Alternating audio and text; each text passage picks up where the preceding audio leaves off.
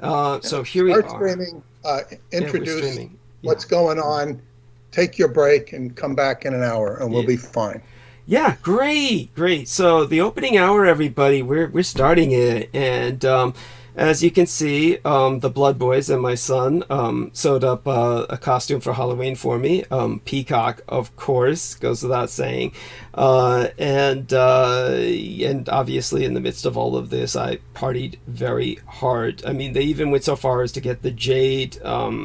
Coins around my waist, which you'll notice if you take a look, along with the nail protectors that are classic for Manchurians and nobility in Asia. So I just want everyone to know that I am feeling horrible. I'm decompressing. I partied way too hard, and I'm paying the price now, and I'm not quite sure I'll make it through the show. So we're going to try and do what we can.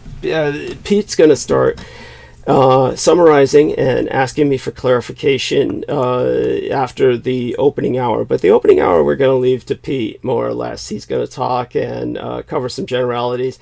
If he needs, he's got Aristides to kind of banter with. And what I'm going to do is just kind of set up a kind of stretcher for myself.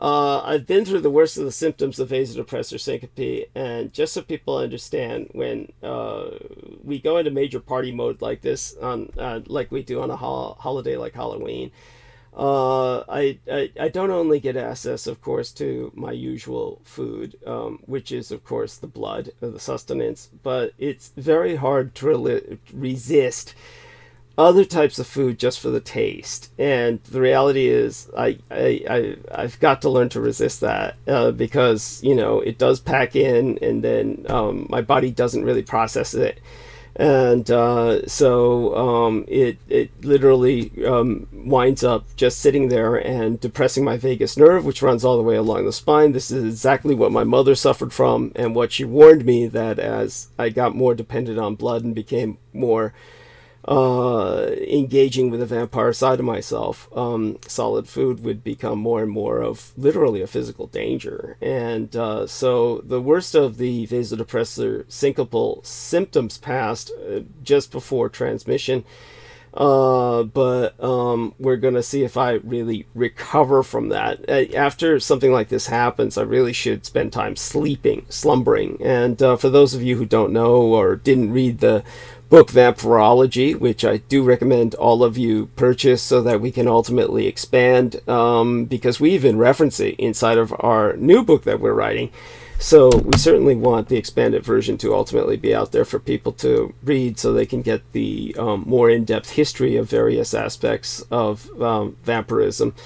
And I do want people to understand the physiology is pretty much covered in the book, but not so much the history, and how the Soviets in particular were on track of researching what they did to ultimately come to the conclusions that they did about physiology. But okay, so that being articulated, I'm going to hope... Take your break and come back in an hour. Sounds good. I'll do that. We'll take it from here. Okay. I love you, Peter. Love you, Aristides. Love you all who are listening. Everybody, put those upvotes in, and I'll do my best to serve you all as you all deserve. Well, all right. Well, I'm gonna go mute. Yeah. Thank you. Okay. Right. So Aristides and I are going to be here for the first hour, and I'm going to seek your feedback on what I have to say, because it's about in the email I sent out, I said I was going to recap what Douglas talked about, and this was all started from a thread with this psychiatrist from Brookhaven I knew, who had been to Israel and said there were just tons of UFOs over there. It was like crazy. And of course, I asked Douglas about this. He said it was a very sensitive topic. He wasn't sure he wanted to talk about it on the air. And then we talked about it privately. We took a break. We were editing the book. And it was fun to edit the book with him because he's like seeing his verbiage in print. So much of it is transcribed with changes for grammar, and then he makes further changes for grammar or for whatever reason. Not a whole lot, but so he's really, enjoying seeing himself expressed in a very clear and concise manner. But we took a break, and he started to go into it, the whole situation with Israel. After I heard it, I said, this is really fascinating.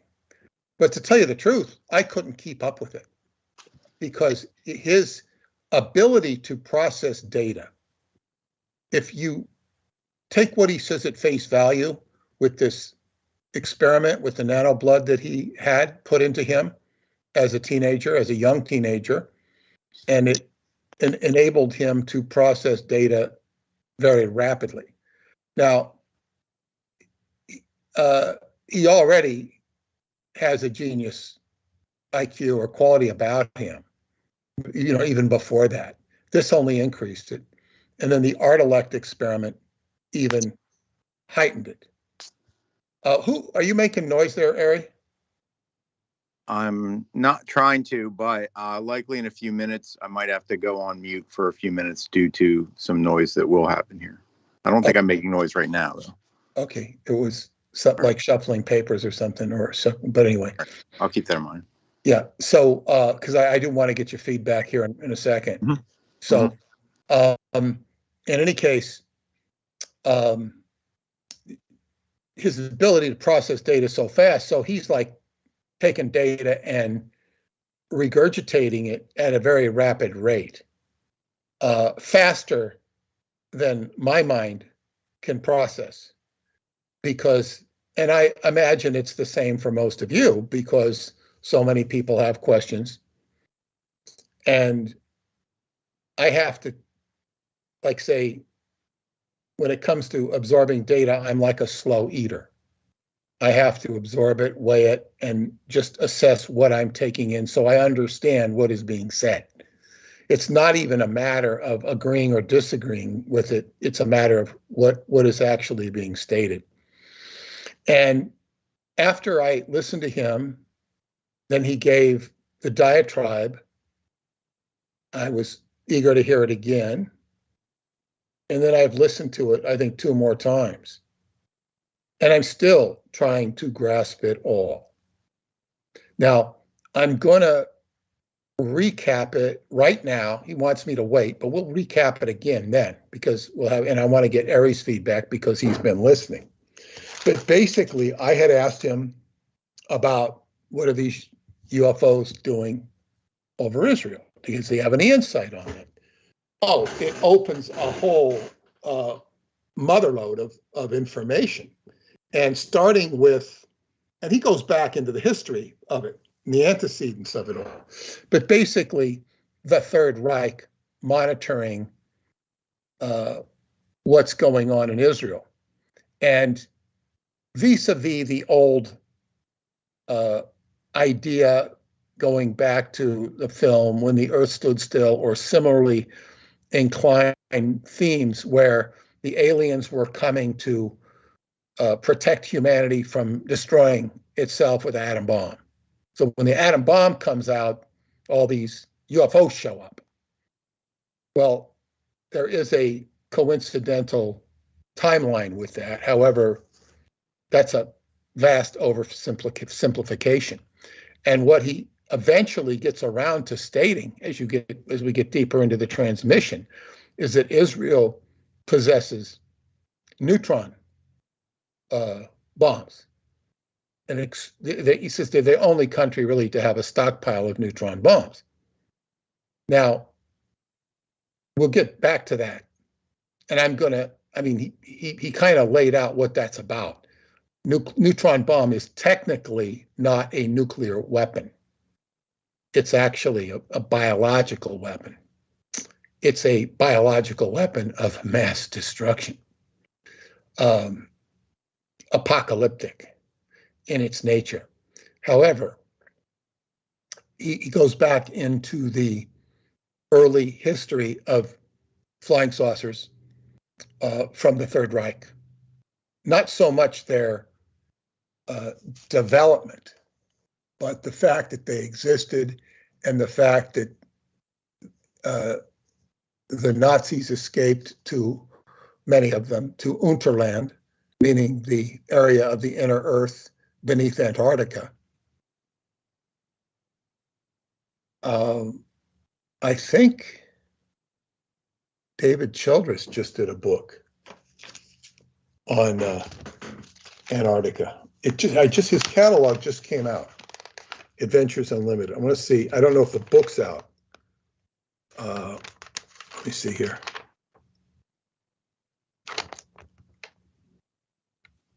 No, I'm sorry. He just has announced a book, Vril, Secrets of the Black Sun. I'm going to read this.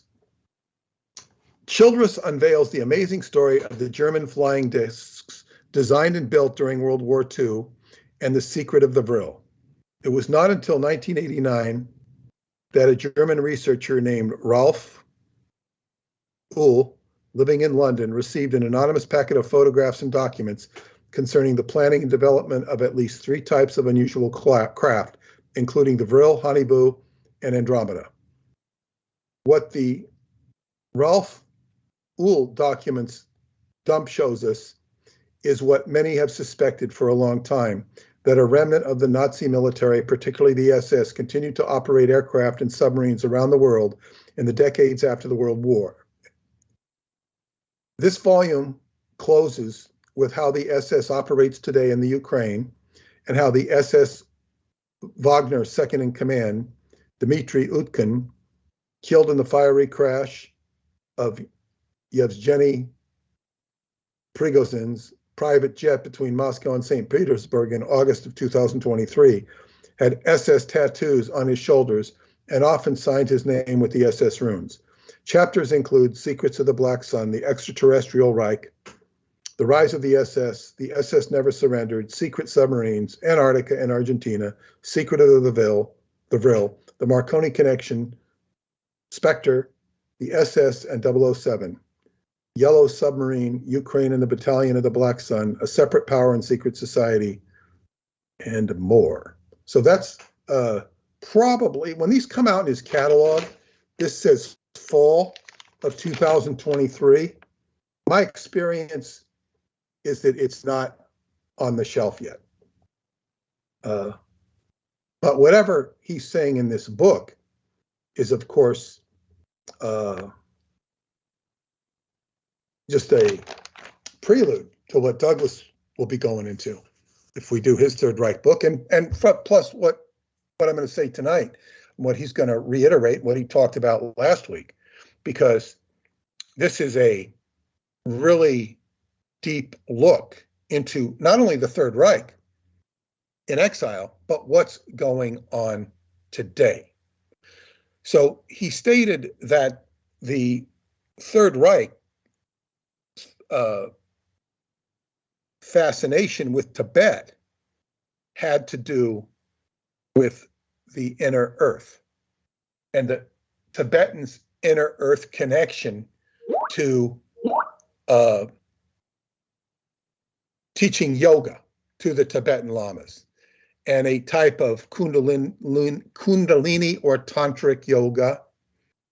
And I would say that tantric yoga is a very important and hidden staple of almost anything that's Tibet.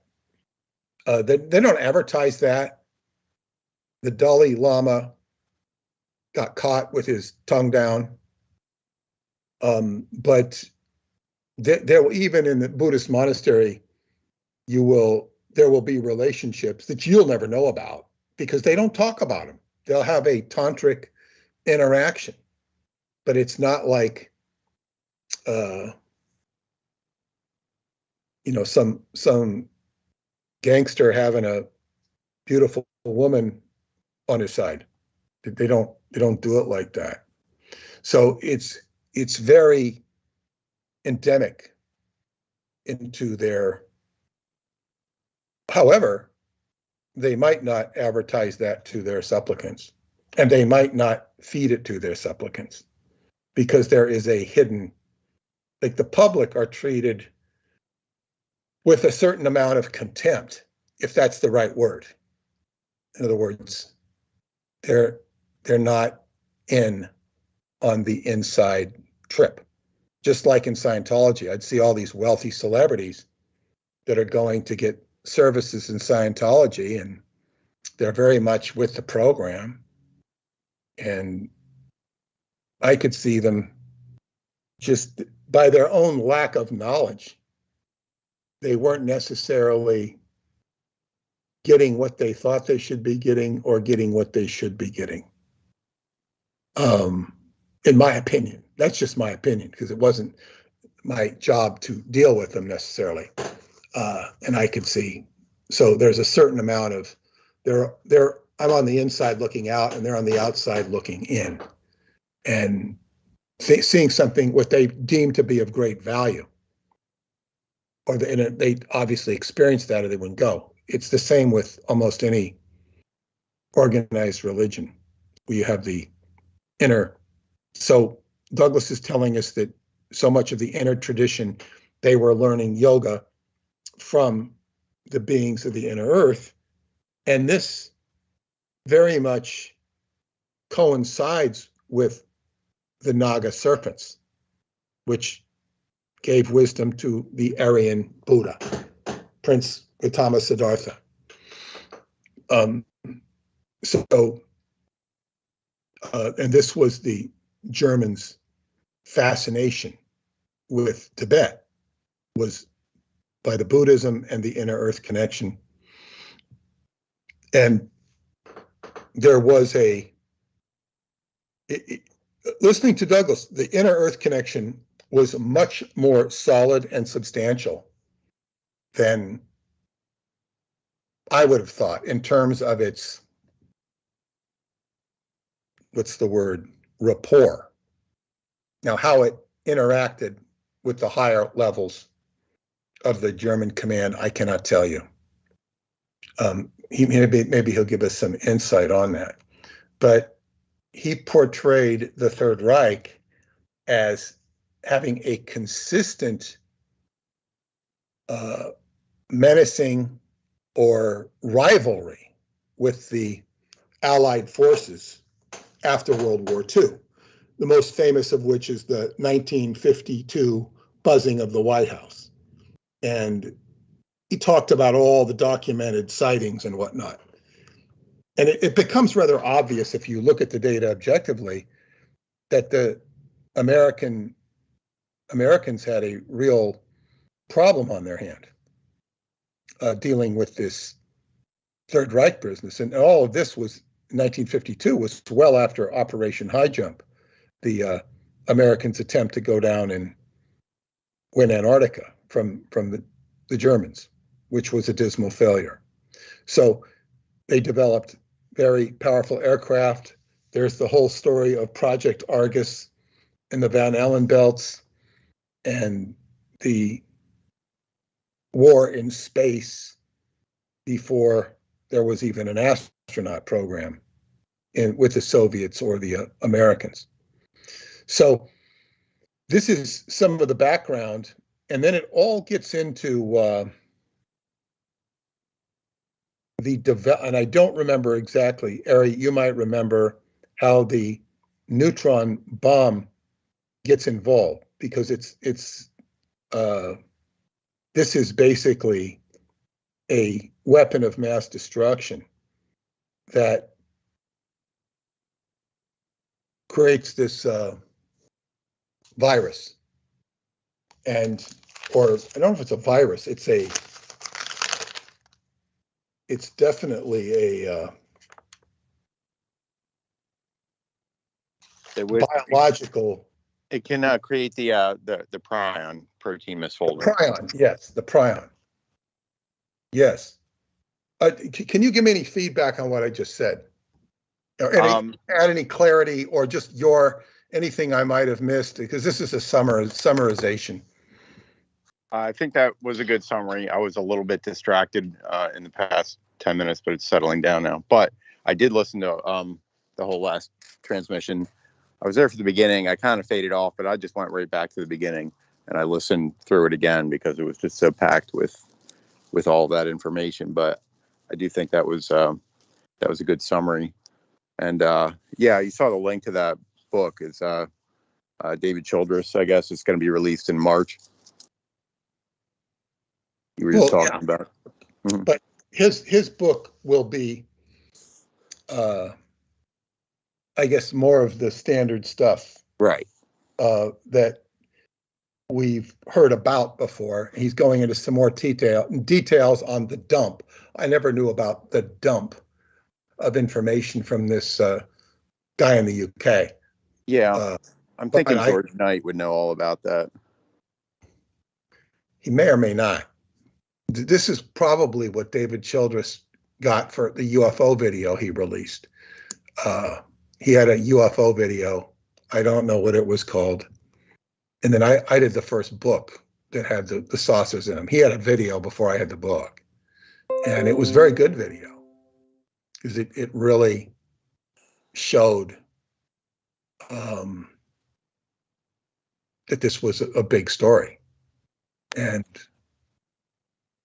I remember when I met Stanton Friedman, he was fascinated by all of that stuff, by the German connection. It was like something he didn't know about. He was very, kind of surprised and interested. Was there video that supposedly came along with this that they were saying was legitimate vintage video? Because I see things out there, but, the tendency these days is just to wonder, is this something somebody contrived or made? Well, no, David Childress had video. A video was created. He might have financed the video.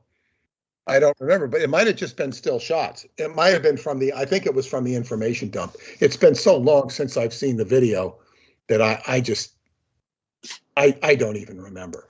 Mm-hmm. But he did have a very interesting and good video at that time. It was, way on the cutting edge of everything.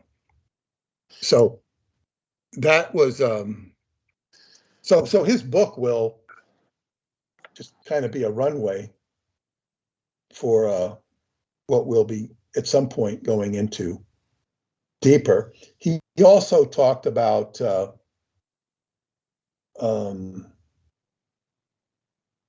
this long tradition of people going into the underground. And this goes back into history, into the Trojans, into, of course, the civilizations in Dacia, or which we know today as Romania, Transylvania, which I've talked about many times before. There's a strong connection to the inner earth, the Etruscan civilization of what is today Italy, that was pre-Rome. And so there's this long tradition. But what you have, especially in the case with the Radu Cinnabar stories, it's like this, we see you, but you can't see us. It's very Bigfoot-like, very enigmatic, but it's definitively there. He talked about the Hopi civilization going inward. And I had published in my book, I think it was Pyramids of Montauk, might have been Black Sun, but it was based upon a Indian broadsheet or writing that was done, was pointing out similar words between Tibet and the Hopi. I forget what the words were, but there was a, anagram connection between the two civilizations in the similar words, which would ostensibly tie them both to the inner earth. But then there's even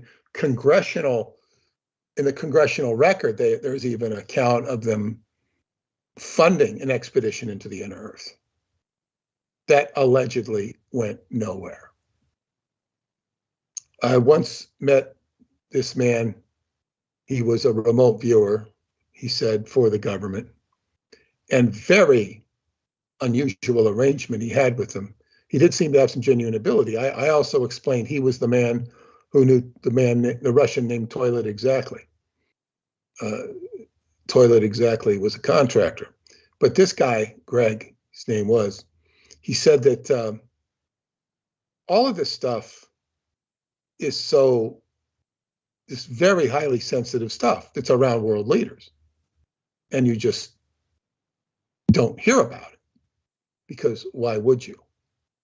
It's hard to believe any of our presidents being too well informed about any of this stuff.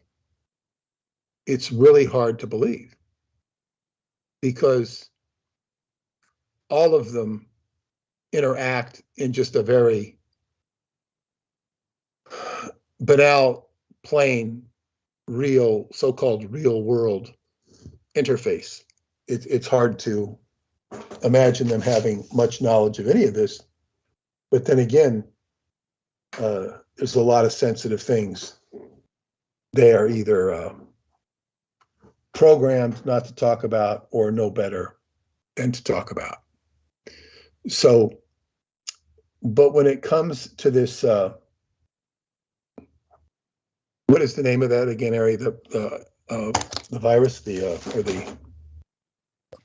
prions. The prions, yeah. The prions, Douglas is, and this is where I'm still struggling to understand, is that he went into the whole history of this vis-a-vis zombies, creating zombies, and that what could actually transpire is in Israel is a zombie apocalypse. And I never understood the term zombie apocalypse, because they had those shows, those zombie shows, and they were just so revolting. I never watched them. My sister told me she watched them because she thought they were funny or amusing. I couldn't watch them. I thought it was interesting, and not interesting in a good way, that people were so addicted to this zombie shows and they watched them. Did you ever see any of these, Ari? Which shows? These zombie shows. They had all sorts of zombie shows. The Walking Dead, I think it was called. Yeah, I mean, it's a huge trope in popular, media. I mean, zombies, but I don't think anybody really gets at how that could happen, whether it's by prions or by some of the voodoo methods that he discussed. But maybe that, but I don't think they really touch upon prions. That's all kind of blacked out. Yes, understood. But the whole fact that it was so popular is what I found disturbing. Like, how could this even be interesting? Mm-hmm. It's like watching, like having a sitcom about a serial killer. That actually might be kind of funny, but it wouldn't be funny, because it's, it's very Aquino-esque. You have somebody who's living in, one of these sitcoms, or he's living with like that Friends show, and then you have one of them being a serial killer, and nobody knows it. He's got this whole personality that's so, party-esque or, fun, and then this is like, I guess they haven't thought of that yet. But I found this very, why are people so interested in this? It just was so, to me, revolting. Now, I'm beginning to understand a little bit better why people might be interested in such a thing, because this is something that is precipitatable with what's going on in Israel. And that if all of these if they unleash their nuclear arsenal, not their nuclear arsenal, their neutron bomb arsenal, this would be an Edomite frenzy of just complete chaos. And it evokes memories of that tarot card, the final judgment or the last judgment. We've got people coming up out of their coffins. Only they're not dead. They're, it's almost like these Edomites when they say, oh, you think Jesus rose from the dead? Well, look at what we got rising from the dead. We got a whole army of zombies. You only had one. So this might fit into the new book because we're gonna, the Vox Arca is an apocalyptic instrument. So these are questions I'm going to present to Douglas, and maybe it's better that I go into them now to warm up, because he's already liquid and familiar with this stuff, and he'll probably run with it. As he said, for those of you who are just coming in now, he over-partied, and he's getting himself back together.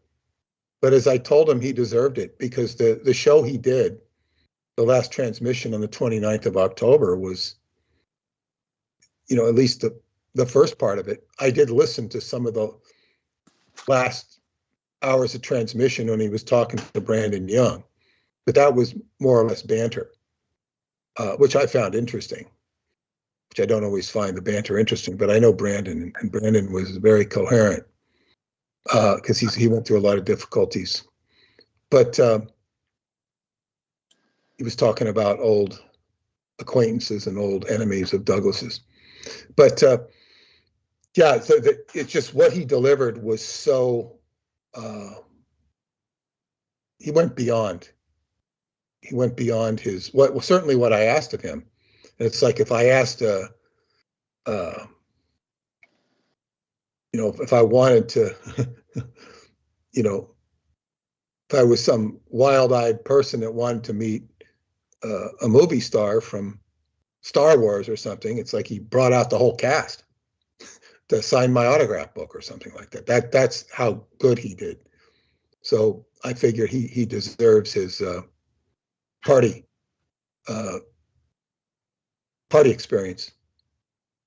But I would also tell people, just for their own sake, when the holidays come, and this is from a Qigong perspective, as I was taught, don't make a big deal out of it emotionally, and certainly not food-wise.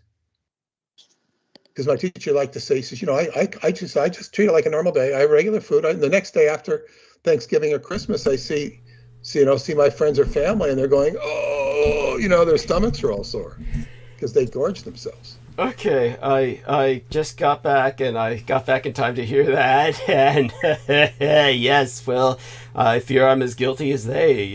No, I told you deserved your fun. Thank you. I'm telling them just as a general rule, and you even alluded to it yourself. Yes. That's fine, but welcome back. What I did is I went and summarized the whole. Wonderful. What I remember as best I could. Okay. It passed ARIES standards. Okay. So it was a good summary of what you had said. And I didn't go into any of the details of the Naga, which are very important. And I will just restate this for those to restate it. And for those who might be listening the first time, the Naga are the ancient serpent creatures that go back millennia, and they are the antecedents of, I guess, what you'd call thinking consciousness, or they're certainly aligned with that, and yes. They have their own wisdom, and everything that happens in the evolution of mankind, or I should say life, not just mankind, is very slow. It's very slow. Only in this last hundreds of years have we gotten into the concept of the quickening. Like, gotta have it faster, gotta have the lights, gotta have it better. And in our world, we have so many creature comforts and so many ways to do it faster. The computer chips are constantly getting faster and more efficient and more able to process and data and function. So we are getting into a quickening of evolutionary factors. And it's very, I will put this in quotes because I can't fully evaluate it. We're very privileged, in quotes, to live at a time like this. Yes. In quotes, yes. Yeah. Because, yeah, that's the only way I can put it. And so the Naga are possessed of this incredible substance. They're called milk, Naga milk, for lack of a better word. I even looked it up just to see if there was any reference to it, Douglas, on Google. Yeah. And it took me to tea from Taiwan, Naga tea. Interesting. That's cute. Yes. Yeah, and I didn't pursue it any further. It might be interesting in it of itself. But so Douglas's mother was, of course, awarded this experience with her for helping to save one of these Naga serpents. And she was able to see the future. And she was already a very paranormal person. And I cannot disconnect her prescience and her experience with the Naga milk with my own experience when I talked about the last transmission, and several times it's in my book, Encounter in the Pleiades, my section of it about how I was brought aboard in my dream state, a UFO and forced to read Japanese characters, which I was able to read and speak fluently. And, Yes. and I couldn't deal with it. And I later would say, God, that must have been Douglas's mother on the causal plane. Yes. So this is my own, and now something else interesting happened last night. I got this on my cell phone. I was getting a call from my psychic friend Yonda. I haven't talked to him in a long time, and I picked it up and said hello, and then it was this back and forth, and finally we started talking. And she said she was trying to text me to know if I'd be available for a call today. But the text turned into a ring, and I answered, and we ended up talking for a long, long time, just getting up to date. But what's important, why she's important, is that she had said to me way back, she was supposed to go out to Montauk with me in the beginning, and says, you're going to get more than you bargained for with this. This has to do with the inner earth. And then we saw each other 10 years later, and because we knew each other, we were acquaintances, not friends. And she saw me about 10 years later, and she said, man, I'm really impressed. I thought you were going to get knocked off doing this Montauk investigation. I'm really impressed. Right. So we became real close friends. And we have that been ever since. That's for about 20 years now. And she, but she had stressed the connections to the inner earth. And she, on, I think it was August 24th of 2001, her and the time I had a roommate named Clyde, I think he's passed on now, Clyde Douglas, he's a very dear friend, engineer. He and her, I was invited to go, but I declined, went into the trade towers. They wanted to go to the trade towers. Wow. This is just a few weeks before 9/11. Oh my God. And she says, you know, there's some energy balancing that needs to take place. She'll go and she'll just do energy work. And she's talking to me last night. She says, Tesla's right here with me. He's inside of me, you know, and she talk like that. Mm-hmm. And she's very coherent. It's on an energetic level. So anyway, she said, now he used to work in the city. I think he even worked in the trade towers at one point. But or maybe he went on the subway there. I don't know. But she told me, I don't remember him saying this to me, but he said to her when they went there, he says, "I've never seen this place so empty. I'm here. I go here all the time." The towers. Yeah. This is the lobby of the towers. Incredible. But she said that they actually walked into. She didn't recognize it until later, or she didn't recognize what had happened. But she didn't go in. They didn't go into the trade towers lobby. They went into the future. She said they went into the Freedom Tower, which is now the lobby of the Freedom Tower. But they didn't know it. They just said, "Hey, this place is empty."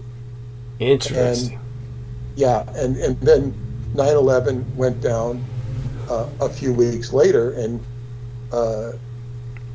Clyde was with me in the car. We were going to Ong's Hat on that day, and with another friend of mine, we were taking her to New Jersey, and then we had to turn around because couldn't get across the bridge, or maybe we could have, but we had to wait too long.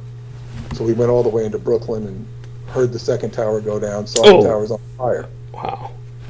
It was very dramatic, and then when we got back to my house, it was like, how do I get off the island? I mean, I felt like, God, I thought this was the apocalypse. Right. Did you have any speculations at that moment? What was running through your head as to who might be attacking? What was going through your mind as who might be attacking, or did you think it was just what thoughts were going through, or what were people saying? I don't even remember thinking who did it, okay, why they did it, or how they did it. Just that it was a crazy situation. Like now imagine the people that were at the building, near the building, anywhere around Wall Street, and the building comes down, and then there's this rush of dirt that comes flying down. Yeah. All you do is run. Yeah. You're not wondering about who hit who. You're just trying to get into a safe area. Yeah. You're trying to get rid of that.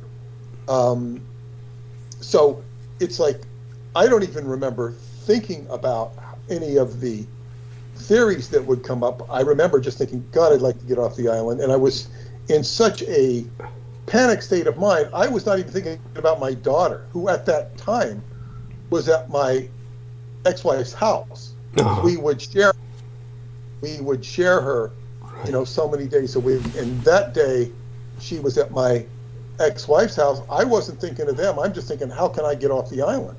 Wow. And I couldn't get off the island because you couldn't get off of it. Right. Now, that's how extreme it was. Yeah. And then that was, I think, happened on a Tuesday. And I was doing an event, scheduled an event with the Swerdlows, Duncan Preston, and Al Bielek in Vermont on that Friday. So there was a lot of questions about doing the event, and Preston scared everybody, didn't go, said, What did he do to scare everybody? He told the woman who was doing call-in there that there was like F-14s were going to fly over and bomb us and shoot us and kill him and Duncan and Al and me and Stuart. He said it was going to bomb. What? And he scared the girl who was doing the call-in so much, she didn't go to the event. I can imagine. Whatever possessed him to, oh my God. So this is part of who Preston was. Okay. He was extremely paranoid. He was also sabotaging the event. Right. And this created a rift between him and the Swerdlows, which never really healed. Of course. Because the Swerdlows had put in a lot of time and effort. They're the ones who created the event.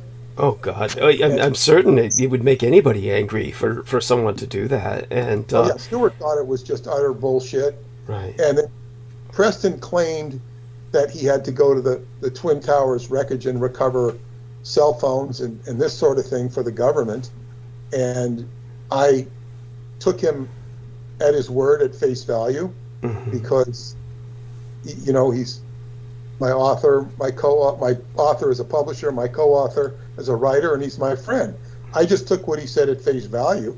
I didn't necessarily believe it. Right. And then I later heard some things that suggested it might have been true. But whatever it was very inappropriate and inaccurate and ridiculous for him to say that we're all going to be killed, because that didn't happen. ÄLBILIT could not go to the event because the planes were grounded, and he was in Florida. Right. The Swerdlows drove in from Michigan, and of course, Duncan and I drove up in separate cars. We both were able to get there. And the event went off very, very well.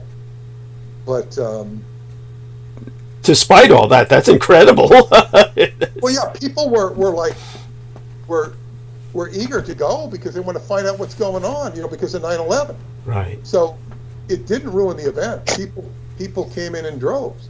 Wow. There was no fallout, so that's why it was a successful event. And there was something else I remember from that. I might have told this story before. It was a very interesting time. And when your daughter was with your wife, that was in New York City? No, just on Long Island. On Long Island, a mile and a half away from me. Yeah, yeah. So it's the same place. Yeah, same. It's basically New York City. Yeah.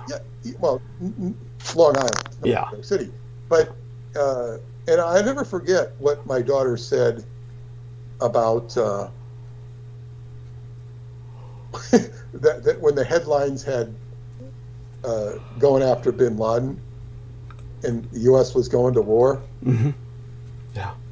I think I picked her up from school or something. She goes, "This is stupid." She goes, "This is stupid."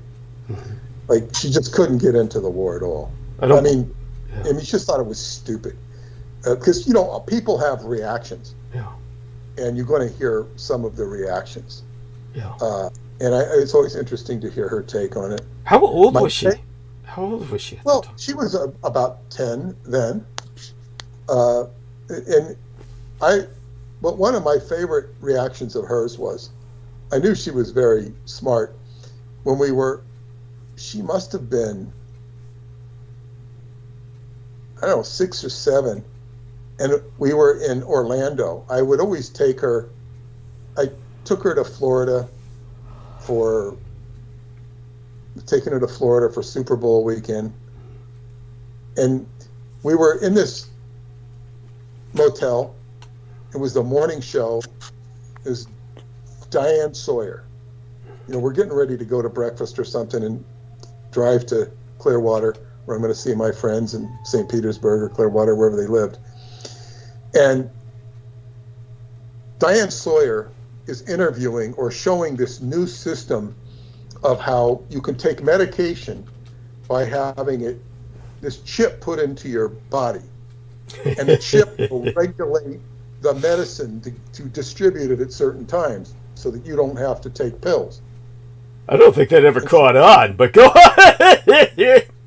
She looks at it and she goes, "This is so stupid." She goes, "This is so stupid." I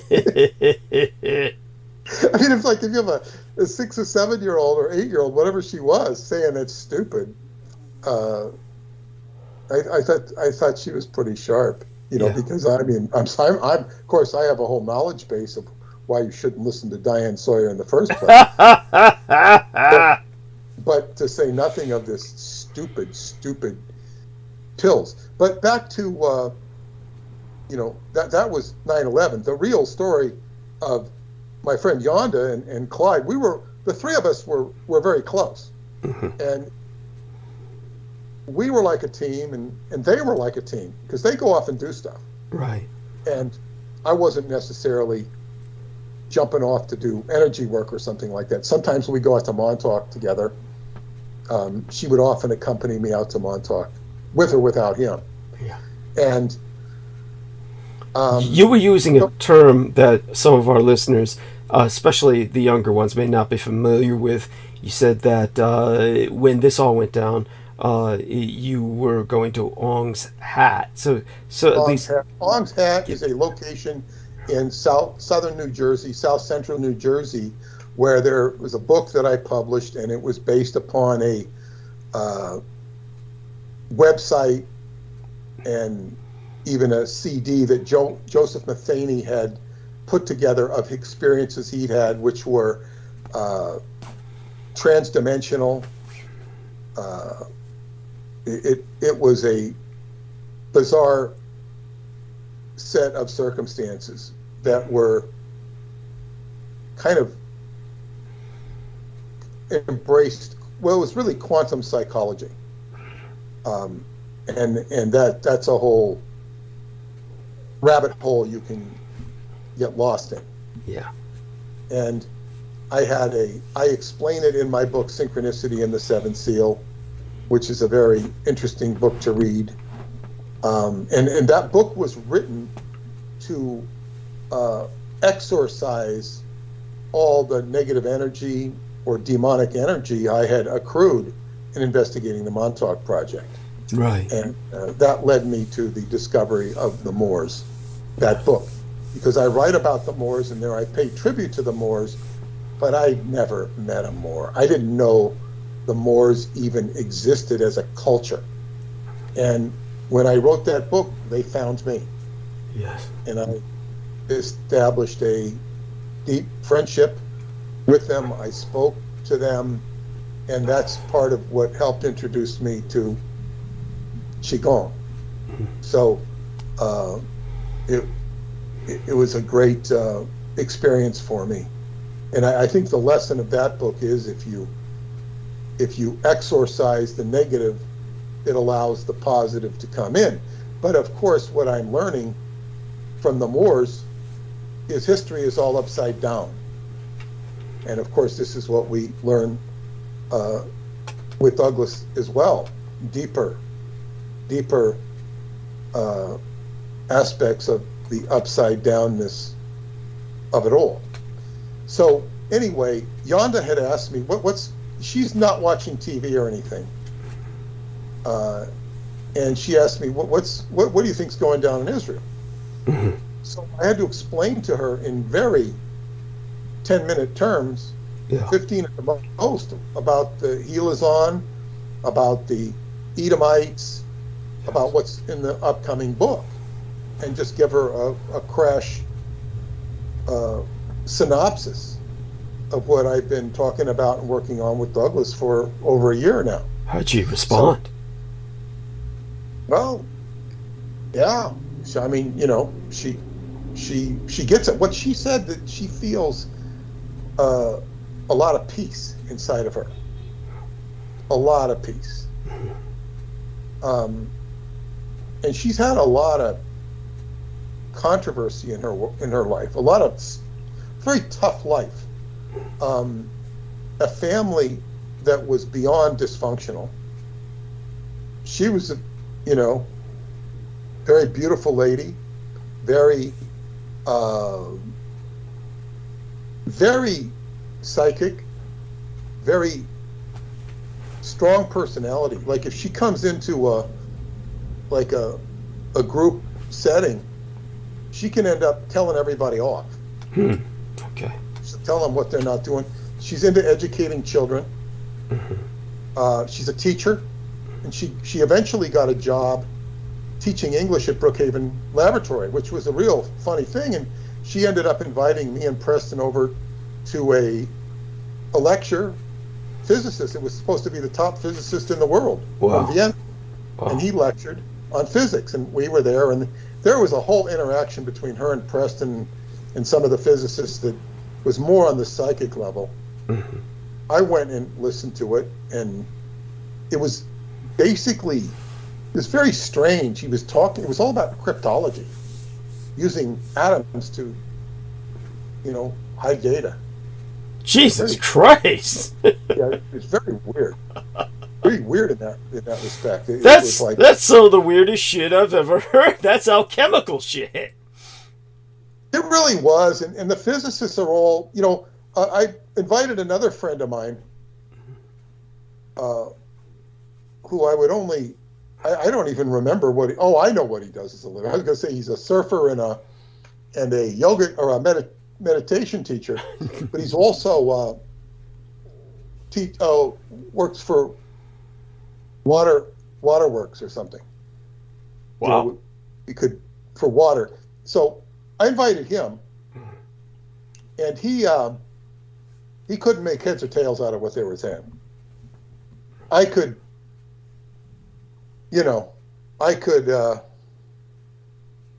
put up a good front in terms of understanding what they were saying. I couldn't, understand the details, but, they were all a bunch of physicists. I mean, and then when somebody mentioned Schrodinger's cat, they all giggled. Of course. They all giggled. But anyway, that was, so she's teaching at Brookhaven Labs, teaching English to the foreign scientists. And she said they almost uniformly hated the United States. They just speak badly about the United States. And she lit into them. She says, you guys don't even know what the United States is. You don't even know what you're talking about. And she'd tell them off. Were these people, like, from what countries were they generally from? Any of the above. Yeah, okay. They could have been from Iran. They could have been from Turkey. They could have been from Spain. They could have been from South America. They could have been from anywhere. I mean, these were top people. Mm-hmm. And they were there to improve their English, and she's teaching them English, but they just had this inbred hatred of the United States. Wow. And I'm going to refer to Eldridge Cleaver. I think Eldridge Cleaver is a great name if you were James Joyce. If I was, you're going to write a story and you're going to mix the Philadelphia experiment with Leave It to Beaver. Eldridge, the Cleaver family of Leave It to Beaver fame. Eldridge, as in the USS Eldridge. Well, Eldridge Cleaver was a Black Panther. He was one of the most famous Black Panthers in the 60s. And he wrote a book that you'd see in all the bookstores in Davis where I lived, Soul on Ice. And he became one of the most wanted men of the FBI. Right. When I think a policeman was shot. I don't know that he shot the policeman.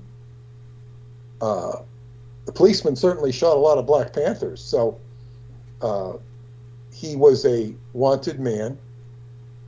He escaped.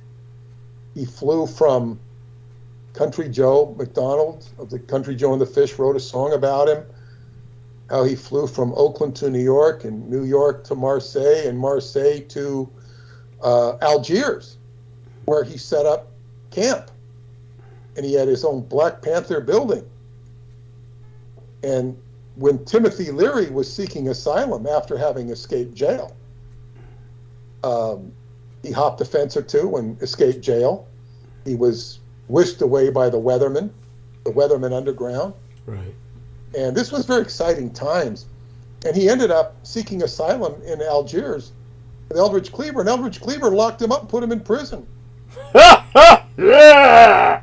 Personal prison, because Leary was a white person. Yeah. And Leary's saying, look at, I'm not somebody who's against you. Didn't matter. Well, Eldridge Cleaver, and I read this in a Reader's Digest article by Eldridge Cleaver. And basically what happened, he went to all these countries. And the passport used to say, it probably still does, you do not go to North Korea, you don't go to Cuba, you don't go to the Soviet Union, might have had some other country. You don't go to these countries. It used to say on your U.S. passport. Yeah. Don't go to these countries. It's forbidden. He went to all those countries because he was with the non-aligned nations, to say the least. He went to Cuba. He went to South Korea. And he said, whenever he went to these places, all these people did was talk about how terrible the United States was. And they just run it down. And he listened to this. Now, this was a man who grew up in poverty-ravished Oakland, California. He'd suffered great prejudice as a black person. As he said, he wrote a book called Soul on Ice. It was one of the first books to really lay it on the line as far as racial inequity, at least in that period of the 60s. And he basically said, yeah, the United States is bad, but it's so much better than all these other places. These people have no idea what they're talking about. You know what? I'm going to go back. I'm going to face my jail time. I'm going to go to jail. I'm going to get out, and I'm going to, basically enjoy the United States of America. And I thought, here he is. He's, it was worth it to him to go back to prison in the United States, serve his time, which by that time it was probably, J. Edgar Hoover was probably dead by that time, and his punishment was rather minimal. I don't remember how much it was because, the Vietnam War was probably over by that time or ending. All that revolution spirit had died. And where I saw it die, it must have been,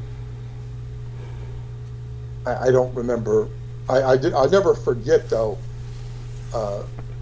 going back to visit my friend in Davis, and his mother picked me up at the Greyhound station where I'd come in from San Francisco, and she said, and I said, there's nobody on the highways anymore. There are no hitchhikers. She says, yeah. Yeah, she says, that whole movement had its point. In other words, when you would get on,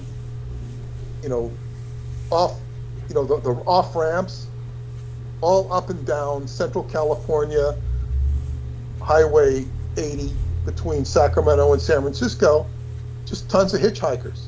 Yeah. Old days. Yeah, and they would be hippie-esque, occasionally a bare-breasted girl, and they'd just be looking for rides. Yeah. And it was very, I guess what you'd call appropriate behavior to pick up hitchhikers. It was considered, you shouldn't pick up hitchhikers, but it was just like, that was the ethnic of the time for the youth culture. Mm-hmm. And then all of a sudden it was gone. And it ended when the Vietnam War ended. There was nothing left to protest. Yeah. It ended. And I guess everybody... it was so weird. It was like all of these people, their lives were centered on the Vietnam War. Well, yeah, and it's a youth thing, yeah. And it's like, well, okay, now it's time to go live life. There's nothing. What are you protesting? There's nothing to protest. I mean, you can protest the establishment, but if there's not a war to protest, what are you protesting for? So that just, the whole culture just changed. It got a little weird too. Yeah. Weird. It was like kind of lost. Yes. As people found themselves. I guess my friend Doug finally, worked his way into getting a real job instead of working at canneries. Mm-hmm. And then some of my other friends, I guess, couple of them finished school, and I guess they got real jobs. They grew up. Mm-hmm. Not that any of them were into protesting like that. Mm-hmm. But yeah, I mean, it's part of growing up. I guess I left Scientology at age 30 when I sat and returned. That was my education, my life education. And then you reach full maturity at your first Saturn return, and then you go out and find your role in the world. And of course, it was, yeah. So but back to, yeah. So I summarized this whole thing for Yonda, and what we had, what you and I have been working on. Mm-hmm. I don't know how much she knows about you. I did give her the book, but I don't know that I've talked to her about the book. Okay, interesting. I don't know that because she's been wanting to come over and see me for like 2 years. She lives out by Brookhaven. It's a bit of ways. Yeah. And I was gonna say, her father. You asked her how did she respond. Her father just died. Oh. He's 100 years old. Jesus. He used to talk about the Philadelphia experiment. That used to freak her out. He knew all about it. Interesting. He was a weird guy, dysfunctional. She had no relationship with him. And she stopped seeing him, but she says, she's going to live a long, long time, she says. And I said, well, you've got the genetics for it. Right. With him living to 100. Yeah. We're talking about living a long time. But did she ever speculate as to why he knew so much about the Philadelphia experiment? Yeah, I wanted to meet him, but he sounded like he was so messed up. I mean, she had a mom that was like over 400 pounds. Oh God. And the father was, and the brother was a piece of work. No doubt. And yeah, so she did not. She had to just, sever, but and maintain relationship with the family. I mean, she would occasionally used to go over and see her mom, right? But and her dad, but then it all stopped because then he'd talk about the Philadelphia experiment, and it was just crazy. It was like he sounded like he could have been an institution, but he wasn't institutional. In other words, he could stay out of it, but he sounded like he could have easily been speaking out of institution.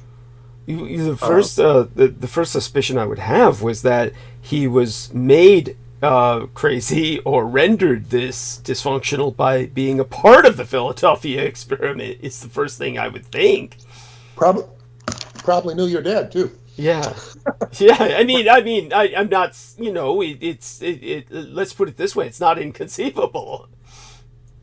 No, it's not. No, it's not. So, yeah, that all of this stuff is, and of course she'll feel all of this stuff energetically. But she's coming into a time, and she's a year or two older than I am, and she's like looking at living a long, long time. Good. And I've seen her go through some pretty heavy life situations and passages and all that sort of thing. So that was it was a very major signal for her to call me at this particular last evening, just as I had finished the corrections on the book. Excellent. I've finished all the corrections. Now I have to integrate those extra things you sent to me. Wonderful. On Hugh Hefner, yeah. And the other thing, I don't remember what it is, but Frankenstein Blue, also the Dietrich Artelex, various capacities. Yeah, I explained to her really quickly the Prussian Blue. But anyway, to get back to I was talking about the Naga milk and all that, and yes, it's like, I think I even talked about redirecting my consciousness towards the inner earth more on the Naga line, and thinking how this relates to Radu, because Radu showed up in my dream that night after we spoke, and he basically was coming to my house much as a repair crew would for a utility. Yeah. He was coming there, and he put this big refrigerator on my sidewalk or on my front lawn.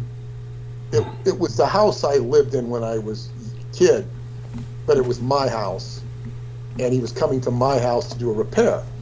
And the refrigerator was not for me, it was for his crew to, use, much as you might bring a toilet to a construction site so the crew could use the toilet. Interesting. But here, there was to use the refrigerator, if they got hungry or whatnot. Yeah. And refrigerator represents goodies. Yeah. To eat, to resources. It also represents cooling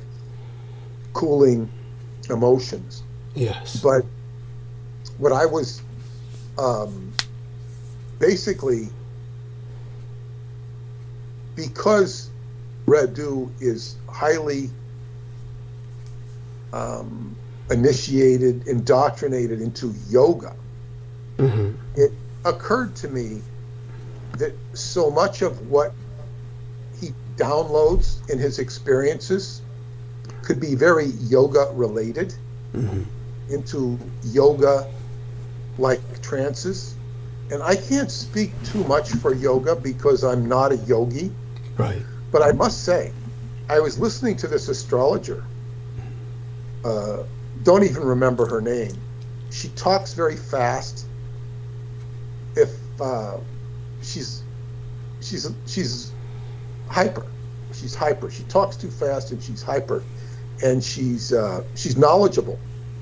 She talks a lot about the astrology of Israel.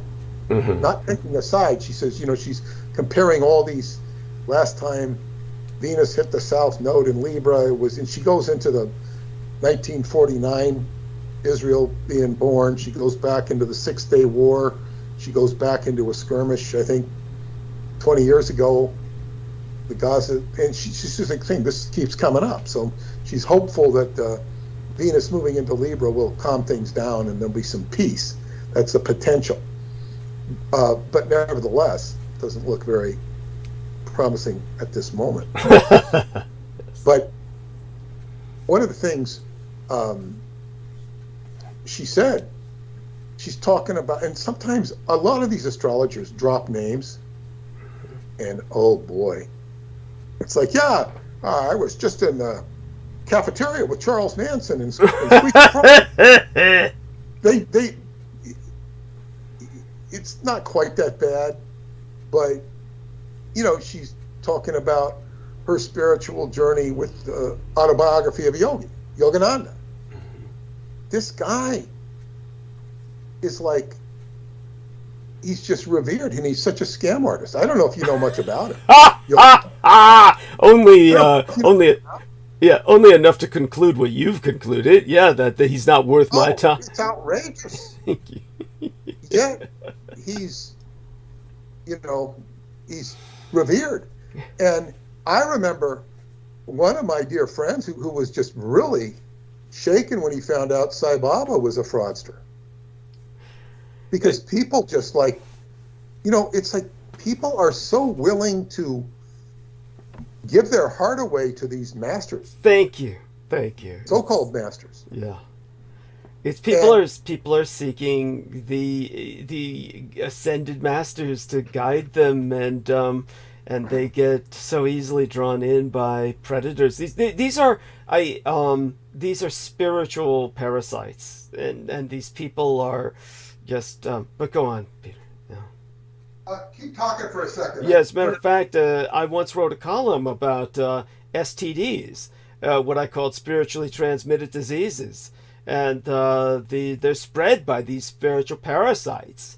So I do want people to understand that, they use that term psychic vampire, which of course I despise that term, obviously, as someone who is a vampire. I try to destigmatize the term, and yet you have everybody abusing it to identify dysfunctional people who are predatory and abusive. But I prefer the term parasite or leech if you're talking about some kind of person who's sucking or draining your energy. So when it comes to, there are also spiritual parasites or leeches, what some would call spiritual vampires. And yes, they also transmit STDs, are what I call spiritually transmitted diseases. These can be a sense of, shall we say, spiritual elitism, that you belong to an in crowd, that kind of thing. But back to Peter. Yeah. Well, yeah, I hear this all the time, and I'm not going to say who these people's names are because it's up to you to figure them out yourself. But it's probably safe to assume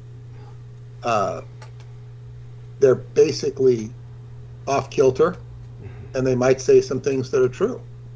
But whoever or what they are put on a pedestal. Yes. And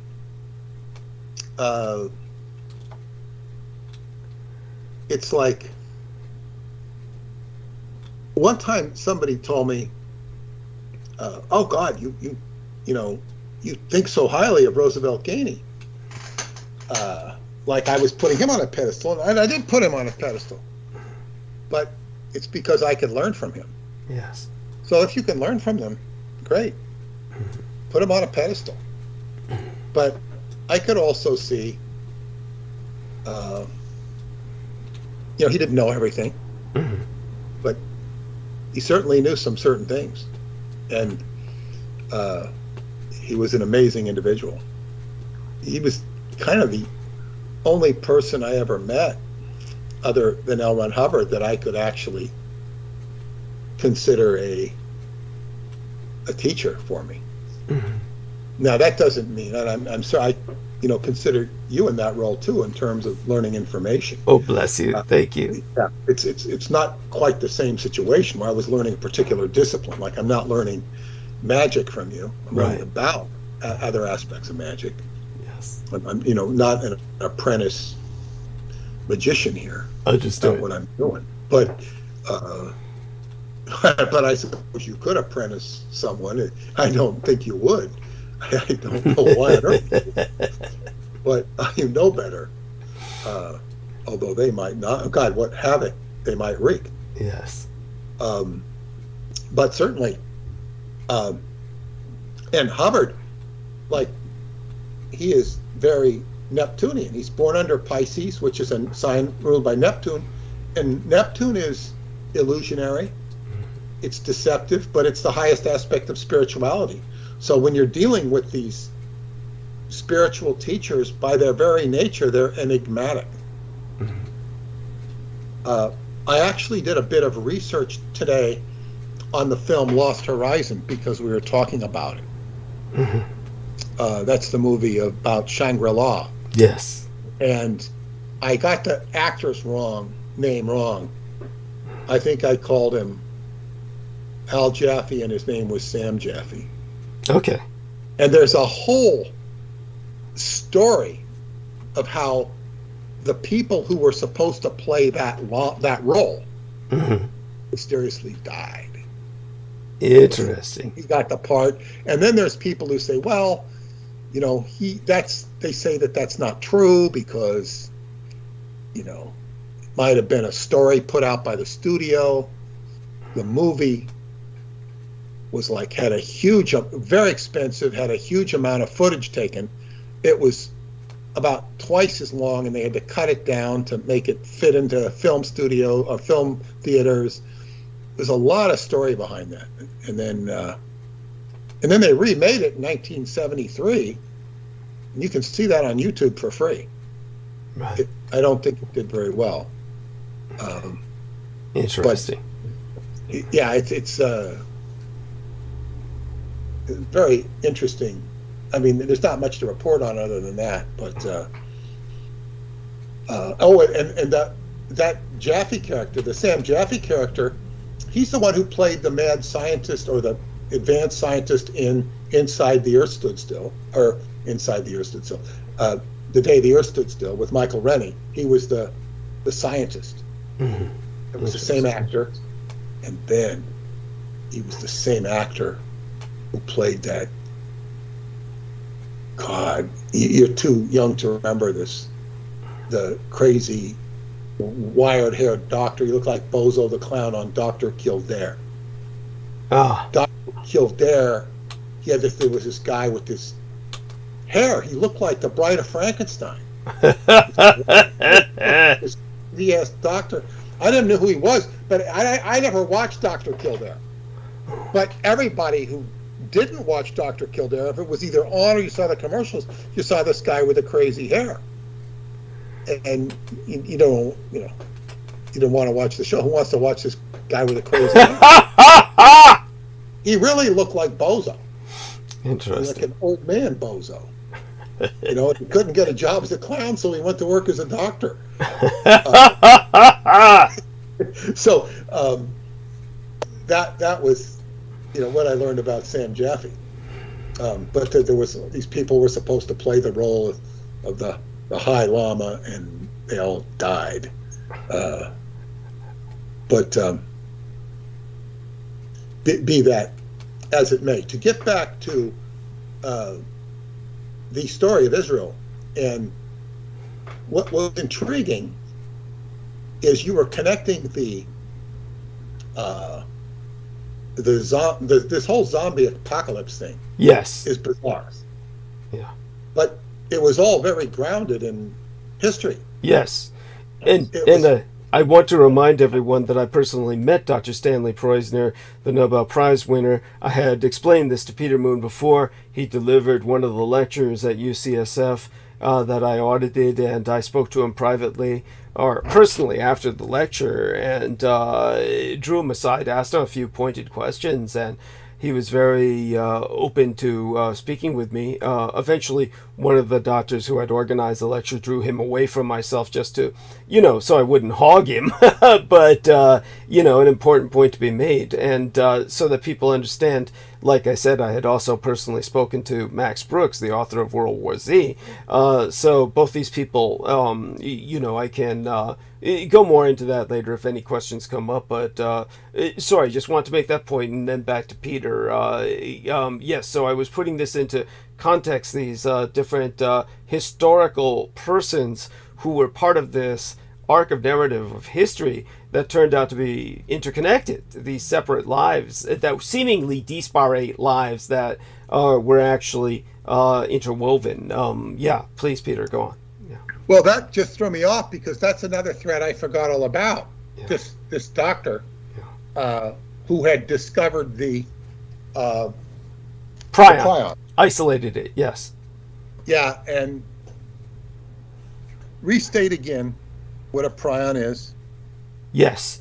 Just so everyone knows, there's the prion in particular is the important term that is the most openly accessible, the kind that's circulated publicly, and the government has to allow at least some level of terminology to get out there, because there's certain things they have to allow the public to know at least a basic level.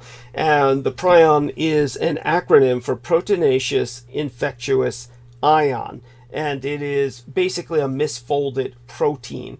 And as I said, the horrible, frightening thing about these prions is that we've kind of known of them, but Dr. Stanley Preussner was the first man to really isolate them. First conceptually, he conceptualized them.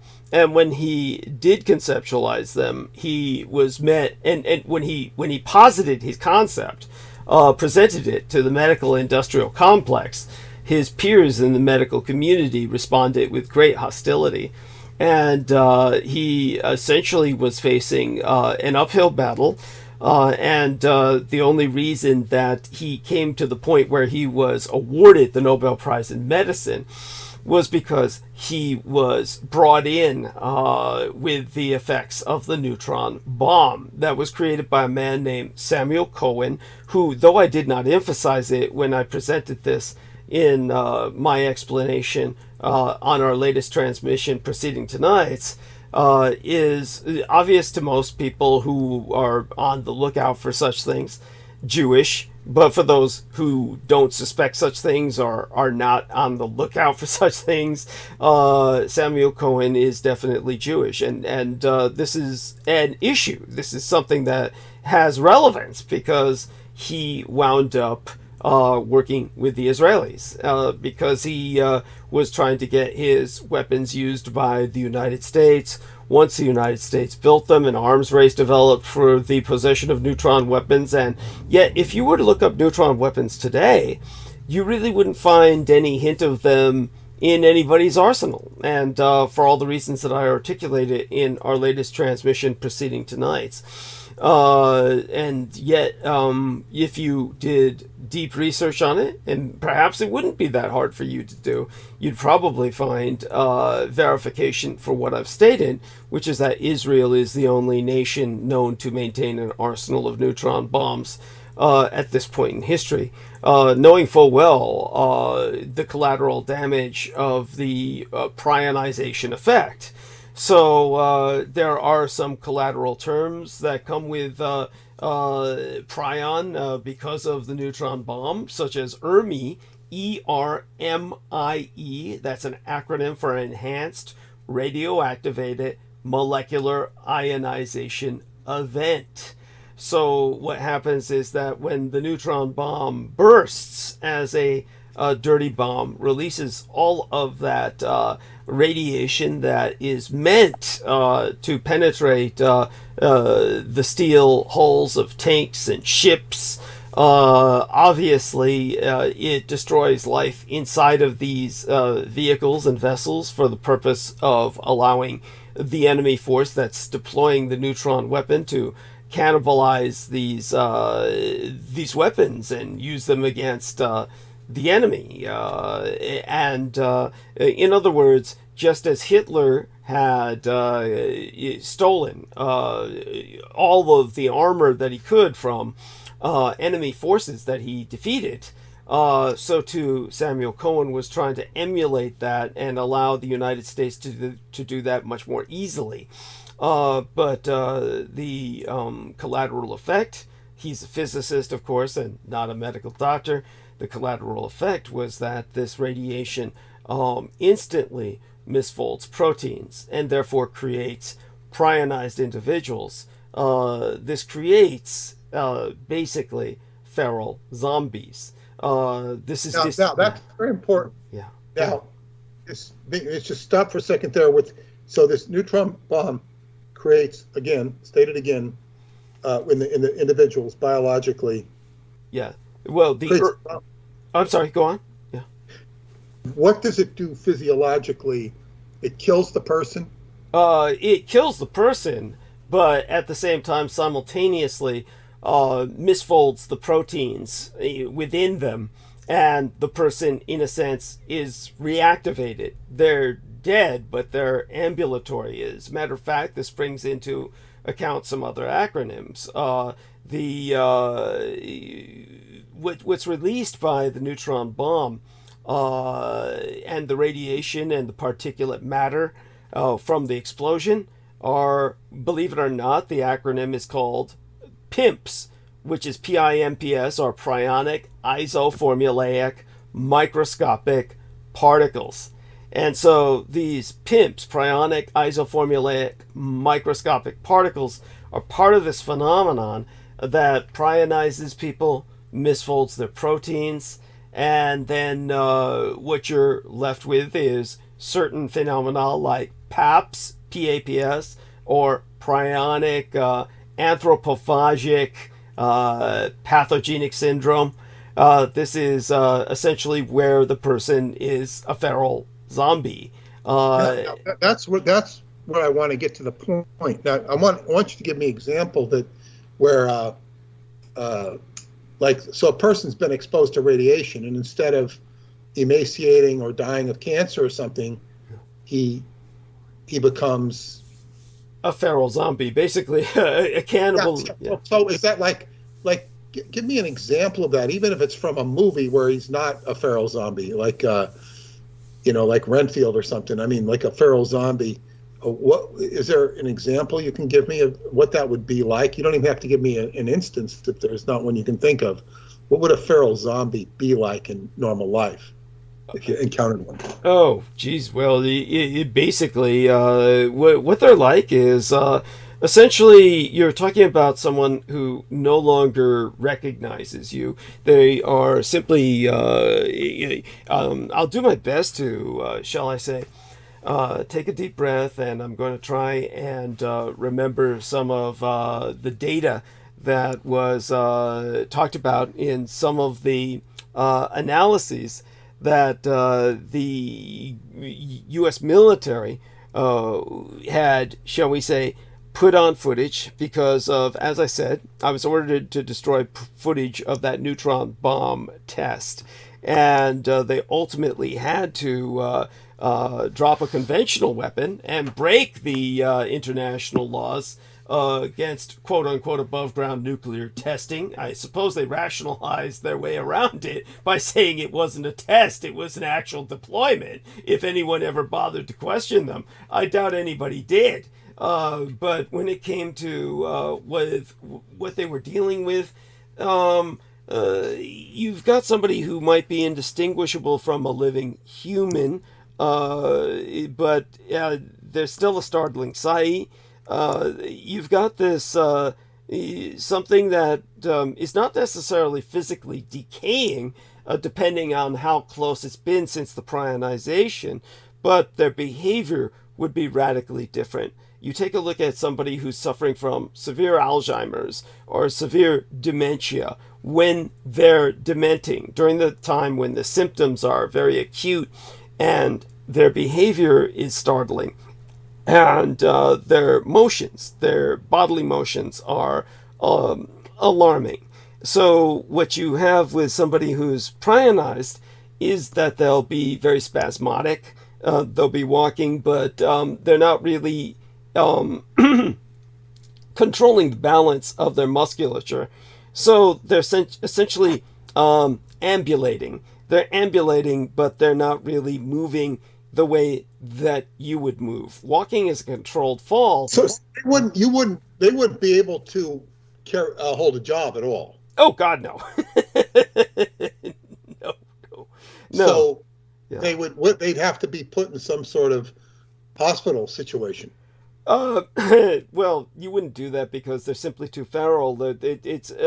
You would maybe perhaps, if you were isolating them, it would be purely for research or experimentation. But in a sense, what's there to find out? Basically, let's put it this way. They've got this slow reaction time. They've got this plodding pace that any reasonably athletic person, unless you're restrained or cornered, could both outmaneuver and outrun, but they're hard to stop. They can't be knocked out or dazed. They are basically, it's their saliva which you would get the transfer of the prions through. So that is where the whole concept of the bite and the transferal of the disease comes from. Though people think of this as some kind of disease, in a sense, that's probably the best way to look at it. But honestly, probably a more medically accurate way of looking at it, or what the way they described it in these, shall we say, military equivalent of industrial safety films, would be venom, because of course these are people who are no longer salivating, not actually salivating, but it basically, these are people who you would treat as you would treat the Walking Dead in the zombie films. You would basically put a bullet through their brain and dispose of them as best you can. The problem is that there's no real hygienic way to dispose of them. As I said, the prions are indestructible unless you were to take the bodies en masse and put them in a nuclear furnace that would disassemble them at the molecular level. Then of course you'd be worried about the waste products and where that goes, but perhaps a little less so than you would otherwise. But nevertheless, the prions, when not taken care of in that way, which is obviously extremely intensive and you require an entire infrastructure to be working to do something like that, but otherwise the prions, when they've tried everything, bleach, formaldehyde, anything that would kill anything alive, doesn't kill prions, because prions are not alive. They're simply misfolded proteins. And yet they replicate. They don't reproduce because they don't have any cells or living tissue, but somehow they replicate. And as I said, this was manifest through some bizarre examples, especially through the sleeping disorder that was tantamount to a magical familial curse, or a curse within a family. It was called fatal familial insomnia, FFI, where it passes down through generations, but it skips several generations, and somehow will manifest, a few generations down the line in some poor victim who then can never fall asleep, not even when medicated, and will just linger in a living hell until they experience merciful death. And that's like, those familial cases account for 10% of TSEs, or transmissible spongiform encephalopathies, meaning the kind of diseases that prionize your brain and cause it to vacuolize, meaning holes like Swiss cheese eventually appear in your brain. This has obviously been very well documented in terms of being an actual disease, but where do you find these people, and are they a real danger to society? It sounds like they don't die, but they must die. I mean, what happens to these people? Well, in the cases like these, say for instance, your normal prion disease, when you're talking about something that is normal Alzheimer's, normal mad cow disease, if you can use that term normal at all, these people do die. As a matter of fact, they're fated to die. There's nothing you can do to save them.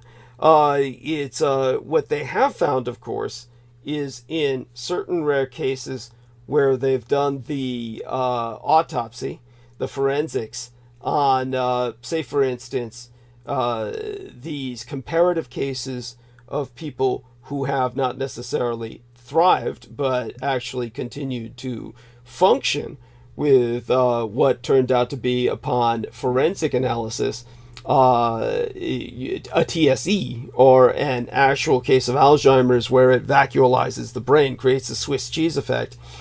They found that in certain cases of nunneries, where the women were extremely dedicated to their practice of the convent and continually occupied themselves with writing columns on their faith or various researches they were doing, because certain convents and nuns, like certain Jesuit orders, do certain kinds of research or scholarly or academic work. They found out that these women who were particularly disciplined with the support of their sisters, and they basically were able to stave off the symptoms of Alzheimer's. And because they were able to stave off the symptoms of Alzheimer's, they became they were somewhat able to maintain themselves until they experienced a quote-unquote normal death after a relatively normal lifespan. But your average person... These people weren't suffering from that particular disease, though. This is just Alzheimer's, correct? Yes, that's right. But Alzheimer's is a form of prion disease. It's a milder form, but it's a form that is nonetheless has the same effect in a certain... And you're saying that Alzheimer's is basically a disease where you get holes in your brain? That's correct. Ultimately, yes. If someone were to perform a forensic autopsy, then they would find those holes in your brain very similar to someone who is prionized, and therefore it's the same disease ultimately, but the difference is in the manifestations and how severe the symptoms are. So when it comes to, say for instance, when I was talking to Dr. Stanley Preussner, and I asked him about the ultimate impact on our society about the Alzheimer's, and he was pointing out, of course, just he was alluding to it during the lecture. Well, when I asked him directly about the Alzheimer's disease, he himself concluded that it was going to essentially be the death of our society. He said that basically the majority of people who are coming down with Alzheimer's is not that they're attacking other people or that they're spreading the disease somehow, but that the disease is becoming so much more common as manifesting in the baseline population that basically, in terms of the population, about a third of it, he was concluding or calculating, would come down with it, and eventually just the inability to care for these wretched people and their needs is what would essentially break society. But he, of course, he was shocked when I asked him about, of course, the Fermi effect, when I asked him about the neutron bomb. And he said, you must have been with the military. And I said, well, I was a civilian working with the Department of Defense. And he said, well, then you know, of course, what you know. But obviously, I'm still under basically a security oath where he couldn't neither confirm nor deny what I was saying. But he said, but you seem to have all the facts down already anyway. And but at any rate, what he so just to disambiguate so people understand this, as I've said before, the term zombie properly is spelled ZOMBI. It has no E in it. This refers to the historical Haitian zombie. These are, of course, created by a voodoo ritual. It's not simply magical. It involves herbs and apothecary and toxins, and the ritual is almost meant to obfuscate or hide the medical science behind the process.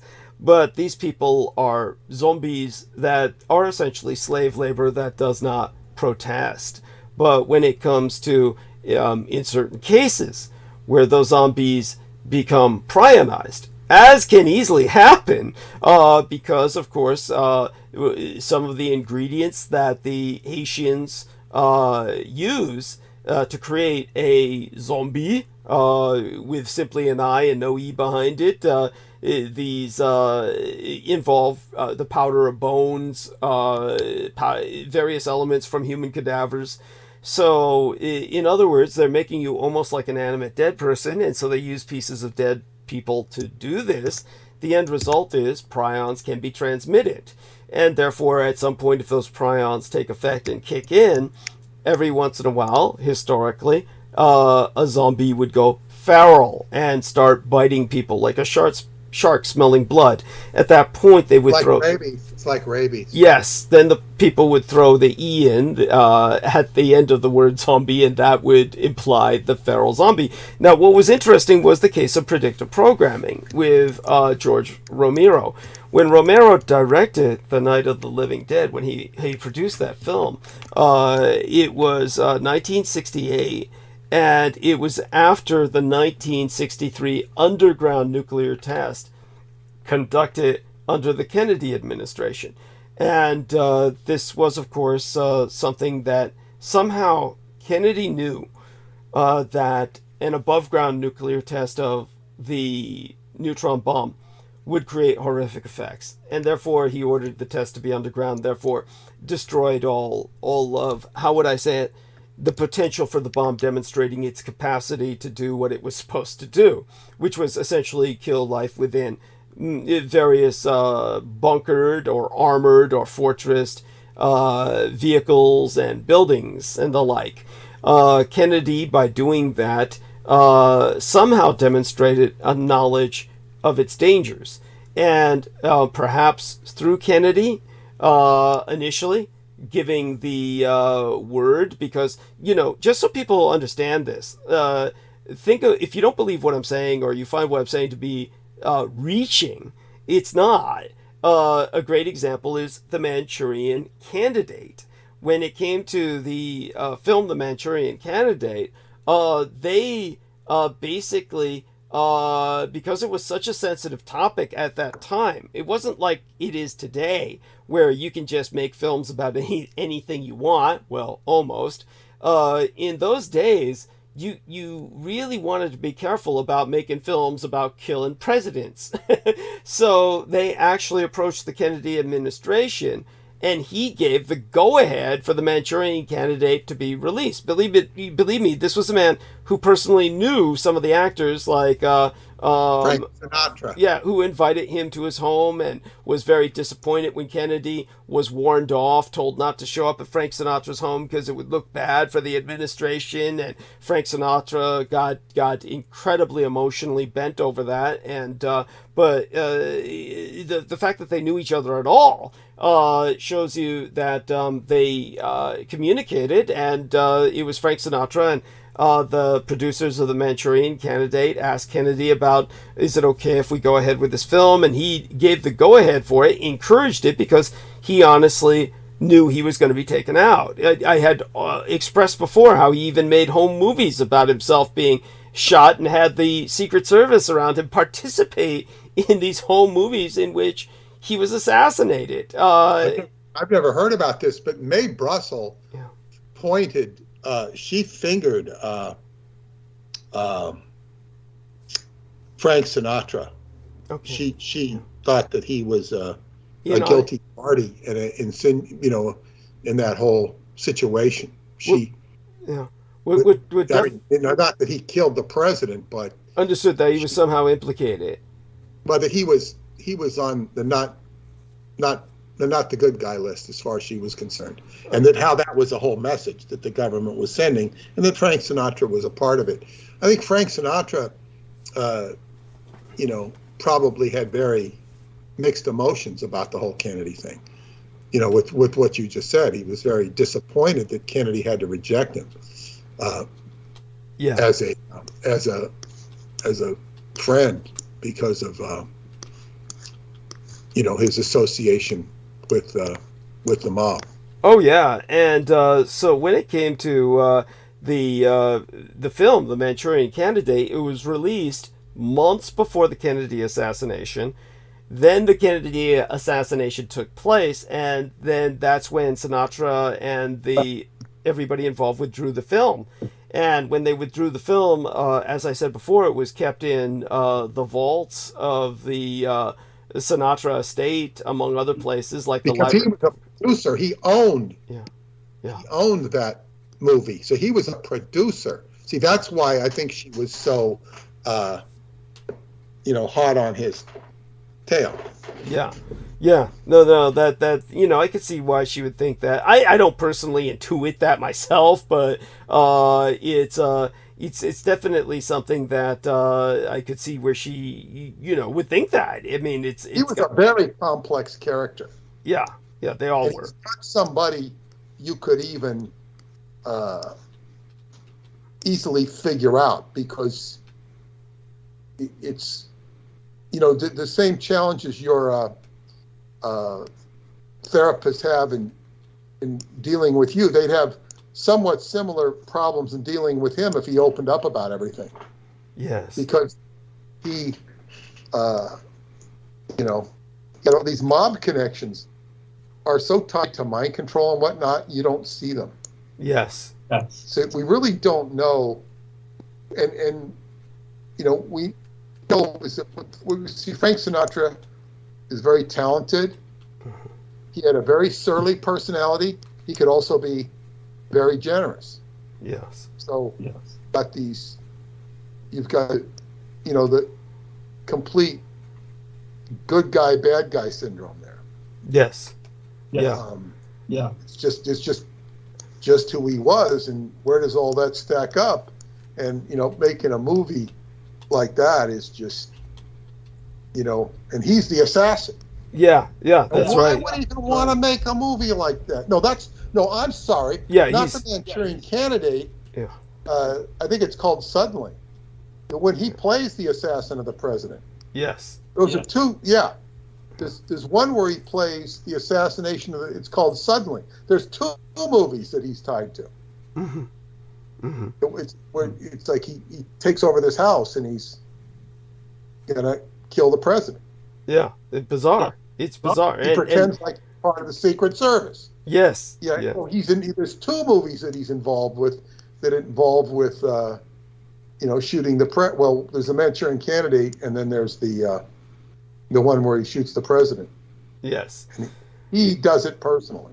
Right. It's just too weird. It is. And so when it comes to the my point about that is that so Kennedy obviously was giving the go-ahead for certain films to be made, and certainly from what I could see with what I was dealing with at the Presidio military base library, the various records that were coming in, especially about the neutron bomb, it certainly seems that Kennedy, before his assassination, had reached out to, of all people, Romero. Now, Romero was strictly small time, and it's basically his family that are playing the extras in the film Night of the Living Dead.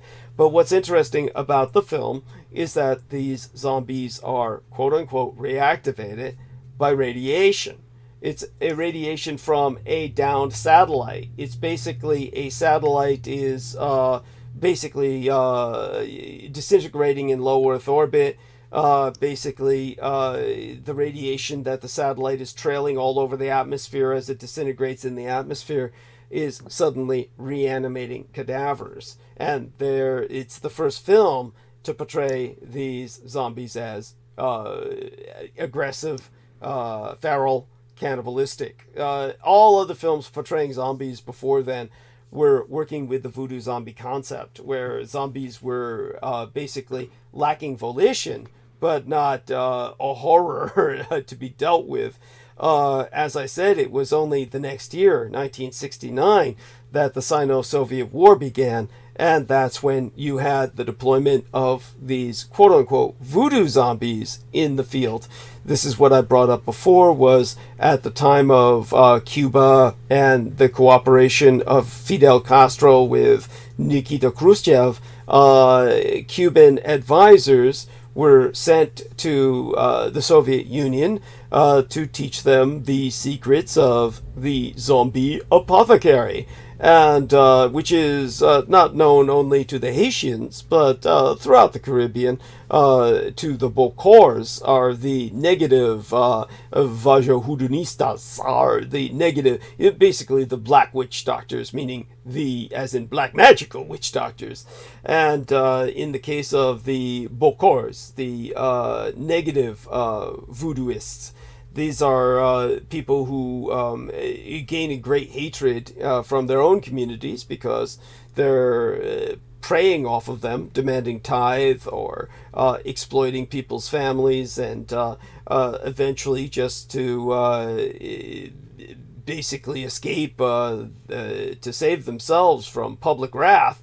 In the communist administration, these Bokars were transferred laterally, so to speak, to the Soviet Union.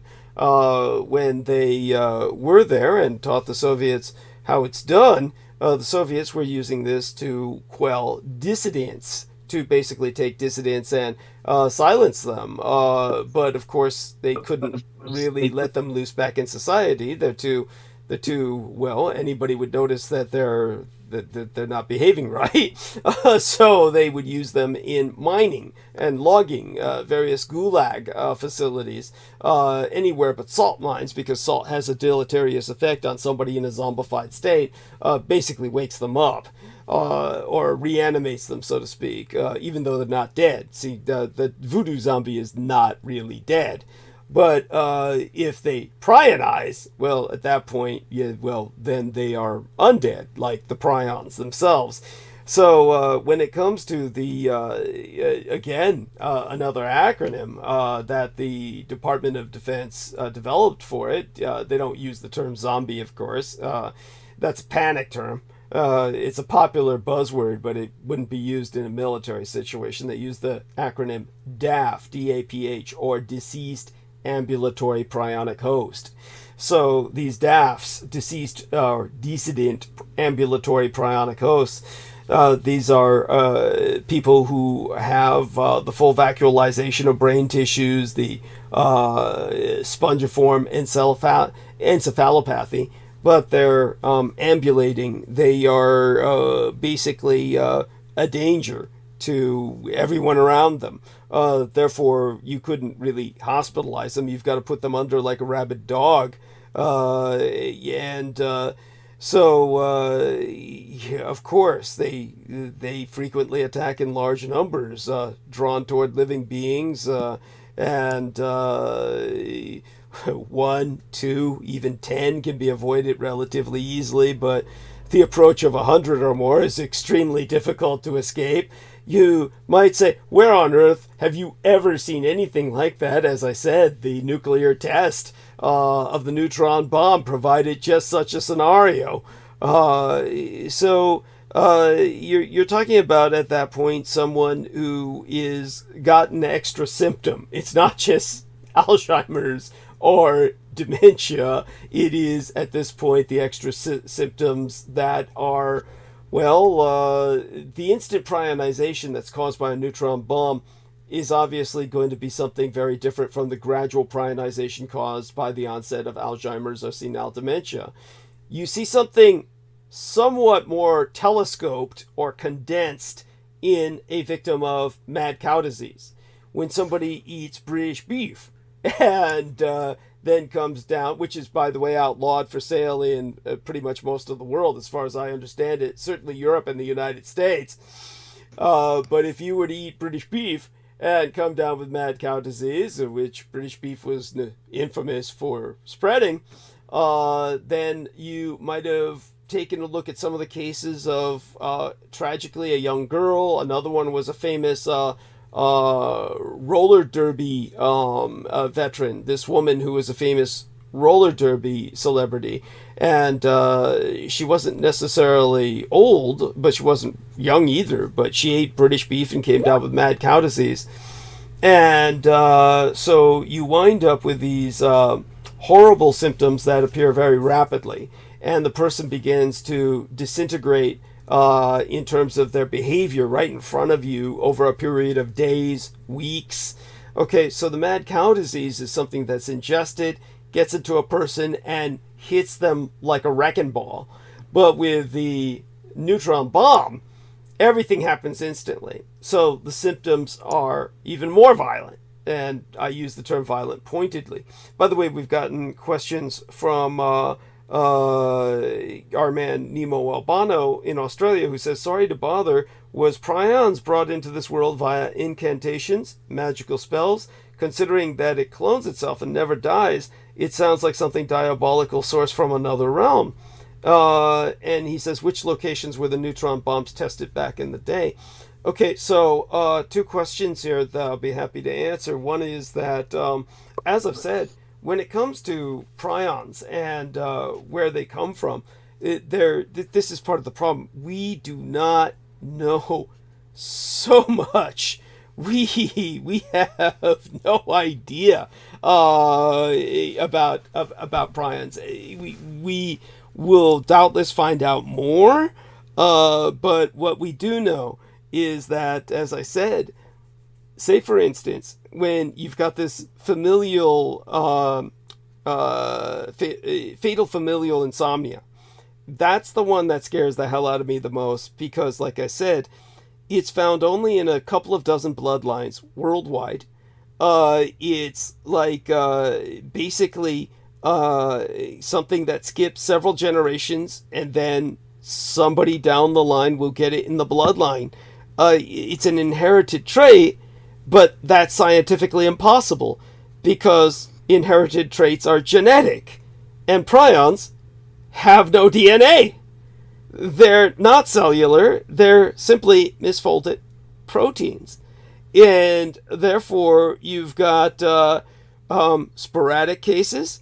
85% or close to 85% of all TSE or transmissible spongiform encephalopathy cases are sporadic cases that strike about one person in a million, and no one knows why. No treatment exists. And those are like 85% of all cases. 10% is these genetic cases, quote unquote, that are not genetic. Somehow the prion replicates itself like a machine, like somebody wrote a program into it, but there's no code, but there's no way for it to hold the data by which to pass the code. So it is supernatural. Because science cannot explain it, right now it is safe to say it is supernatural.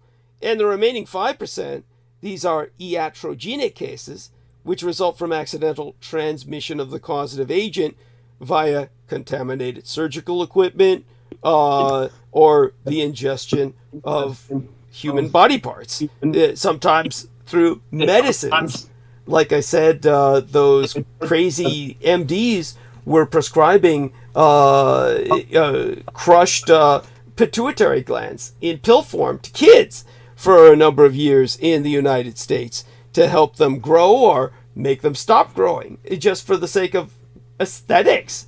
So the body's immune system does not react to prion diseases the way it does other diseases. The immunosystem in this case doesn't kick in, so the disease spreads quite rapidly, and once it takes hold, there's no treatment, and it's functionally impossible to kill the prions. When they've taken them into labs and they've tried to kill them using the various solvents that purify the tissue, the solvents that kill everything except prions. Formaldehyde won't kill them. Radiation treatment, bombardment with ultraviolet light doesn't kill them. Scientists have tried everything, including treating diseased brain tissues with all manner of chemicals, including industrial detergent, in living people, because there's nothing to lose. And the prions, it doesn't impact them at all. They don't even die with the host organism. Bury a corpse with a prion disease, dig up the bones in 1,000 years, and the prions are still there, waiting to infect you. So when it comes to the horror of what I'm describing, this is on the level of apocalyptic, biblical, magical.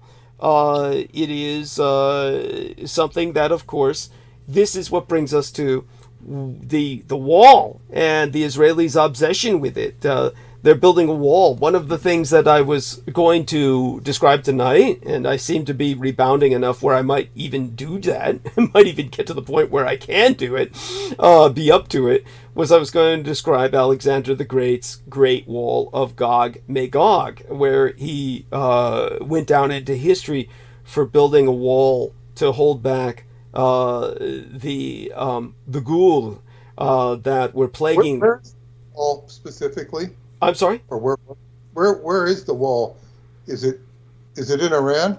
Yes. You seem vaguely familiar with this already, and so. No, about it before, but I told you I had met this woman who was familiar with the Yazidi. Yes. And I had to go see her again because, she's helping me with my kitchen. Mm-hmm. And we got into it pretty deep, and she has a friend who is, she came over to Iran from Iran. I said, how'd you get over here? She says, I won the lottery. She won a lottery to come over here. Yeah, they do that. They do that over there. Go on. Well, yeah, and she has a sister here that she lives with. But she said, and the funny thing is she's an astrophysicist. Mm-hmm. And she's working at Home Depot because they won't recognize. They don't recognize foreign degrees in the United States. Go on. No, they do. Paula got hers recognized. But see, what they do, you pay a few $100s, and they go over and validate your education in Paula's case in Romania. But in Iran, they will not release the records. Okay. Because they don't like the fact that she's not working for them.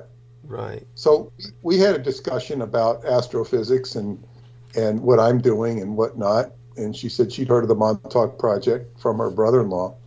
But I started directing into, I asked her about the Yazidi. She said her friend knew more about the Yazidi, but she had it somewhat confused with Zoroastrianism. And right. I don't That's know the problem. enough about Zoroastrianism to know, or either one to know if they're that close. They are. They're not. No. I mean, they're not. Antithetical to each other or cosmically different, but they're not the same.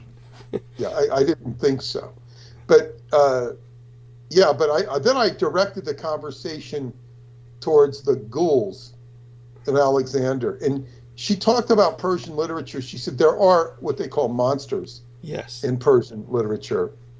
But, you know, and of course she's still, you know, learning English.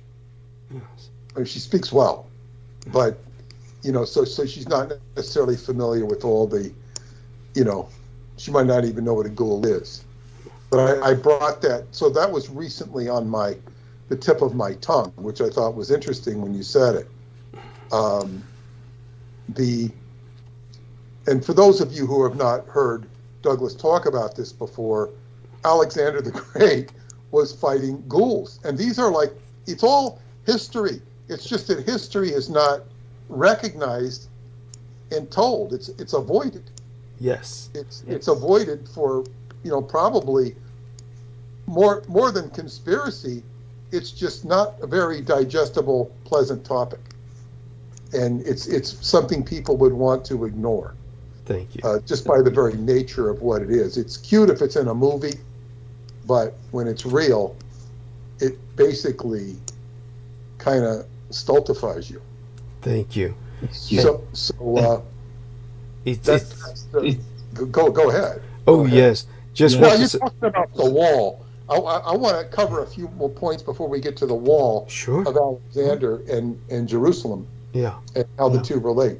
Yeah. And by the way, I forget when Hanukkah occurred, the first Hanukkah, but it was all about the Greeks coming to invade them.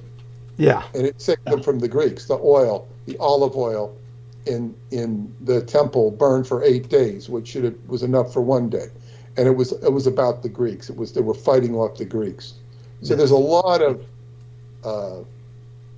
opposition between those two cultures, the Greek culture and because it was totally conquered the Mideast. Alexander had conquered the world, including the entire Mideast. Yes.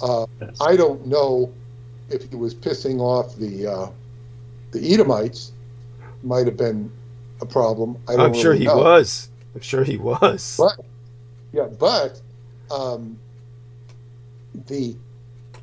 what I want to say about Alzheimer's, Mhm. I was told long ago by my friend Chelsea Floor that the way to reverse Alzheimer was with smart drugs. But she says the doctors will never prescribe them. And they just don't prescribe them. It's like they just don't do it. It's almost as if that's part of a disease inside their brain. Oh, Yes. the hole in my brain says not to fix the hole in your brain. Yes. Now, smart drugs, yeah, and there's always a mindset and an energy, an auric electromagnetic dysfunction behind every disease. The first resistance to any disease is being aware. Yes. Just like we're talking about, if you're going to party too much, you're going to eat the wrong food. That's a mental disconnect because you're not looking at the consequences. And I would say to anybody who just has to eat that candy bar or that whatever it is, eat it, taste it, and spit it out. You don't have to swallow it. People don't think like that. It's not necessarily swallow it. You can get the taste without swallowing does nothing. Yeah. It's just convenient. But that's at everyone's discretion. So anyway, with Alzheimer's, I think that's fascinating. I did not know that it was a hole in the brain or promoted. It makes total sense. And that if you want to fight Alzheimer's, the first thing is to study it and learn about it. Yes. And be aware of it. And then you can feel those holes coming in when they do start to come in. Yes. There's a lot you can do with your memory to keep it intact and to focus Well, on it. the best pathway. The best example would be like Peter Moon himself. He is like those nuns. He has a discipline. See, Peter Moon, like those nuns that I spoke of in the convent, They follow their academic disciplines, where, like the Jesuit order or various other priests that write academic articles or columns, dissertations on their philosophy. This is what keeps them active to the point where the vacuolization does not impact them. Peter has nothing to worry about because he has his version of that in his life, his writing and his breathing. And together with his Tai Chi, he's, even were suddenly he to contract Alzheimer's, he would never manifest any symptoms in him. So the problem is most people don't have this level of involvement in their lives with anything similar to what Peter or these nuns have. Those nuns have an all-enveloping,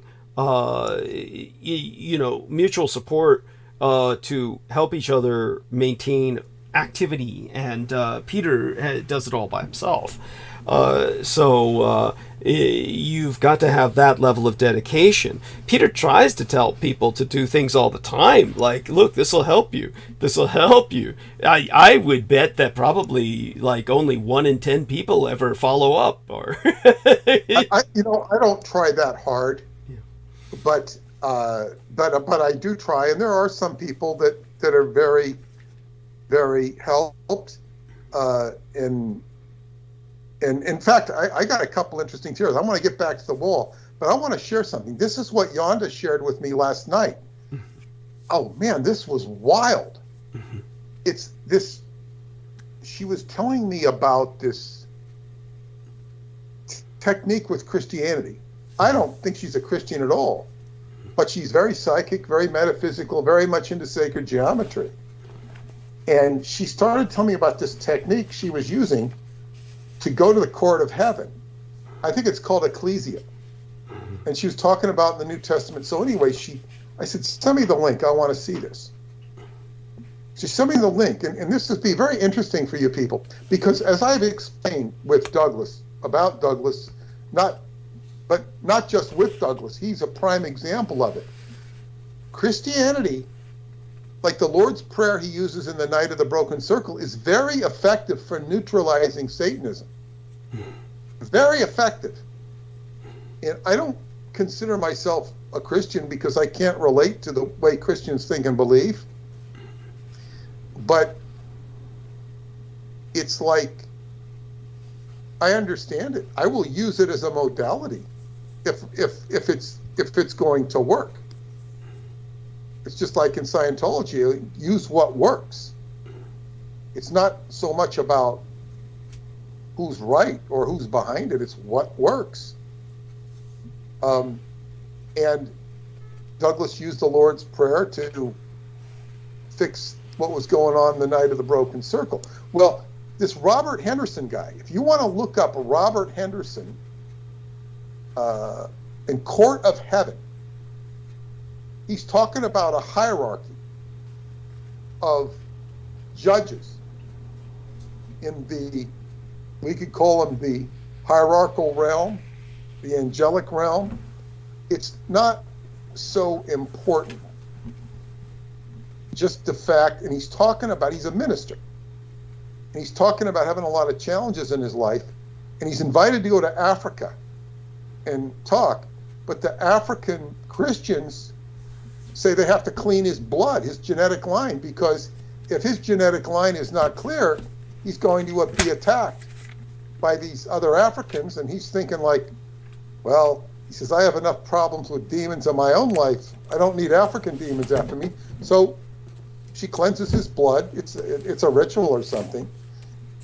But basically what he realizes, it's like he's making this supplication to the courts of heaven. And all of a sudden his problems start clearing up. Now, I've seen ministers like this where they're actually applying principles, spiritual principles of logic. And what he's basically saying, there is a hierarchical court in the scheme of reality, and that you can appeal to it. And he gave an example of some pious woman who kept going to this judge, and I'm talking about a hierarchical judge in the heavens or something, and she was so persistent, and she never got what she wanted. And finally, the judge, whether it was an angel, relented because she just came and knocked on the door so much. Okay, you can have it. Come, you show up enough times, you'll get it. Now, this reminded me of a voodoo priest I met who sat there and went to this voodoo priestess woman in New Orleans, where he lived, and just wanted to get the information, and he just kept going there, and she'd never tell him. You know, it was guarded knowledge. And then one day it just spilled out of her because he went and talked, and he just persisted, and he got all the information. And this is, it's like, you know, one of my friends, he would send a resume once a week to this place. And after 6 months, they started saying, hey, we got your resume. You don't need to send it anymore. They keep sending it. Now, we got it. Don't worry, we got it. Finally, they hired him. Well, there's something to be said for persistence. So what I'm saying is, if some of you people out there, I think of Sarah Shields, I don't know if she listens to you anymore. Right.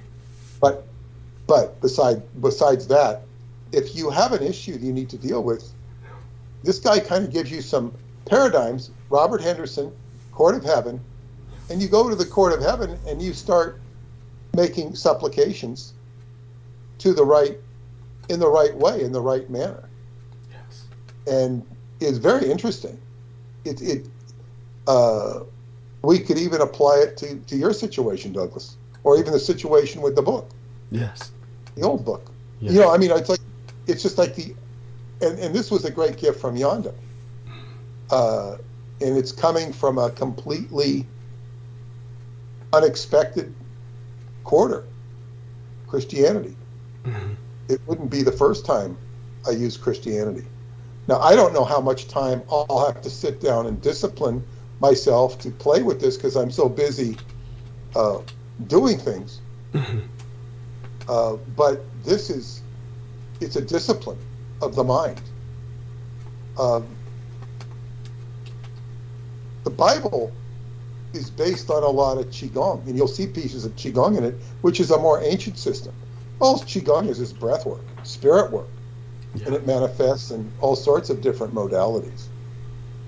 So,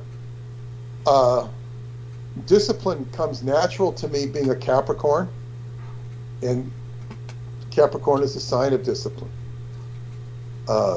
So if you want to be more disciplined in your life, look where Saturn and Capricorn are in your chart and invoke them if you want to be more disciplined.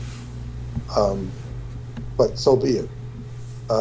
It has its rewards. It also has its drawbacks. You know, you might not want to join your friends when they all go to the movies and get programmed.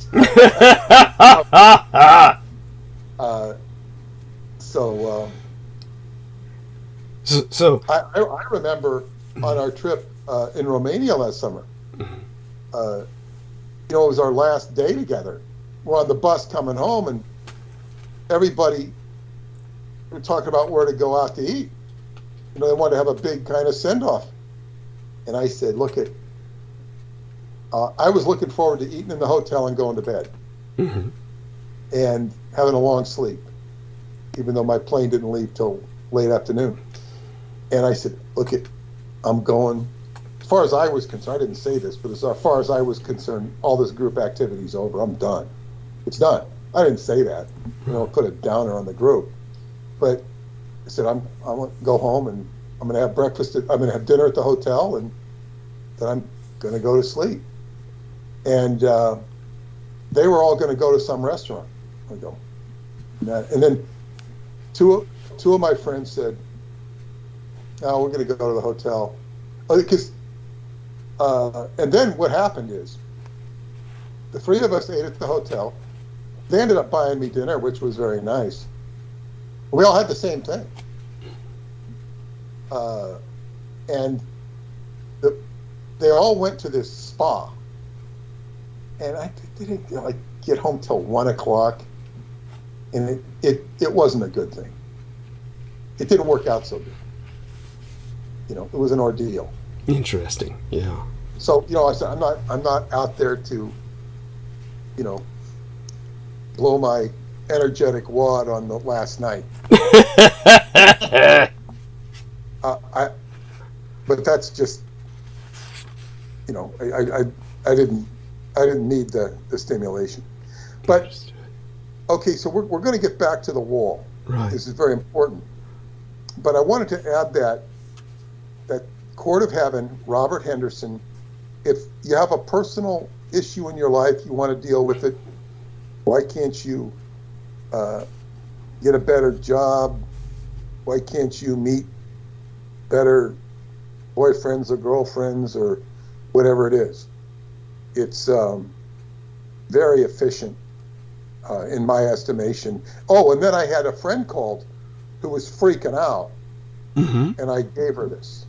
Oh. It took me a long time to give it to her, because this will solve her problem. And she listened to it, and she was just, you know, really, because she's dealing with a lot of possession type stuff. So I said, wow, it really just kind of synchronized. And there might even be another story I want to share, but to get back to the wall, he's talking about a wall that Alexander built to keep out the ghouls and keep them behind the fence, so to speak, in Asia. Now, I want to hear, Douglas, how you can tie this into Israel, because it seems like the Edomites would be wanting to bring in the ghouls. So if you could connect the dots, take it over. Oh, sure. I mean, the first thing that I do want to say, because people were sending me some questions about clarification, about obviously certain people out there have relations who have Alzheimer's disease, and they were, of course, people are concerned that they might become zombies, quote unquote. Let's put it this way. Prions produce a lethal decline of cognitive and motor functions. And there are parallels between Alzheimer's and Parkinson's patients and zombies, because these diseases reduce or remove cognition and communication skills while still allowing some degree of ambulation and the ingestion of food. You're not going to see that happen with an Alzheimer's patient, because they're on a very slow arc of degeneration, which takes basically a span of 30 years. With some people, it takes 30 years before Alzheimer's symptoms even manifest. And then you've got 30 years after that of the decline. So, you know, that means, you know, a person can live to be 100. But with prions, if you gave a prion to a doctor in the 1960s, when George Romero made his film, The Night of the Living Dead, the doctor would just be baffled. He would not even know what he was looking at. But what happens with the instant prionization of a neutron bomb, the Fermi effect, basically it shuts down most of the brain and most of the organs. It retains just the minimum amount necessary to accomplish a primal need, that of feeding. And because the human body is remarkably adaptive, which is both a good thing and a bad thing. And therefore, this is what brings it down, of course, to the headshots being the most effective. Now, when it comes to the wall and the difference between what Alexander did and what the Edomites are doing in Israel, what Alexander did was he contributed to the Great Wall of China by the establishment of Iran's Wolf Wall. In those days, the ancient name for Iran, before it was called Aryan, which is, as I said before, Iran is simply the Greek word for Aryan. Before that, it was Gorgan, like Gorgon, land of wolves. And so you had the very term Golistan, the wolf land. And all of that I'll get into. Ultimately, the Wolf Wall connects to the Great Wall of China. Most people don't know that. So the Great Wall of China actually at one point was an unbroken, with Alexander's wall, unbroken all the way through to Iran. In other words, there was a wall dividing the world when Eurasia was the world. And this was something that had to do with the threat from the north and ultimately from underground. So I'll get into that because it'll take a long time to get into that, but I do want to speak first of why there would be a connection with the Edomites. We'll summarize that while we're gifted with Peter's presence. Is that I think you can summarize it, Yeah. and you can go into a deeper Yeah. narrative tonight. But basically, Yeah. Alexander's keeping out these ghouls. And again, I want people to know this is in history. Yeah. Douglas brings out it's actually in history. Yes, And absolutely. this lady from Persia I was talking about, she knows it more in the context of literature and mythology rather than in history. Oh yeah. Well, I mean, aside from history, it's there in solid structure. The wall is there. We have the proof. Yeah, is well, the wall, but also the ghouls. yes, and, absolutely. But yeah, because That was so try yes. and give a summary of how they're connected. Absolutely, and just so people understand, Golestan was really referring to the ghouls, as in the land of the ghouls. So Gorgan meant land of the wolves. Wild wolves can still be found there, of course, but Golestan, it meant that the ghouls had overrun the place. And so when it came to Alexander's purpose and saving the world, very different from what the Israelis are doing, which is saving themselves from what they're going to do to the rest of the world if they deploy their neutron arsenal. So you see, what you have here is a mock satanic inversion, very Edomic, very Edomite, where the Israelis are building a wall basically because they're going to create the zombie plague. This is, to them, this wall is something that they rationalize, justify, by making it look like they're saving Palestinians too in the movie World War Z, which, to his credit, was not in the book of Max Brooks's World War Z. Max Brooks, by the way, was in ROTC, ROTC. He was in Reserve Officer Training Corps. He never became an officer, but I too was in ROTC after dishonorable discharge, without any intent of becoming an officer. That's ROTC. What's that? I'm sorry? ROTC is also called ROTC. Yeah, that's correct. That's correct. Yes. Yeah, ROTC is also called ROTC, Reserve Officer Training Corps. Most of the time you'll hear military people just call it ROTC. Obviously, most people who enter that training program become officers. I mean, why not? Most of them become reservists or the like, but, the point is he was in it and he never joined the military. Yet somehow he was inducted and wound up not inducted into the military or any form of secret officer status. Somehow he was inducted into certain levels of information because he betrays that through his book. But nevertheless, his book has plenty of misinformation in it. You would almost, or I would almost include the misinformation is intentional. For one thing, it's profoundly racist in its own right without being racist. It's trying so desperately not to be racist, but it treats the zombie phenomenon as an Asian flu. I mean, basically, that's what World War Z is that the zombie phenomenon is an Asian flu. It's disgusting. So it goes back to a profound base racism that it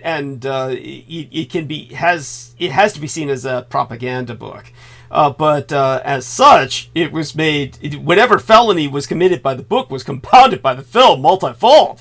But the whole film focuses on the goddamn wall. It all comes down to the wall in Israel, where they're rationalizing why they're building this goddamn wall that is their version of the Berlin Wall that is far taller than the Berlin Wall, and far more fortified than the Berlin Wall ever was. So, where is this wall they're building? Have they start building it in Israel? Where is it? oh God, it's been built for years by now. Let me look it up. Israeli Wall. Israeli Wall. Okay, it's basically the West Bank barrier in particular is the largest one. Big separation barrier. But let's see now. And when people ask what the Israeli Wall is called, they call it Hakotel HaMa'aravi, which is basically like a well, I'm thinking the Western Wall, really. That'd be more like the Wailing Wall.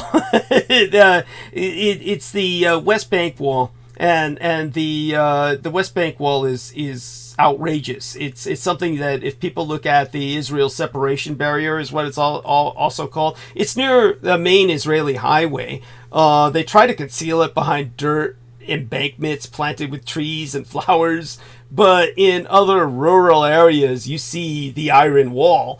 It basically, this is why people were asking, how is it that Hamas breached Israel's Iron Wall? Well, because in the Gaza, they have so many other fortifications and security barriers that, they didn't have it built up like they do on the West Bank. So it was the only logical place to attack.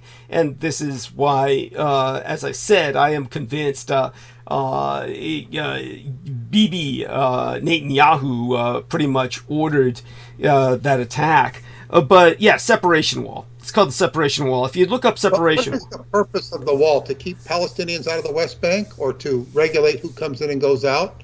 Are there no Palestinians? No. I mean, very legitimate questions. But if you take a look at it, that wall is like hideous. It's an eyesore, and it is obviously meant as a physical barrier just to keep all the Palestinians out. But it goes far beyond that, because people have asked. Are there no Palestinians in the West Bank?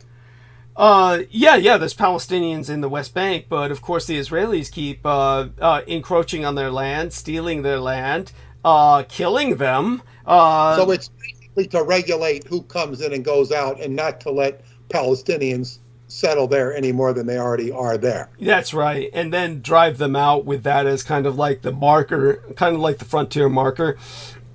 And then Israelis keep moving beyond it to kill Palestinians and steal their land anyway. And by the way, I'm not saying this like, it's not like Douglas Dietrich here is just being facetious or saying this, it's truly happening. By the way, Brendan Zogit just provided us a link where he's pointing Banksy West Bank mural end up at an Israeli gallery. Okay, so he's talking about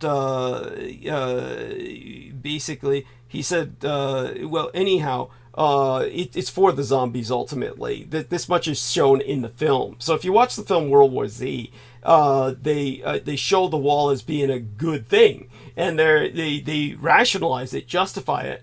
And the propagandization point of the film is, see, we've got this wall. And, in the film, they allow Palestinians in behind the wall to protect Palestinians, too, to make it look like they're good people. The reality is, of course, they'd never do that. And the reality is they expect all the zombies to be a product of their deployment of neutron bombs, because the neutron bombs would be deployed if anyone were to launch incoming nukes at them, which at some point may very well happen because of the war potentially igniting several other dormant conflicts. Is this movie World War Z like a comedy? Fuck, I wish it was. I mean, you might feel like it is if you're. Is it told like a comedy? No, it's not. It's not a comedy. Oh, it's funny you say that. By the way, it's logical you would say that because Max Brooks, right, the son of Mel Brooks. So yeah, exactly. Yeah. No, not at all. No. Max Brooks wrote a horror story that, believe it or not, is not only a bestseller, but its biggest selling niche crowd is the military. It's basically people in the military love his book. And he wrote it from, in some cases, a fairly jaded military veteran perspective, imagining himself as such, like a veteran of the zombie war. And some points of the book are like that. Other points of the book are much more different.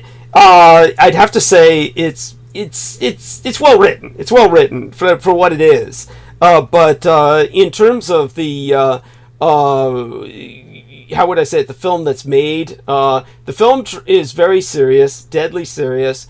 But unlike the book, because they couldn't have a global scope for a 2-hour film, or rather they didn't want to bother with trying, it starts off with an American family man in America, and he's fighting to save his family from a sudden violent zombie outbreak.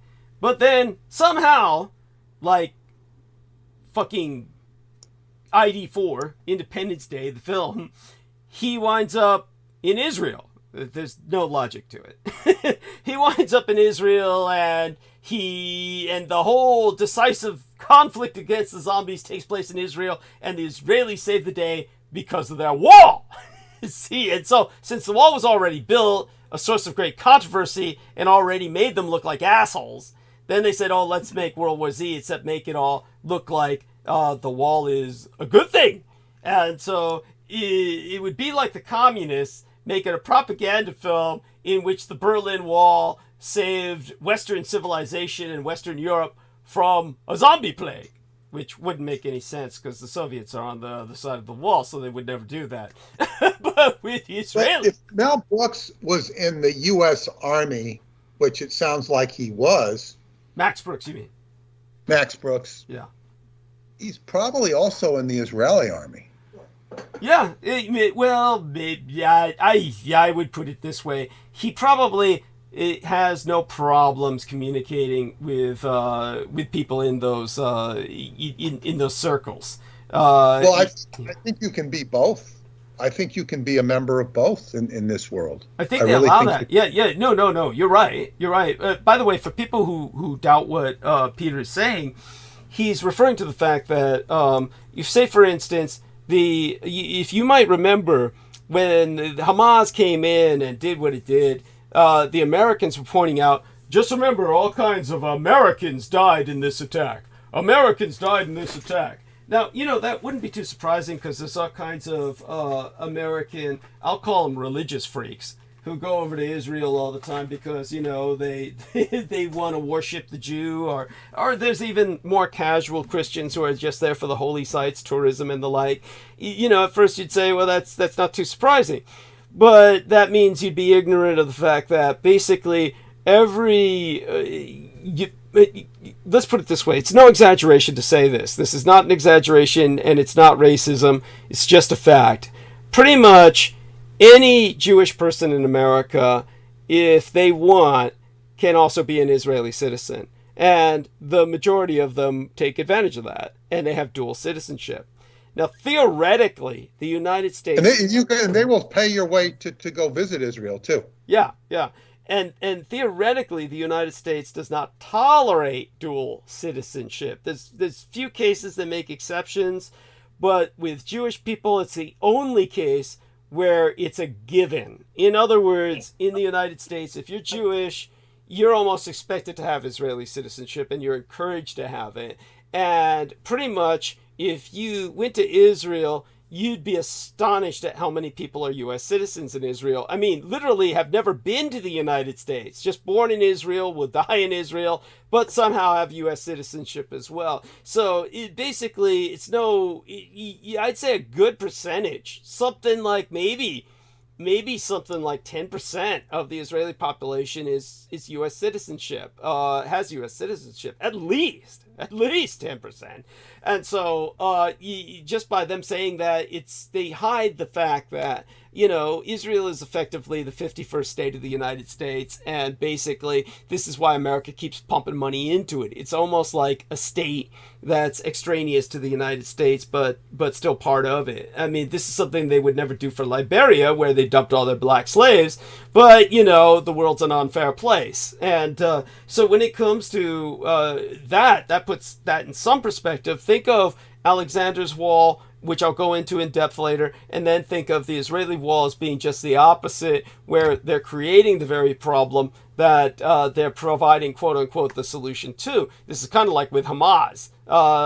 This is, a problem they created and cultivated, no less. And so now they're trying to make themselves the victim. As a matter of fact, our man Aristides provided an excellent photograph, which, Aristides, if you could send that to Peter as well, basically, I understand the Jewish victim card thing is probably a product of a meme, but there's a very real photograph of the Jews who went to the United Nations, and these are Israelis. The Israeli representatives at the United Nations were all wearing Nazi-era yellow stars, just to show... Yeah, I've seen that.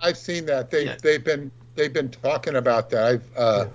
Proudly wearing the United Nations, because they're very upset that the United Nations is not accepting of Israel's whatever it is. Yeah, genocide, yeah.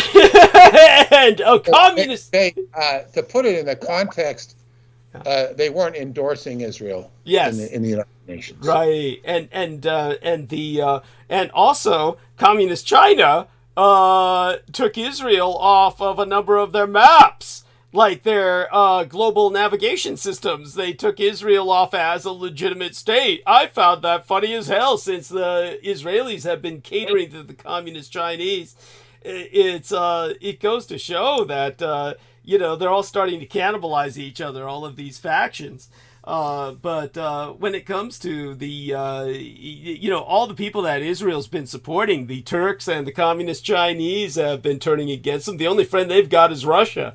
So it is what it is. But as I've said before and described in painful detail. So all that being said, when we get back to the film, The Night of the Living Dead as predictive programming, and how Kennedy was involved in promoting that as a forewarning, let's put it this way. John F. Kennedy was using Hollywood to deliver warnings to the public. There was a Cold War thriller imagining the United States caught in the midst of a military coup d'etat that was endorsed by John F. Kennedy himself, who recognized its power as a cautionary tale, and that was 7 Days in May. It marked a turning point in the Cold War. The President of the United States had just signed a nuclear disarmament treaty with the Soviet Union. The U.S. military's top brass was furious, having warned that the treaty endangered national security. But Kennedy signed it anyway. To the generals, that amounted to treason. They assembled a secret combat unit to topple the president. A coup d'etat was coming, and the American Republic would fall. Now, that was articulated in the Hollywood film 7 Days in May, released in 1964, the year after Kennedy was killed. Its journey to the screen is historically significant. The person who got the ball rolling on the production in 1962, just the year before he was taken out, was no Hollywood mogul, but John F. Kennedy himself. And JFK, of course, more than earned his reputation as a playboy, but he was also an avid reader. That was a habit formed during his years of illness and forced bed rest. He favored history and spy novels. And in 1962, midway through his tenure, he received the galleys of a new thriller about a military takeover of the U.S. government, and he read it eagerly. Now, it was this pulpy novel written by Fletcher Nebel and Charles Bailey, inspired by the events in Kennedy's own presidency. And Nebel and Bailey were these seasoned political reporters. And they began writing 7 Days in May after interviewing General Curtis LeMay, who said Kennedy needs to fucking die. And this was in wake of the 1961 Bay of Pigs invasion, when the U.S. landed anti-communist rebels in Cuba to depose Castro. LeMay blamed JFK for aborting the operation too early, and he said that motherfucking Mick, he called him a Mick, is what they used to call Irishmen. He said, he's serving the Pope, and we've got to kill the son of a bitch. And the more Nebel and Bailey investigated, the more they realized the military establishment and the intelligence community were going to kill Kennedy. And the feeling was mutual. After the Bay of Pigs, JFK publicly assumed responsibility for the debacle. Privately, he was furious, swearing from then on never to rely on the experts and to watch the generals. And soon an event would put this resolution to the test, the Cuban Missile Crisis. So for that 13 days in October in 1962, when the American and Soviet empires were locked in a standoff over the latter's deployment of missiles in Cuba, the stakes were enormous. Nuclear war would erupt in any second. The generals urged Kennedy to start that nuclear war. They said, first strike! And he instead ordered a naval blockade rather than bombardment of Cuba. So LeMay told the president, "This is as bad as the Brits' appeasement of Hitler at Munich." And LeMay says, "We gotta take you down." But Kennedy stayed his course. He didn't let LeMay intimidate him. Remember, this was a man who was smoking quote-unquote atomic cigars, Curtis LeMay. And he considered it openly. LeMay went public and went on record to say, "This was the greatest defeat in our history." And JFK's opinion of the military decreased even further. And their attitude during the crisis proved they posed a threat, in Kennedy's opinion, to humanity's survival, let alone America's. He told his inner circle, "The American military are mad. And if we do what they want us to do, none of us will be alive." So Nebel and Bailey simply fictionalized the reality of the fact that the army was fomenting a coup d'etat. Now, after reading 7 Days in May, Kennedy remarked, "It's going to happen. And the generals are going to duplicate this fiction." So the leitmotif, this life symbol of this threat of his own assassination, the possibility of a coup d'etat, Kennedy was open about in his conversations with his friends. They would say he had a dark sense of humor and would always joke about it, but the reality was he was telling them, well, forewarning. On one occasion, he called Chuck Spaulding to announce he was writing a novel about a coup d'etat led by his own vice president, Lyndon Baines Johnson. This is Kennedy himself writing a novel. And Kennedy would update Spaulding about it. He once told Spaulding, "I just got the second chapter. Lyndon has me captured just as I hit the pool." And so one summer at their Cape Cod retreat, Kennedy talked his wife, Jacqueline, into making a short film together, and the theme was his assassination. The president was the star, the first lady took directing duties, and she enlisted Secret Service agents as co-stars, explaining, "We're making a movie about your president's murder," directing them to look desperate, like you heard shots. And so the climax of that film, this home movie, features Kennedy collapsing as gunshots are fired at him, fake blood spilling from his mouth.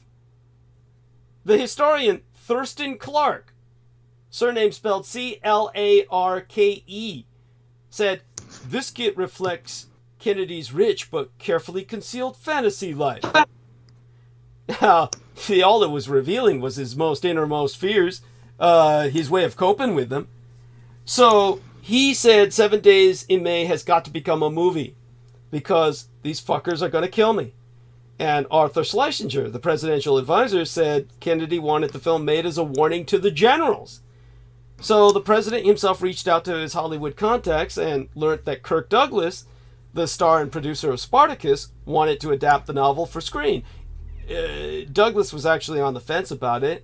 He liked the risky material, but had been advised by his own peers, the Jewish community, to stay away from it for fear of offending the government.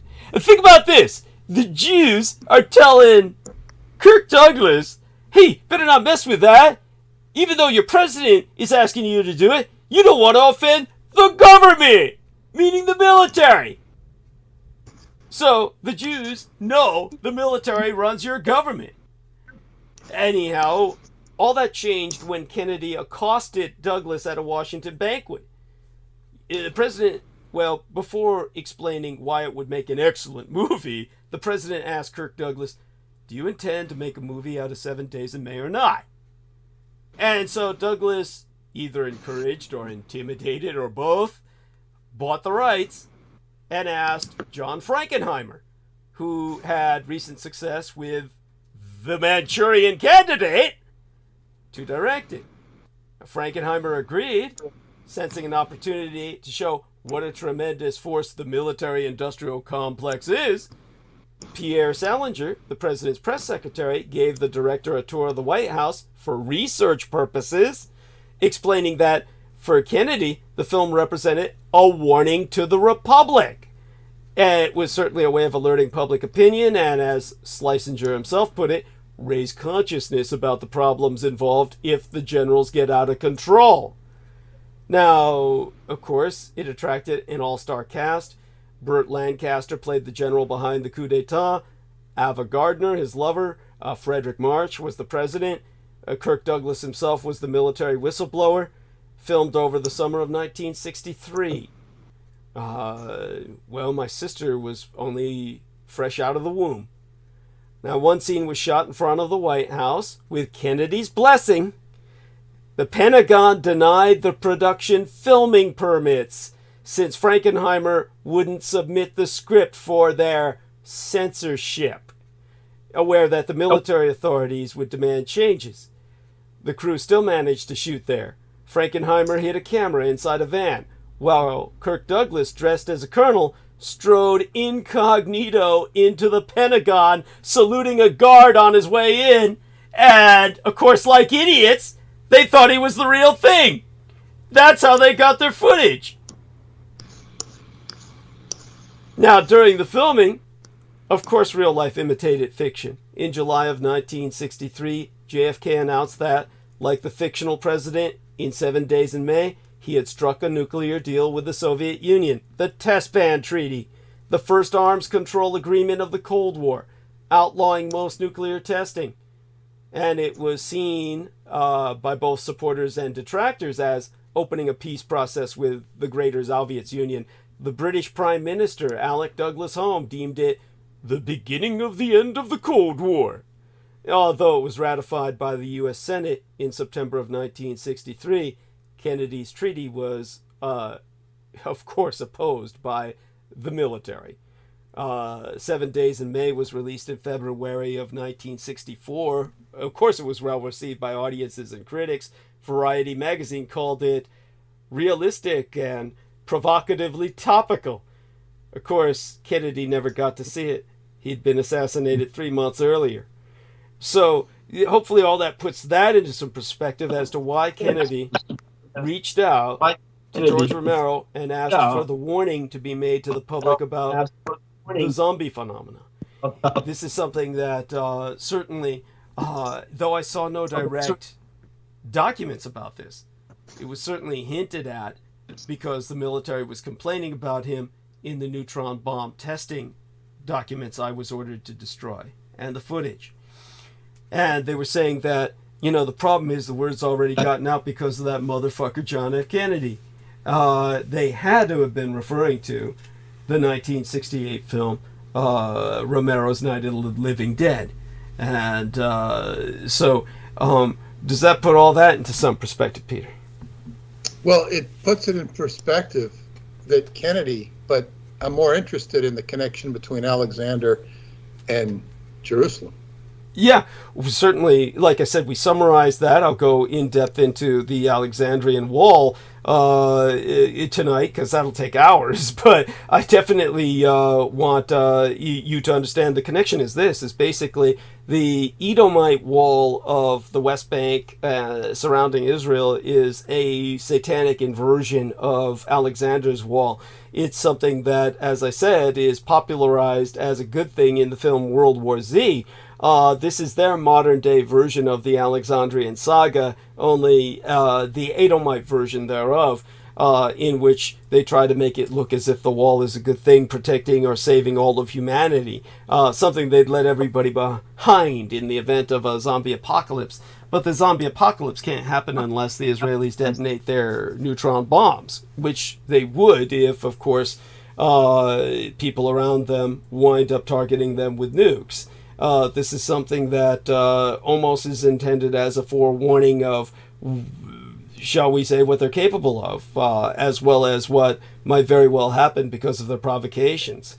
So that's the summary of it. The key thing I wasn't grasping, and I thank you for clarifying it, is that it is a basically a satanic inversion of Alexander's Wall, which was to protect humanity from the ghouls, who are, is the equivalent of offspring of the Chichewa. Yes, yes. Thank you. Excellent. Yeah. And so so this is just this age-old war. It's kind of like the beginning of Doc Smith's Lensman series, when he talks about, the forces of good and evil. Yes. And there's these two universes, one is of darkness, one is of light, and then they're interacting. It's a very big scope. Yes. Unfortunately, he has the good guys committing mass genocide to justify their goodness. Yes. That's his. Oh, by the way, were you able to take a look at what I had sent you in your private messages on Skype? I know you don't review them the way you used to our private messages on Facebook, but I left you a video there that you can actually take a look at right now, and I will also send you something else, an image. Wait, you sent it to me on Skype, and what was it on the topic of AI? The ＢioFacsimilacra. No, I didn't have time to look at that. Oh, okay. I did not. Yeah. I did see it. Okay. But you can just turn it on now, and you can just see it with, you can turn the music off possibly, and then you can see it. Now, there's something else I wanted to show you here. My computer.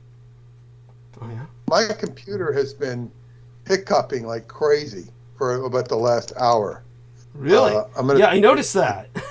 Yeah, that's me. That's my computer, and it's either shut it off and turn.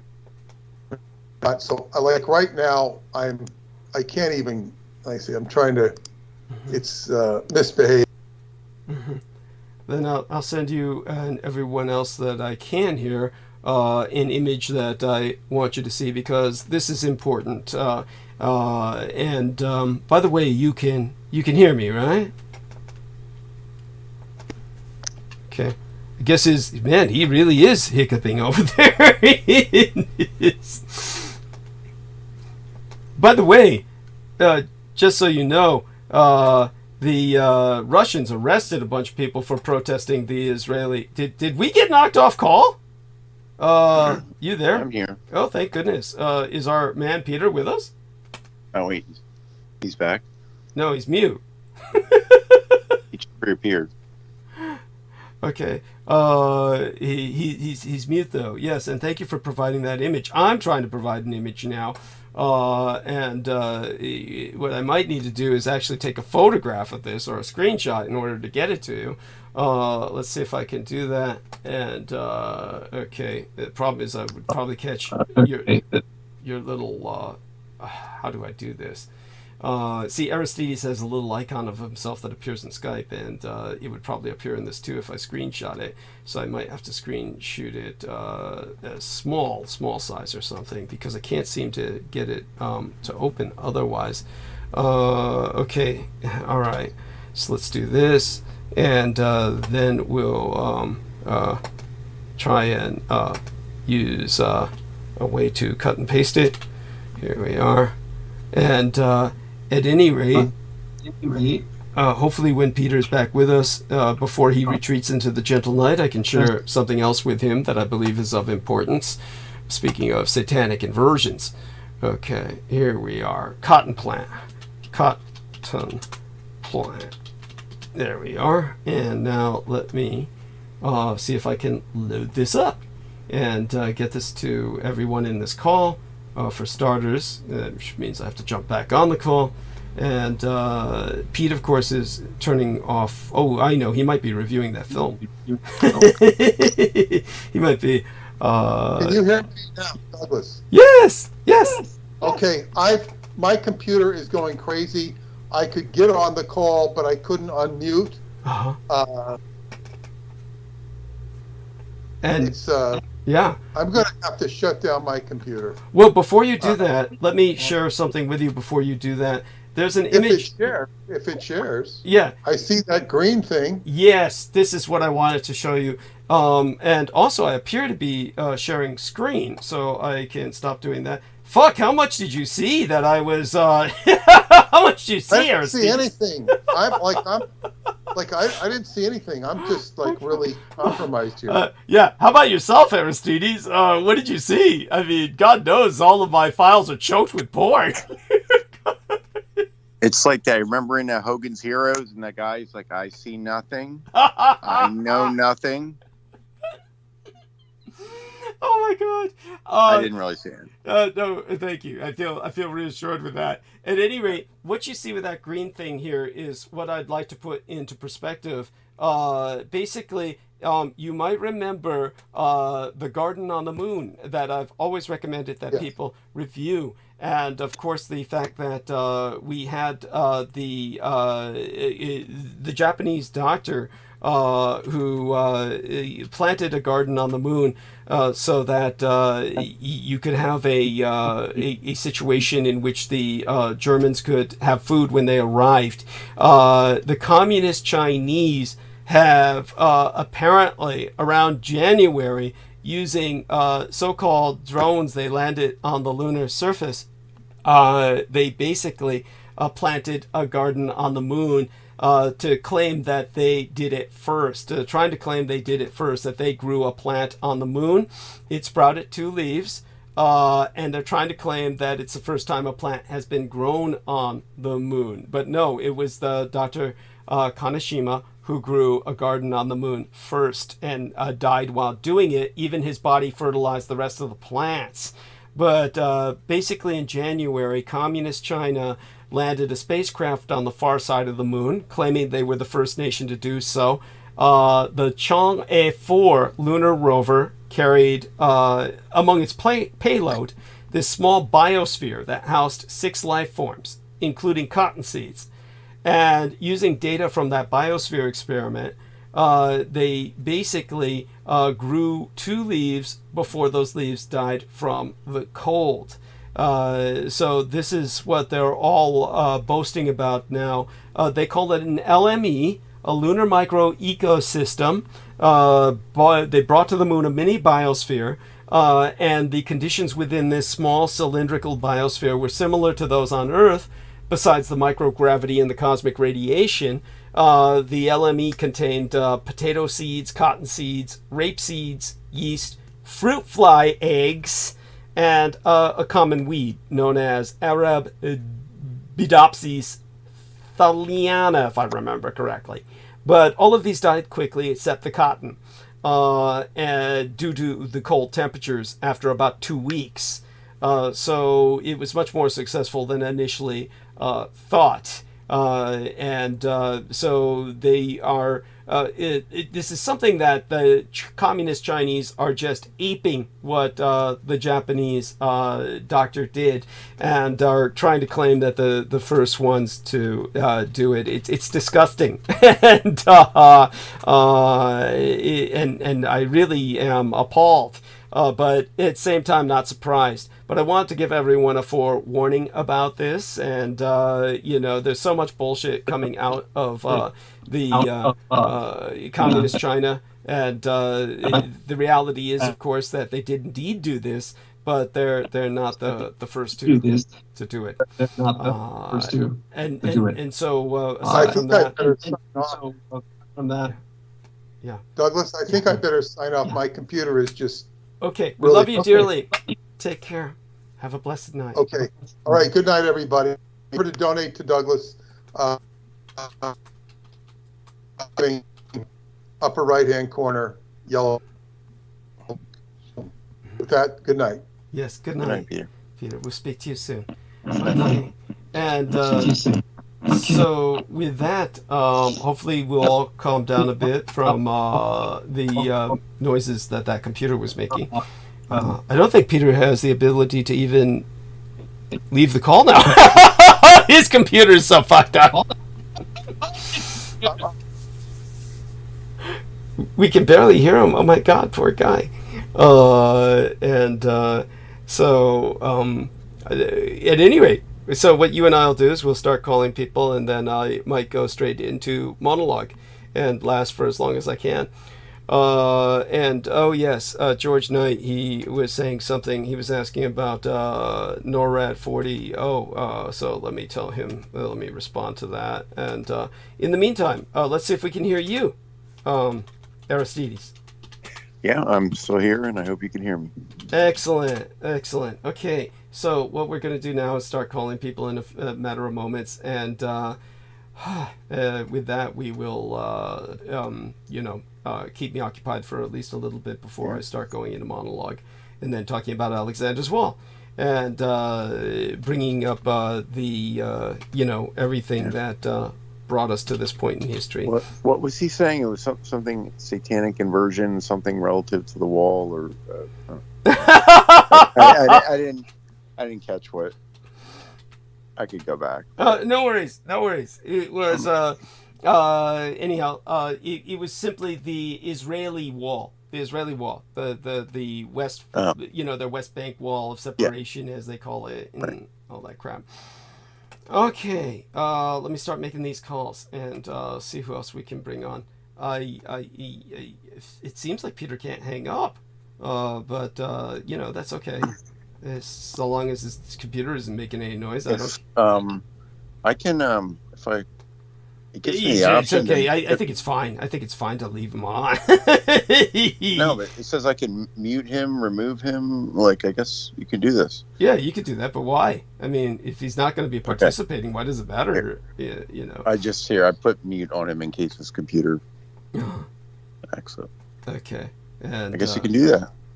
Yeah, you can do all that stuff. It is what it is. And okay, let me see if we can add all the people here, including Nemo. Bring him on for a change. Who else is that person that Steve. That's right, Steve. And okay, let's bring on Mark H.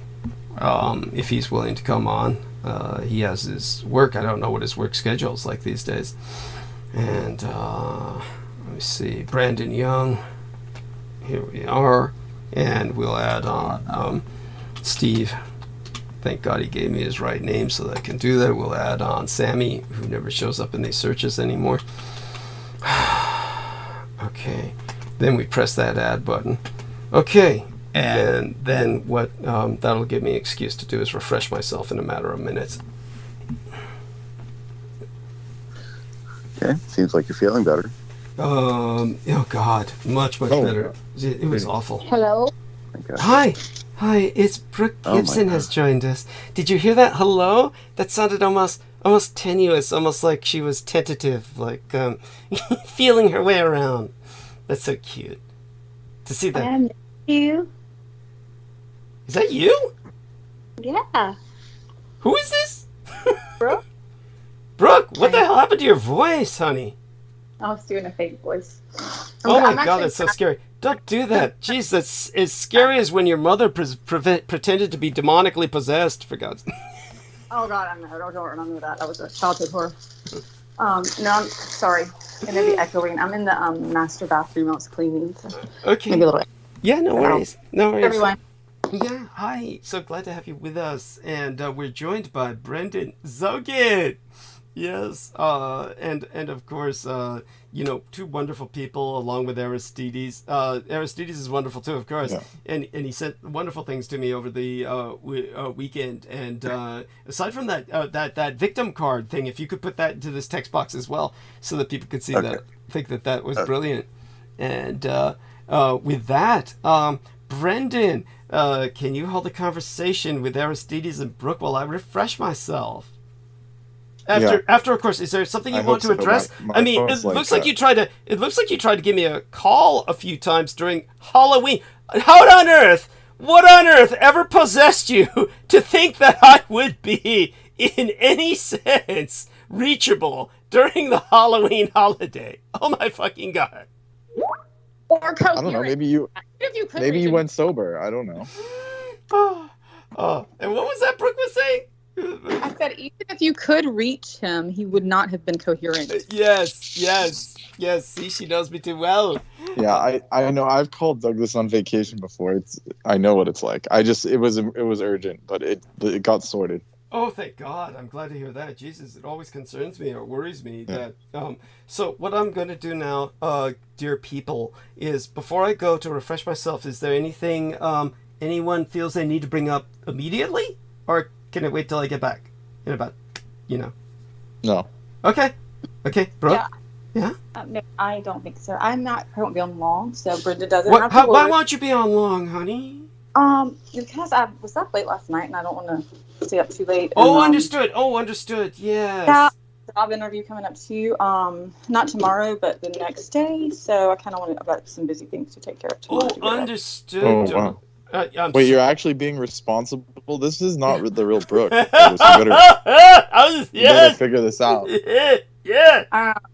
You better start praying for me. It's probably like I've been possessed by some good person that wants to do the right thing. I don't know. Seriously, I don't think this is too strange. Yeah. Right.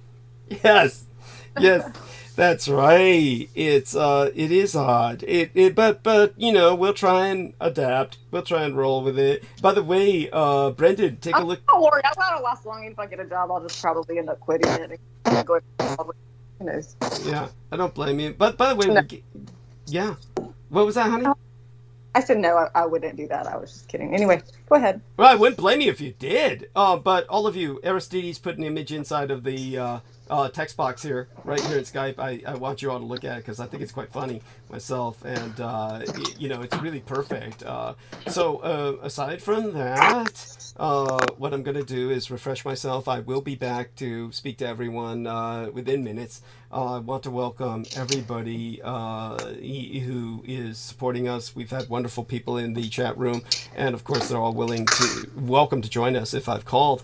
And yes, Aristides, give me your email so I can start sending you all the crap that I send to Brendan and Brooke. And you should have it. I should. Maybe you gave it to me. That's. I mean, if you want, don't do it because then you'll get spammed by revision. Every time I mail something, I realize all the corrections that are needed. It's horrible. I got pissed because I read 3 of them and then I got like 4 more revisions and I was just like, I'm done. I don't blame you. I feel almost apologetic. Of course, fortunately I don't have a conscience, so then such things don't bother me. But in terms of, I didn't get a chance to review any of that with Peter tonight. But you're at work.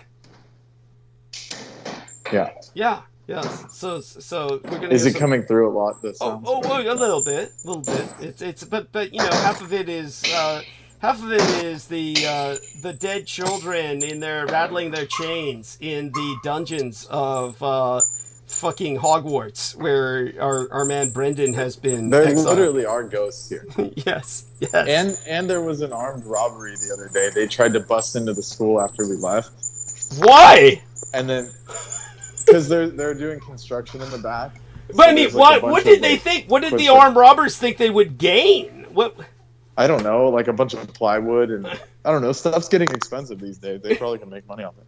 Okay, good point. Yeah, holy shit. They were there to steal construction materials. I guess. Yeah. Oh my God. And I'm so sorry, but yeah, tell people about some of the haunted phenomena you run into there, and I definitely am. Well, you can hear doors opening and closing. Yeah. And then just general, That's right. It's not all Brendan. That's not all Brendan. Yeah, quite literally. Yeah. Oh my God. So, all right. Well, do me a favor, Aristides. Have a conversation with these two wonderful people. Encourage Brooke to come back on. I mean, she's on with us, but she's muted. And I'll be back soon enough. Everybody, stay here. Listen to all these wonderful people that got this, and I'll be back soon enough. Well, just a heads up, my phone may die, so understood. if it happens, then yeah. Brooks. Someone has to be ready to take over. Yes, that's right. Aristides, you got that? Sure. Wonderful. Love you all. Okay, let me go mute, and I'll be back. All right, Brendan. Sending blessings to your phone. It might need more than that. So how you doing? Everything's well. Well, aren't y'all just the life of the party? What's Hey, that? Aristides, how are you? What? I'm all right. How are you? Good. I didn't hear y'all saying anything, so I said, aren't y'all just the life of the party? Yeah. Fine. I mean, What you been up to? Without you, there's really no partying. I mean, I'm sure it's much more It's serious. been super peaceful and nice without you. I knew that you were going to be mad if I came back, Brendan. I knew it. So don't worry, I won't be here long. Yeah. Okay. I don't want to make your weekend. Well, I won't either. So it's a race to the bottom. Oh, I beat you to the bottom a long time ago, Brendan. Yeah, I bought some more millets today. So if you really want to go there, we can. What was that one I ate? Is it the Coda or the? I had two. I had the Coda, and what was that? Proto millet. Yeah, Little millet or barnyard. You had like the best ones, and you were like, "It's the worst millet." You did say if I ate the Coda, like that would be like not a good one to start with, and you didn't tell me until after I'd already done it. Well, It was now you know. I did warn you. To be fair, I did warn you. Yeah. You did warn me, yeah. And I just assumed it was going to be like really bland, and it is bland. It's got its own unique taste versus like just another rice or pasta type thing. Well, add it to like basmati rice if you want it to be palatable to Westerners. Well, what I'm wondering is, if I add it to the rice, what is it doing for me? It's adding fiber and nutrients that the rice doesn't have. Okay. Gotcha. So it's like better than nothing, you know? Yeah. That's what I had the other one in there, so I'll probably try it that way. But can you cook it with the rice or just cook them separate and then? Or have you ever done that? You can cook it with the rice. Yeah, you can cook them together for sure. Okay. This shit is just going to the trash.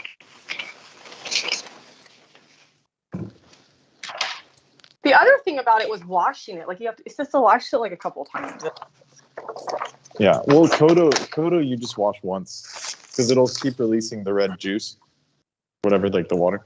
Right. You don't need to wash it a bunch of times. Okay. Yeah, that's all. Okay. Thank you. And how are you, Aristides?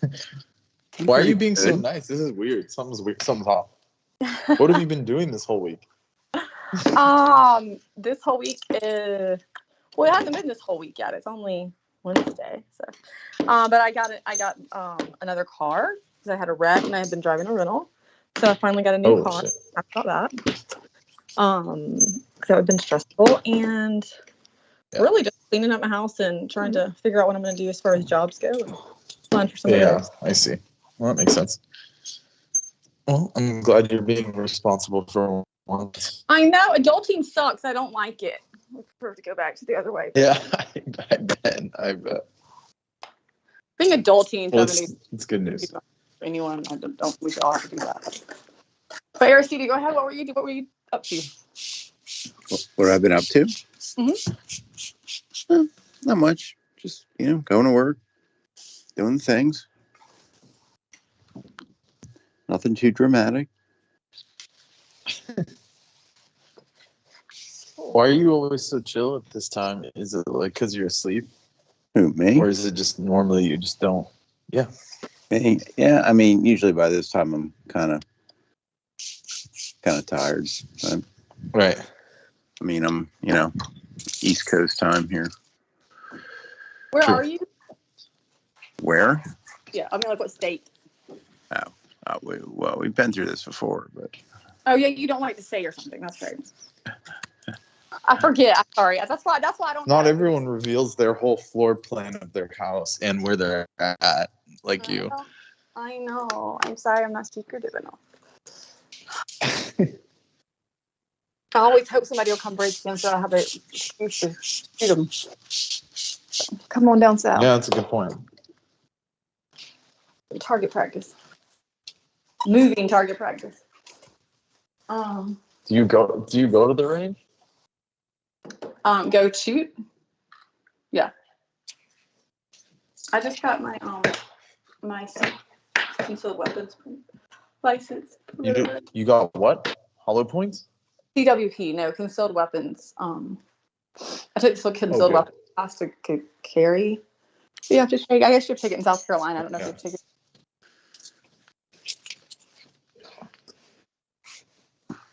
I mean, at least you have it. No. What are you carrying? Like a 2-round Derringer? No, thank you. Like in your sock or something? No. Nope. I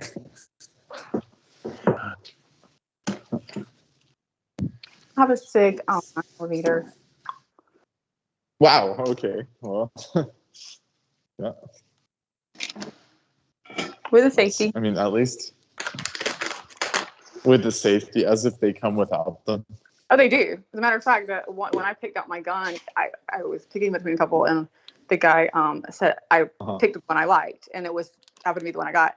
And he said, you picked the exact gun that I carry. He said, except you want it with the safety, and I carry mine without a safety. No. And I was like, no, I want this. Well, I think you can get them disabled. Yeah. Yeah. He just acted like you can either get it with a safety or without. You don't need a hair trigger like those guys. You don't want to walk in and they can just blast them. Yeah, like that's what they just want to be able to pull it out and not have to worry about the safety. But yeah, I don't trust myself enough to not have a safety, and especially having like kids, even though my kids are older.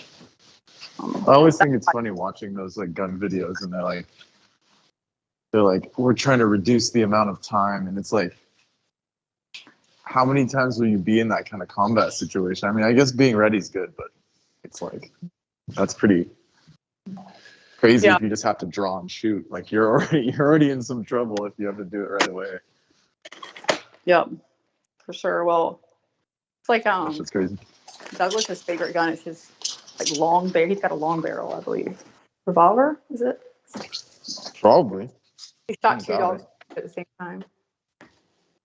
He did what? He shot 2 dogs. He shot a dog that was coming to attack him and pulled off this woman's. She was feeding him, and he was when he was working in the projects over there, and they went in because the old lady. She was feeding her son's dogs, and they were 2 big like attack dogs, and it grabbed her skin, like her arm, and wouldn't let it go. So they had. Holy shit.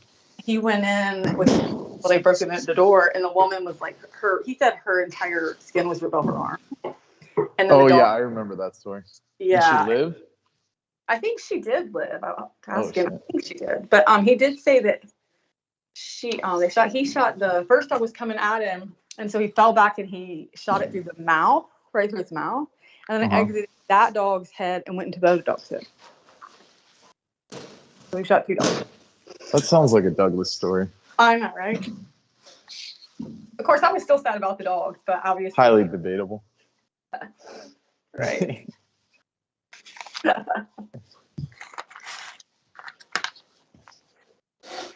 You were sad about the rabid dog. They were. It was already dying.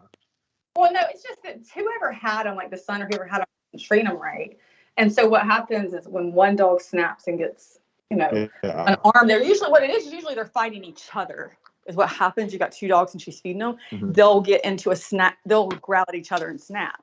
And if she reached in, then they'll just grab on, and once they grab onto you, they will, you know, that's it. Like, because they at that point they're fighting, so they're not really who they're on. They're just gonna latch on, whether it's on another dog or person. So I thought, you know, it's sad for the dog, but it's sad for the woman, and obviously, you know, I don't want Douglas to get killed, I guess. I mean, some days, you know, maybe.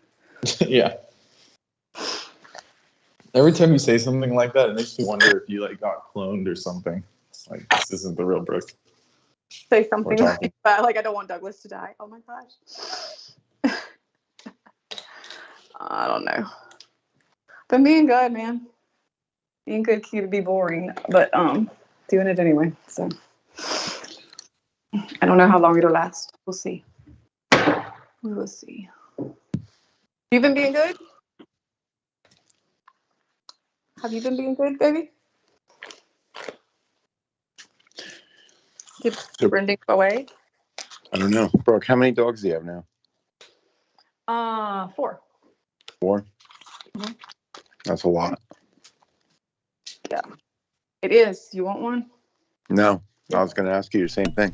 How many do you I just got back. What is it that we're passing around here? How many do you have, Brent? I mean, how many do you have, AirCD? 2 full-time. And others come visit. I'll just say that. Okay. Oh, like your girlfriends or something, dogs. I got you. No. Dogs or something. Oh no, there was a whole family of them. Dogs? What? Yeah. Well, why do they just come visit? Like, where are they living in the woods or something? No, they're staying with other family. Oh, I got you. You know, kind of spread it around. You mean the dogs are like under some custody program, like they were children or something? Kind of, yeah. So is it like kids when they come back from the other parent, they're all behaving funny? It's not too bad. Oh, okay. So what happened to Zogan? His phone died? I don't know. Did it? Yeah. Phone died. Why would he still show on here? I don't know. He just asked me a question and then completely silent. Wow. He said that he thought every time I said something like, I wish, you know, I really don't want Douglas to die. I mean, usually I don't want to anyway. And he said, he's like, every time you speak now, I'm just like, wow, this isn't Brooke. What did you do with the real Brooke?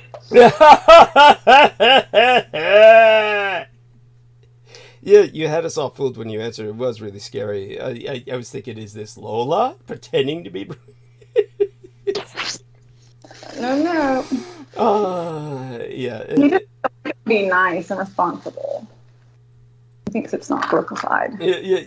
Every once in a while, though, you're glitching on the phone here. Not quite sure what the. Right now, I'm sorry. You're on speakerphone, right? That's what's doing it. Yeah, and maybe I'm fixing to go downstairs. I'm upstairs now. And like I said, I was finishing up here, so I'm gonna go down. I'll try. Okay. Oh, Brendan dropped. So there we are. His phone finally died, and he's, rest in peace to. He's. So it's just the 3 of us now, and of course, hopefully my recovery is on a fairly permanent arc for tonight. Let me drink this liquid Coke now. And checking around in the chat room, see if there's any further questions before I start launching into monologue. And of course, something might happen at any minute that'll interrupt that. Good, numbers holding up. I'll figure out where to start with this, and I think that. By the way, so Aristides, have you ever read the book "The Garden on the Moon"? No, but I wrote it down to look for it. Good. Good. And you can send me your email again in the private messages. What do you call it? The private Skype. The Skype between you. I'll send you an email so you have it again. Okay, there we are. Yes, you probably have sent it before, but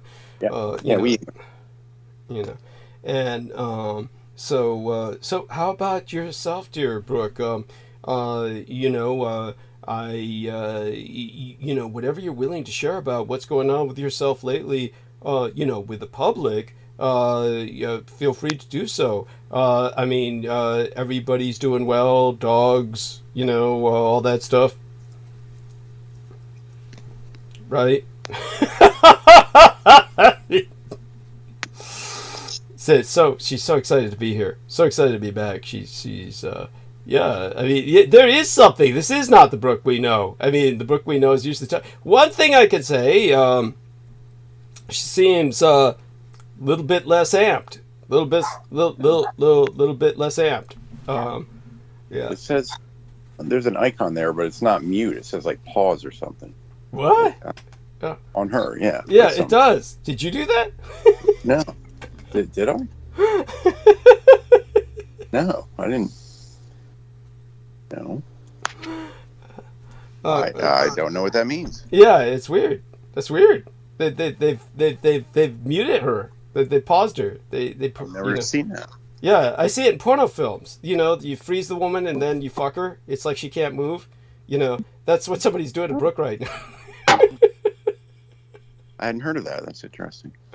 Oh God, what do they call it? Frozen porn or something? You know, they Brooke, honey. Hey. Yes. Okay. I'm not on mute. I'm sorry. I was yelling at the dog. Oh, okay. You were on pause. It was really weird. It didn't say mute. It said pause. Oh yeah, because I had to click over it. My mom was calling, so I had to click over real quick. Oh, is she all right? Yeah, she's fine. I went and got the car, and I had to meet her to handle some of that. So she had was going home late. Yeah. You come by here, and so I got my new car. So that's happy. I'm so excited for you. I know, I'm so happy. Yes. And, very happy. And everything's worked out as well as it could with the other stuff, right? So far, so good. So I got my money for the car. Got the everything with the rental hopefully squared away. And Did you put this little hands in a heart sign when you sent me that when you paid me back? You put the little hands in a heart sign. That was you, or did that come automatic? That was me. You did that. Oh, thank you. That's so touching. That's really touching.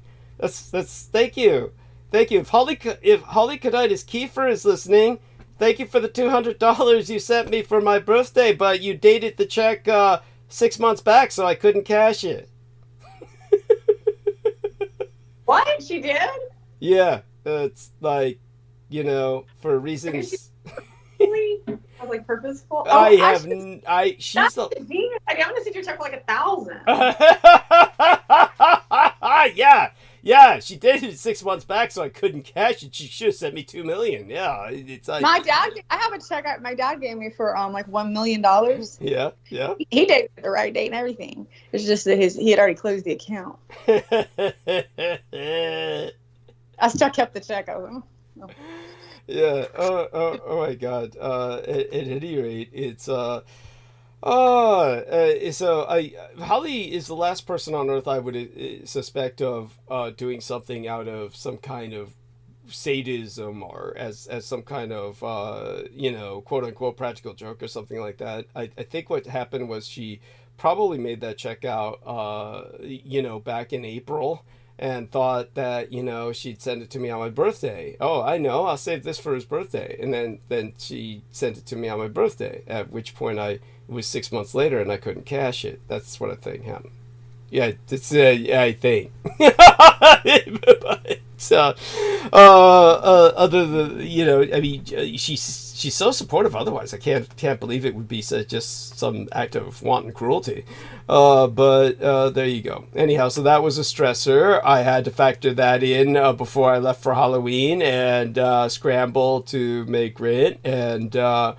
After having budgeted that in, had to budget that out.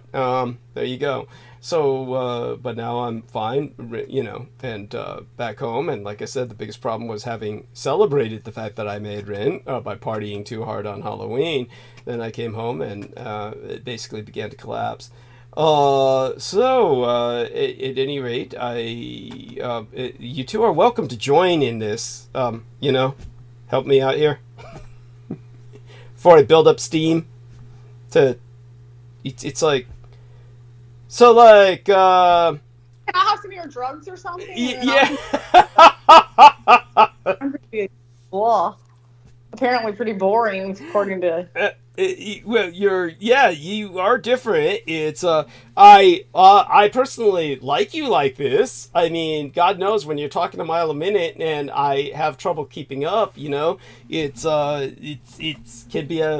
can be a bit of a pain. I don't know, pain's not the word for it per se, but you know, but hey, you know, maybe it's not that I dislike you like this, but at a moment like this, I'd appreciate your being a bit more talkative.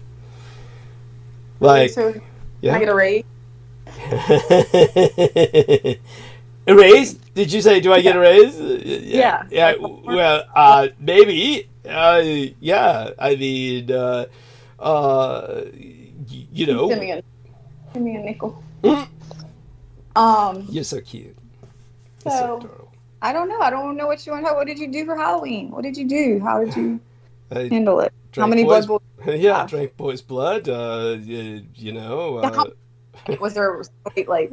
Did you have some favorites? Were they dressed up? Yeah, no, they always garnish themselves with you know, glitter and the like. Garnish. The garnish like food. Oh my god, so perfect. Garnish is important. I mean, the look of a dish is everything. It's what makes it. It's what makes it so edible. By the way, ÄLMRY:FADI says hello and good night, wonderful human beings, Mr. Douglas Dietrich and Team Dietrich. Yes, that's right. And Mark H says the stream sounds fantastic tonight, Team Triple D. God bless thee, and thank you. You too, Mark. You should join us sometime.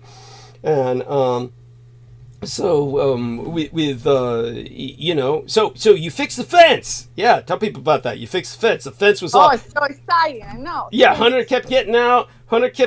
She was in tears. 45 times. The neighbors were literally like, "You're lying. You're not fixing the fence." Because like they would bring the dog back.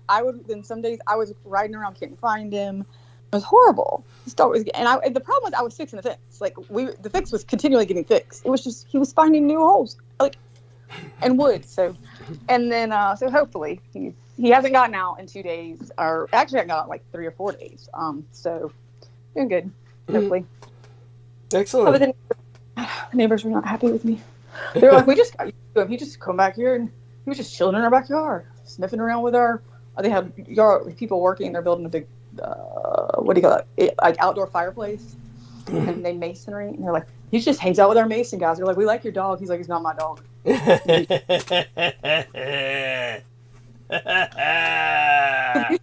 goes around, he just starts sniffing around my yard, just kind of sits down, hangs out, and goes on.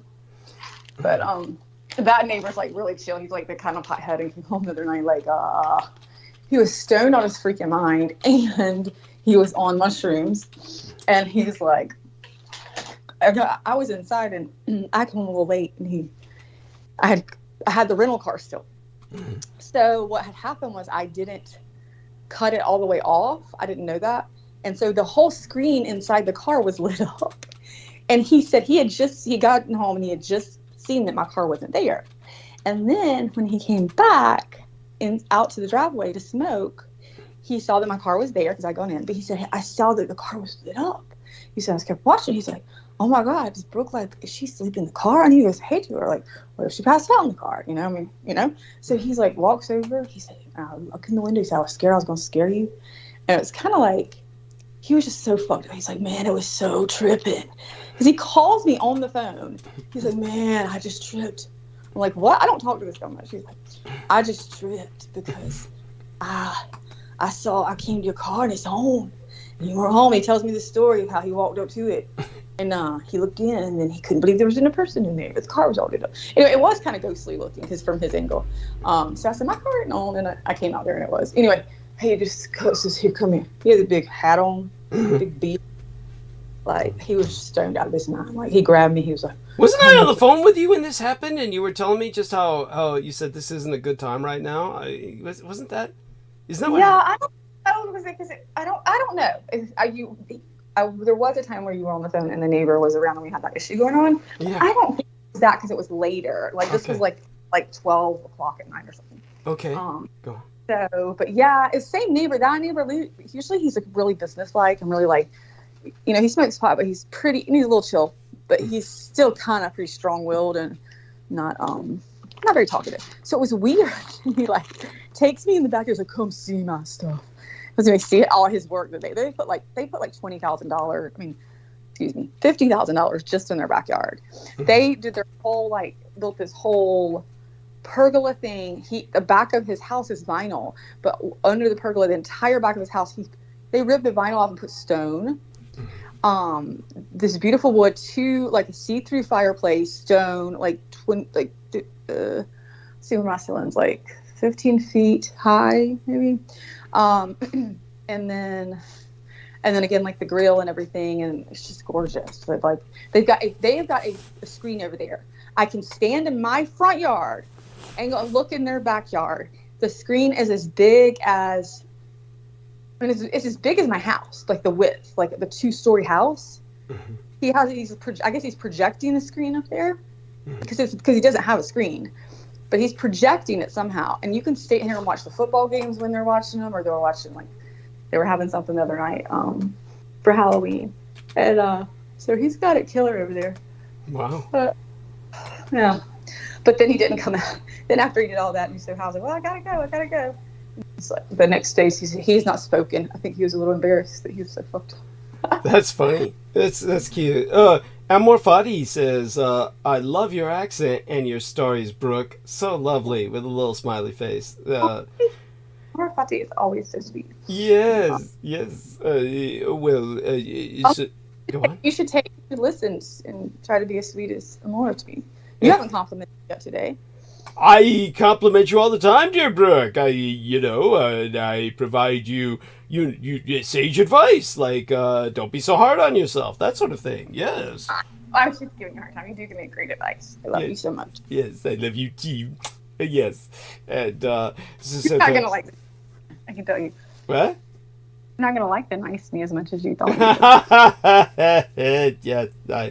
Well, it depends. I guess there's advantages and disadvantages to everything. I mean, certainly the nice you isn't as good at burning bandwidth as the mean you.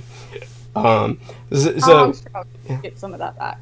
Yes, I'm sure we'll get some of that back. And then what happens to Aristides at moments? Does he just retreat into Aristides? It's because you're an engineer, right? You just there's this. What? Yeah. So you retreat and basically keep to yourself a lot when you know it'd be nice if you could interact a bit more aggressively in these conversations. Okay, yeah. Sometimes it just needs to be the right time. Sometimes I'm just kind of tired. I mean, yeah, it is late. Yeah, that's true. It is late. It'd be nice if I had a pile of cocaine here, but dude, you're an engineer. You could afford it. I mean, conceivably. I mean, is it? I might not be able to afford how I felt tomorrow. Don't make me choke on my liquid coke. Yes. And Brooke, you seem to be feeling okay yourself. How you feeling?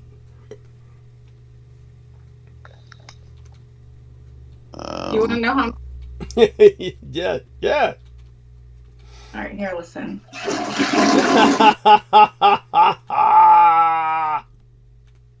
There you go. Yeah, that's how I felt when the show started. No, it was awful. Vasodepressor syncope really fucking sucks. It is horrible. There's no describing it.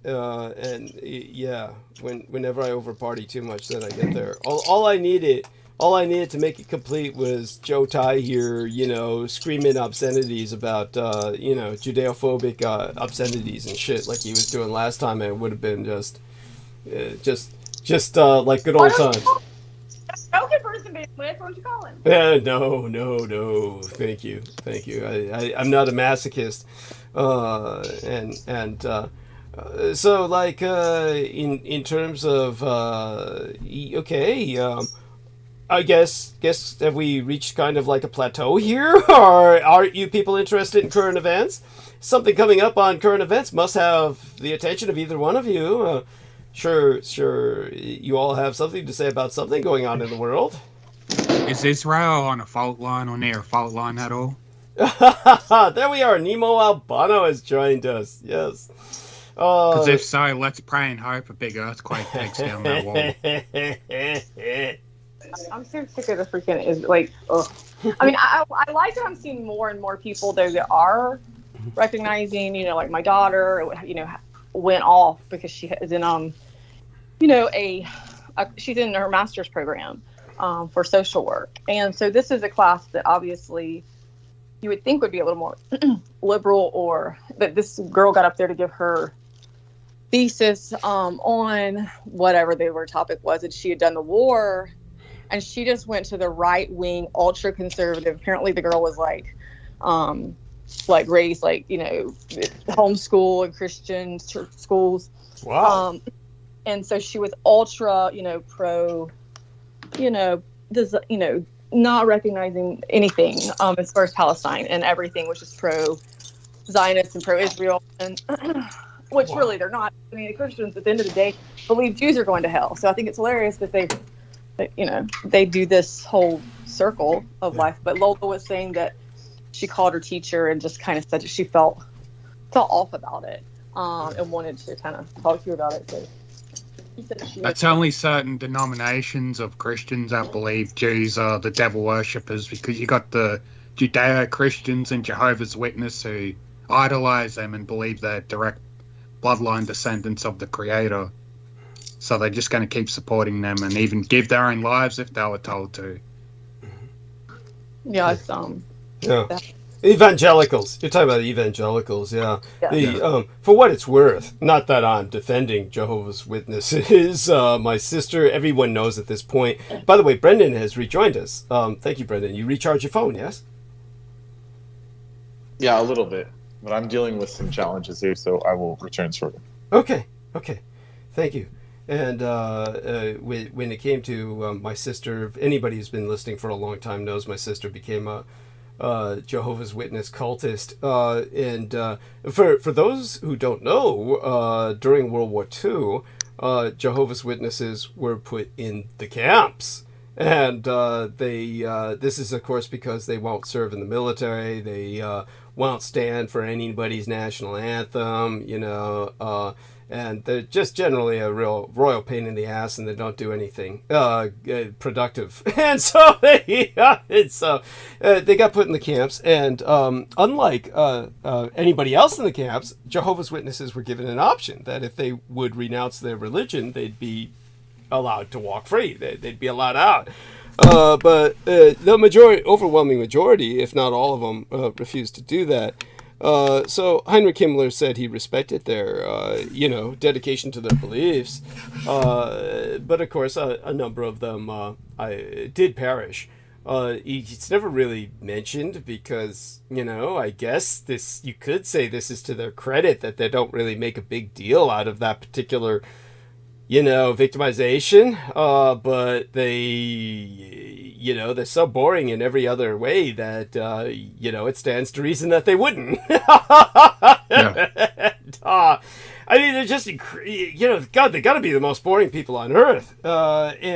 You could make them do labor work, and they're not going to bitch about it for decades ahead on. Yeah. By the way, the normal rumor, or how do I say it, the reputation that they have is that they're the only places that show up to a convention site and leave it cleaner than it was before they came. They do the labor for free anyway, in a sense. But overall, they're such horrible people in other ways. But sexually repressed. Anti-sex to the max. Yep. I mean, they are. Yeah. Anyhow, how did you find this out? I mean, you had any relations, or how did you come? I've just heard about other people's stories being involved with those religious cults, and it just sounds horrible. Oh, it's horrible. Yeah, there's no describing it. And then what was my point with it though? Was that okay, so they don't make much about the victim thing, but at the same time, a number of them died in the camps. So what else was I going to say about that? The labor work stuff, or there's something after that. It was something about the I can't remember what it was, but overall they don't bear too much talking about. It was the Jewish thing. They how would I say it? It's like so you make them do labor work and they'll bitch about it for eternity. Oh God, yeah. Oh God, yeah. Yeah, the Jehovah's Witnesses, how would I say it? I wouldn't call them, they're not Judeophobic, it's just that they definitely don't consider themselves Jews. They don't consider the Jews to be anything special. It's like they just think they're special.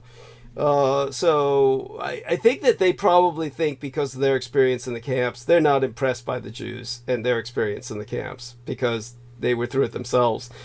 So that's the only thing I'll give them credit for. That's what I would give the Jehovah's Witnesses credit for, is that they're not impressed by the Jews because they themselves were there. Which of course, Jews would deny that anybody else was in the camps except themselves, for all intents and purposes. At times, depending on their agenda, they might say, yeah, there were other people in there, gypsies and, political dissidents and the like, but more often than not, they're too busy just talking about themselves. Right. So that being said, I'm surprised. So what was Brooke saying? Brooke, you there, honey? Let's see if she comes back to us. Here. Yeah. So, honey. What do you mean? Oh, yeah. So I was just So what I can't understand is Lola goes to this really liberal, progressive school. As a matter of fact, all her life she's been kind of liberally, progressively indoctrinated to the point where it's almost insufferable, the way you describe it. Almost kind of like she's, would be offended at various things, even I would say. Right. You're telling me there was some girl who's in that school who somehow was homeschooled to at least a certain point in her life, yet then somehow wound up delivering a presentation? So Lola graduated from Furman, which is actually a very liberal school, although it does have some Christian roots. It's a very liberal school. Okay, that's where she got her political science degree. So she has her 4-year degree there. Now she started a master's program through our university center. Mm-hmm. You can do your master's, and it goes through. You can either go through Clemson or USC, the University of South Carolina. And she's doing it at University Center, and I can't remember if it's Clemson or USC that she'll have her master's from. But so therefore, if she's not really at a liberal school, it's just would be considered a public master's program, a public school master's program. This girl, I don't know where she went and got her 4-year degree from.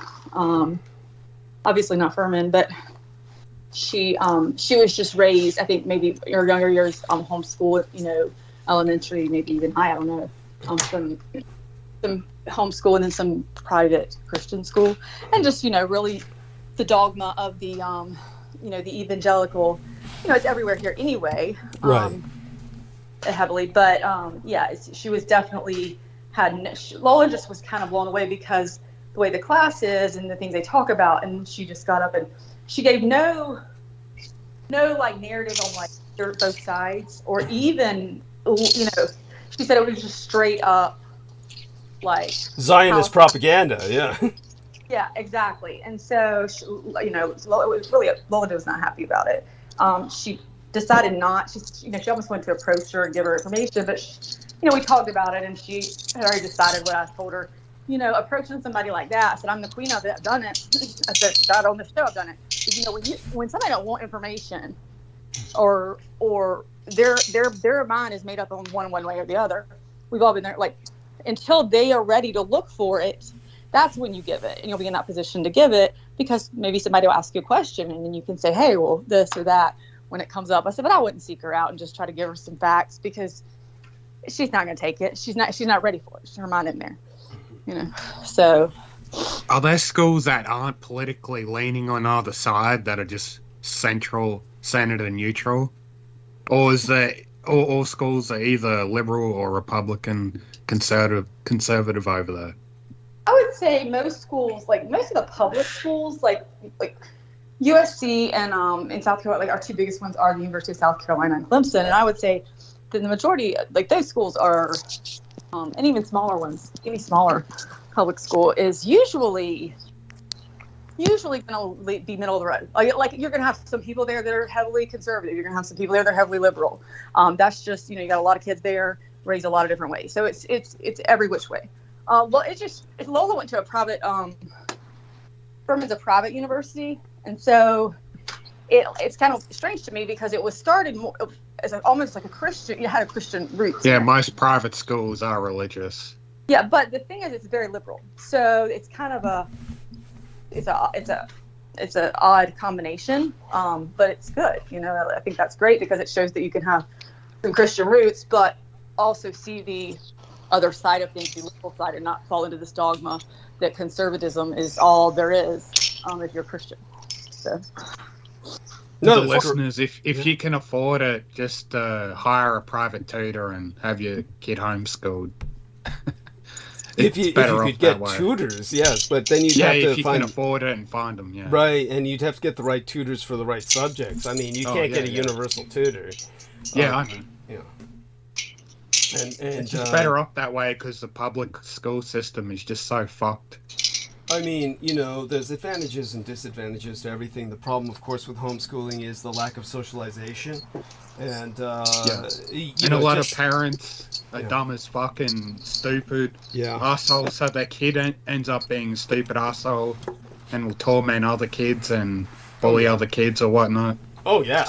Yeah. No, it's awful. I mean, the public education is so important simply because of the socialization aspect, and getting kids socialized is so important, or they won't be ready for the workplace.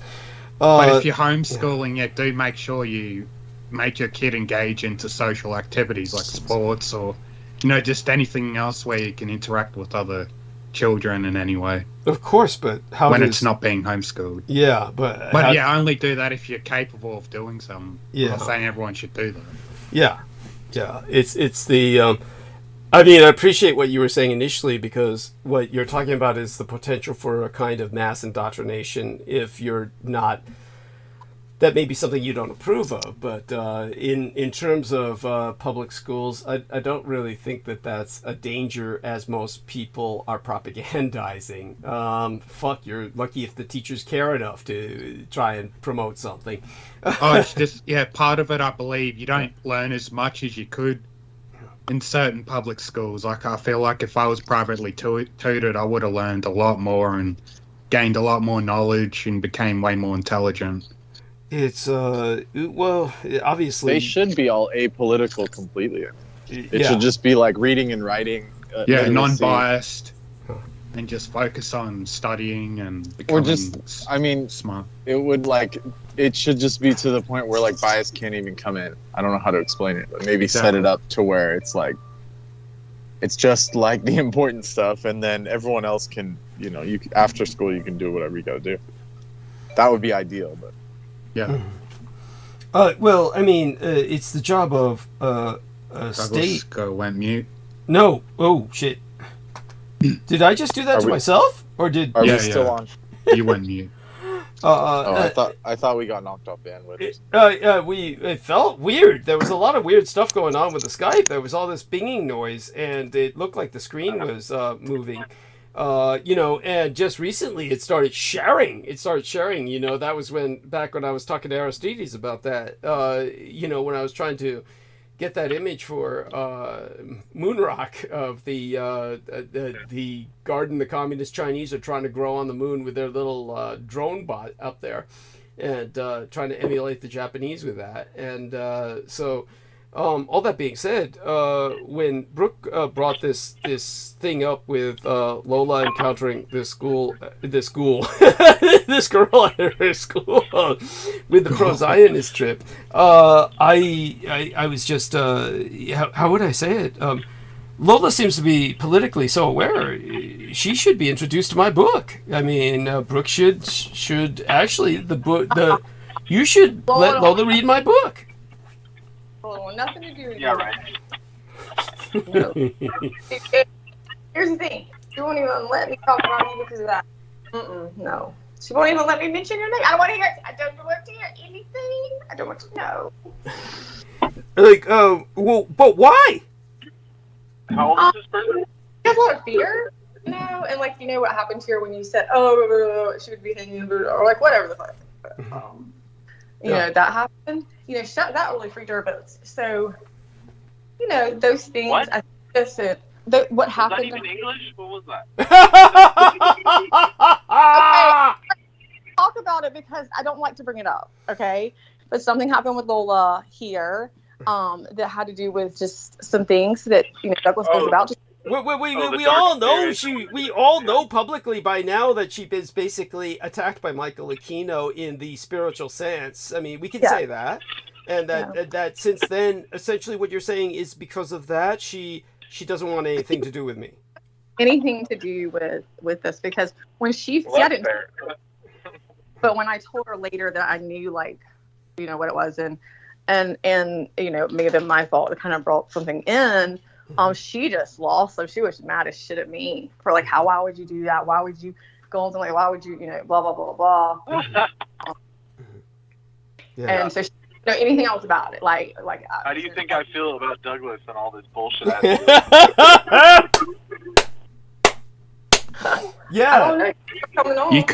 You could drip feed her knowledge regarding certain important topics that Douglas addresses. That's Don't right, have to be reading his books. Heck, why don't you try and drip feed her knowledge? I mean, this girl's tougher than me, so I don't know what you I don't have the patience to directly, personally inform other people about this stuff. Yeah, that's a good way to put it. Like, I raised her for 20. She lived with me 23 years. Okay, I would just like to meet her and get my nails done and have lunch and not discuss anything that is going to set that child off. Wow. Gee. Fair enough. Yeah. I know. I mean, totally. I would. I mean, and I'm actually.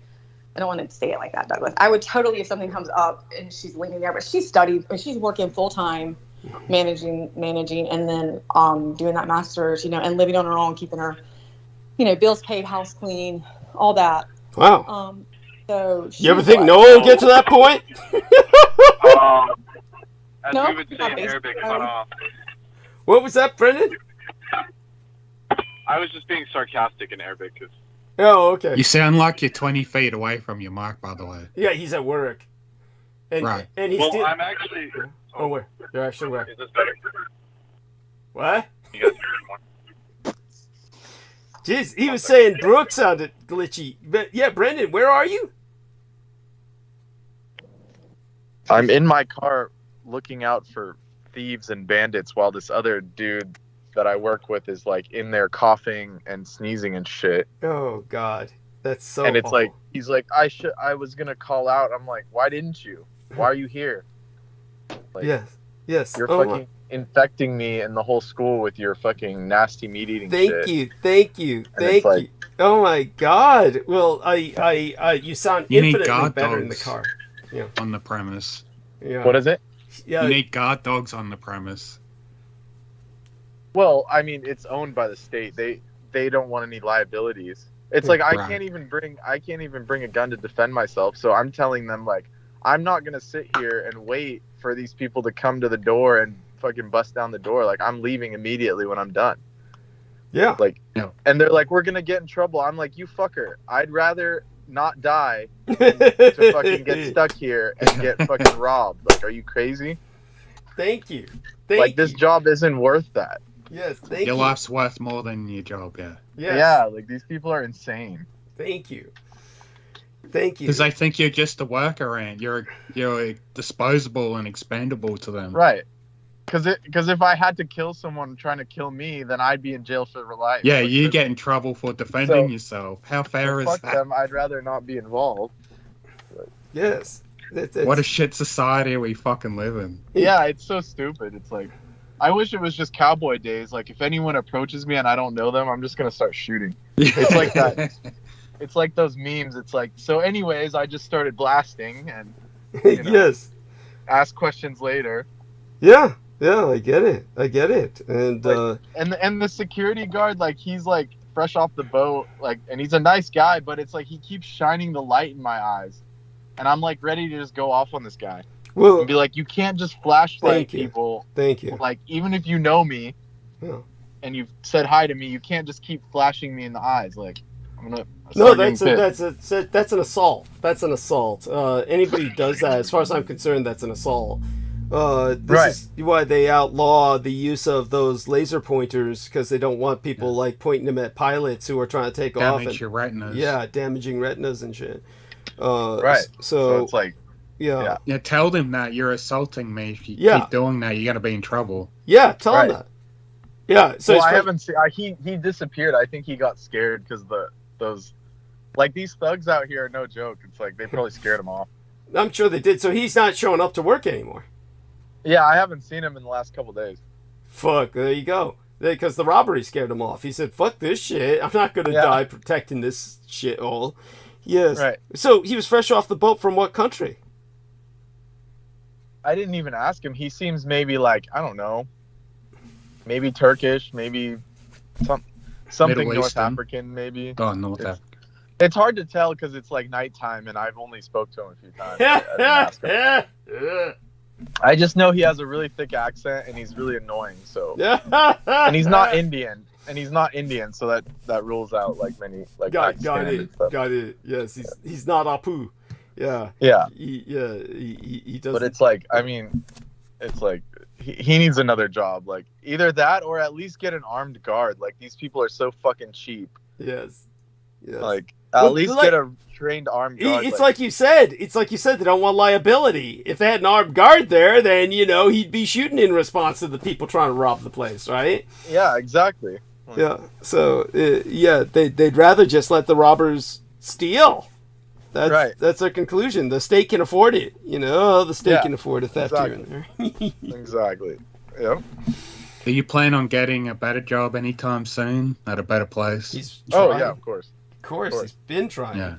You know, he had the, he was applying with, different dispatch offices, and he should continue to do so. The one stupid sheriff. Yeah, I wasn't able to get a job because of my association with Douglas. Thank you. The police department didn't want me. Thank you. That poor bastard. I've destroyed Brendan's life.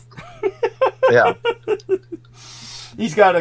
Once they looked up my name and shit, they were like, they called me scared, and they're like, I'm sorry, like, they said it got sent to the upper, like, they literally said it got sent to the upper level. The personnel file got sent to personnel management, which means it's like above all of the HR department. Yeah. So whatever they saw, it wasn't nice. Yeah. Yeah. They said, God. I got relegated to like Douglas's, what would be the word, like espionage level. They're like, this guy cannot be employed. Yeah, thank you. Wow. You've been blacklisted. Yeah, now. I've been blacklisted because I know too much. It's like once you know enough, it's like you can't do a job like that casually. Yes. It's so sad. So sad. I'm just I'm sorry. What is it again that you specialize in? It was my professionally? fault. I worked with you. It's not like you forced me. True. It'll pay off in the end, we hope. Yeah. Just the knowledge itself is enough to keep me out of ever going, dealing with any of these people. So that's actually a blessing in and of itself. True too. And it's like once you know about the Edomites, it's like you're never going to get involved with them if you're smart. It's true. By the way, for those of you who didn't hear Brendan because he glitched a little bit, once you know about the Edomites, you're never going to get involved with them if you're smart. And it's amazing how many people that were on this program who ran directly to the Edomite siren call, but then, of course, they were always part of them. They were always there. Right. Yeah, because no sane person would, take a look at Brooke Gibson. She stood them off. She just told them to go fuck themselves. She stood up to them. And she paid a price to an extent. She's had a lot of misadventures lately she has not shared, and I'm not going to share for her. But I do want people to know that one of the reasons that she's a little bit subdued is she's been through a lot that she has not been sharing. So we'll go into that some other time when the time is right. Well, she briefly touched upon it when you were gone about the accident, so it makes sense. Oh, okay, there, okay. That's one aspect of it. Yes, that's right. Yeah. Oh God, what did you share about the accident, honey? I didn't share much. Okay, Douglas. So everything, just keep your little mouth closed, okay? Yes, honey. Yes. Oh, you want me to share? It's not coming out today, okay? Got it. Yes, that's I right. just told him I got the rental car. Yeah. Yeah, that's all. I'm sorry, I got the new car, basically. No, yeah, it's fine. We can skip past it. But anyways, like the way things are going, I think this is the least of our problems, as you know. Yeah. You know. Yeah. That's right. I mean, go on. What was that, Brooke? Just before you went mute? I said, yeah, I think that's true. Yeah. Okay, so what I'm going to do is I'll be gone for a few seconds. Do me a favor, you wonderful people, Brooke, Brennan, Nemo, hold a three-way conversation. I'll be back in just a few minutes, okay?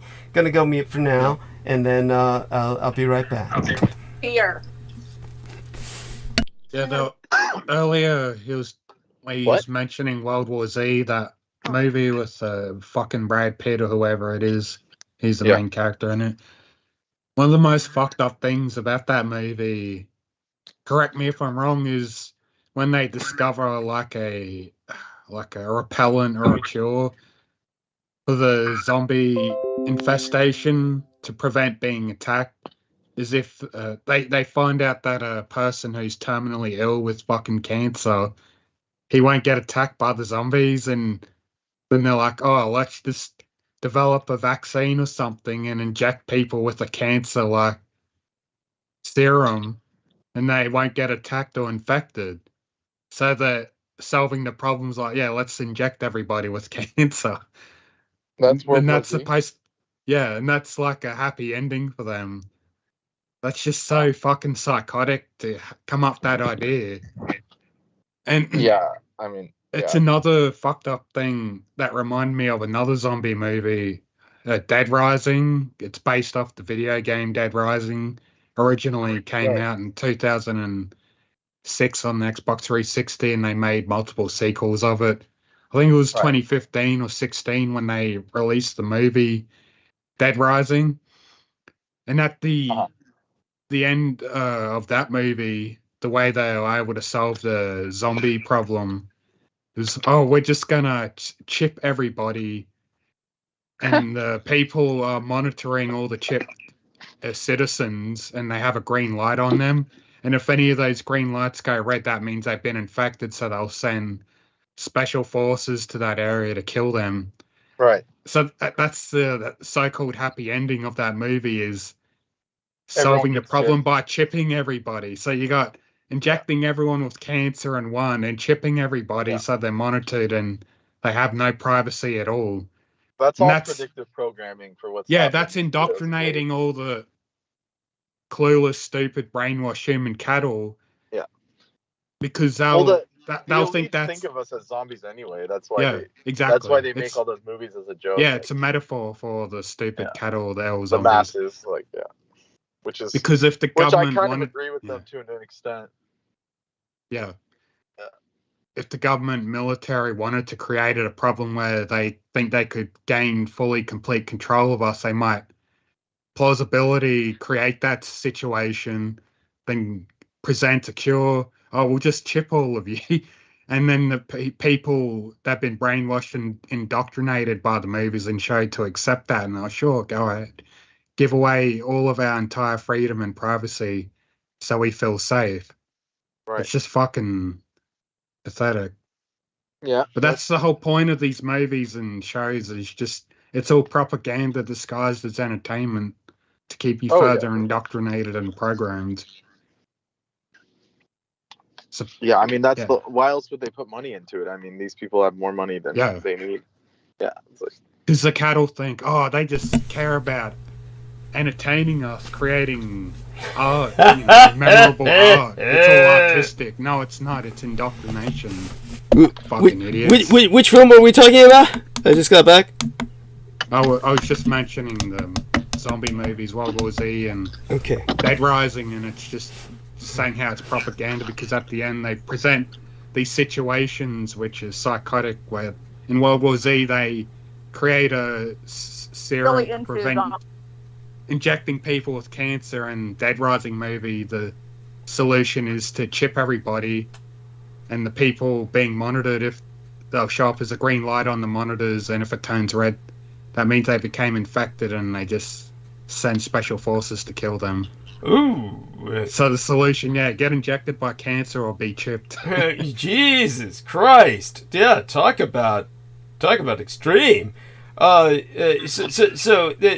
don't get it. In the movie World War Z, that wasn't in the book, so that's new to the film. What did they? Yeah. What they present this as a good thing? How? Is this a yeah, go on. When the zombies are invading Israel, they jumped over the walls and started killing people. They noticed, there's this kid that has cancer or terminally ill, and the zombies are just running right past him and not attacking him. Yeah. And they're like, oh, wow, they're not attacking this kid with cancer. And then eventually, I can't fully remember, it was years ago when I saw it, but then it's came it's not a cancer, it's like a pathogen. It's like a pathogen. Yeah, okay. Just something like that. But here's the kicker, Douglas. It says, Pitt, the character of Pitt, eventually figures out that zombies are susceptible to the cold. Yeah. As a result, as the temperature, like the cold, and as a result, the Russians are able to defeat the undead threat permanently. Right. So the Russians are the real hero of that film. I think you mentioned that, actually. Yeah, that's right. I brought that up before. And and in the book World War Z, there is this pro-Russian kind of bullshit, and even a pro-communist kind of attitude. But that's very Jewish anyway. That's almost. But here's here's the part about Lane infects himself with a pathogen that can hide him from those who are infected, and he's able to walk past the rampaging zombies unharmed. And how does that, what does that mean for the, so does that, what does he do with this power?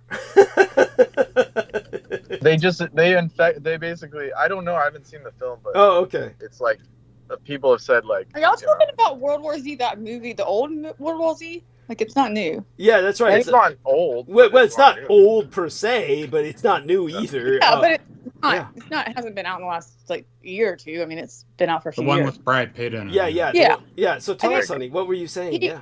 I think what he does is, so when he gets injected with that, the way it works is it saves him because he can go past the zombies and realize that he can't they can't kill him. So then he can go get more things they need, right? And I can't remember how it ends. I mean, either what do they inject everybody with that shit, or they get some way.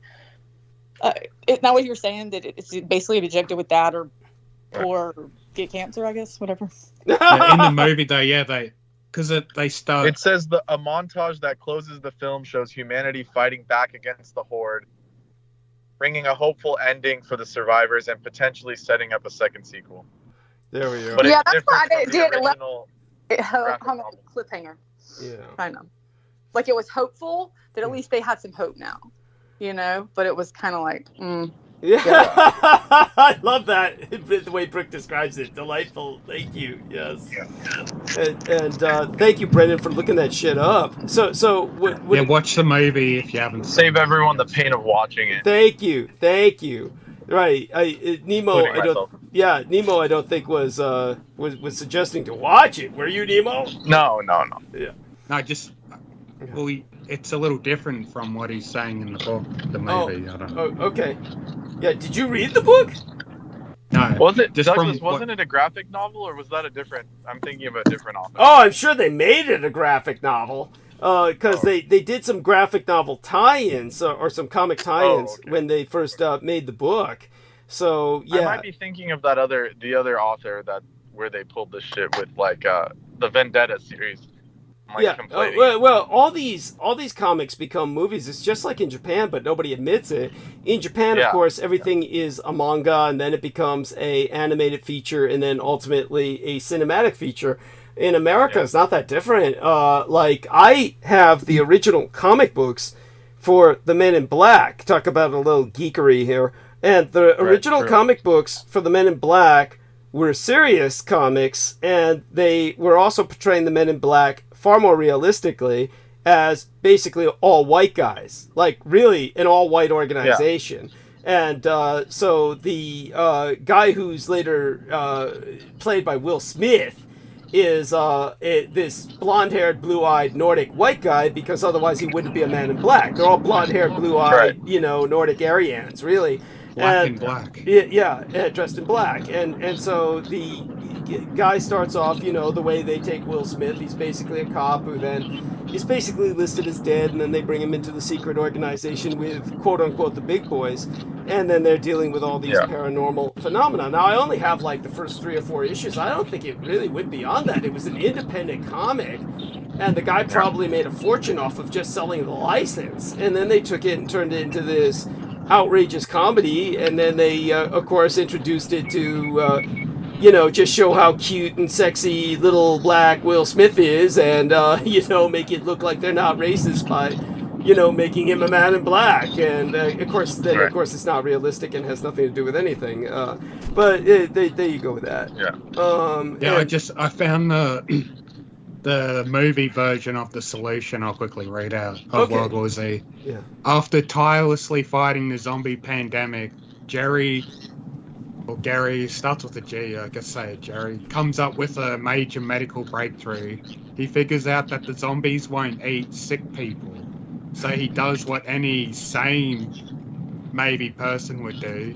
He injects himself with a strain of a terminal but curable illness to prevent being eaten by the zombies. How can it be terminal but curable at the same time? I don't get it.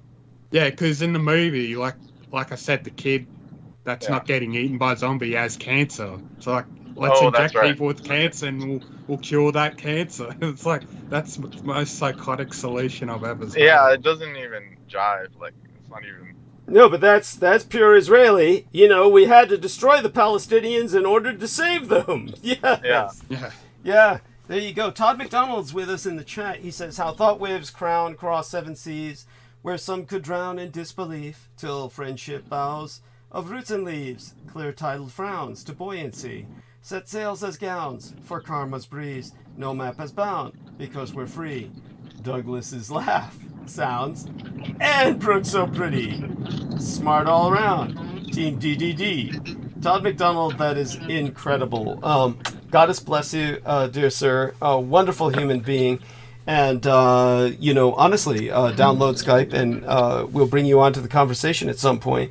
Tonight's pretty iffy because, of course, my earlier syncopal collapse episode is still something that'll leave me fragile throughout the rest of the night. But when did you have a collapse? It was pretty much the worst of the symptoms. It didn't go into a full-blown collapse, but obviously what happened was I partied really hard throughout the Halloween holiday. And I will confess, as I shouldn't do, I ate a lot of solid food as well as the blood drinking, and the solid food is what does it. Of course, it's what kills me because my body's not meant to digest that, but it tastes good. You see, you can't help yourself because it tastes good. Of course, Brendan's a lot more disciplined. You ate a bunch of buffalo wings, or what was it? Hey, a lot of different delicacies. I actually, I'm just being. Yeah. It's but not buffalo wings. Nothing against buffalo wings, but obviously that's more like a bar food, and no delicacies. It's just the food's just available at the estates that obviously I can't eat with my home delivered Meals on Wheels. So you just get you taste it, and then it's after a while you can't stop now. And it's purely for the taste because like I said, it just sits in my stomach, and then. Well, of course, then by the time I came home, the effect of coming down from the drugs combined with, all that shit going through my intestines, waiting to, it depresses the vagus nerve. And I basically came close to a syncopal collapse. So it felt like I'm dying. It felt like I was dying, which is what it feels like. It's just awful. There's no describing it. And so at the time that we started the... transmission, I was still pretty fragile. It sounds like skinny people problems. Like I feel like I can eat a lot and be fine. Yeah, it's a skinny person's problem. It truly is. Well, you're not fat, right? I mean, like I said, you look like a young I'm not, Buddy Holly. but I could definitely be gluttonous. Yes. I have been fat in the past to the point where it's like ridiculous. Tell people about that. You were captured by this fat woman, like in the movie Misery, and she like just stuffed you full of food. Like that was her perversion. That was her, Right. you know, disgusting, so horrible. Yeah, fat people are sick. They want to make other people like them. It's like zombies want to make other people zombies. Fat people want to make other people fat. Because they're so miserable. Yeah, they want to make others miserable. Yes. Yeah, there you go. Yeah. That's a good way to put it. Oh my God. And so the only way that Brendan survived was walking miles to work and walking miles back home, and that's when he heard Douglas Dietrich, and that's how his life got fucked. Yeah. Then once he started coming on to the Dietrich show, then he couldn't get employed, and the cultists started hunting him. Yes. It's yeah. Well, I was being facetious about that. Like, I'm almost certain it has to do with my dad's criminal history, the way they won't hire me. Oh, that's right. That doesn't help either. Yeah. So, Brooke, did you hear the man, Todd McDonald? He added you into a poem, honey. He said how pretty you are. Did you see that? No. Where is it? It's in the chat. Okay. I'll look at it. I'll look at it right now. But I wanted to say, speaking of like not getting fat and staying thin, what was that thing that Brendan you were going to look up and try to get from like the Nigerian or Katha Julius. Tell her, Brendan.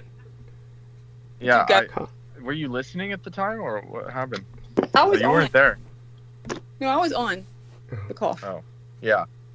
I haven't had time to go to the Ethiopian spot in the town, because I live in the hood. I can basically access any kind of minority group.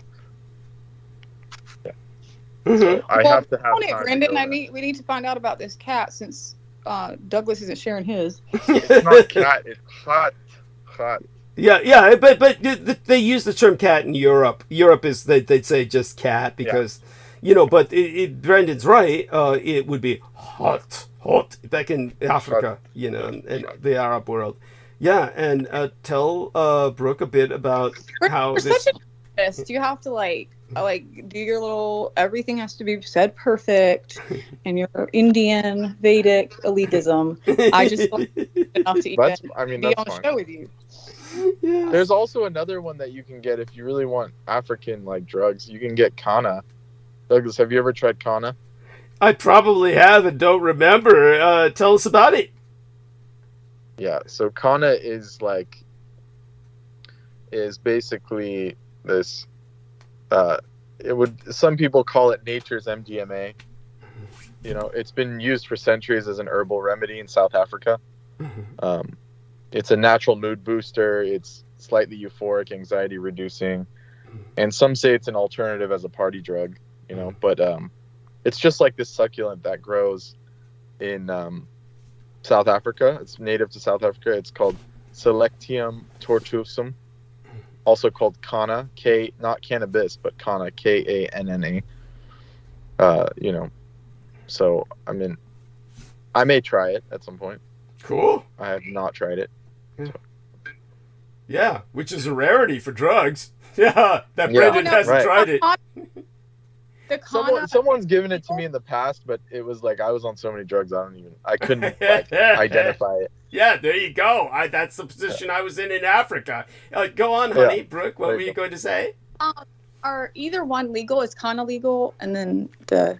Of course not! Of course not! Well, Kana is actually, believe it or not. It? Kana is, but Kat is not for some reason.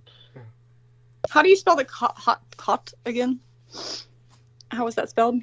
What? Why do you want to know? She wants some. Yeah, but I don't recommend it for you. Yeah, that's what I'm saying. That's what I'm getting at here. I think you're enough stimulation. Yeah, I was about to say it's just another stimulant, honey. Why would you want that? Because I, was quitting the Adderall and all that, and I don't want to get fat or having a couple fat. It's not like that kind of thing. There's a reason it's hard to get because it degrades quickly. It's unextractable. That's why it's Okay, you have what to know are someone you that grows it, or what is your point in getting to it degrades quickly. Okay, thank you. So like Brooke said, it's not a good. I'm not saying you can't get it. I'm saying you'd be better off doing something else. Yes. That's why I brought up Kana. Yes. Okay. Yeah. The cocaine deal. Fine. but like Brooke said in return, and it is a valid question. So she said, "Why are you seeking it?" The cat, you know, the cot. Well, that is for my own ends, my reasons.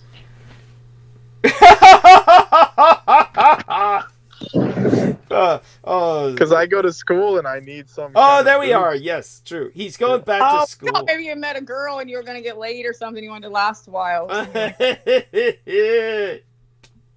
I forgot. I don't need caught for that. I just need a girlfriend. That's like there's missing. If you want to last longer, just think of your grandmother. Oh my God, you're sick. That does not help at all. I don't. Where does that come from, Nemo? Where does that would just make you not last at all? I think it'd be over and done at that point. Yeah, where? Well, it was a joke. It wasn't serious. Oh, okay. That's but it could be taken as a compliment. Maybe Brendan's got a very sexy grandmother. You know, I mean. I will say Brendan's grandmother does not. She's like, what do you call that? Like a mother. She's dead, but yeah. She's a gilf, like a milf, but she's a gilf. Gilf, that's what they call him. Grandmother, granny, I'd like to fuck. Yeah, gilf. Yeah. Yes. I mean, that's not possible because they're not on this plane anymore. So, understand. or that being's not here anymore. You know. That's so. Tad Ricketts says, "Nice to hear Mr. Young. He is old school. Mr. Ricketts, we love you, but it's okay. it's okay." At this point, we might as well just. It's like a guessing game. Whoever just guess which one it is. Yes, Troy Bellamy. If you guess wrong, you guess wrong. Yeah, Troy Bellamy says, "Welcome back, Brooke. Hi, Nemo, Aristides, and the rest of the crew. I'm listening." And El Nemo saying hi to Troy Bellamy. So, Troy, why not join us for a little bit? Hey, dog. Yeah. Yeah. You didn't get to answer my second question. If it's okay with you, would you be able to tell us if you know the exact locations where they did the neutron bomb detonations? Oh, yes. Okay, so that was at Nevada. It was in Nevada, of course. Basically so if you ever take a let me see if I can find this for you. There's a map that shows it perfectly. So give me a second here and just play Resident Evil 1.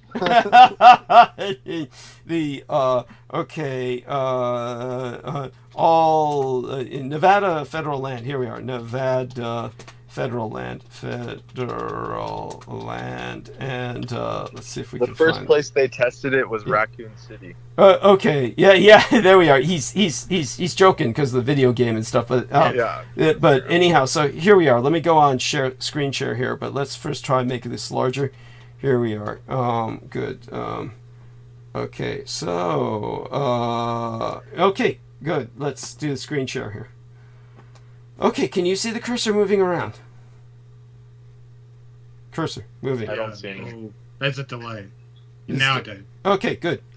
It's loading. Yeah. Okay, good. How about you? Brendan? Brooke? How about Brooke? You see this? Aristides? You know, cursor moving. Anyhow, so I'm going to go take you here. Yes. All right, so Nevada owns less than 20% of Nevada. And it says, why? Nevada, 86% federal lands, 14% state lands. See that red? Yeah. That's all fucking bomb testing. That's all bomb testing in Nevada. It's all red because it's glowing with all that radiation. I'm not shooting you. Exactly. Yeah, the green is also completely radiated, but the people live there because they're ignorant of the fact that they're glowing in the dark. Yeah, the green is all the people glowing in the dark who live on the 14% state land. The red is where they've nuked it till it glowed. They're like radium watch dials. Yeah. For eyes. Yeah. It's like so. I would imagine the cancer rate must be very high over there. You like the way I know people from all over Nevada, like that moved to California. I've met them, and none of them are normal. There's not a single normal one. Thank you. Yeah, no, they're definitely genetic issues. Like there's almost no denying that. Like I don't think they've ever done tests for like suppression reasons, but like if they tested the population, it would be clear. Yeah. Thank you. Thank you. It is like and all I can say is like phosphorescent urine. It's like but anyhow, so this is where they tested it, but all the winds blow to the west, so they all blow to the rest of the United States, not to California. So basically all the winds blew the neutron radiation. Luckily, I guess you could say in some ways, fortunately, it didn't hit major cities, but it hit certain places in the Ozarks and the Appalachians and these like very, very impoverished communities where then they prionized. And then they had to send in police units to kill everybody. This is why police respond with killing everybody. Is this the reason of those deserted fucking small towns in the deserts where there's no people there because they were probably infected from prions and exterminated? Yes, it's certainly in certain cases. Certainly in certain cases. I can guarantee you that. Yes. They couldn't use the National Guard because National Guards comprise the locals. They'll tell the public. And they'll tell the public. So they had to use like FBI, SOG, or Special Operations Group, ATF. This is why when they sent these police units in like ATF, then they kill everybody because that's their background is, we're supposed to go in and kill everybody. They got so used to it, so indoctrinated, that's what they do. At any rate, it is what it is. I mean, all I can say is that America's fucked up in so many ways. But it looks like the immediate line of fire for those tests would be like Utah and Colorado. Oh yeah. It'd be like, it's just basically the rest of the Western United States. But like you said, Utah's totally fucked too, and they got a lot of weirdness going down there. Cancer rates are through the roof, but most of the wind blows a lot of cancer up towards the Lutheran areas of the mid part of the United States, up in the north mid range. That would be like. So where Laura Lee Solomon came from, it's like they are trying to exterminate everybody downwind. Then a lot of people down here in the Southwest too, but mostly it's like, Utah and shit, just like you said. And so it is what it is. I think that hopefully someday the government will be exposed for what it's doing. It's just sick. I think with the map that I just showed you shows you the nightmare of the situation. It's like, who would live in Nevada? But that of course is where fucking what's his name? Art Bell was brainwashing the American public for years out of Nevada. The shadow people. Yeah, stupid motherfucker.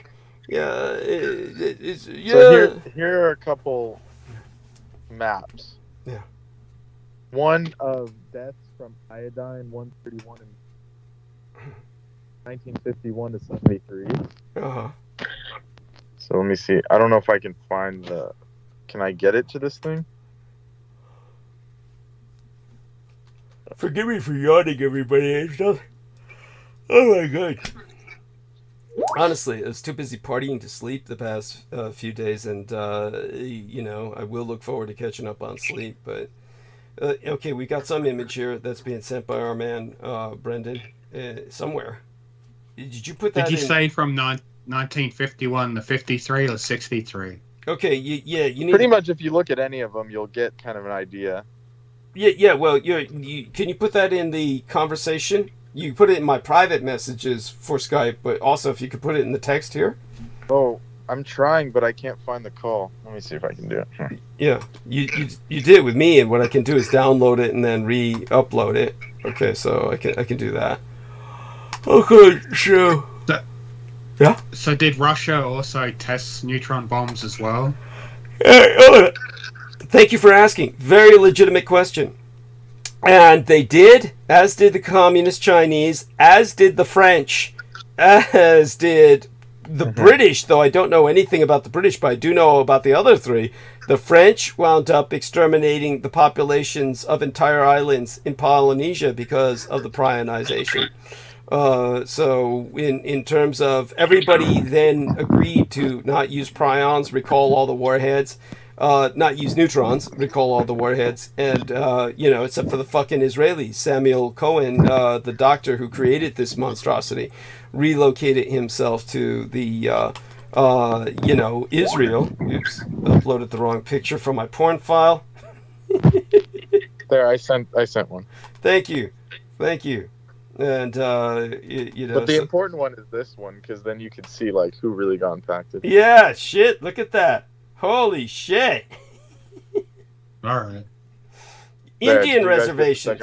Yes, they're exterminating everybody in the Indian reservations. That's what they're trying to do. Just wipe out the Indians.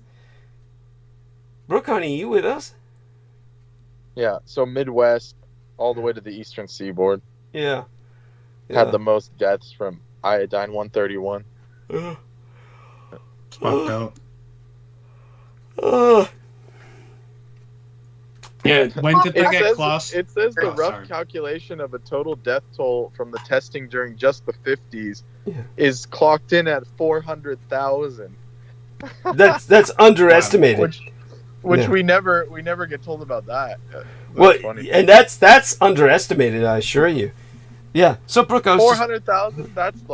That's almost 500,000, and that's underestimated. Believe me. Where were the lockdowns for that? You know, that's what I gotta ask. Yeah, there you go. Yeah, no lockdowns there. Yeah. No, it's like they were neutron... having tea party, or they were having like cocktail parties watching that shit. Yeah, they were. What were you gonna say about neutrons, Nima? The neutron bombs, because they were originally classed as atomic weapons, and the laws were passed where they had to be dismantled, but didn't they do a loophole to class neutron bombs as energy weapons? So that's why Israel still has them. When was that, when they classed them as energy weapons and not atomic weapons? Well, I mean, everything you say is true, but none of that applies to Israel anyway. It wouldn't matter whether they were energy or illegal. The Israelis don't obey anybody's laws. Remember, theoretically, no one is supposed to have nuclear weapons except the 5 Allied powers from World War II. But, my native Taiwan has them. The South Africa developed them. And the Japanese have them. Yeah, and the Japanese most certainly have them. Germany had a number left by the retreating Soviets. It just goes on and on. I mean, proliferation has been, a nightmare. So basically, Ronald Reagan restarted production of the neutron weapons in 1981. It was the last warhead was dismantled after George H.W. Bush, the senior, 1992, following the end of the Cold War. He basically said we've got to start destroying these things. There's no justification for them. And so the last of the warheads was dismantled around 1996. And it was the 1999 Cox report that indicated Red China was able to produce neutron bombs. But after the one catastrophic test, of course, they never deployed them. Samuel Cohen was interviewed in 1997 for the last time that I know of. And that's when he was claiming that China and Russia both had maybe some neutron bomb stockpiles, but he is basically trying to rationalize Israel having them, because he did confess that Israel has hundreds of neutron weapons. So you see, this requires a maintenance industry in order to make certain that these weapons can be functional when deployed. So, the communist Chinese and the Russians, well, the Russians definitely don't have that. And as for the communist Chinese, after the incident where they blew one and, of course, experienced the consequences, they just simply dismantle. There's no benefits for having a weapon that does more damage to yourself than it does to the enemy. But when it comes to the Israelis, they don't see it that way. They see it as they're going to blow it outside of their nation, which is a small nation, and therefore contain it with their goddamn wall. And not only that, perhaps they have this insane idea that that trip in the film about injecting people with cancer is certainly was not in the book.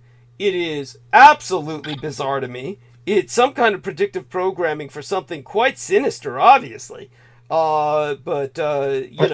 Yes. Yeah, whatever these fuckers have in mind in Israel, it's always, as Brendan would say, sketch as fuck. Yeah. What do you imagine would be their plan with that? Why would they be trying to normalize cancer? I mean, what do you mean? For the depopulation to work. I mean, okay. Eventually, whether or not this last incident was part of it is irrelevant. It's like any time in the future, if they want to do that, it has to be appealing. I get it. So I get it. So they watch, so they watch these zombie films, and they're like, if you get this cancer injection, then you're gonna help. Or they won't call it that. No, I get it. I get it. So what you're telling me is, once the Israelis trigger the zombie apocalypse, then they'll tell the rest of the goy. They'll tell the goyim, and now you guys that are not zombified, we'll inject you with a cancer to save you from the zombies, and then finish them off. It makes perfect sense. It makes perfect sense now. Disgusting. Yeah. And the Gentiles, they want to depopulate the Gentiles. That's what I meant by the term goyim. Nemo, educate this man. Yeah. Goyim means human cattle in Yiddish, pretty much. Oh, I know goy. I know goy. Yeah. Oh, okay. But Gentiles are the Christians. Okay. Yes. So specifically, the goy are the level of the animals. Then the Christians are Gentiles. Then there are the castes of, then there are like the Israelites on top, then the Hebrews, then Gentile, then goy. It's like their own caste system. That's the Western caste system, actually. But Christians were made like the Shudra class, the working class. The Gentiles, they're called. If they do inject a lot of the cattle with cancer, the pharmaceutical medical industry will gain more profit from, trying to quote unquote treat the injections of cancer. As they're slowly dying, more money is being given to the pharmaceutical industry before they're killed off. That's just the way I can see it. To make money off the people you're trying to kill. These people don't need money. That's how I know. But... And yet they can't get enough. I mean, right. I hear what you're saying, but there is a pathological perversion here where they still want the money even though they don't need it. Exactly. Yeah. And so there's I mean, what a nightmare. But at any rate, the I think it was around 19 when classified as an energy weapon was around maybe 1978 when I think that when the classification took place, but it's almost a moot point. So it was Samuel Cohen, I think it was at Lawrence Livermore National Laboratory. Sam Cohen developed the concept 1958, and then maybe around Carter postponed development after there were protests against his administration because he wanted to deploy the warheads in Europe. I'd say it was around 81. What happened in 81 that I remember? It's classified as an ERW. Yeah, enhanced radiation weapon. Thank you. Yeah. And I don't know exactly the year that it was classified as the ERW. Probably from the very beginning. It was probably from the beginning because it definitely was not a conventional nuclear weapon. That way it didn't fit into the test the test laws and restrictions. Todd McDonald said, I might get Skype after I get a job at one of those grocery stores or whatever here in Conway, New Hampshire. Wish you all a great night. New Hampshire. So he's in the state right next to our dear Amy in Vermont. Yeah. He's up there in the north, and they're right next to each other. They fit like puzzles or something, puzzle pieces. But considering how dangerous these genocidal Khazarians have, all these fucked up weapons, how they can kill us all, how does like advanced countries like Japan and Taiwan not want to have all the Israelis wiped out and their leaders? Like, would they even be capable of doing that so covertly, like developing a virus that only kills people of Khazarian ethnicity? The trouble with biological weapons that are genetically targeted is, of course, the fact that everyone's mixed. Yeah, to a degree. To a degree. Well, the Japanese have Hebrew blood, yeah. Yeah. They have the real Jews in their country, so they should want to be protecting them at all costs, wouldn't they? And wipe out the imposter. Yeah. I mean, your point's well taken. But that would mean that the Khazarian Jews, which is the fact. The fact is that the Khazarian Jews are much more outbred, and because they're much more outbred, they would be difficult to specifically target. So in terms of genetically, but beyond that, it's not so much that something like that needs to be done. The fact is that the Israelis are really doing a number on themselves right now. They're putting themselves in a position that is not really tenable in the long run, and in the end will likely lead to, shall we say, some kind of blowback. The blowback that will ultimately... Hopefully they'll destroy themselves. Well, what I look at is, honestly, Nemo, first off, we got to be careful. I know that you're not saying this in such a way, that it's going to trigger the channel being shut down. So I understand that. It's say, for instance, what Ian West would say, or what certain other people like Joe Tai would say, would be just automatically, it's just material that's just inviting, but okay, what you're expressing is not along that tone, but at the same time, I want to emphasize that that's not necessarily what I'm advocating or what I'm. So just saying what could happen, like in the future. Yeah, but what I think would be, from my perspective, a happy solution is just reining Israel in so that it's not a rogue state. Here's the biggest problem. It's kind of like, here's the difference between, as I've explained before, between fascism and capitalism.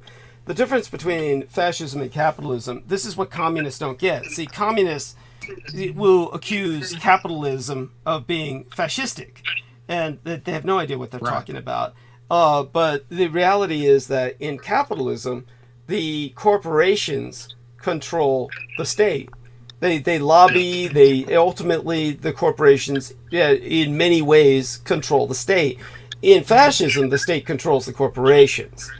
And so the difference between Israel, the way it is right now, is it's like those corporations to America. It controls America. So what I'd like to see is a fascistic reversal of that, where someone gains control of Israel, reins it in so that it's no longer a rogue state. One of the points that I've explained to George Knight in great detail, and he retains it much better because, of course, he's an Englishman, and it involves his country, is that I've said the British in particular need to, first off, regain a sense of national utilitarianism concerning their Church of England. They, of course, developed the Church of England as a political severance from Europe, from the Church in Rome. They need to take advantage of that and then try to create a pan-Abrahamism in which they would say that we unite with all the monotheistics, the Muslims and the Jews, and basically move in and jack Israel, which they could do by coronating Baron Rothschild, who's already an English baron. They can legally coronate him the King of Israel. So if they coronate a constitutional monarchy into Israel and unite it with the United Kingdom, then ultimately they can rein Israel in, basically get control of its nuclear arsenal, basically create an equitable situation with the Palestinians, because you no longer have a rogue state committing genocide. You would have an external power policing both populations, and at that point you can tear down the walls. The British are there to police the zone. The Palestinians can be employed by the Israelis for the cheap labor that the Israelis have been using them for, but without being in a prison that they go home to. This is like prison labor, where they have to go home every night to the Gaza Strip and get bombed. The British could eliminate that in an even more ideal situation, where you have the real reactionaries in Israel, the Hasidics, who are the real warmongers and the real genocidals. The Russian immigrants in Israel are liberal progressive, and the majority of the secular atheistic Israelis, they're more centered in the north around Tel Aviv-Yafo, the financial capital of Israel. Have a North Israel and a South Israel, and that dividing demilitarized zone in between would be the bridge between Palestine and the West Bank, Gaza and the West Bank and Palestine, a united Palestine via demilitarized zone. Again, North Israel would be under German suzerainty. The Germans have a huge Israeli population, and they interact with Israel all the time. They've been one of Israel's greatest supporters, so I believe that would be ideal, that they get something out of it. A kind of beachhold in the Levantine would be ideal for Germany, and or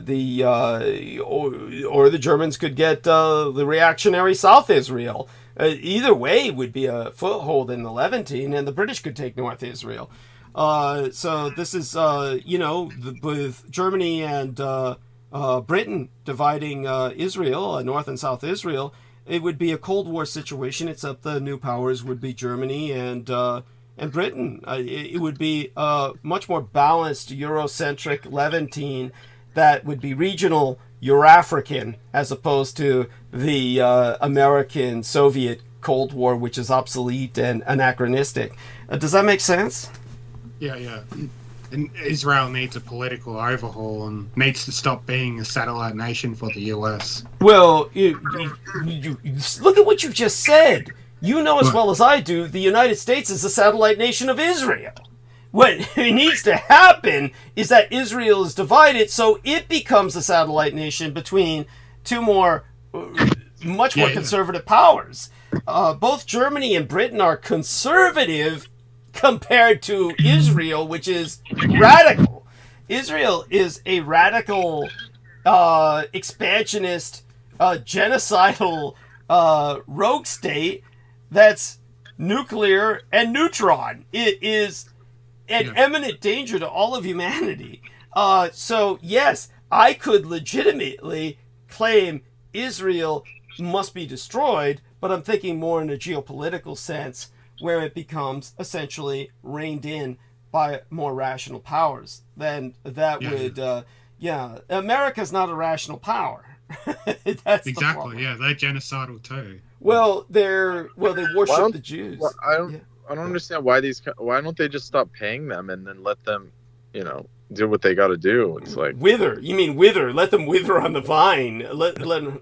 Yeah. And they'll definitely press the buttons. It's like sink or swim. It's like, they have enough scientists there to maybe kind of cook some kind of money-making scheme up. It's like, well, they got all the money-making schemes in the world going. I mean, they got tourism, they got, and they have technology to a degree. It's not, I mean, they need all that money from America to spend on weapons. It's no, they don't. I mean, you know as well as I do, they don't. But they want it. It's like they can never have enough. They are. Yeah, exactly. They're gluttonous. They're gluttonous. They're greedy beyond.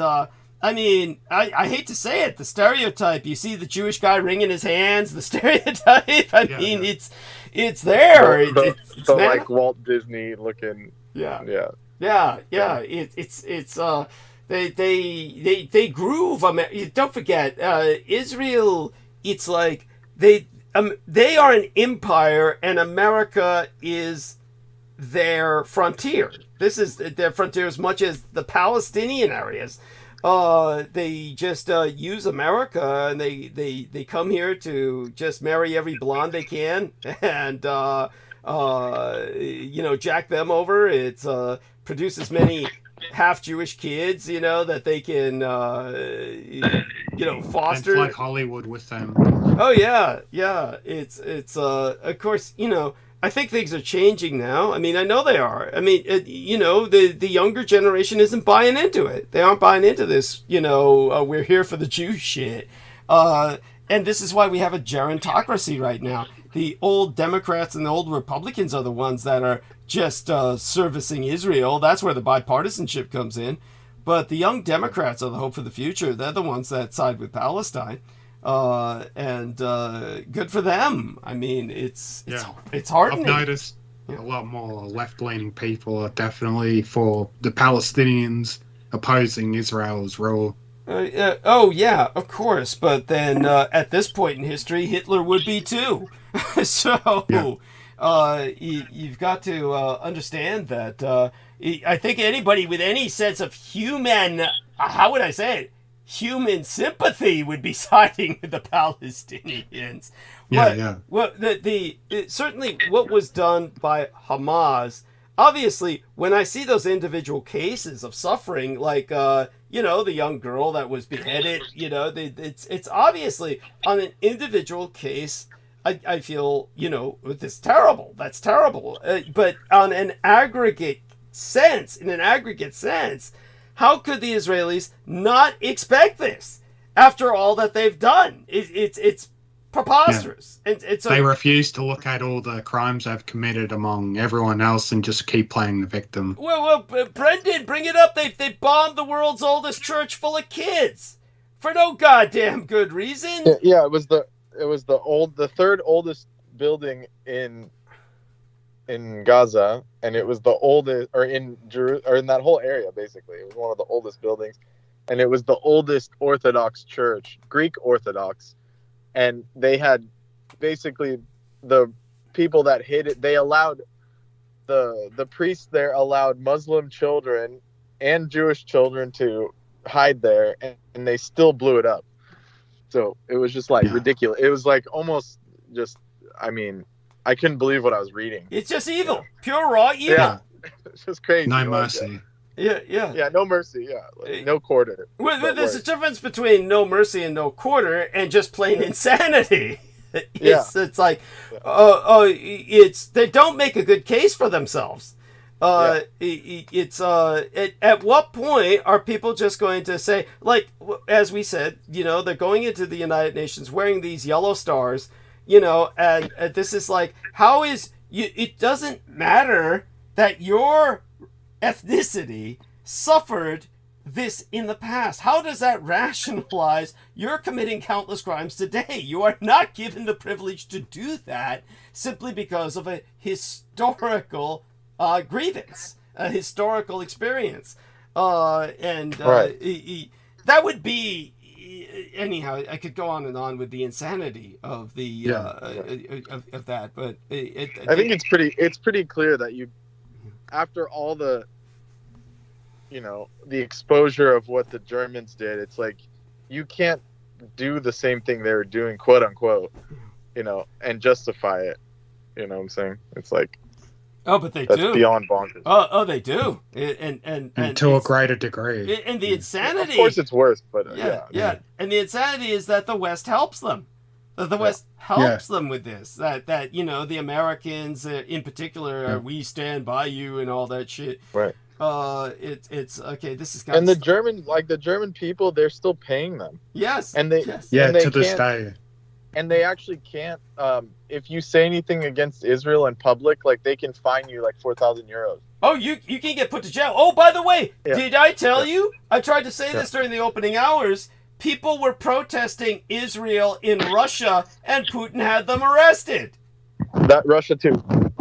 No surprise. Yeah. So we know which side the Russians are on.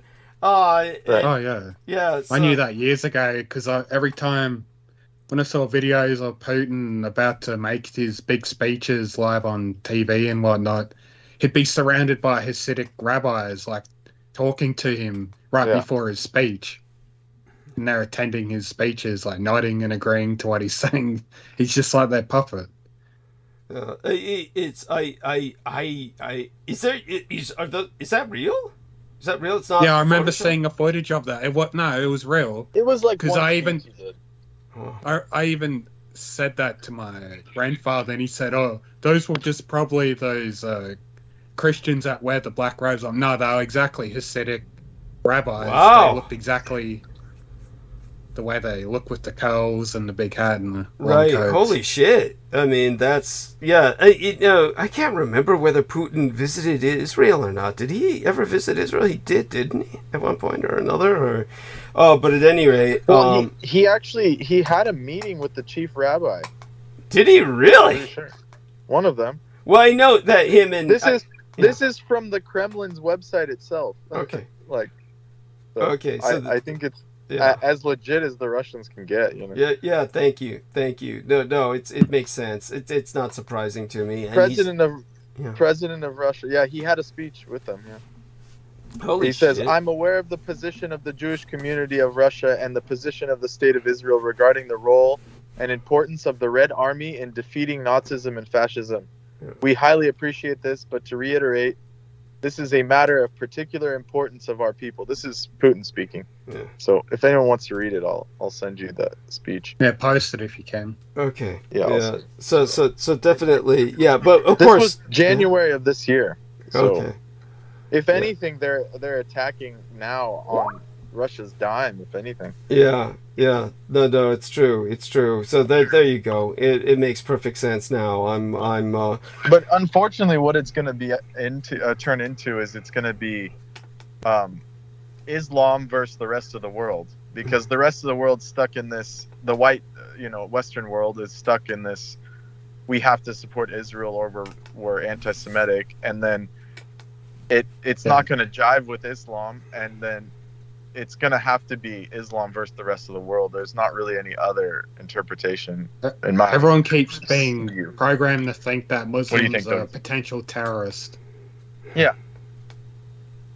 Yeah. Well, I mean, but tell people again about the raising of the black flag over the mosque, Brendan. Oh yeah. So the largest mosque in Shia Islam. The third largest mosque in the world outside of Mecca and Medina and the peninsula, the Arabian Peninsula, was the Khorasan, Al-Khorasan, the mosque in Khorasan. It's the biggest mosque basically by area. They raised the black flag of the Prophet himself, and they declare that basically shows that they're amassing the army of Al-Mahdi, which is the end times, basically the end time Messiah. Leader. Yeah, the Muslim Messiah of the eschatological Islam. So that's what's going on now. They're assembling the army as we speak for this final assault on Christendom and the rest, and and the other people of the book. The other faction, Christian and Judaism. So that's where we're at. Yeah, well, all I can say is it's about time. I mean, it's about time we just get down to it. Really, I mean, it's things have been stewing for so long, and we're going nowhere. We're spinning our wheels. But in terms of the West, yes, this is So the black standard, Al-Rahya al-Soda. Al-Rahiyat al-Soda is, the Rayat al-Uqab, which is the banner of the eagles. This is one of the flags flown by the Prophet Muhammad himself. It was used by Abu Muslim in his uprising against the Abbasids as well in 747, and it's associated with the Abbasid Caliphate in particular. But it is also a symbol in Islamic eschatology heralding the advent of the Mahdi. It's a black banner which is distinct compared to the ISIL flag, and it has been used by some Chechen groups. Did you guys see what happened in Chechnya? What happened? So this airport got stormed by the Chechens. A Chechen airport got stormed because by like thousands, it was a mob of thousands, because a plane was flying in from Tel Aviv and they wanted to kill whatever Jews were landing. And they stormed the airport and destroyed, like, you know, they killed airport workers that were like other Russians. So let me see if I can find it. It's a crazy video. Wow. Holy shit. I'm surprised you guys haven't heard about this. No. Is that where Putin had maybe that's where Putin had these guys arrested, but I thought it was protesters in Moscow. I'm sure he had them arrested too. So with Chechens, he probably just had ordered them shot. After a weekend airport riot, they're calling it. Yeah. Anti-Semitic mob rampages through airport. You like how they call it anti-Semitic? It's an anti-Semitic mob. Yeah. These are people just protesting Israel. They're Chechens. They're Muslims. Shit. They got no reason to love Israel. Go on. Yeah. It says the Chechen warlords' deadly order: shoot them in the head. After riots in Dagestan. It's in Dagestan where they produce all those fighters for the UFC. Yeah. So, oh my God. But so that's what's happening, and like Russia's gonna fragment as well, it seems. Yeah. While this is all happening. Yeah. I mean, the only thing America's got going for it is that while we're descending into civil war, so are the fucking Russians, and as for the communist Chinese, they're no better off either. They got all kinds of shit going down, and trying to distract their population by, like I said, planting cotton plants on the moon and shit. So, or just straight up lying about it. They just basically stole the story. Yeah, thank you. Like they never have any proof of these things. Like. I mean, it's always like I saw this article, just trying to scare up investment, and it was obviously a promotional sponsored by China itself, but they were talking about China's the science leader now. All the science papers are being published in China, and it turns out, of course, for those of you who don't know, all the shit in China that they're publishing, like these papers, it's like these things do not go through any peer reviews. They're not cross-referenced. They're not, these are what would be turned down in any sane academia in the West. They're just publishing it for the sake of sheer volume. And then there was that, like, I couldn't believe that even Elon Musk was saying, you guys don't understand how pro-environment China is because they got all these academics together. He said this in an interview. He's like, they got all these academics together and they realized how bad the global warming is. So now they're the most progressive as far as like battery powered vehicles and all this stuff. And I was like, okay, so that proves that Elon's definitely an agent of chaos. Because like anyone who is that high up on the totem pole and believes what China says is out of their fucking mind. Thank you. So he's just a propagandist. He's he's fake. Everything the person doesn't even deserve any press, and they keep giving it to him, and it's which is like giving press to a terrorist. Where the terrorist is abducting people and tormenting them for the sake. He's a double agent. Like, he can't be trusted. Like, Oh, of course. Well, I said that. Oh yeah, I've said that for some time now, and there we are shooting the head. Yeah, go on. And it's funny, like Joe Rogan just falls for it. He takes him to shoot arrows at the Cybertruck, and it's like he just eats it up. It's so bad, it's embarrassing, so disgusting. Okay, so. I mean, all these people, they're just like they're fellow bedmates. They're all in bed together, where they're just like spreading venereal diseases to each other. Venereal diseases of the brain, So our dear friend George Knight has joined us. So for how long tonight are we blessed with your presence, George? I appreciate having me on. I have to actually go put away some shopping I bought today, so I'll have to go, and then I have homework. Okay. Well, I want to speak to you privately. Definitely. I want to catch up on a number of things, Brendan. Okay, so sometime soon. All right. Okay. Yeah. Okay. Many blessings, and we will catch up.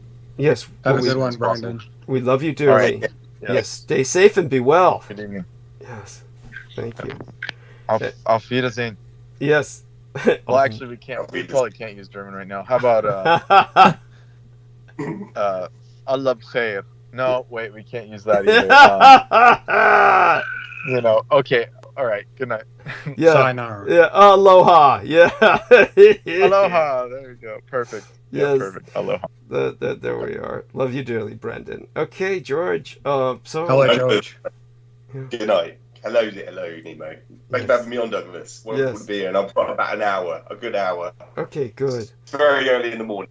Okay, thank you so much. Well, let's take advantage of that. And okay, so I answered your question. It was called Ice Station Zebra, but understand that was just like a colloquial thing that the Americans, staff members, and personnel on rotation would just use that name affectionately, but that. That's not going to help you on any searches. All you're going to find is the stupid movie. The movie. Yeah, that's all I found. Yeah, thank you, Douglas. I did review it multiple times, about 2 or 3 times. The first couple hours of the segment, it goes into a third hour, which I got into the third hour last night. And I did come across it. Yeah, Ice Station Zebra. So I did look it up the other day, and I did. All I saw was the movie from the what was it, the 50s or the 60s? Yeah. Let's have a look. Yes, that was produced 1968. Yeah, thank you, Douglas. But no, thank you for having me on. And funny mentioning Elon Musk just a moment ago. I was thinking, the biggest mistake Elon ever made was to be born. Thank you. Thank you. Now, Amanda, you. And everyone cites him. Everyone talks about him. It's similar to a cult. He's just like a cult leader, and he's got all these followers that are just praising him, and everyone refers to him as like the ultimate pinnacle, the apex, the divinity, the divine that they worship, and it's just everybody does that. And what's the name? Her name is Pearl. She's like an anti-feminine influencer, but she's like a spokesperson for Andrew Tate, and she's like been labeled the female version of Andrew Tate. Her name is Pearl something.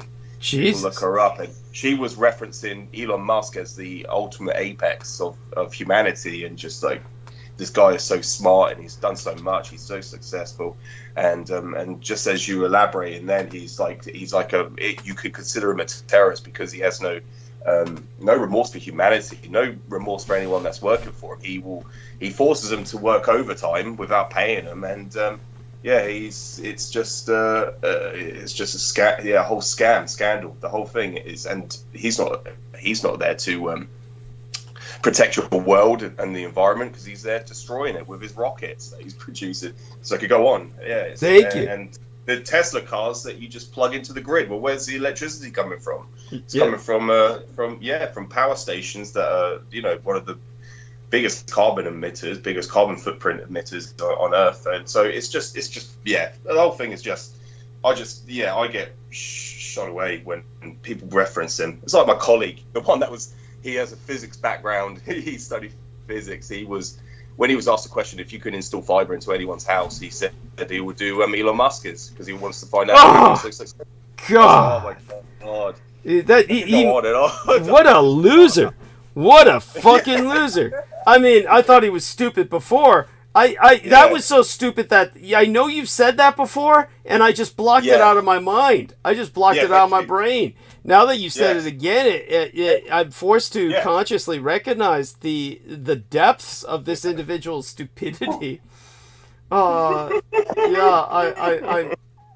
the way, I just got some kind of note from ÄMANDA, but I can't seem to bring her on. So she does. I do want to, of course, talk with her at some point. I'm just saying this so I know she's listening. Hopefully she's listening. Because I've been on holiday, of course, and it's going to still be a busy week all the way through my interview with Jennifer Hawkins.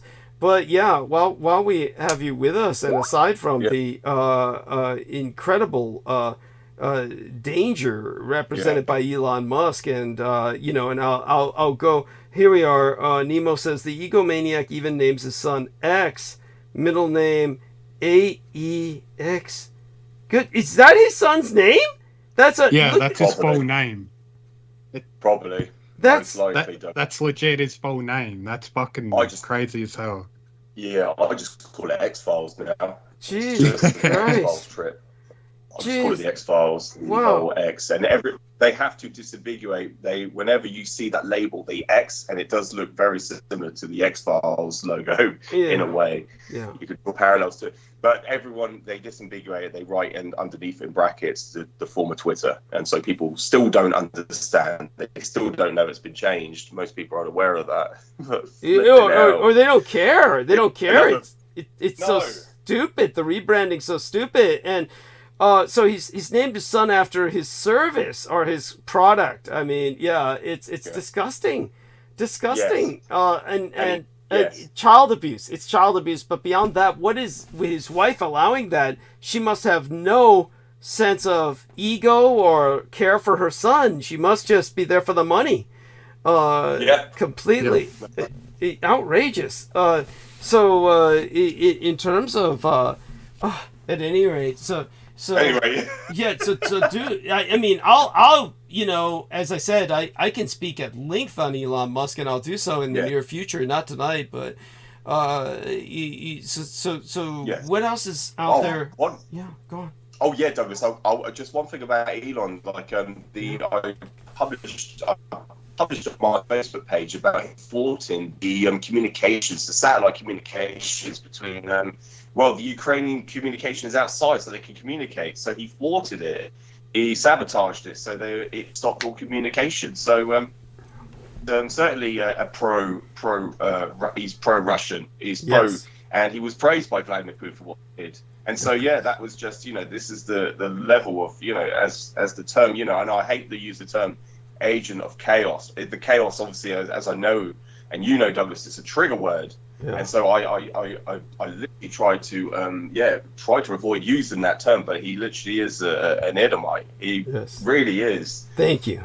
And so that just shows the stance. If people don't realize he's the enemy, that just presents it right there. Just the fact that he sabotaged the communication output in Ukraine to stop them from there's when you have no communication, it's going to result catastrophically with fatality. So that's what he was doing. He was doing it to benefit the Russian Federation. It's the I could go on, Douglas, but that's just the input I wanted. I'll go into that in depth. If not, like I said, not tonight, then on next Sunday. I've been meaning to attack Elon Musk in depth for some time. He's definitely he's a threat to national security and international security. He's a rogue agent of chaos, an Edomite, and he's definitely on the side of the Russians, which too many crazy people who are radicalized into the right-wing Russian propaganda will view as a positive. It's like I was told by Nemo that Nemo just joined, the young lady who used to be on here every once in a while. What was her name? She has her own little thing going with her own little, YouTube trip, and it was Ariana. Viviana. Viviana. Nemo was in there with Viviana and trying to talk reason, but Viviana and Ian West were just in there together, just praising Trump and Elon Musk and Vladimir Putin. They were just, like this was their holy trinity, and Nemo just had to check out. Tell us about that, Nemo. Just they wouldn't stop going on about that topic. It was like they were just sharing a cock to suck of those guys. I just said, I gotta go have some meat later. Yeah, because Viv's just been indoctrinated from that westernized Christianity bullshit and fell for the right-wing propaganda, Republican perspective. And then she just thinks, oh, Trump's going to save America and Elon and Putin are going to save them. She thinks Putin is the man of God. And like, he's a puppet of fucking Baal, one of the devils, archdevils. Thank you. Good God. I mean, madness. Madness. I mean, she has no idea about... I've seen her before. She was looking at those churches in Russia, these military churches that, the troops go to because they're under orders. And believe me, they'd rather be drinking. She was looking at that and said, she's buying into that shit, that they're claiming that they're the rebirth of Christianity and shit. It was surprised the hell out of me when Jennifer Hawkins brought up cosmism. Cosmism, this is this the Russian ideology right now. Instead of communism, it's cosmism, which is this their version of well, you could call it, probably in a nutshell, anti-transhumanism. That they basically a kind of super reactionary concept that they'll inherit the universe, not just the Earth, but the universe. Yeah, it's when I was deeply impressed that Jennifer knew about this at all. It's incredible. But look up that term, people, cosmism, sometimes, and then you'll educate yourself as to the Russian ideology as it stands today. So at any rate, George, go on with whatever else comes to your mind about internationally and otherwise that, for instance, what I spoke about in the opening hours and some of the emails I sent you, and if any of that brings anything to mind, let us know. One of the things I do want to point out is, Nemo, if you give me your email, which you can do by sending me an email, DouglasDwayneDietrich@gmail.com. Yeah, I'll have to send you my new one, because I think the one I sent you ages ago isn't active anymore, because that was linked to a YouTube account that got banned, so I deleted that Gmail, so I'll just give you my one of my other ones. Okay. I got like 5 Gmails. Okay, good. I mean, we need them. People like in our position. So, yeah, do that, and I'll send you some of the stuff I've been sending to George and I and the like. So, George, yes, tell us what comes to mind based on everything.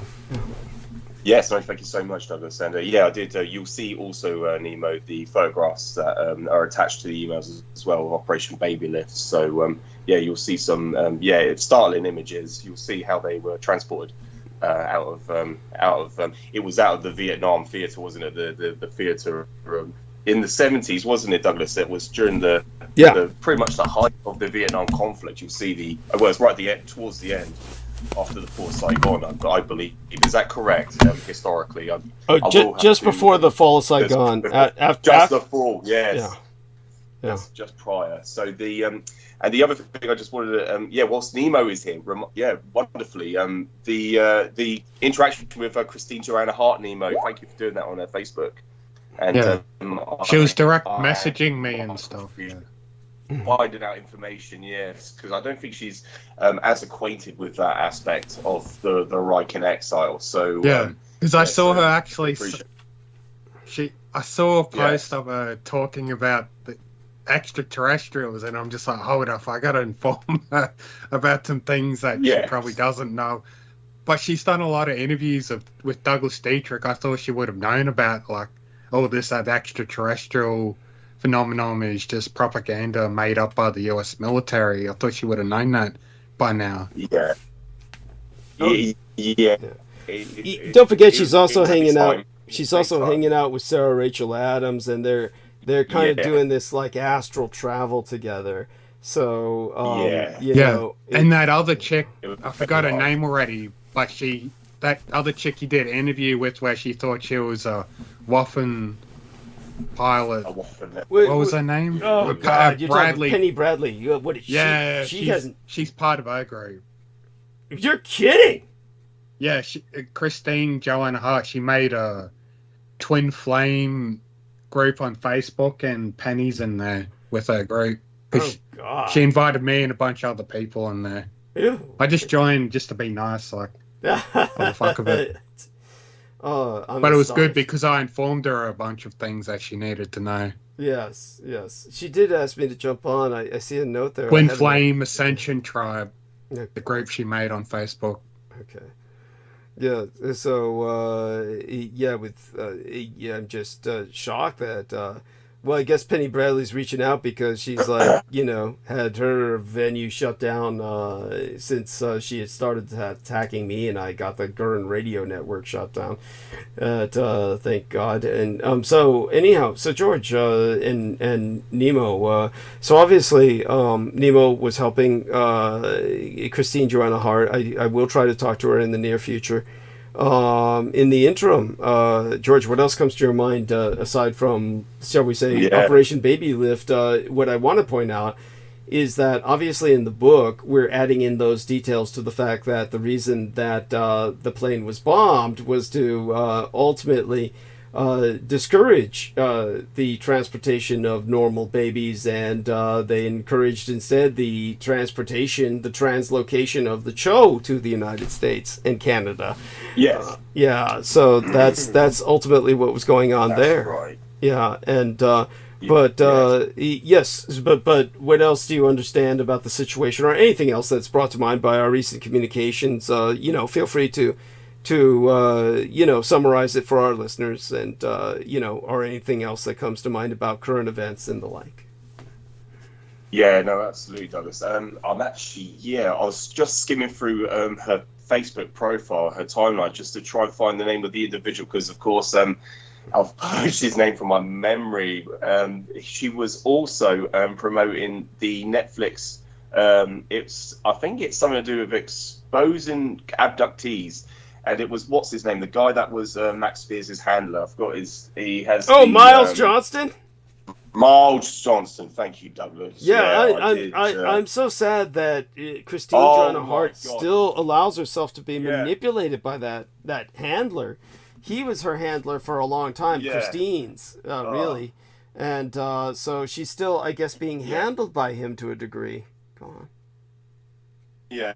Yes. Oh God, this is and I reviewed it, and you see him right at the beginning, and he's telling you that there is these extraterrestrials that are abducting people whilst they're in their bed, and again, that's you can. Oh, it's just, I had to switch it off, but the man, he's so grotesque as well. Miles Johnston, he's.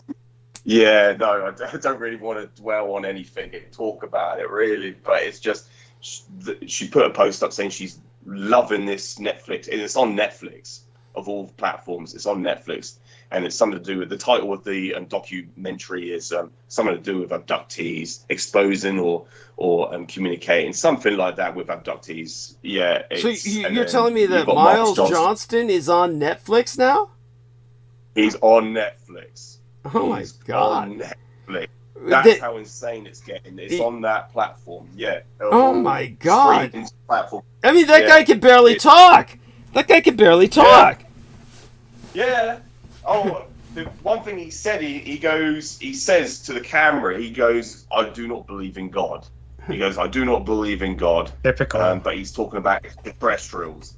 Oh, it's just, I was just like, I just switched off. I just had to, and it was just like, I just looked at it just to be like, what the hell? Just to look at, to see the context of it, because I would know straight away. And it's just like, it's so disingenuous. It's just another propaganda trip that they are promulgating.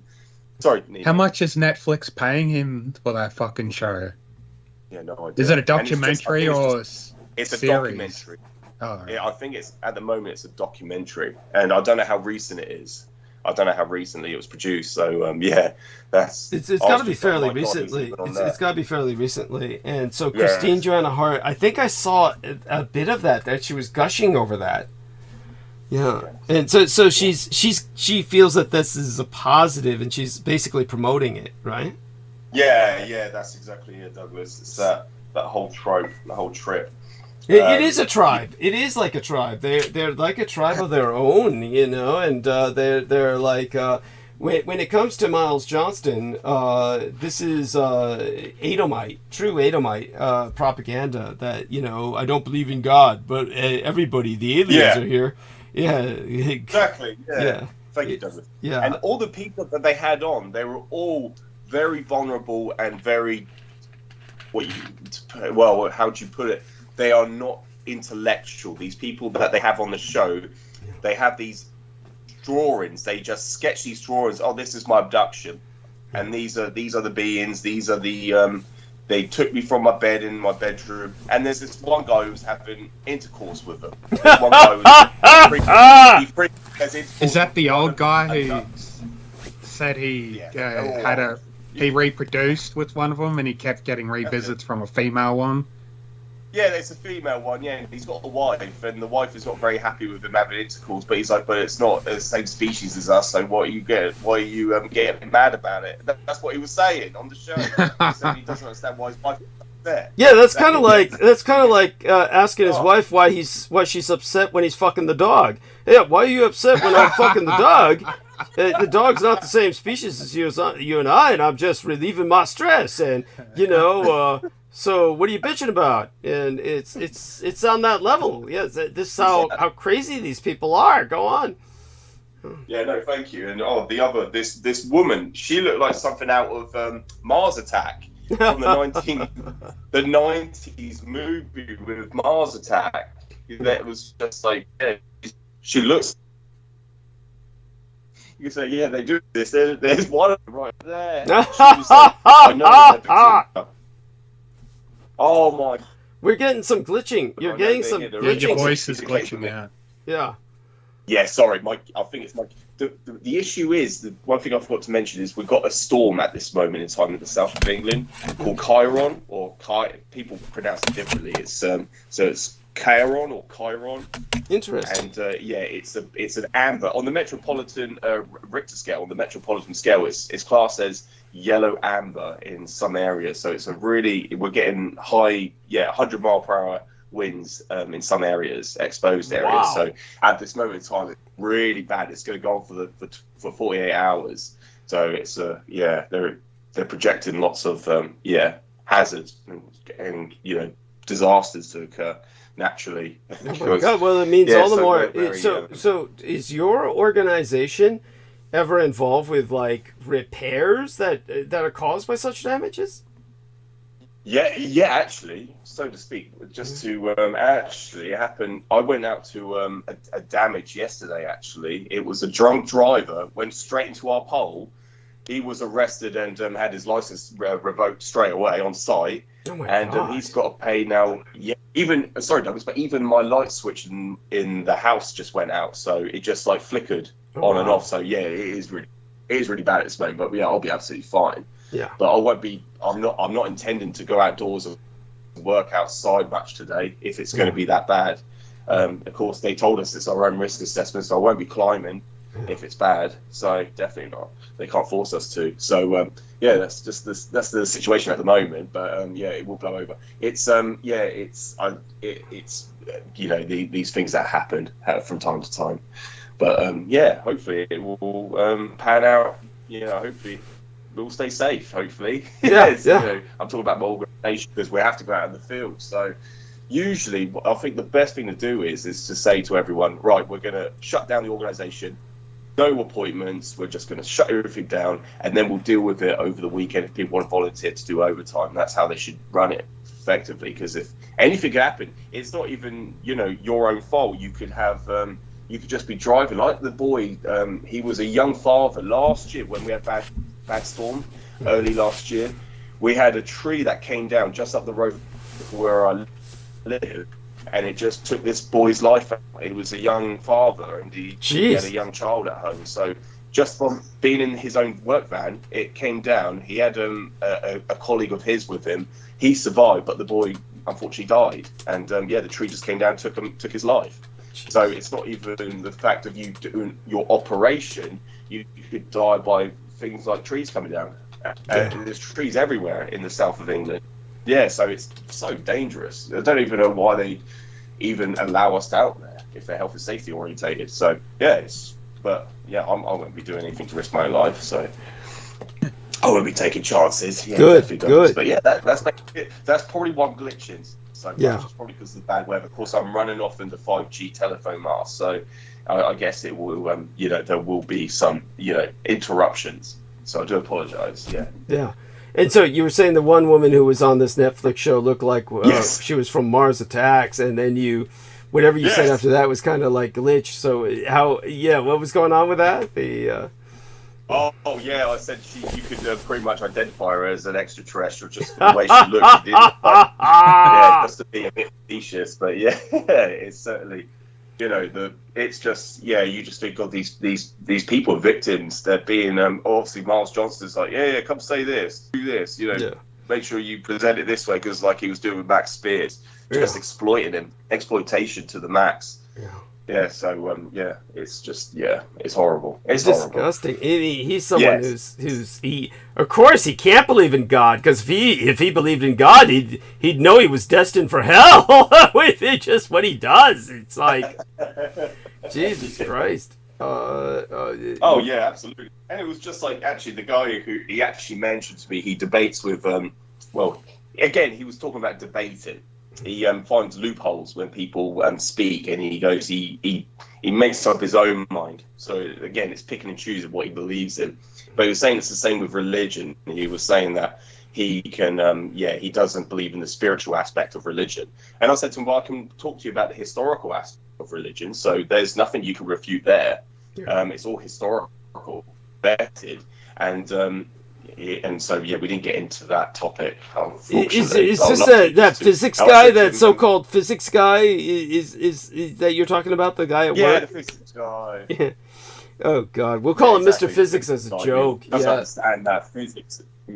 Yeah, he doesn't understand that science is just a philosophy, and most people say that science is a fact, and I said no, it's a philosophy. There are ambiguities. There are anomalies in science. It's not persistent. It's not consistent at all. You can't use it as a form of fact. But they don't understand about the level of, they don't dive into metaphysics, the metaphysical aspect. They don't dive into dark energy, or they do not refer to they don't understand the what would you call it, quantum aspect of physics. They don't ever allude to it, obviously because they can't explain it, because it does go beyond the level of physics. It goes beyond that. So it's one of those.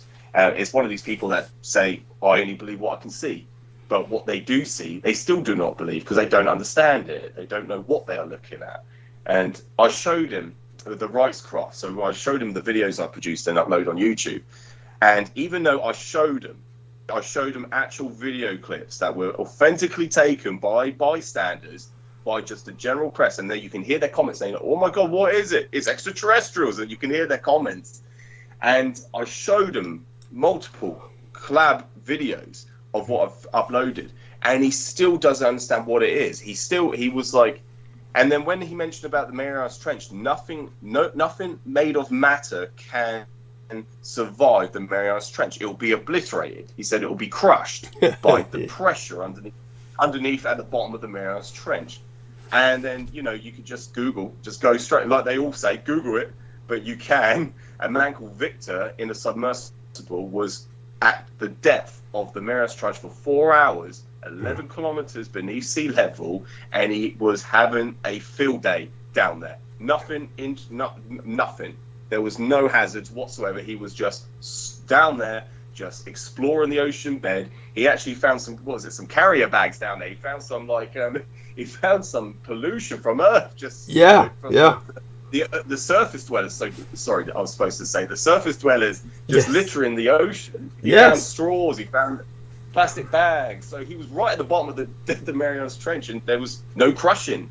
He was not obliterated. So the guy said that he doesn't believe it because anything that goes down there will be crushed, which is just sheer preposterous. Thank you. That defies physics. Just thank you. Whole. Yeah, thank you, Douglas. So I'm just in fact, we might as well call him Mr. Anti-Physics from this point forward. He's just an idiot. Just an idiot. And but I noticed we haven't gone back to any subjects, any topics. He hasn't actually asked any more questions, which he said he would do. He hasn't mentioned it at all since. So there you go. These people are what about you have other people you work with that are much more receptive and much more positive, right? To be honest with you, Douglas, every single one I've spoken to about the things that I know, they don't. And another guy, he was talking about Brian Cox. He mentioned Brian Cox, and he said that, oh yeah, I love listening to Brian Cox because he's got that smile on his face, and he talks about we all come from the same stardust, as if to say that all these electronic appliances, everything you see technologically around you, including the roads and the houses and the buildings, are all coming from the same product, all but by the same stardust, and they don't seem to understand that they are intellectually and intelligently designed. And he goes, we're all from the same thing. And then I said that to my former colleague who's now left, and I mentioned that look, everything you see around you, we invented, we intelligently designed it. All the plumbing, all the everything that's integrated into our household, we designed that ourselves. That came from man, so we designed that. And he goes, yeah, but we're a product of natural, a natural cause, so a natural manifestation by sheer chance, and it's like a miracle that happened again and again and again in these people's minds by accident, just coincidence, sheer chance. And that since we're a product of that, then all of this is as well. So it's all natural. There is no intelligent design out there. And that is their thesis. That is with the stance that they stand in, most of the people.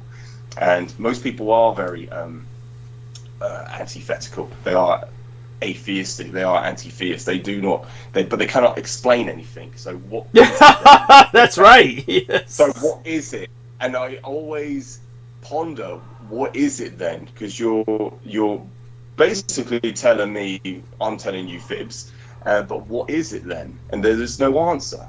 I don't get any explanation. And it's the same with dark matter and dark energy.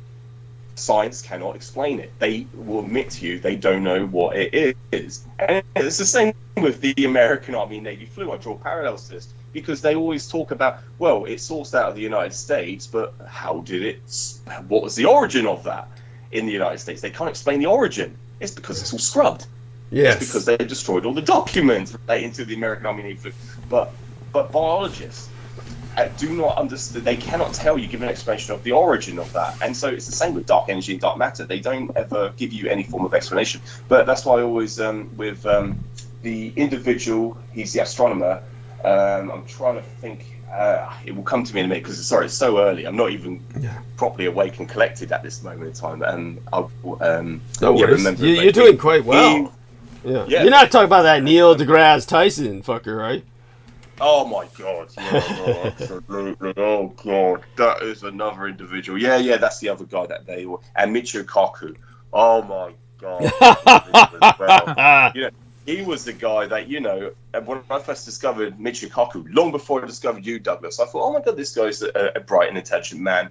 But this is when I was doing my research on 9/11, and when people presented the question of how the towers collapsed, he was saying it was jet fuel. It was because jet fuel is a percentage of kerosene, and then just they can melt steel.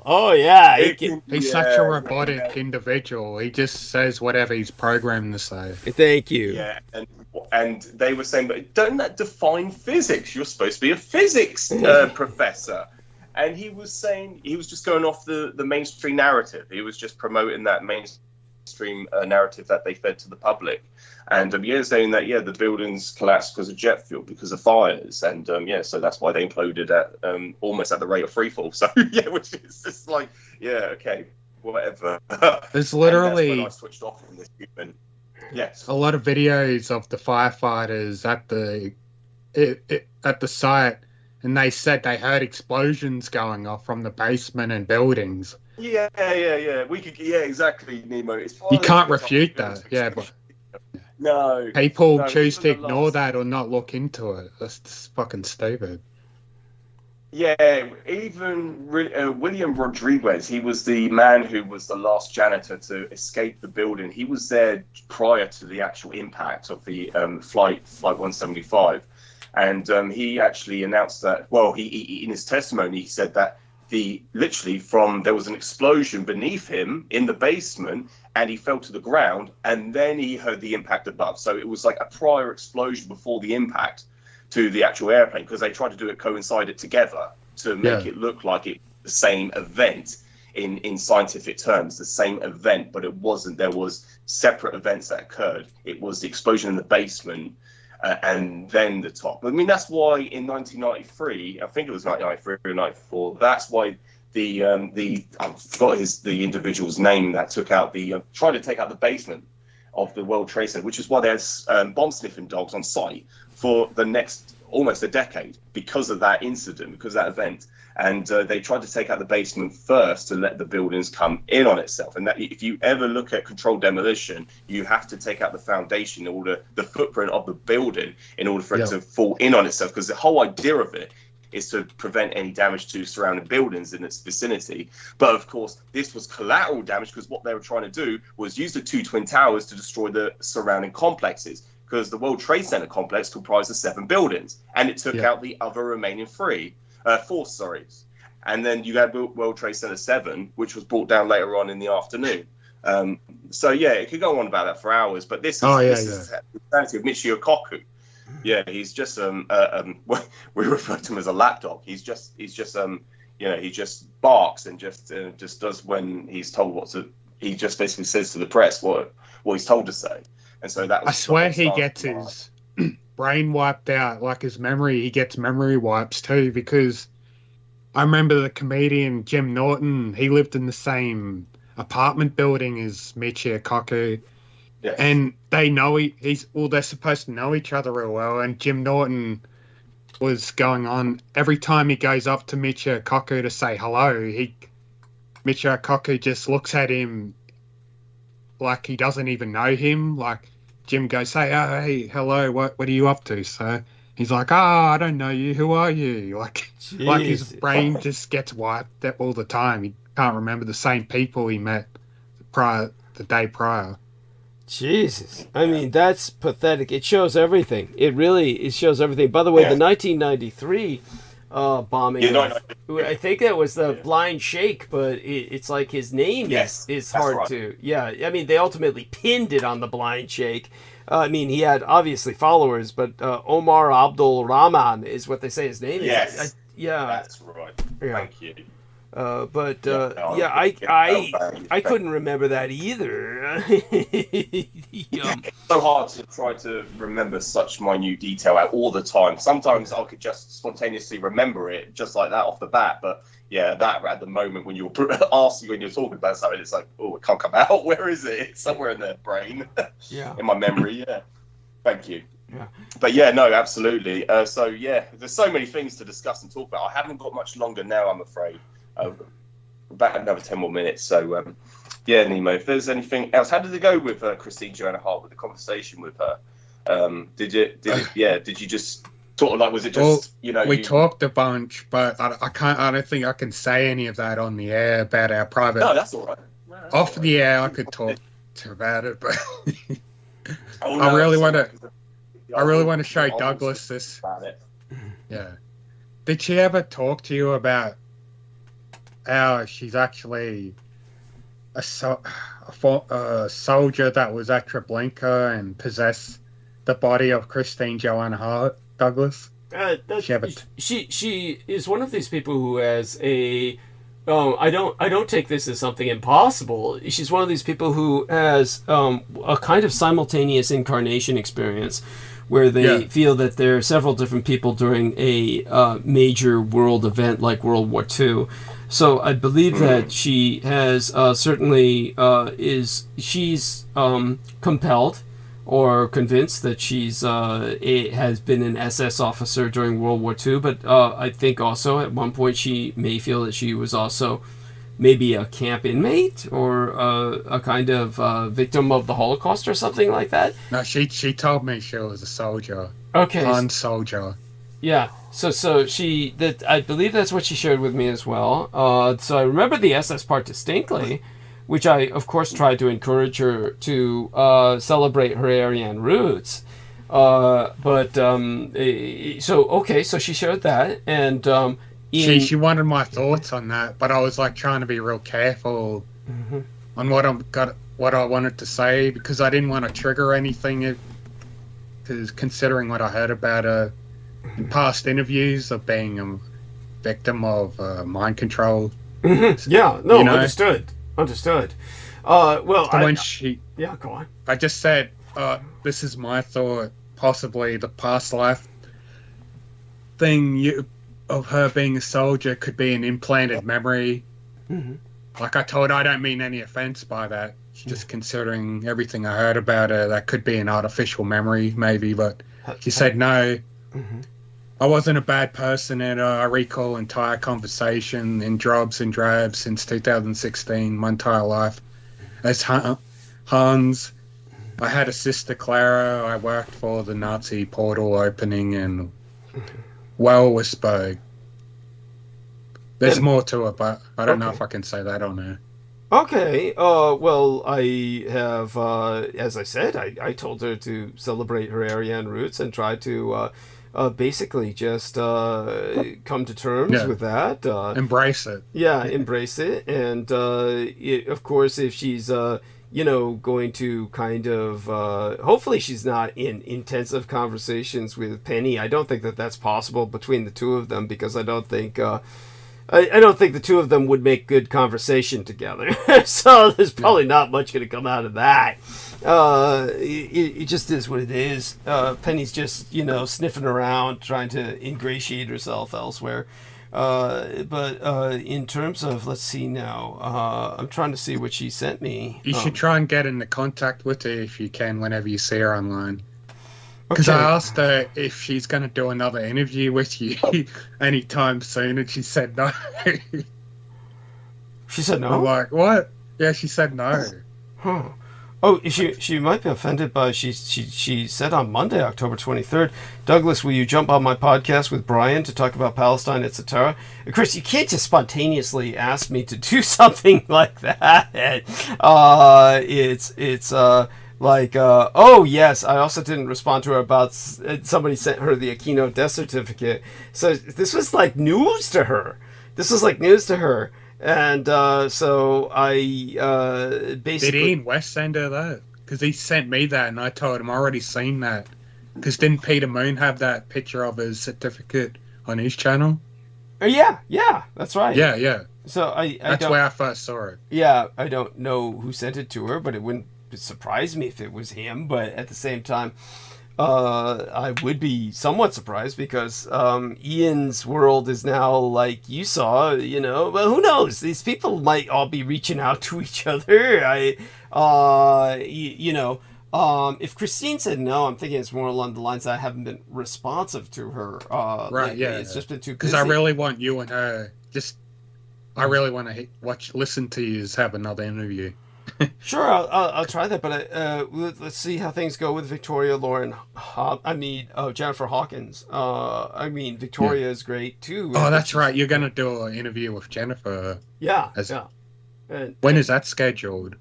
The 10th of this month. Yeah, so 9 days from now, essentially, or less than that. Yeah, 9 days from now, essentially. So.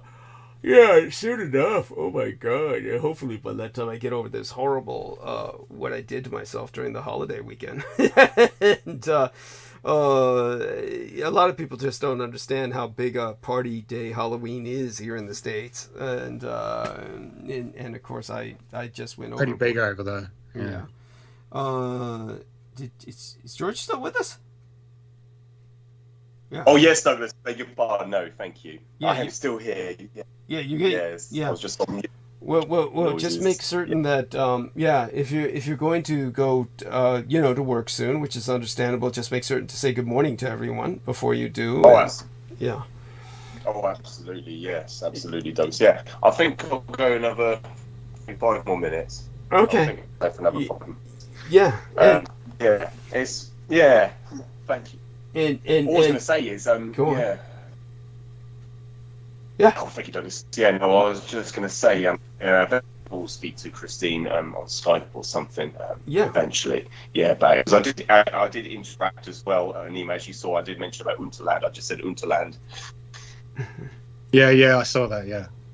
Try to reach out to her when you got the time, just to help her break out of that extraterrestrial bullshit. Like reinforce everything that I've conveyed to her regarding the breakaway civilization. Yeah.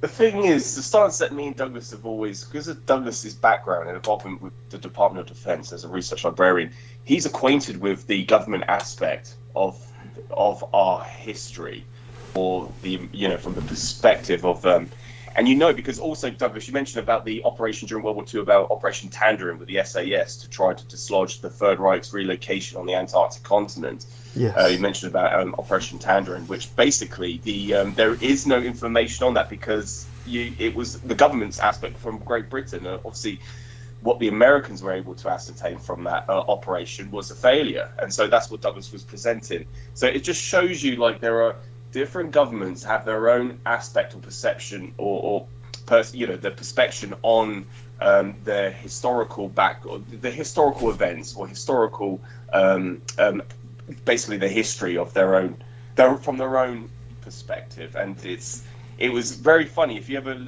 read the Nexus magazine article that Douglas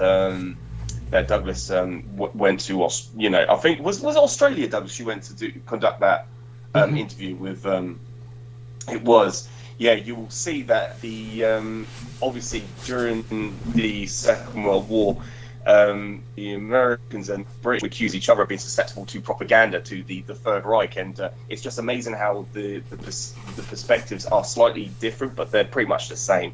And this is what people fail to understand is when I'm presenting the information that I know that I've learned from Douglas, is that it comes from the government's perspective. And if you actually do your own due diligence, you can find circumstantial evidence to back everything up as well, because it does either get so-called quote-unquote leaked, or it does submerge onto the internet, which is essentially DARPANET. It's a government filtered engine. It's a what do you want to call it? It's just the World Wide Web. It's the internet that everyone can, most nations can access.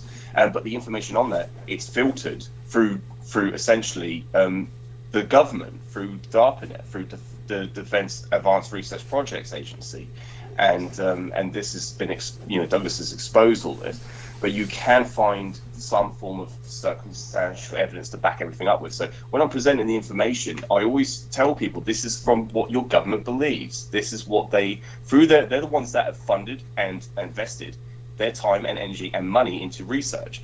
And so when it comes down to the extraterrestrial trope, when they're trying to, it's the military are the ones promoting that.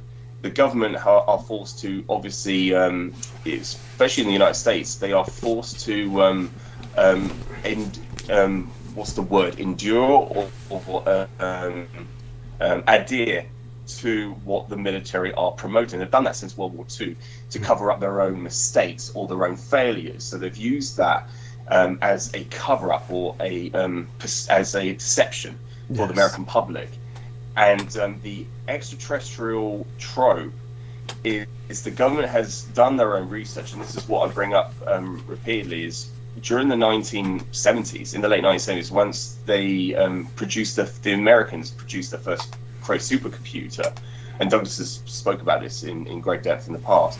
They were working on the molecular level through their research. They were conducting their research to determine whether or not life out there does exist, and they would use it based upon evidence of signals, or based upon, but through, I'm backtracking a little bit, because they concluded that through the molecular level that the universe and planets out there are saturated with the ingredients for life, that life should be all over. Let me rephrase that. That what they did was they posited into the Cray supercomputer system, they posited the proposition that what if all of the planets were swimming with all the organic ingredients in life?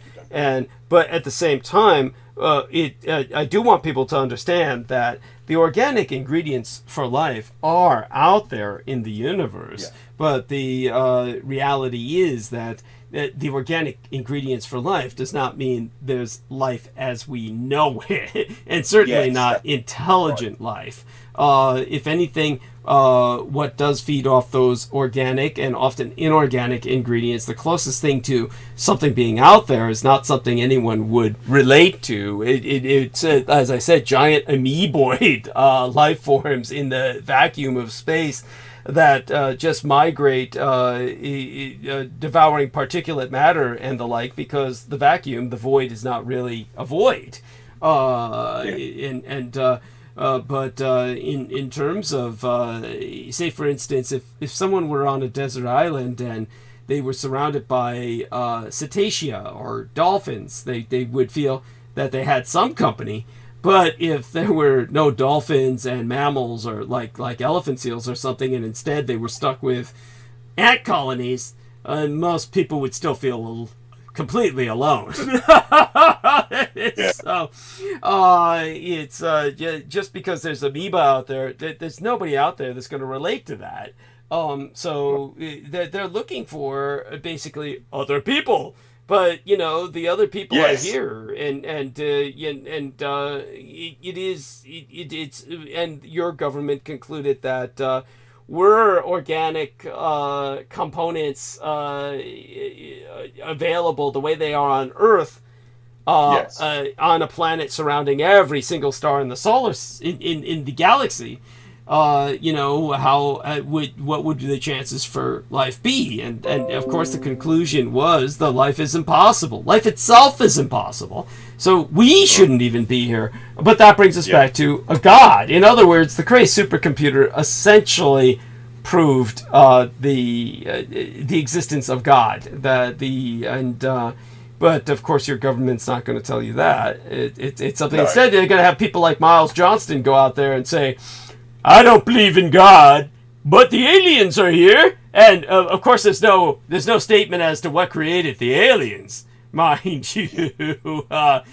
So where did they come from? No answer. Yeah, it's so there you go. And by the way, did you see? Let me see if I'll shove it in again so you can see it before you go to work. Here we are, dear George. Let's put this up there. See if I can get to. Thank you for presenting that. Yeah, thank you for and also yes. So this time of day, yes. Yeah, no worries.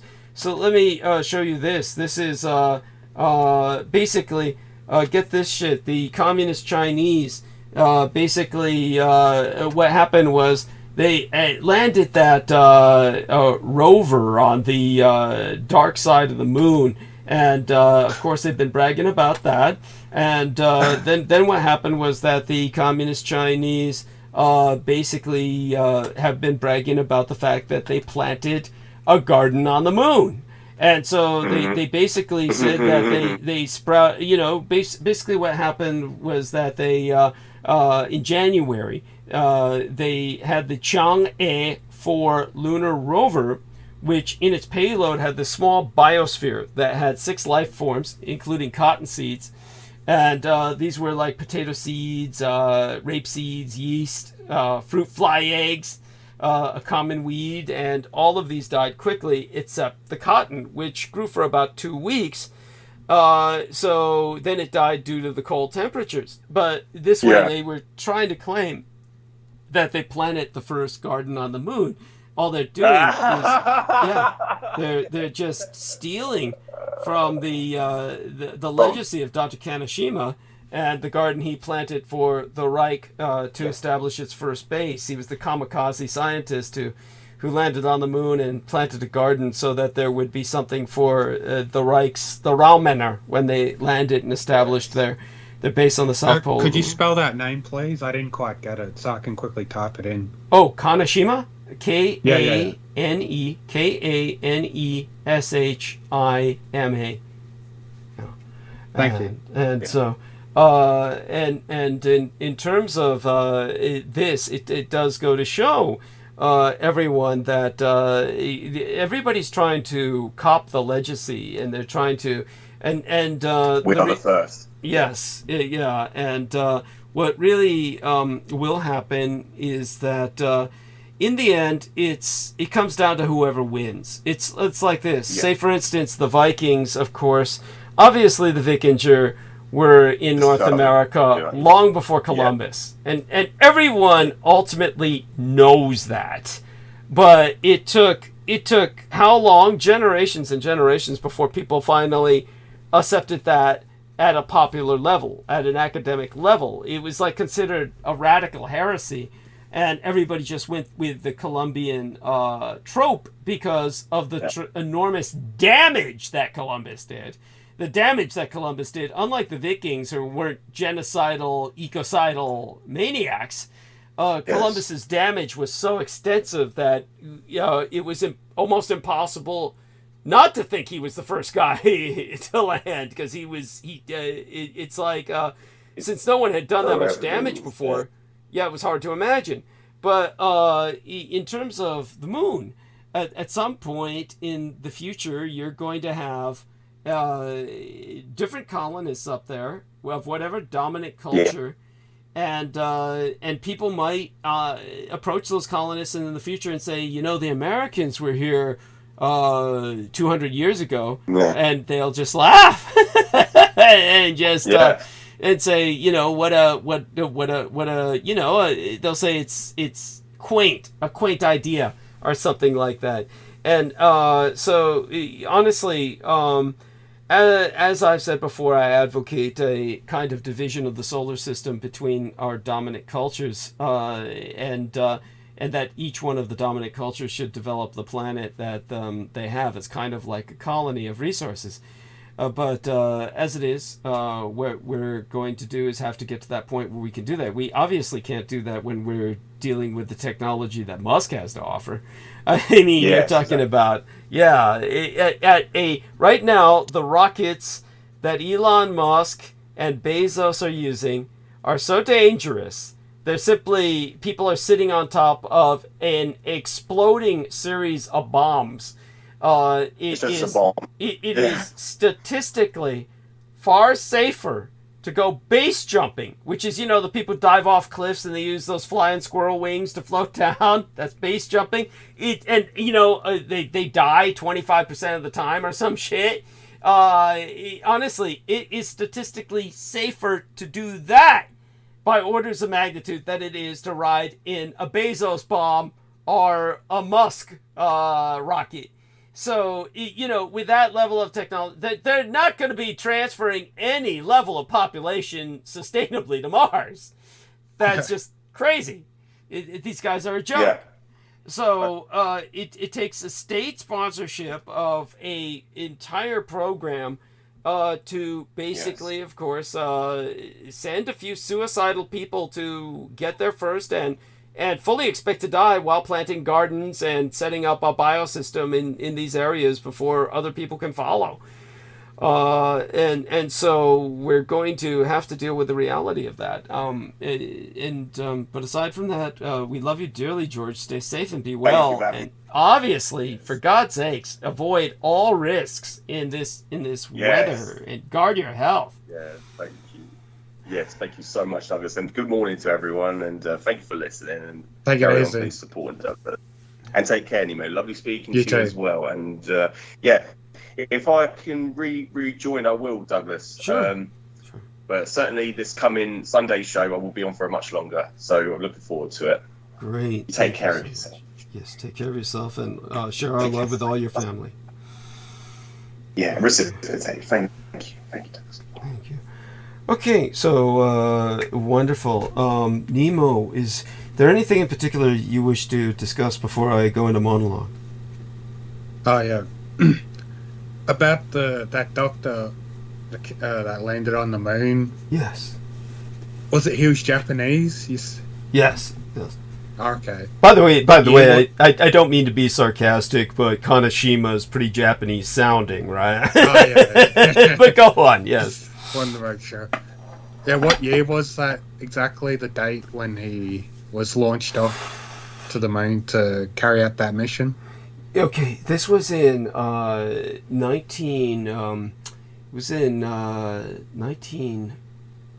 I believe it was 1945. Now, the reason why I actually say something like that is because there were so many documents I was dealing with, so many notes I had to take when I was stealing everything that I could from the government. It all becomes a blur.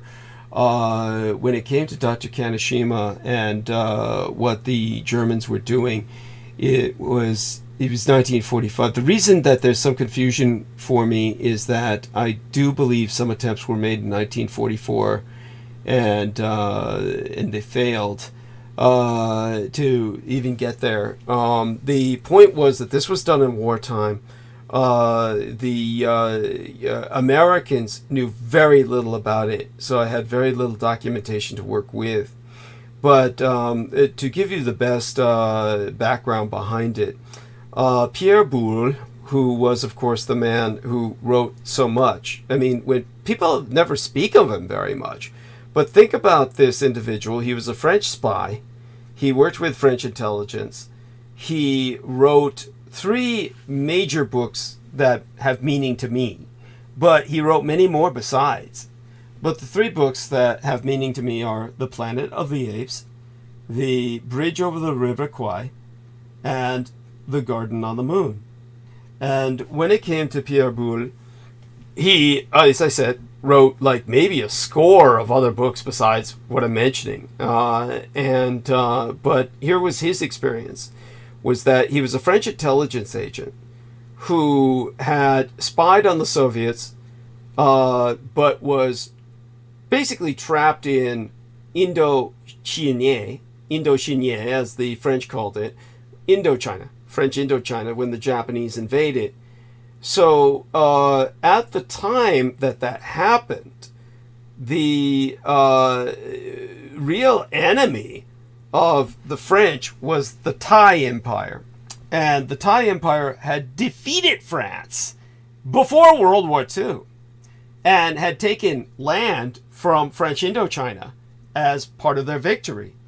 They allied with the Japanese, and when France surrendered to the Germans, it was Vichy France that was running Indochina. So it's basically the colony of an Axis ally.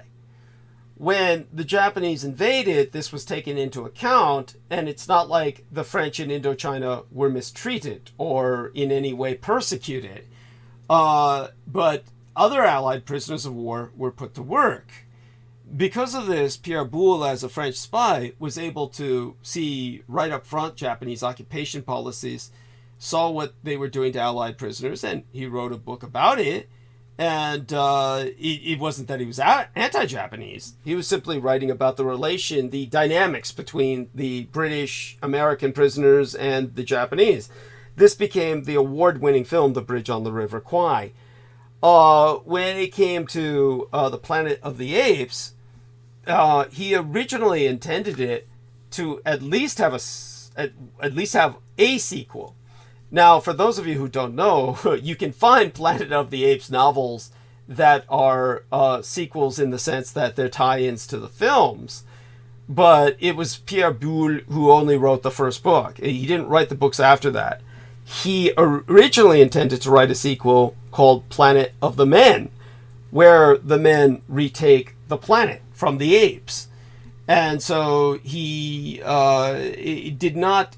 His idea was not what went into the film. His idea was basically different. His idea was basically that astronauts travel into the future, find themselves on Earth, but it's an Earth where the races have essentially degenerated. He was making this as a statement on racial interaction, that the 3 major ethnicities, Negroid, Mongoloid, and Caucasoid, had degenerated into their primal genetic ancestries of orangutan for the Asians, the chimpanzees for the Caucasoids, and the great apes for the Negroids, and that they were a caste system based on their racial traits, and that the humans introduce a spark of re-evolution that causes ultimately men to retake the planet from the apes, which are basically degenerate from humans, really, is what he was saying or alluding to in the book. So he was hinting at this being more like a Morlock situation, kind of like the Morlocks and the Eloi in the H.G. Wells situation. That's not what comes across too effectively in the film, because the film franchise began to deal with it as a parallel or analog for race relations in the United States, and took it in a different direction.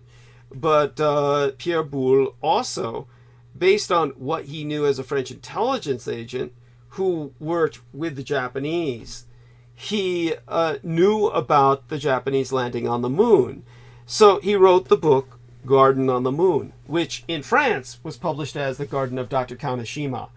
And what he did was he essentially used some of the Japanese documents that he had seen and simply reproduced them at the end of the book. What you see in the end of the book are transcripts of the transmissions of Dr. Kaneshima back to Japan.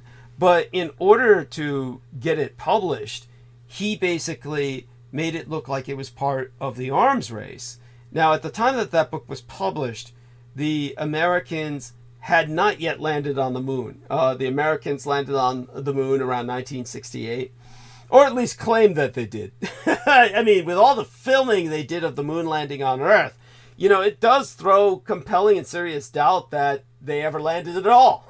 And so when it comes to the Japanese and the Germans, based on everything we've articulated, say for instance in the opening hours of the episode preceding tonight's, obviously the Germans were there first, but the Germans had to have a vanguard, someone to help them establish the first base, and the Japanese did that with their usual, I won't call it suicidal abandon, but their dedication to service, their dedication to duty. For a greater cause. Yes. It was worth it. Yes. They first individuals they sent were willing to sacrifice themselves, but the first successful individual was Dr. Kaneshima. And so he's immortalized, in a sense, in the book, which at some point in future history will then be realized for what it is, which is basically relating history under the guise of fiction. To put this in comparison, the greatest analog to it would be Kurt Vonnegut Jr.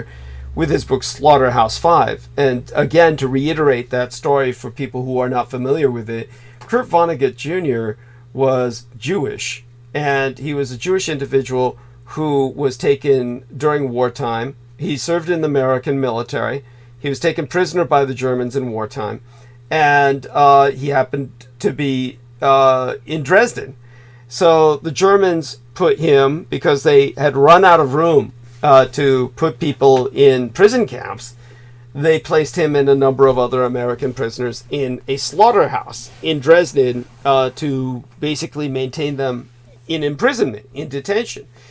And he survived the Dresden firebombing, one of the few. But he was outraged because the Americans and the British had bombed Dresden, knowing full well that thousands of Allied prisoners were held in Dresden. And the Americans and the British didn't give a shit. They didn't care about how many Allied prisoners they killed. Now, one of the survivors, Kurt Vonnegut Jr., tried to write a historical book about this, but no one would publish it.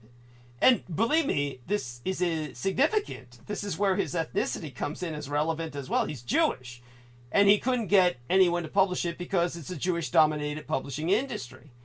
So the only thing he could do was disguise it as fiction. So he wrote the novel Slaughterhouse-Five about time travel. And if you ever watch it, it's a very disconcerting film, because I consider it unwatchable myself, because the guy's going back and forth in time and to a future when he's on the moon in a colony, and then you see him back on Earth in World War II. It's very bizarre.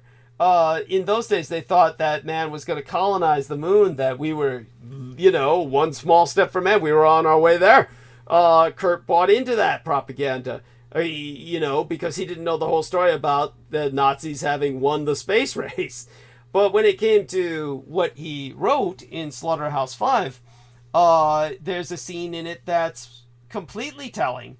aside from the scenes where you see Dresden and the firebombing, which are all quite real, he also presents the Americans as thieves. He shows one of the American prisoners in the film trying to steal a German historical relic, and the SS officer shoots him.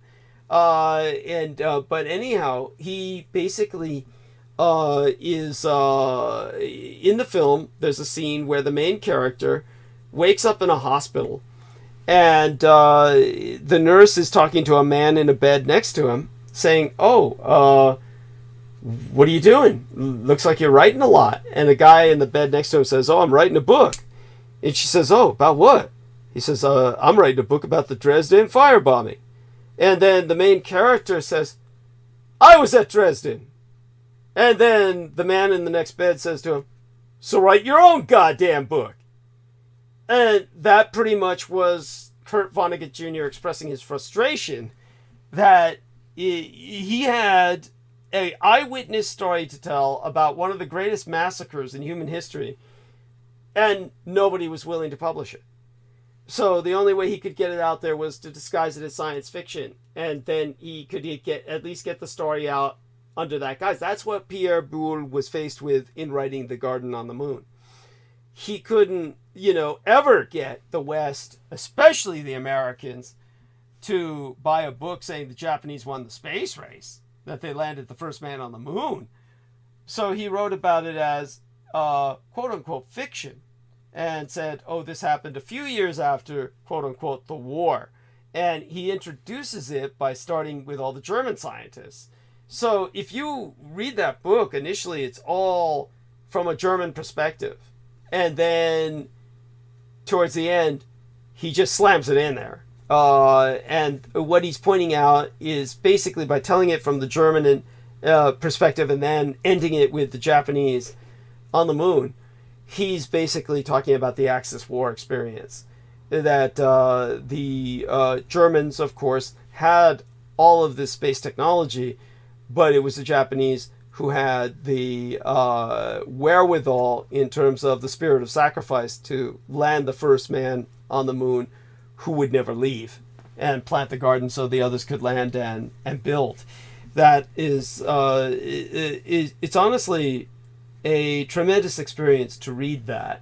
If you really read that, The Garden on the Moon, or at least skip to the end, if you can't relate to the rest of the book, then you really get the understanding of what it's about. So when you see the communist Chinese today, in this day and age, trying to say, "Oh, we're growing a garden on the moon as well," I can understand Brendan Zogit's skepticism that they might be lying, because you've seen my skepticism about the Asian Indians landing on the moon. We're not getting any evidence that any of this is true from these people. If anybody says, "Oh, what you're saying, Douglas, I find hard to believe," where's your evidence? Where's your fucking evidence that the Asian Indians have landed on the moon, or the communist Chinese have planted a garden, or the goddamn Americans, for that matter, with all the filming they did in studios on Earth with Stanley Kubrick?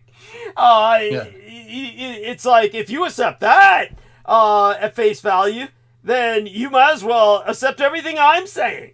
It's the evidence I'm presenting in terms of the circumstantial evidence provided by Pierre Boulle and all the reports from the New York Times and various other sources that I cited in my episode preceding tonight's are far more greater in substance than the shit that they're presenting you from Asian India or communist China today.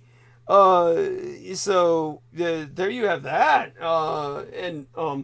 So hopefully that puts that into perspective. Does that help? With that? Yeah.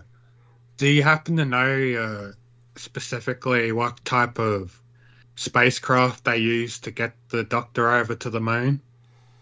But it was the kind of what we would consider primitive spacecraft that they were using in those days. Here's a good example of it, is that if you ever look up the first photograph of Earth taken from space, look that up. First photograph of Earth taken from space, that's taken from a V2 rocket. And so when it comes to, this is essentially what they were using, were souped up V2 rockets, really. V2 rocket is basically a jet engine. I'm thinking of, wait a second, or is that the V1? That's the V1. So when it comes to V2s, this would be more like V5s. At least a fifth generation of the V rocket. That, of course, there's very few of those that the Americans knew about. The Americans, of course, will concentrate on the more primitive weapons. They'll try and claim the Germans never got any further than that, yet the Americans were using these very rockets to try and reach the moon. So you're talking about... In the photo of the first picture, it says they used a V2 rocket. 1946, rocket scientists strapped a 35mm movie camera to a German V2 rocket, sent it 105 kilometers into space and captured the shot. Yeah, so this basically is if they're doing that with a primitive V2, so this was like a later third, fourth, or fifth generation that was used to get Dr. Kaneshima to the moon. After that, the Germans were following with advanced Flügelrods and the rest. But you see, somebody had to land there first to set up a supply base, to set up a garden, basically. This, of course, was... Did he build a biosphere on there? That's what was happening. Yes, if you read the book, you see that. You see that it's basically he established a biosphere, and then by dying himself, helped to fertilize the garden. Then his own body became part of the fertilizer. His own body, yeah. And that was the intent. This is part of the poignancy and the beauty, the pathos of that accomplishment. Of course, the Americans got nothing like it. All we got is a bunch of footage from their studios under direction of Stanley Kubrick, producing it here on Earth. And if they were on the moon, you see them just playing golf and riding around on a buggy, and it's a joke compared to that. I mean, and the fact that they've never been back, what was the point? It's the first time they go there, they would have been told to fuck off and never come back. That's essentially what George Knight has expressed many times with the evidence that he's provided, and this is backed up by some of what the astronauts have seen, and essentially were intimidated by what they saw on the moon, and of course. The U.S. government followed up by not. So, by the way, your archive entries. Let's take a look at them. Just taking a look at your links and to those books you mentioned. Ah, yes, excellent. Thank you. So they're working. I just want you to know they work. Okay, good. Yep. So the links are working. And Gus Grimson said, in 1967, in a big public interview. That was wasn't official, wasn't agreed with by NASA for him to say this, but he said himself, he doesn't even think NASA was capable of even going to the moon. He was explaining the flaws of the operations and testings and whatnot. There's audio of Gus complaining how they couldn't even establish a proper communication connection on Earth. He's like, if we can't communicate properly on Earth, how the hell are we going to do this on the moon? It's like, you might as well just send us up there and say, good luck, we can't talk to you. It's just that's how incompetent and unprepared they were. It makes you wonder if, it's like what you said, makes you wonder if they really ever did go, the Americans. Thank you. It was all just fake for them. And beyond that, think about what Jennifer Hawkins said when she was on with myself, and who was on with us the other night with Jennifer Hawkins? Brendan, I believe. And Jennifer Hawkins brought up the fact that the movie The Exorcist was based on the true story that was actually a young boy, and the young boy, like Reagan in the film, did not remember anything about his tribulations after the exorcism.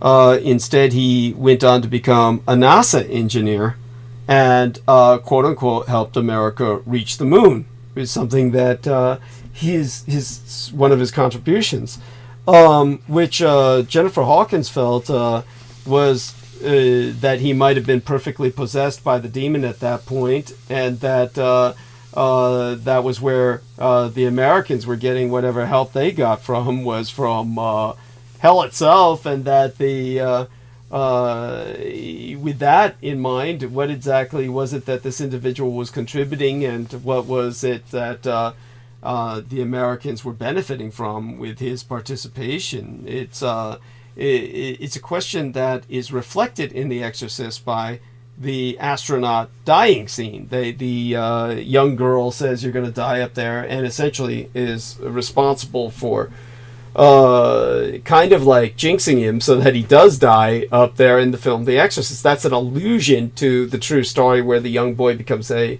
NASA engineer. And so Jennifer Hawkins was bringing that up, and it really speaks to the American experience with their space travel. It's kind of went to hell in a handbasket. And yeah, with that being said, okay, I'm going to start monologuing. We'll see how long I can last. And I do warn people, once I start monologuing, I'll, obviously, I'll hope for Nemo to stay with me as long as he can. And feel free to interject whenever you feel you have something to contribute. And what I'll warn people about is that I might not be able to take calls at that point, because Dan Vandermeulen says he might join us at around the 1 to 5 hours or so. Of course, he might join a different call than this one, because he's speaking and responding to Amanda on a different call. Weird. So that was the notifications I was getting from a different call. So he might wind up, joining a old episode, so to speak. If he jumps in on that call. Or he might wind up on this one. I'll just have to tell him I'm involved with a monologue. Okay. Did you want to take a quick break before you start? If you want me to cover it. I thank you for asking. No, I'll just start. I'll just start. Okay. I do want to bring up Just let me know if you need me to cover. Oh, of course I will. And I do want you to, like I said, feel free to interrupt anytime you feel you have something that comes to mind. Otherwise, just be here so that I have that backup. And now, I do want people to know that I, of course, we know my stance on quote unquote extraterrestrials, but there is something. We've spoken of this young boy with NASA, the infernal influence. And I've explained before about the hoax, and it is a hoax, about the Dogon tribe in Africa and this connection to Sirius the Dog Star. And it's not because the Dogon tribe was committing any hoax. Not at all. The Dogon tribe is instead a victim of a hoax, that they were exploited by an asshole, as opposed to the original anthropologists who were visiting them, who told them about the Sirius, the dog star. And they learned about the dog star being a double star from the anthropologist, not from their own heritage. And they said this. But, of course, you had too many whites trying to exploit them so they could make up the story that they see these blacks in Africa deep in the jungle know all about Sirius being a double star when you can't see that with your naked eye. And, it's a doggone shame, to use a pun. But you take a look at what I've said about the ghoul, and there is a demon star which the ghoul do worship and seem to think they source from. The old celestial atlases, they show Perseus with a sword in his hand, holding aloft the head of the snake-haired Medusa as a constelle. Her blinking eye is the variable star Algol. That name is derived from the Arabic Al-Ghul. It means just what it sounds like, the ghoul, or the demon. And the Chinese name for that same star is even worse, Jiexie. That means a mountain of piled up cadavers, a mountain of human corpses. Now, the talented young astronomer John Goodrich discovered the star's variability back in the 1780s or some such. He was deaf-mute from birth, so Goodrich was born in Holland, like Dan van der Meulen, except to an English family. He was educated in England, where his best friend's father inspired him to study the heavens, and one night shortly after his 19th birthday, Goodrich saw that Algol, normally a second magnitude star, was so faint that it looked like a fourth magnitude star. Now, Goodrich was not the first to notice this. I think the man's name was Geminiano Montanari of Bologna. He observed the same phenomena, I think it was around 1667. But he never pursued it. But after 5 months of careful observation, Goodrich discerned the star's pattern, and after 2 days, 20 hours, 48 minutes, and 56 seconds or something like that, it suddenly dims. 10 hours later, it brightens again. And the cause of this behavior, or so Goodrich reasoned, was that Algol had an invisible companion. As the companion star orbited in front of Algol, from the point of view of the observer on Earth, it blocked the light, creating an eclipse, basically. An eclipse, whereas the rest of the time the light was constant. Now, less than 100 years after Goodrich's untimely death from pneumonia, Algol was found to be not just a binary, but a multiple star. 50 million miles from the primary pair is a third star, which revolves around them every 20 months or so. A fourth star, even more distant, takes 188 years to circle the binary pair. Goodrich made some other discoveries, including Beta Lyrae, an eclipsing binary made up of a blue giant, a red giant, and a river of gas flowing between them. He also discovered Delta Cephei, a pulsating star so important that an entire category of stars called Cepheid variables has been named in its honor. Goodrich's genius was recognized immediately. At the age of 19, he won the Royal Society's Copley Medal, and at age 21, he was elected to that organization. Now, his sudden death of pneumonia 12 weeks later was blamed on exposure to the cold night air. So, ultimately, he died while looking at Algol, the cool star. This is something that is only important to me because I can tell you one thing.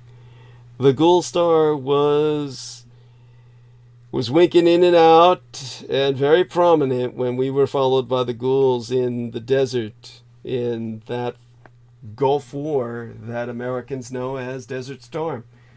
I've told this story before, but that star in particular was what the ghoul were howling at. Like that was their home. It's something that bears some consideration and investigation at some point in the future when we have the technology to do so. But aside from that, it's kind of in spirit with what we'll be speaking of in monologue tonight. I'll go back by emphasizing, of course, the origins of Buddhism, because that was the motivator for Alexander the Great, who was a converted Buddhist. But the original Buddha, as I've tried to emphasize, was a warrior born. Someone who was not at all what people have been indoctrinated into thinking of him as. By the way, our man Nemo has put in a link to Algol, the demon star of Perseus. Thank you. And that is something that was good. Thank you. Thank you. Appreciate that. And so people can look at that while they're listening, and we'll go into what we can tonight for as long as I can stand it. Feeling better now, but I certainly don't want to risk it by exerting myself too much or overstressing myself. So, as I mentioned about the Buddha, He was a brawny 6-foot warrior prince, trained in the art of war, a white man. I cannot overemphasize, and it is quite relevant. And of course, we've had Troy Bellamy on our program speak about the importance of recognizing blackness in historical figures. We certainly need to reciprocate by recognizing the whiteness in others. So when it's if we were, as I said, to obtain a more ethnically accurate picture of Buddha, well, look at a modern day Afghan. Tall, muscular, white-skinned, dark hair and eyes. Physical characteristics typical of the Indo-Aryan warriors from whom Siddhartha Gautama, the Buddha, was descended. These are the men who drove out the Americans in full retreat. And the earliest known home of the Indo-Aryans lay in what is now the Ukraine. You had a great migration of these peoples, moved, well, probably provoked by overpopulation, beginning around 1800 years before Christ. First south to Europe, and then southeast into Anatolia and northern Iraq, and then farther east into the mountains of Iran and the valleys of modern-day Afghanistan and Pakistan.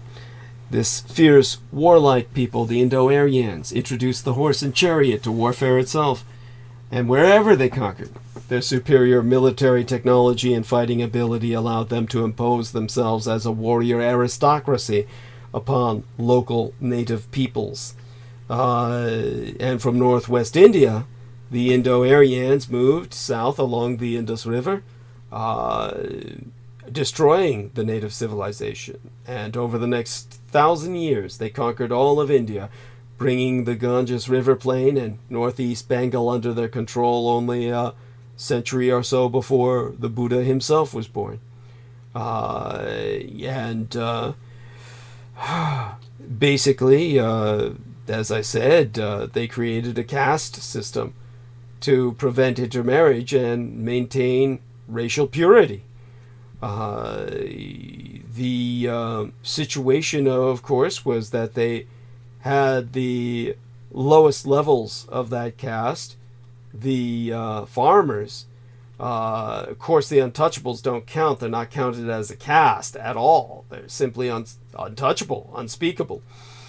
But to maintain their superior position, the Indo-Aryans forbade intermarriage with the dark-skinned native peoples, restricting their social mobility.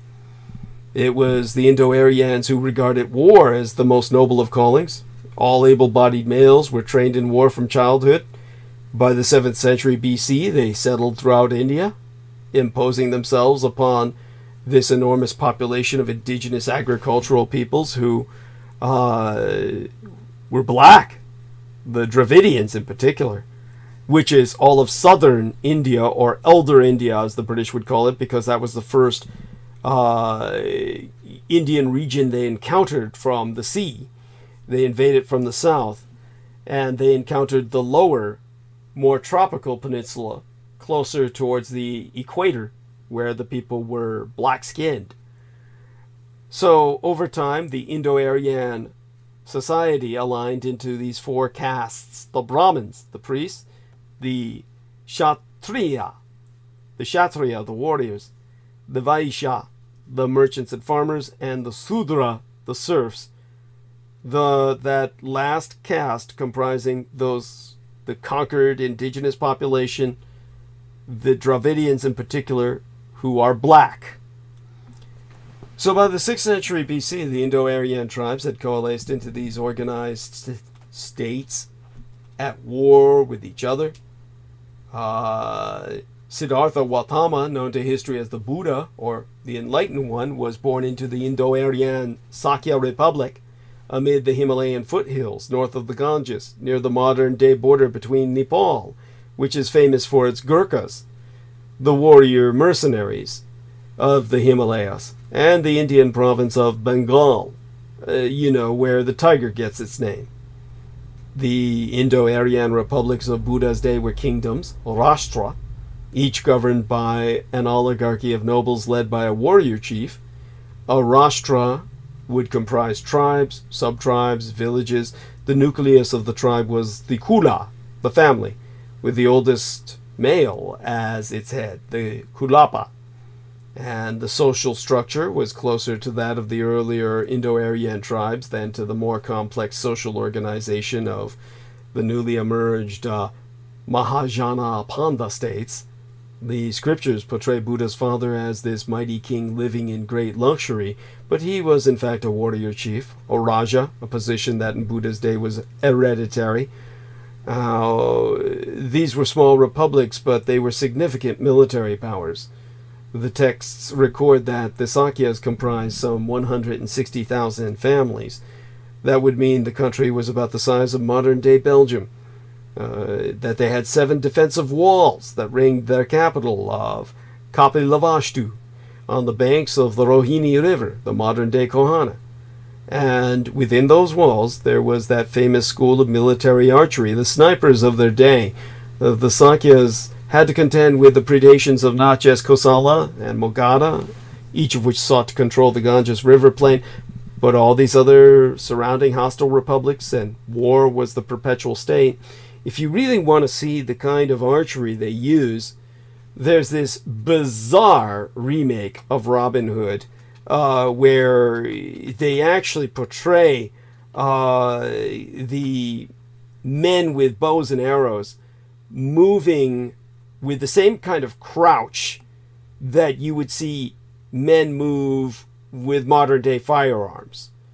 If you ever see that kind of crouch that men do when they're pacing the ruins of Afghanistan, or in modern day warfare that you've encountered in the Middle East, just by watching the news, and you see these men crouched and kind of running at a crouch, kind of like crouching at a clip, loping at that forward pace while hiding behind cover.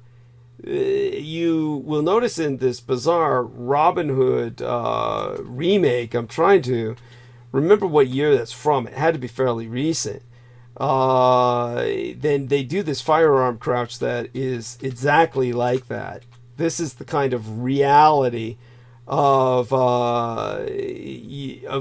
archery in the Aryan sense, the way their culture would have trained in the use of the that weapon. So let's take a look at if I could find maybe around 2019 was the Robin 2020 Hood. 10th of April, I think. Okay, all right. So that's what I say.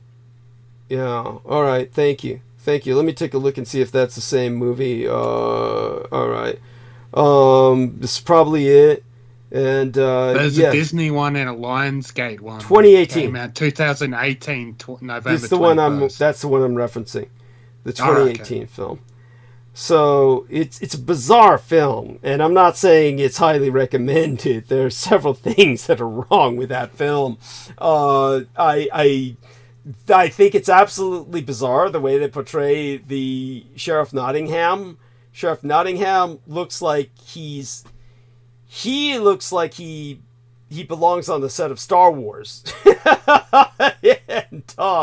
But it's it has a certain kind of effect that I think they're trying to make it as contemporary as possible. So I understand that. But there's other things that are done just right. Obviously, that's not a conventional archery kind of pose that you would see from certain cultures, such as longbow users. But these men are moving with not longbows. They're not using longbows, which the British later became famous for. But they're moving instead with more of a combat bow use that like the Asian Indians would use. So if you really want to see how Buddha fought, it would be like that.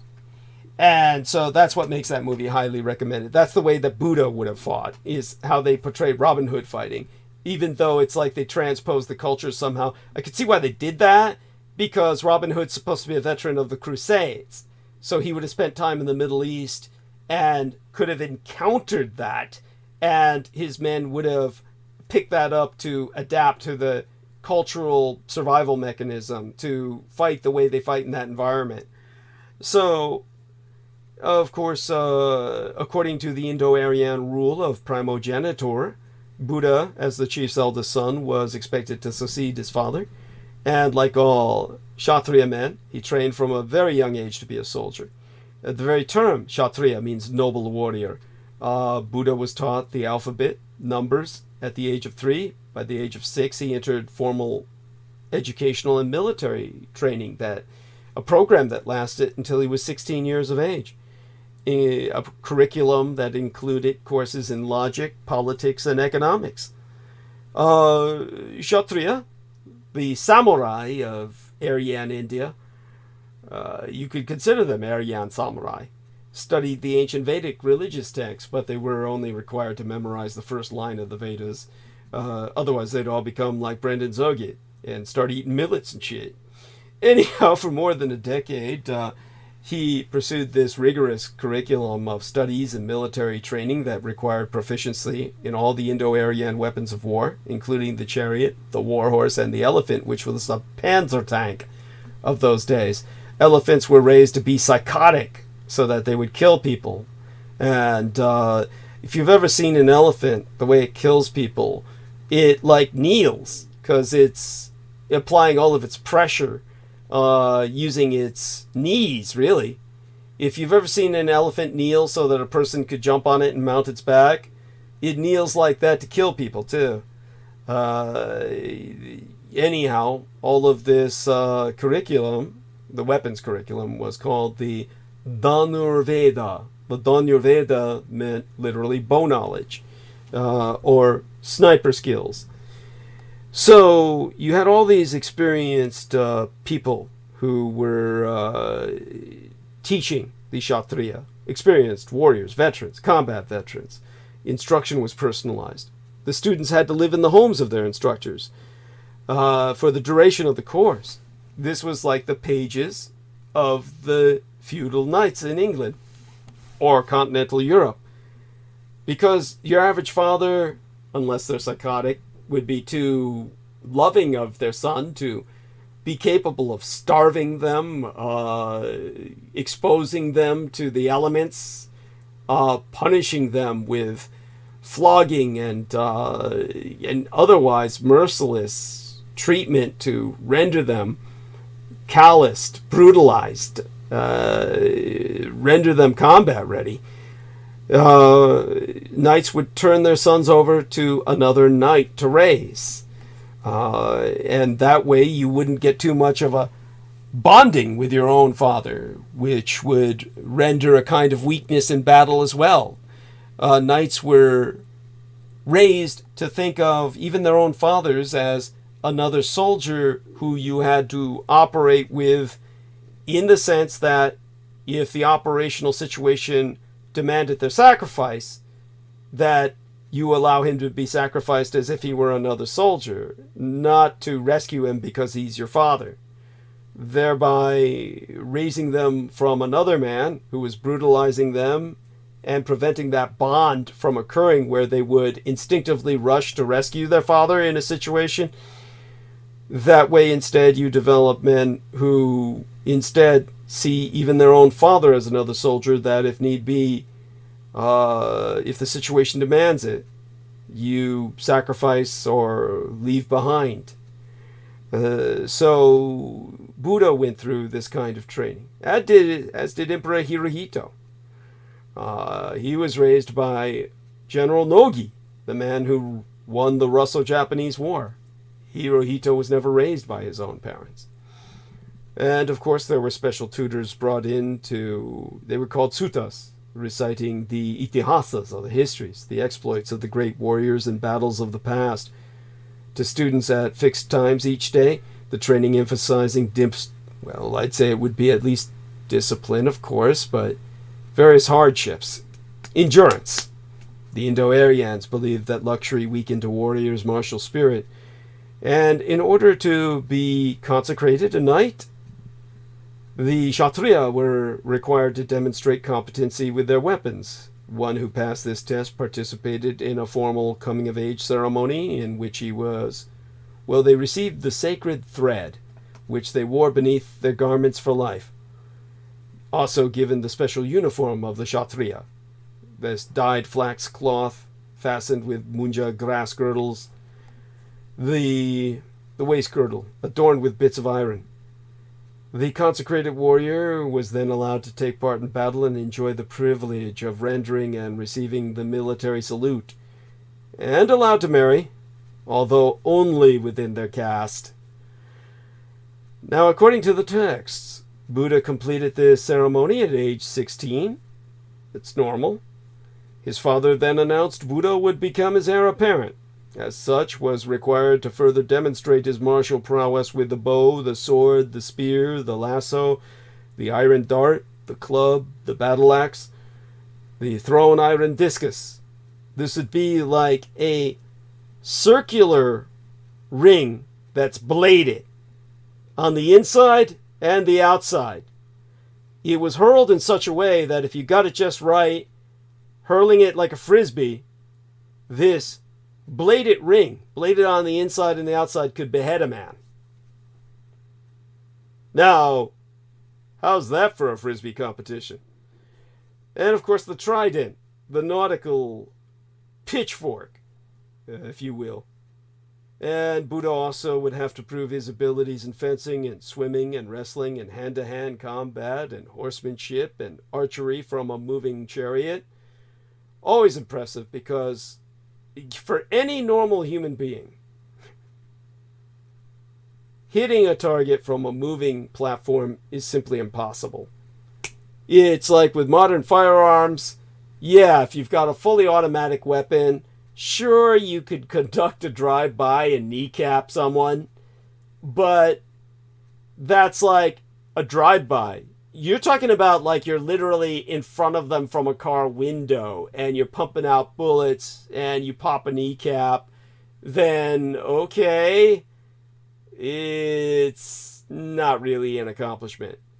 If you're in cinema and you're in a moving car, in a car chase, and other cars are also moving and you're both firing at each other, if anybody hits the other guy, it's by accident.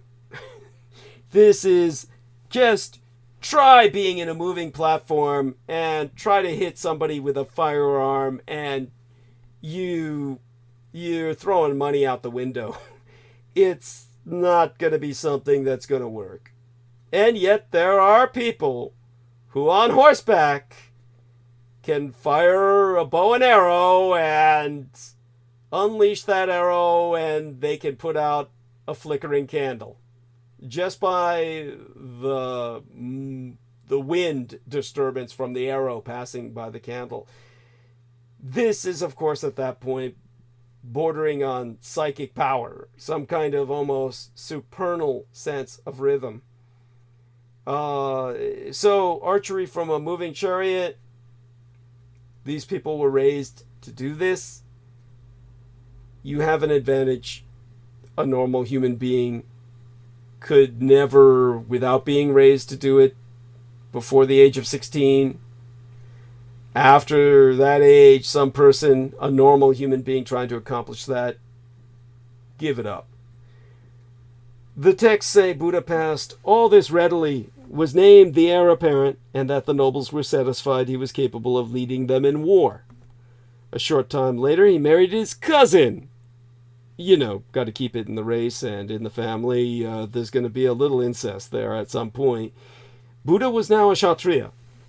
Now, the ancient legal texts are clear that a warrior was forbidden to give up the military life and take up a life of asceticism, as Buddha did sometime after leaving his father's court at the age of 29.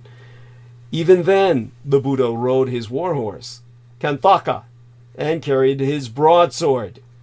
His hair still worn in the warrior's top knot, similar to that of a samurai. The Samhita scripture tells us, "For the Kshatriya there is no other rule but to fight." And the Adi Parva says that among men the highest duties are those performed by the Kshatriya. Even the Indo-Aryan gods were warrior gods, like Indra, who helped the warrior in battle, and Agni, the fire god, revered for means to destroy enemy strongholds. The weight of Indo-Aryan religious sanctions and social conditioning required warriors to fight. War was a fundamental function of the Indo-Aryan state, and waging it was the primary responsibility of the Kshatriya. The code of the Kshatriya required the soldier to die gloriously in battle, for only then could he attain release, the moksha, and enter svarga, the paradise, freeing him from the cycle of rebirth and suffering. Cowardice was punishable by death. Senior officers who showed a lack of resolve were required to dress in woman's clothes until the public disgrace drove them to suicide. To live long enough to die in bed was a sin. After a battle, details would gather the dead and cremate them in an enormous funeral pyre. Wives of the dead then climbed upon the pyre to be burnt with the corpses of their men. This custom is called sute.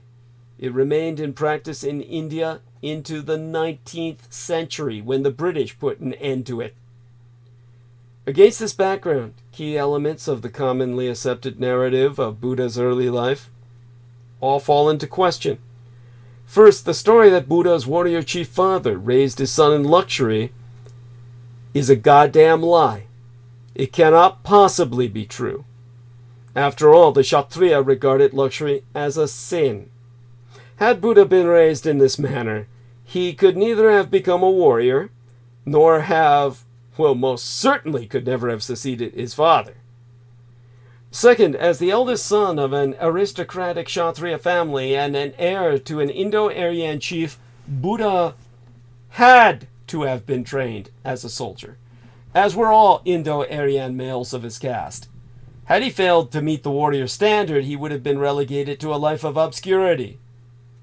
Third, during Buddha's life, frequent wars racked what is now northeast India, and King Virudhaka of Kosala invaded Buddha's own native Sakya Republic, massacring its entire population.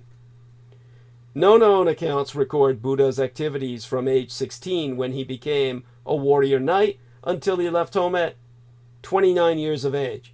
But it is definitive that he experienced war as a soldier in the Sakya army. We are left to explain why Buddha abandoned his wife and child and left his father's court to embrace the life of a wandering ascetic. The catalyst seems to have been some sort of traumatic event, his war experiences. The notion that this 29-year-old warrior was shocked by his first encounter with an old man, a sick man, and a corpse is completely incredible, meaning that it has no credibility. Albeit it may contain a kernel of truth.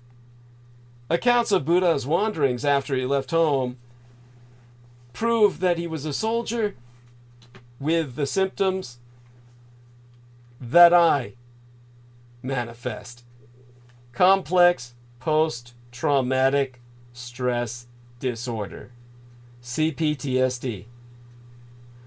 The former warrior abandoned his own wife, his own child, and his entire extended family, a complete disruption of traditional social ties, and cut off his traditional samurai top knot, the distinguishing mark of his caste, in a sign of alienation. He forsook his uniform for the saffron robe worn by condemned criminals on their way to execution. This was his identification with the damned. He wandered in a forest, sometimes with others, sometimes alone, indicative of the symptom of aimlessness.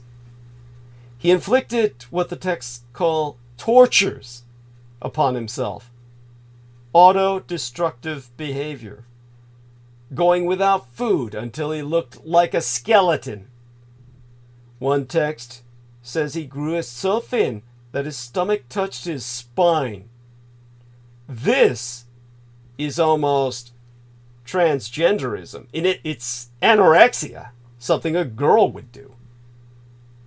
He remained silent for long periods, often falling into deep trances. Medically, this is called disorientation. And he suffered from violent, disturbing dreams about battles with demons. As I suffered for years until my psychiatrist conditioned me out of it through deep hypnosis. These are called night terrors. Buddha was homeless during this time and slept outdoors. He was a homeless veteran. Think Rambo, the first film, the franchise.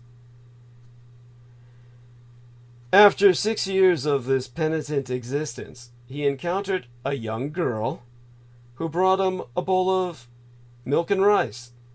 Buddha then realized his life of self-inflicted suffering was not the way to achieve nirvana and relief from the birth, death, rebirth cycle.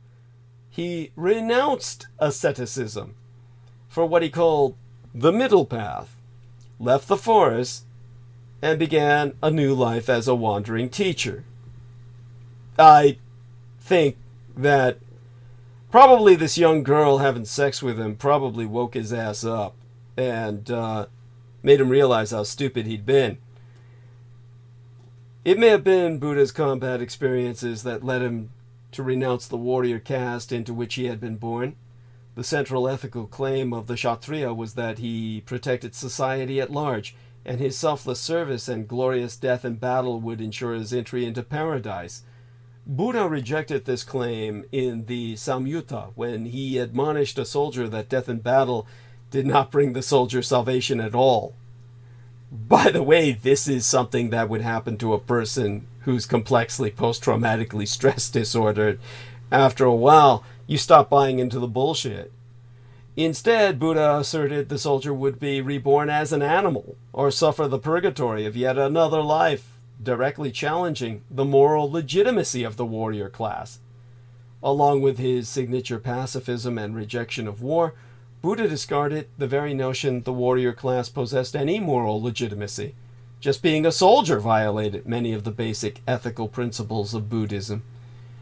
Buddha's public rejection of the moral legitimacy of the Kshatriya, in turn, may have prompted the attempts on his life, the assassinations. The texts indicate that as Buddhism gained popularity, many soldiers joined the movement, posing a threat to both the fighting elan of the warrior class and the caste system itself, which Buddha also rejected, which made him a revolutionary of his day, a radical, because that caste system still endures in India as if it were the very cement that holds people's breath together.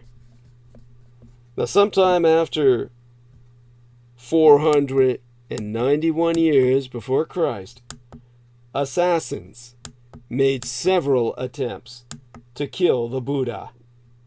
The texts imply that Buddha's cousin and second in command, Devadatta, conspired with King Ajatashatru of Magadha to carry out an assassination plot. If the popularity of Buddhism was indeed eroding the moral status and martial spirit of the warrior caste, then Ajatashatru, or Tashatru, who came to the throne by murdering his own father and was engaged in a protracted war at that time, may have had every reason to neutralize the Buddha. So, this is what brings us to the assassination attempts on the great Gautama Buddha that ultimately succeeded. It's little known to the average Westerner in particular, even to your average Asian, that during Gautama Buddha's life on earth, he was never completely free of dissenters and discord. Despite his serene and patient practice, Gautama was not without threat. Just as every great spiritual or powerful leader in Earth's history, he faced jealous followers wanting to take his place in the world. It is writ that Gautama's cousin, a monk by the name of Devadatta, was the worst of them all, attempting to take Gautama's life on multiple occasions, until he finally succeeded. Legend has it, out of jealousy, Devadatta tried to undermine the Buddha and declared that he be given the chance to lead the Sangha. When this proved unsuccessful, he tried to kill the great teacher to claim his following for himself. His first attempt involved hiring a group of archers to shoot at Buddha during his meditations. But as they approached the Buddha, they became overcome and began laying down their bows. Instead of shooting, the archers now devoted themselves to him instead. As one might imagine, this only served to anger Devadatta more. In his next attempt, Devadatta himself rolled a great boulder down a hill directly in Gautama's path. Luckily, the boulder split in twain along the way, with only one half grazing the divine Buddha's foot. Again diminished, Devadatta let loose a violent elephant to trample Buddha and everyone around him. This would be like somebody jumping into a tank and rolling it down the highway, smashing all cars aside. As all his murderous plots proved unsuccessful, Devadatta began to form a breakaway following, attempting to recruit the Buddha's followers for himself. Although he managed to claim a handful, they all eventually made their way back to the Awakened One. I mean, who can stand the company of an asshole for all too long? It's hard to believe that the Great Awakened One could be met with disdain by any. But just as every great spiritual leader, there were those who threatened to undermine his teachings. As it was, Buddha died under circumstances that prove the point. Indeed, murder is the only explanation. In 483 BC, he visited the town of Koshingara and took to sleeping in a grove. A metalsmith named Chunda came to him and offered to feed him, which was not unusual, as monks routinely received food from people who offered it to gain merit. The texts tell us Buddha ate the meal at Chunda's house, immediately fell violently ill, and died. The suddenness with which he was stricken proves the probability of poisoning, to say the least. It is interesting that the massacre of the Sakyas, circa 490 years before Christ, occurred about the same time as the first failed attempts to assassinate the man we might rightly call Buddha, the warrior who transcended war itself. Now, of course, we all kill in the name of God. This is something that needs to be understood. And as I said, if you're not willing to kill anyone in the name of your belief, no one's going to believe it or believe in it. Like other world religions, Buddhism has its own justifications for violence. One sometimes hear people say, a war was never fought in the name of Buddhism. Exactly what in the name of Buddhism means is debatable. Not debatable is that Buddhists over the centuries have engaged in violent acts, including warfare, and have also condoned such acts, which is in their favor and to their credit. Otherwise, they would never have survived for you to hear of them as being the promulgators of peace. If they were truly peaceful, they would have been exterminated long ago and you never would have heard of them. In the 20th century, Tibetan monks took up arms and fought bravely against the Chinese troops of the People's Liberation Army, the Chi-Coms, or the Chinese Communists. Earlier in the century, They had fought just as equally courageously against British invaders. Troops of the Young Husband expedition took protective amulets, pierced by bullets, off the bodies of the Tibetan dead. In the Empire of Japan, or rather the Japanese Empire to disambiguate, during the Second World War, Buddhist monks, especially those of the Soto Zen sect, supported the aggression of Japanese troops in China and Korea. In previous centuries, many Japanese monasteries had their own armies, so-called, well, these were called sohei, made up of professional soldiers who wore monks' robes, but were not ordained, changing into their armor when it was time to fight, often against rival Buddhist armies. Buddhism, like other world religions, has its own justifications for violence. The Great Chronicle of Sri Lanka, the Mahavamsa, tells the story of King Duthagamani, who led his troops into battle against the Hindu Tamils who occupied the island. Duthagamani himself killed the Tamil king in battle, using a spear adorned with a relic of the Buddha himself. The equivalent of our holy spear, the Hellige Lance, which pierced the side of Christ in Christianity, welded by the German mercenary in service of the Roman legions, Casco Rufio Longinus. In the case of King Duthagamani killing the Tamil king in battle with the reliquary spear of Bodhisattva, he then plunged the spear into the ground and ordered that a stupa be built over it. As a Buddhist, Duthagamani was troubled by the carnage he had wrought, with tens of thousands of the enemy lying dead upon the battlefield. He called in a group of arhats, these are the enlightened monks, ascended masters, to calculate the negative karma he had accrued by so many acts of murder. They explained that he was guilty of killing only 1.5 people.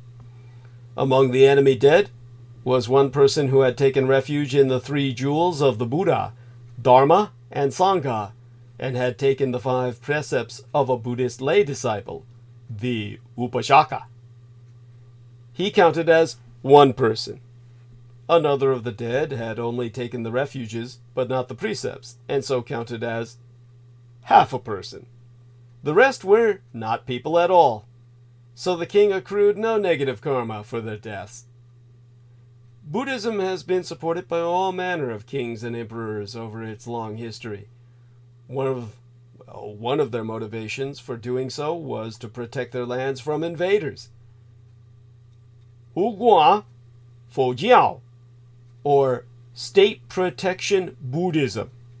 The idea that by supporting the community of monks and nuns, a kind of religious force field would guard the kingdom from harm, is a central theme of East Asian Buddhism. In the first Zen text, written in the Japanese Empire by the monk µânRYīN-BUÂIBè Ieyasu, his work was entitled Promoting Zen in Defense of the State, the Kozan Gokukuran, and perhaps the most famous of the Chinese Buddhist Apocrypha, texts written in China that purport to be of Indian origin, the Renwang-Jing. The scripture for humane kings is devoted in part to the theme of state protection. In some cases, the protection does not work, leading to dreams of revenge. The Kalachakra Tantra predicts that in the future, a great Buddhist army will sweep down from the Himalayas to defeat the barbarians who had driven the Dharma from India so long ago. These barbarians are followers of someone called Madhumati, an Indian attempt to render into Sanskrit the name Muhammad, meaning a future war between Buddhism and Islam. Violence in Buddhism is not always committed by physical means, of course. In Tantric Buddhism, so-called liberation rites are performed to liberate, that is, to kill one's enemies.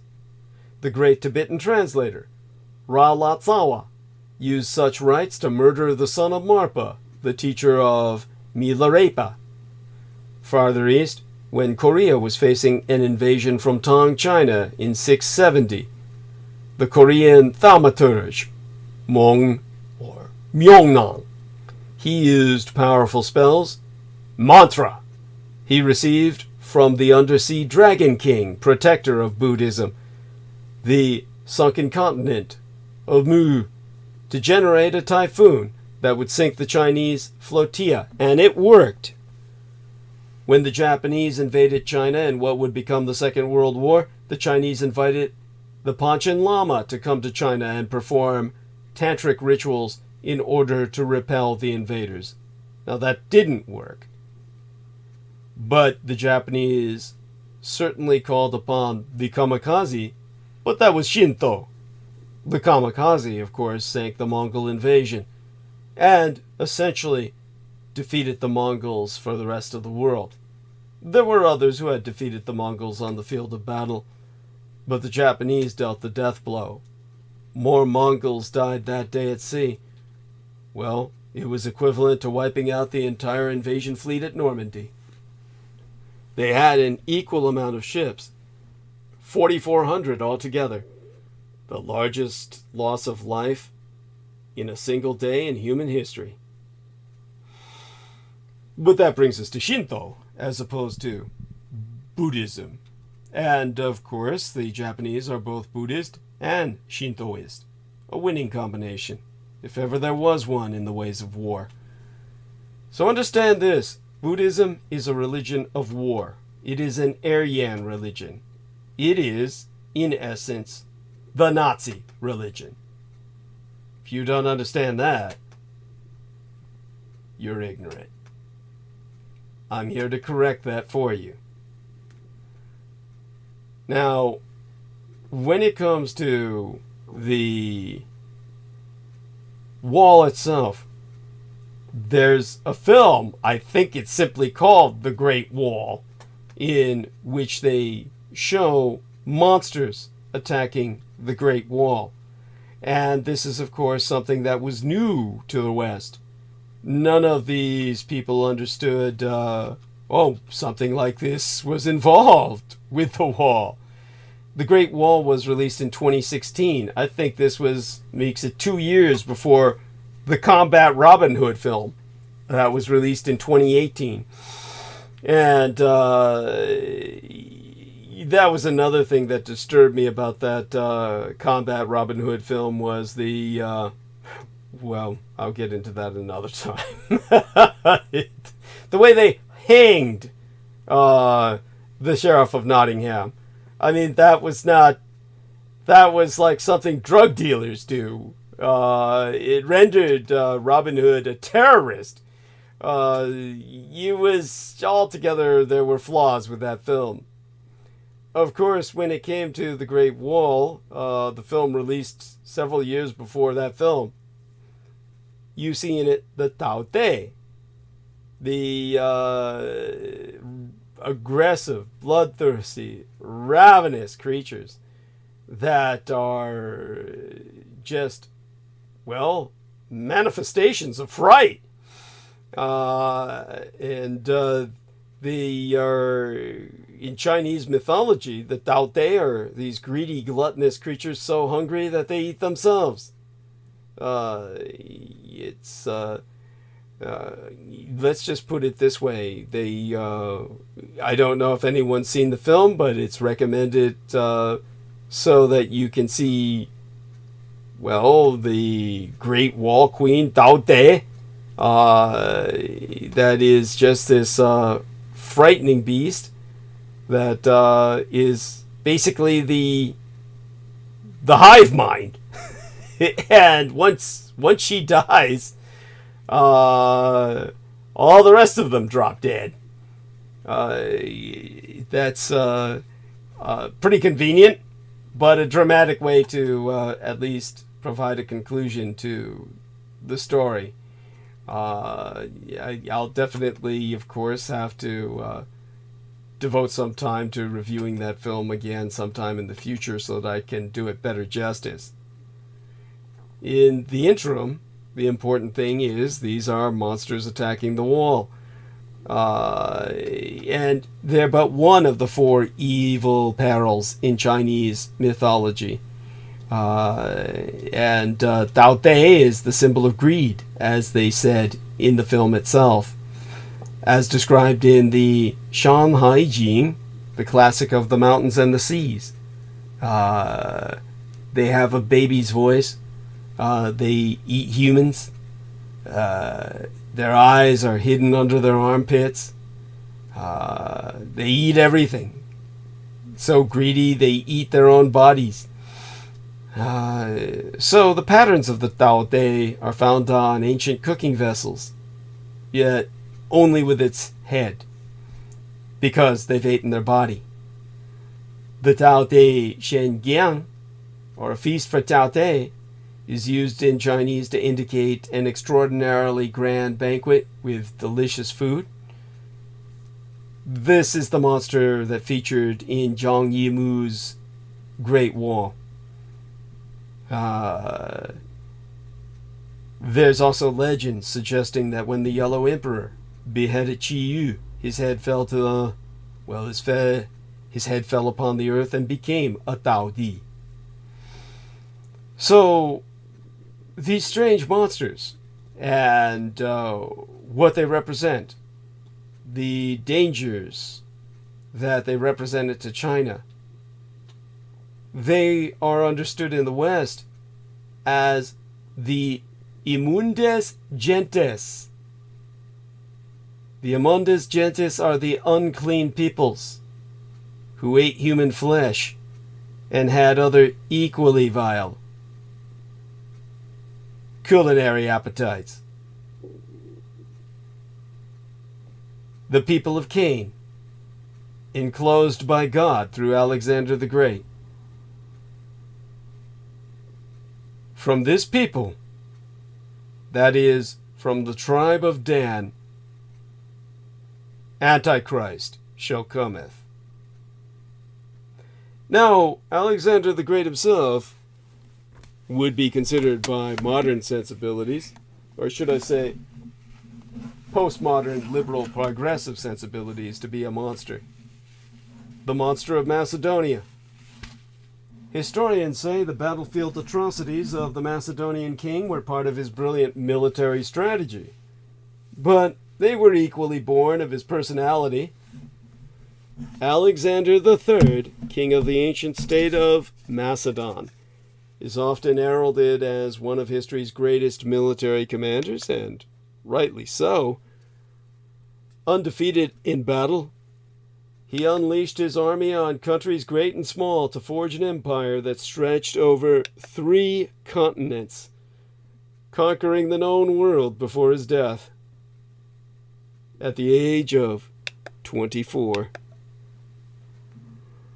Or was it younger? Maybe 21. From Greece to India, as far south as Egyptus. He did all this in little more than a decade after taking power at the age of 20.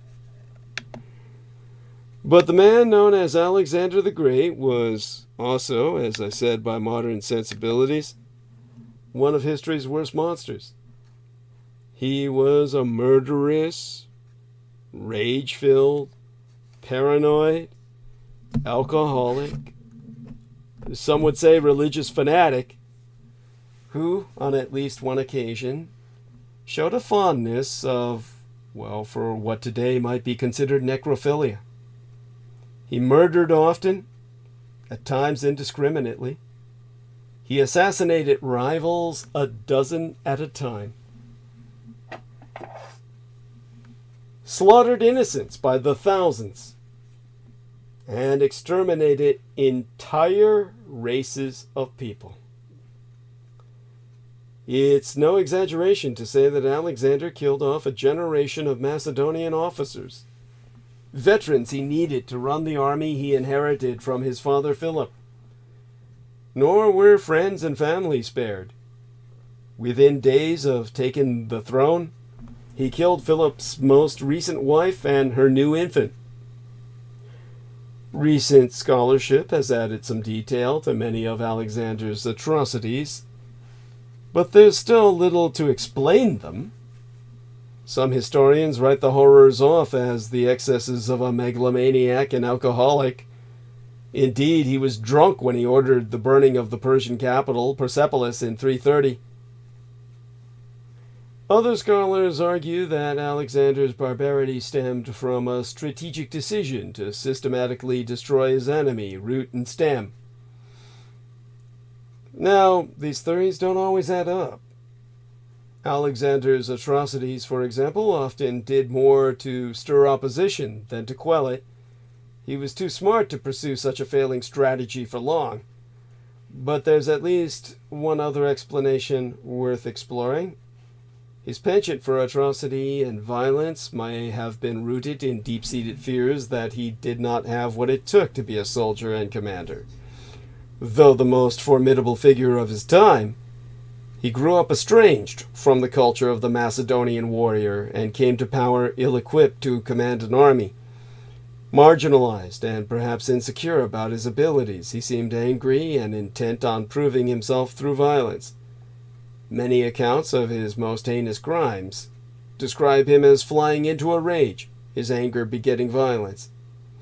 It is, of course, risky business to plumb the psychological depths of such a complex historical figure as Alexander, particularly because antiquity provides scant data. Yet the exercise proves valuable, if only to suggest a different way to understand the enigmas that Alexander's life presents. The Macedonian society of Alexander's day was based on values and practices that were Homeric in origin, form, and function. The English would pronounce it Homeric. They still pay lip service to the age. Well, I'm saying the H, which is silent in the English. Well, silent in the Greek. The term Hellenic, for instance. Believe it or not, Helene is a boy's name. Hellas.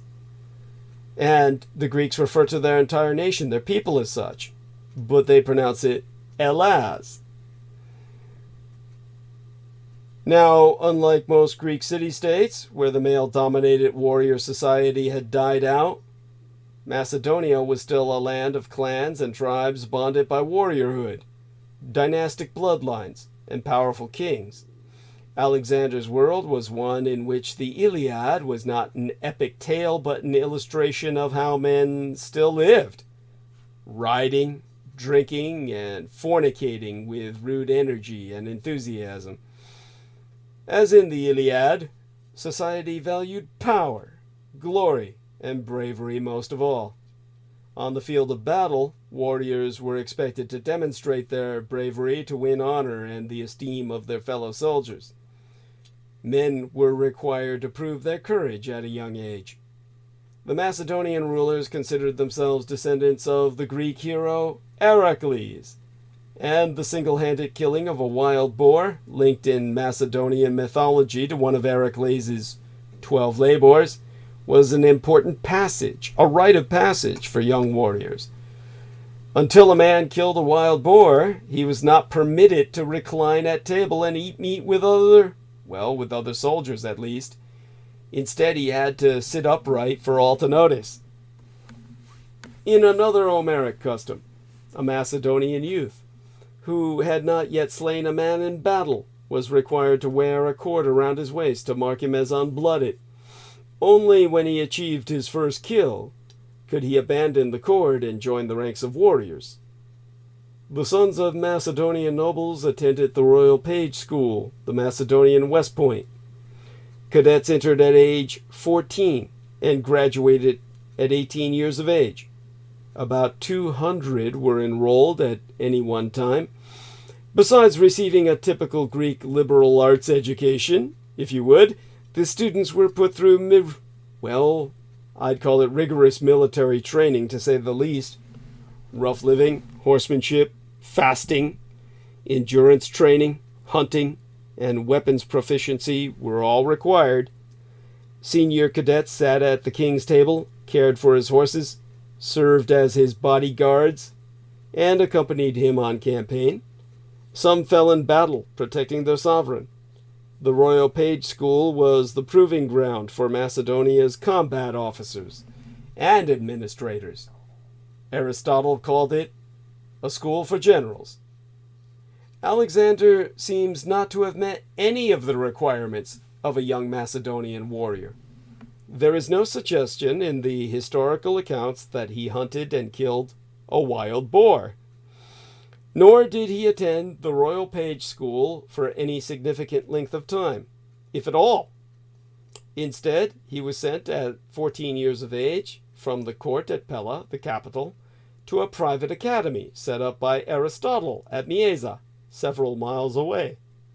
There, Alexander studied poetry, philosophy, literature, and learned to play the lyre. That's L-Y-R-E. Not telling fibs. A skill his father belittled, the lyre player, because the lyre was an instrument of the Athenian aristocracy. Mocked as boy lovers. Military studies at the academy were limited to reading of the Iliad. The historian Plutarch tells us that Alexander carried a copy of the work with him throughout his campaigns. Obviously, that's compensation. By attending Aristotle's academy, Alexander missed the opportunity to mix with the young warriors and royal princes who would become Macedonia's military elite. Students at the Royal Page School typically formed bonds of comradeship, trust, loyalty with their classmates, bonds that later served them well in war.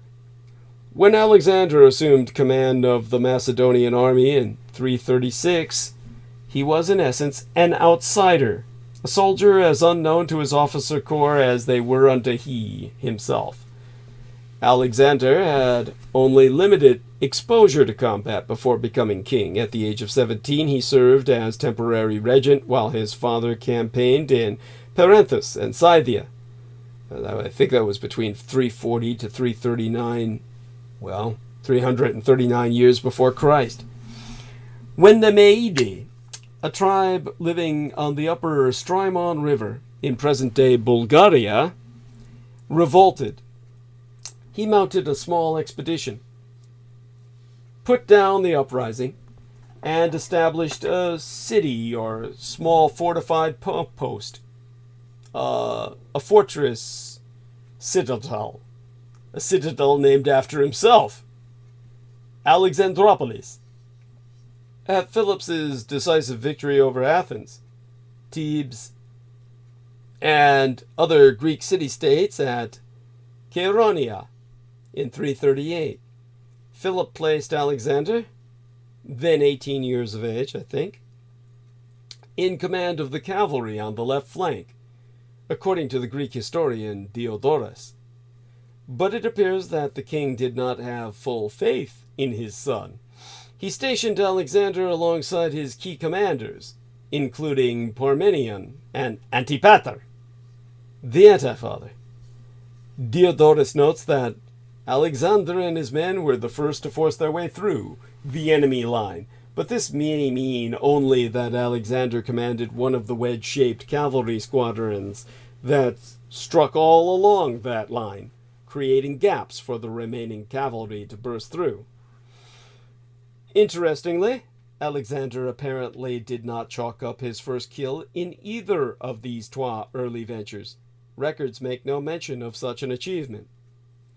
Alexander also stood apart from the warrior culture in his physical appearance. He,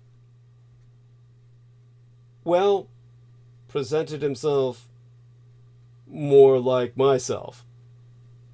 The Macedonians were a big people, thanks largely to their land's plentiful meat and grain. The men were all tall, robust, dark-skinned. They had thick, cropped hair and wore beards. But Alexander, he looked like a girl. He looked like, as you would imagine myself. He was at best average height, perhaps only 5'2". His hair was blonde and tousled. It is said that he wore it long, too. resemble a lion's mane, but it tended to effeminize him. He was fair-skinned and clean-shaven, which was a sign to most in that culture of femininity. Most people mistook him at first sight for a sex slave. His teeth were sharply pointed, like little pegs, according to Alexander biographer Peter Green. Alexander's voice was high-pitched, tending towards harshness when he was excited. Green's words, not mine. But you're talking about somebody who could pass as a trap if cross-dressed. He was given to scurrying about in a fast and nervous manner, and carried his head to the left, either out of some physical defect, perhaps torticollis, or mere affectation.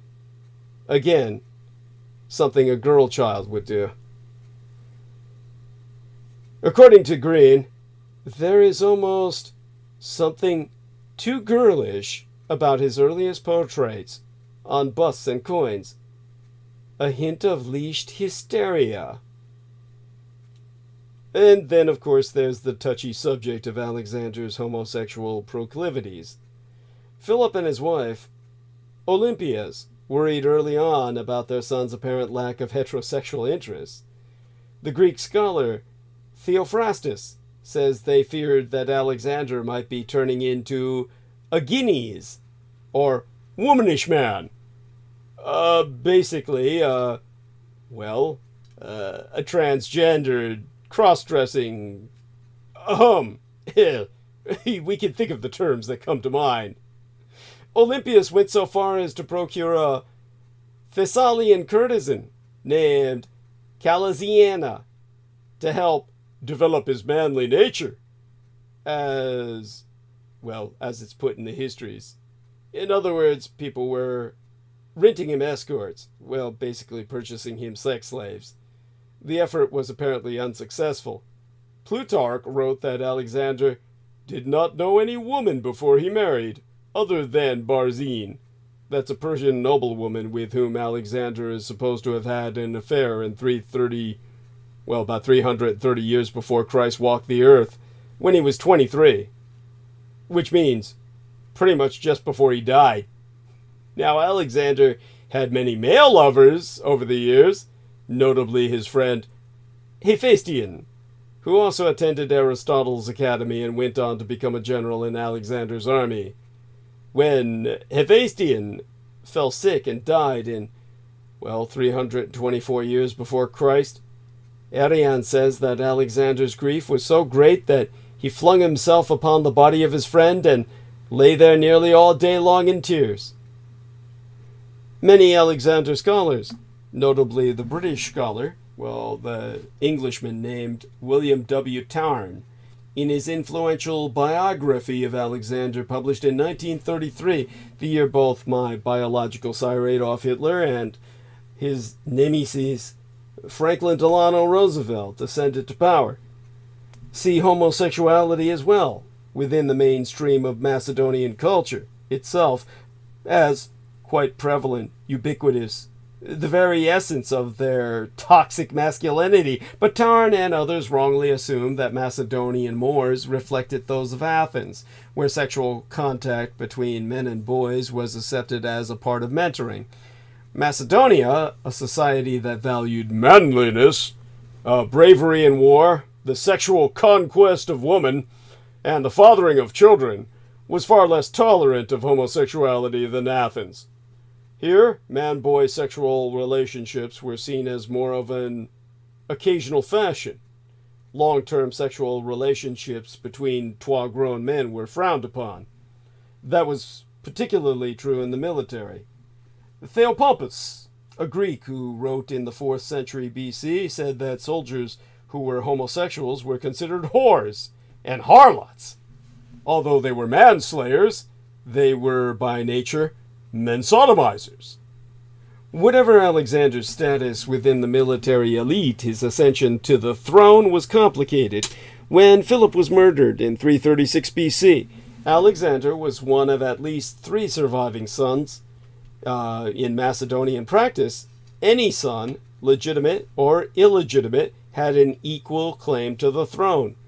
Alexander killed at least one rival, the son of one of Philip's concubines. The sons of other branches of the royal family also presented a challenge, but Antipater, the only one of Philip's senior officers who was close to Alexander, quickly persuaded the Macedonian assembly to proclaim Alexander king. Such speedy action was essential. Attalus and Parmenion, two of Philip's generals and leaders leaders of powerful branches of the royal family, were away from Pella on a campaign, an absence that made it possible to crown the untested Alexander as king. It's hard to imagine that Alexander was confident about his ability to lead combat veterans and gain their respect. With so little military experience, he had no alternative but to rely upon his generals for advice and guidance. The relationship between the Macedonian officer corps and the king was open and democratic. A soldier's standing was based upon demonstrated courage on the battlefield and not upon birth or wealth.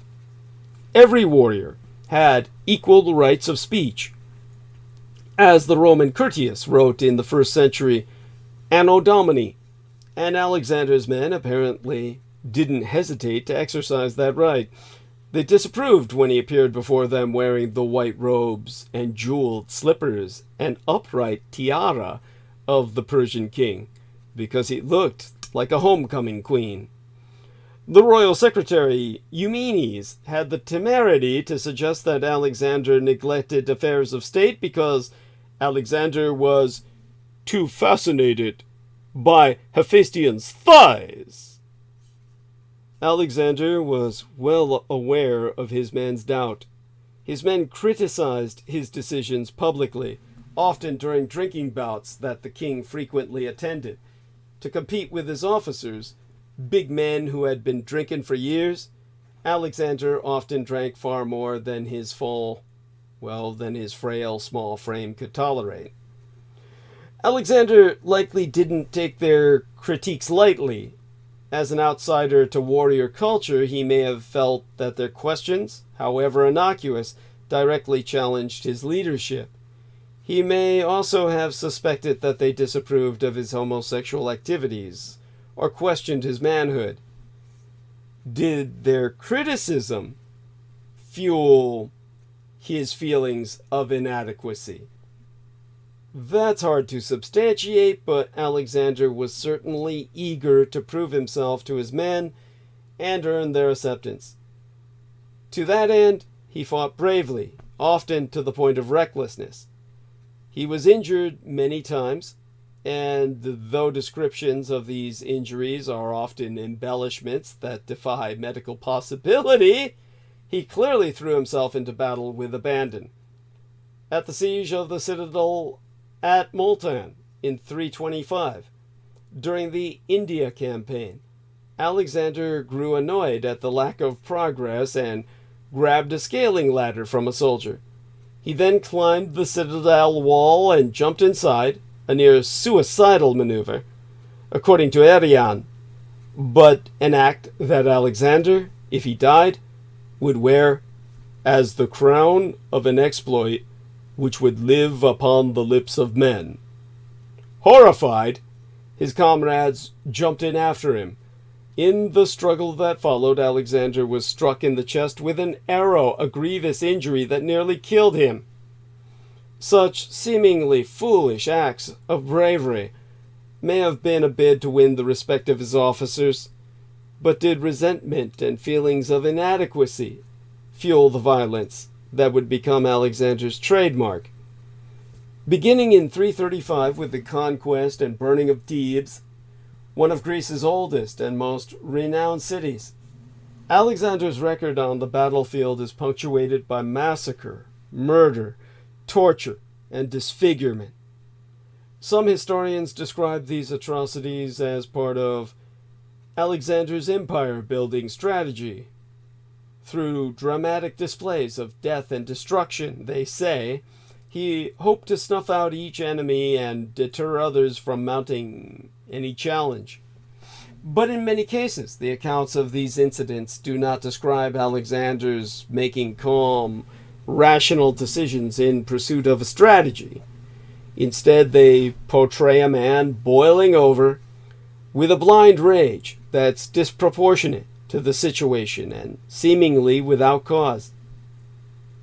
Consider Alexander during the capture of the Gyaza in 332, where the Israelis are today, commemorating his violence by orders of magnitude. After a 12-month siege in which some 10,000 in the city were killed, Baitis, Gyaza's Persian governor, was brought before Alexander. Though threatened with death, Baitis remained silent and unbowed. With this defiance, Curtius so tells us, Alexander's anger turned to fury. Thongs were passed through Baitis's ankles while he still breathed, and he was tied to a chariot. Then Alexander's horses dragged him around the city, while the king gloated at having followed the example of his ancestor Achilles in punishing his enemy. So the poor bastard was dragged by his ankles, which were pierced, nailed through the bone, dragged by horses. Anyhow, Alexander displayed a similar lightning-quick outburst of fury in 328, I think, when the Scythian cities of Persia revolted. He destroyed at least one of the cities to keep the others in line, according to Curtius. But at Cryopolis, the largest of the towns, resistance of its people so inflamed his rage that after his capture he ordered it to be sacked. Of the 15,000 men defending the town, 8,000 were outright killed. Citizens of another town took refuge in a fortress, but were massacred when they surrendered for lack of water. The next year, during his India campaign, Alexander showed how quickly his anger could flare and spark violence. In the Swat Valley of Pakistan, after beating down opposition from a people called the Assassinians, he agreed to release a group of mercenaries who had fought with them at the siege of Masaga. The mercenaries left and encamped with their women and children many miles away, but Alexander apparently had a change of heart. He followed with his army and, falling upon them suddenly, wrought a great slaughter. According to Diodorus, Alexander nursed an implacable hostility towards the soldiers. The historian said to satisfy that anger, all of the 7,000 mercenaries were killed. None of these accounts, of course, proves that his monstrous acts were born of deep-seated insecurities. We can never probe his psyche deeply enough to know the truth. But these episodes suggest that the many portraits of Alexander as a military genius have clouded our view of him as a human being. We've been told again and again of his battlefield greatness, but that doesn't mean his every maneuver had any strategic purpose. Indeed, some of his most heinous crimes appear to be rooted in his personality, not his generalship. He was Alex the Great, but he was also Alex the Monster. But then again, it takes a monster to kill monsters. See, that's what brings us, ultimately, to the references I turn towards now. Nemo! Yeah, I'll say goodbye. Yes, could you break me while I refresh myself? Yeah, I can do that. Wonderful. Do you need a few minutes to find something to speak of? No, I'm good. Okay, I'll go mute. I'll be back in a few minutes, okay? Oh, good. Oh, bless you. Thank you so much. I appreciate this profoundly. I'll No go worries. mute now. Thank you. Yeah. I'll talk about the Discrafts and the Third Reich. Probably the most misunderstood and problematic of all terrestrial-based disk technology lies at the heart of the German disk programs that started with the birth of the NSDAP National Socialist Party in 1920, a full 13 years before Adolf Hitler came to power as the leader of the Third Reich. To fully comprehend the depth of these programs requires the knowledge that, above all else, the NSDAP was founded from the onset by the occult Thule, 1917, and Vril, I can't pronounce that, sorry, 1919. And other occult groups like the DHBSS, Men of the Black Stone, that stretched back to the turn of the 20th century with the old German order, aka Order of the Teutons. As such, the very first disc project in Germany, built in 1922, was not even an aircraft, but an interdimensional flight machine in disc form. The JFM built the Thule Vril, built by Thule Vril.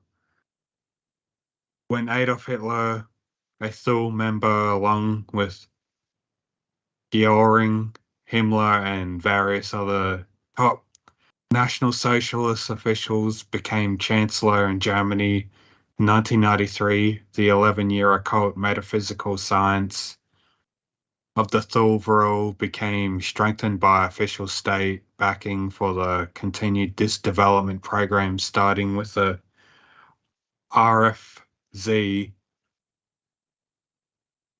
and all-round aircraft series of discs that utilize levitators developed by the W.O. Schulman of the Technical University of Munich, who worked on the JFM. 1934 saw the first RFC disc built, which led in 5 short years to 2 vast programs of highly advanced disc aircrafts overseen by Himmler's SS, specifically the SS Technical Branch Unit, EIV 4, Roman numeral for 4, which was created to explore various alternative energies. The unit was tasked with developing both the Haunebu, I can't pronounce that properly, spelled HAUNEBU, and Vril disc designs that utilize the world's first electromagnetic gravitic drive systems. The Vril and Thule tribe works. These drives relied on Hans Kohler's free energy converter coupled to a Van der Graaf band generator and Marconi vortex dynamo, a huge spherical tank of mercury to create powerful rotating electromagnetic fields that affected gravity.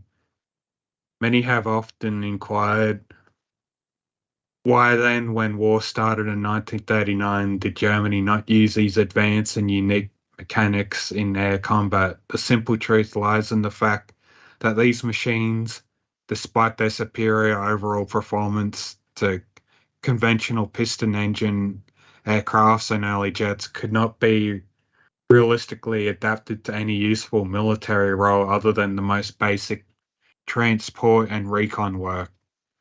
The strong EM electromagnetic engines were difficult to control and could not hope to imitate the flight characteristics of high-performance fighters like the MEBF 109 or the FW 190.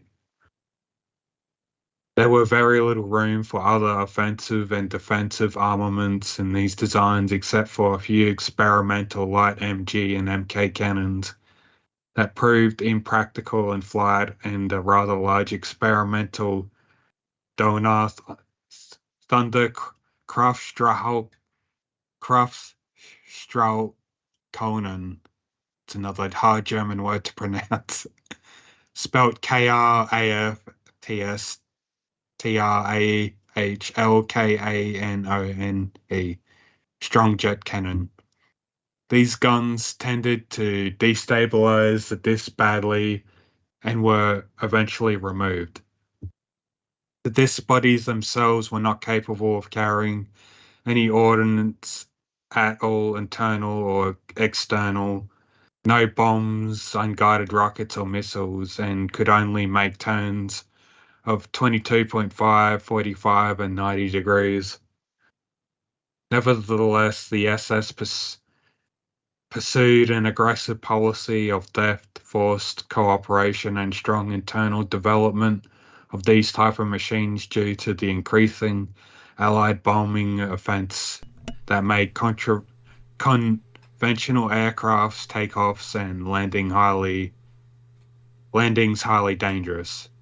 Okay, BTLL. Sorry. Oh no, I'm returning. Right, go on. Continue. BTLL was seen as a logical solution to this problem.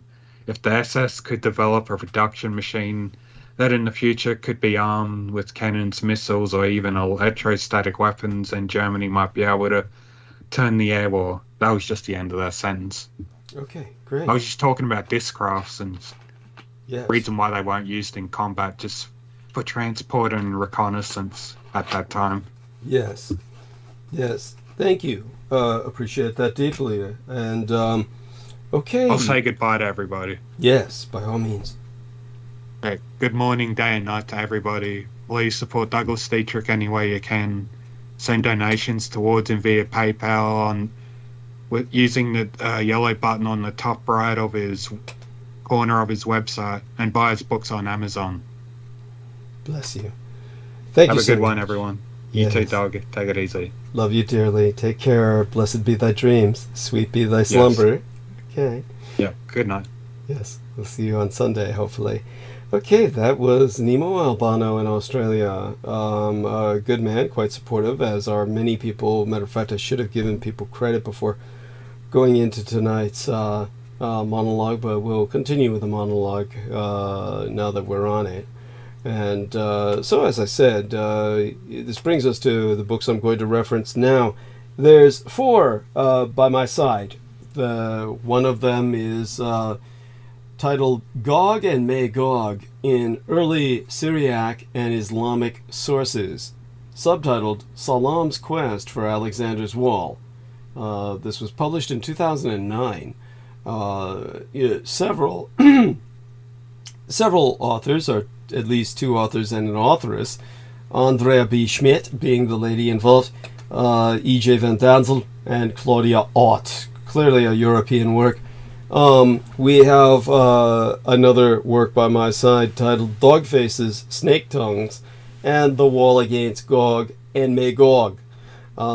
This is actually a article, really. It's published in Ashgar, or rather it's edited. It's a column within a book. Rather one of the chapters of a book that is what you'd call part of an anthology, a collected text of various articles. So this is pages 37 through 52, and it's written by Faustina Dufikar-Ertz. A lady wrote this. The book itself is titled Embodiments of Evil, Gog and Magog, and further subtitled Interdisciplinary Studies of the Other in Literature and Internet Texts, published by Leiden University Press. This is apparently a reissue of the book that I once had a copy of but was stolen, titled Gog and Magog, subtitled The Clans of Chaos in World Literature, that was published in the year 2007, the year of my late and sated sire's death, my father's thanatization, his process killing. And of course, during that year, I lost a lot. At any rate, the editors are Said Gorab-Ashkar Faustina Dufika Erz, which is how she got her article in the edition, and Sen Miklin. The other work I'm referencing, it's an issue of Central Asian Survey, Volume 31, Issue 1. And this is an article, or rather a review, really, of Gog and Magog in Early Christian and Islamic Sources, the book that I also have with me. A review of it written by Jean-Charles Duchesne, or Duchesne, Ducini. I'll have to ask Amy Como how to pronounce that. And the review has much more information than is even in the book, or extra information extraneous to the book. And finally, the Greek Alexander Romance. This is one of those Penguin books published in London in 1991 by Richard Stoneman. So, these are just the ones most immediately by my side. There are others I'll be looking at as well, should I be able to dig them up while we're on our air from all of my surrounding books. If anyone has ever seen photographs of my home, they know that I'm buried alive in books. And this is the world I lived in for all too long. So numbers are up. We might as well get started for the 4 hours we have remaining. Let's talk about Alexander's Gates. One of the many books that I've been enjoying as autumn has commenced is a book titled On Monsters by Stephen Asma, surname spelled A-S-M-A. This is an extended look into where formal deviation occurs in the world and what unexpected, often emotionally disconcerting shapes and forces can result. Now, the Caucasus Mountains are rumored as a possible site of the mythic Alexander's Gates. One good example of them physically would be the Dauriel Pass in the Caucasus Mountains, which would be one of the many sets of gates, the way I would see it. Or what I've come to realize and what I learned from Michael Aquino combined.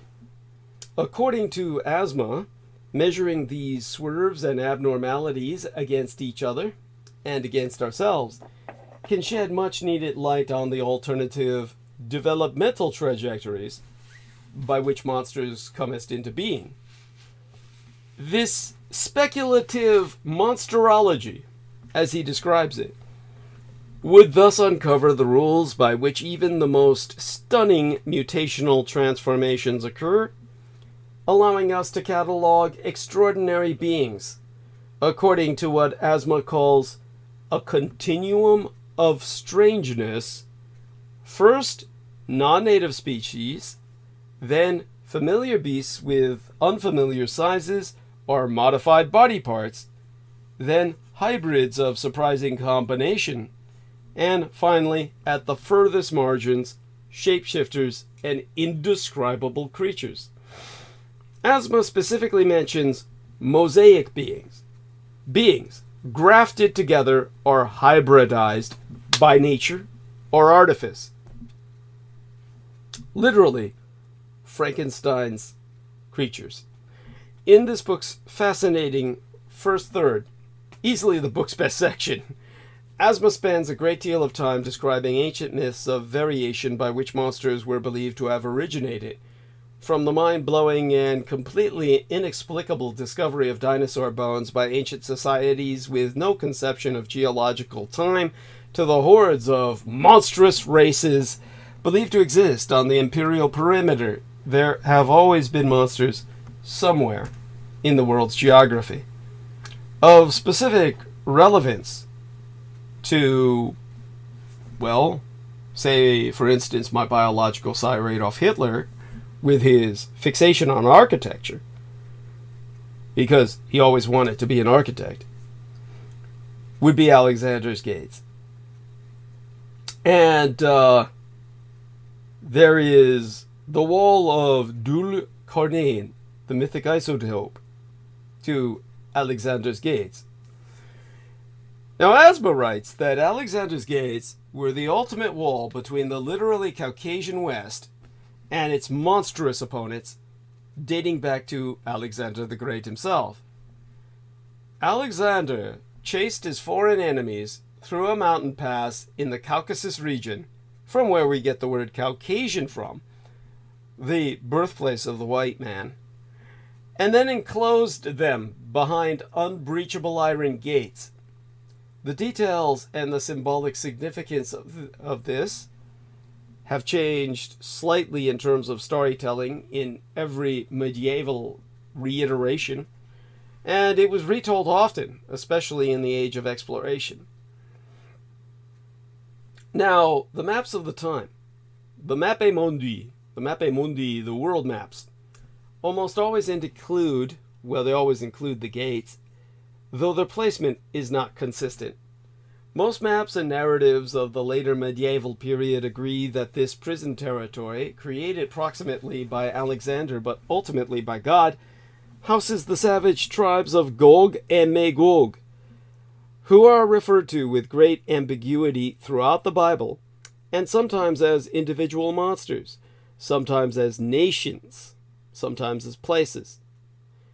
Beyond this wall was a monster zone.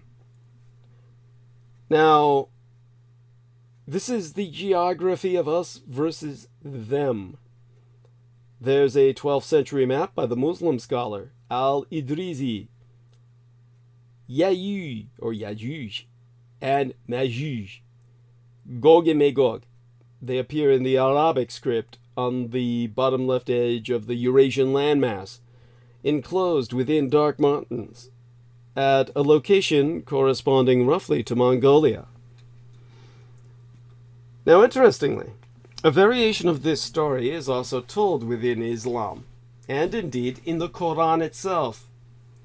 In Islamic mythology, however, Alexander the Great is replaced by a figure called Dul-Qarnayn, who might also be a legendary variation of the Persian king Koresh. It would be anglicized as Cyrus, Cyrus. That's actually pronounced Koresh, like David Koresh. He's indeed whom David Koresh named himself after. He's the guy who died at Waco.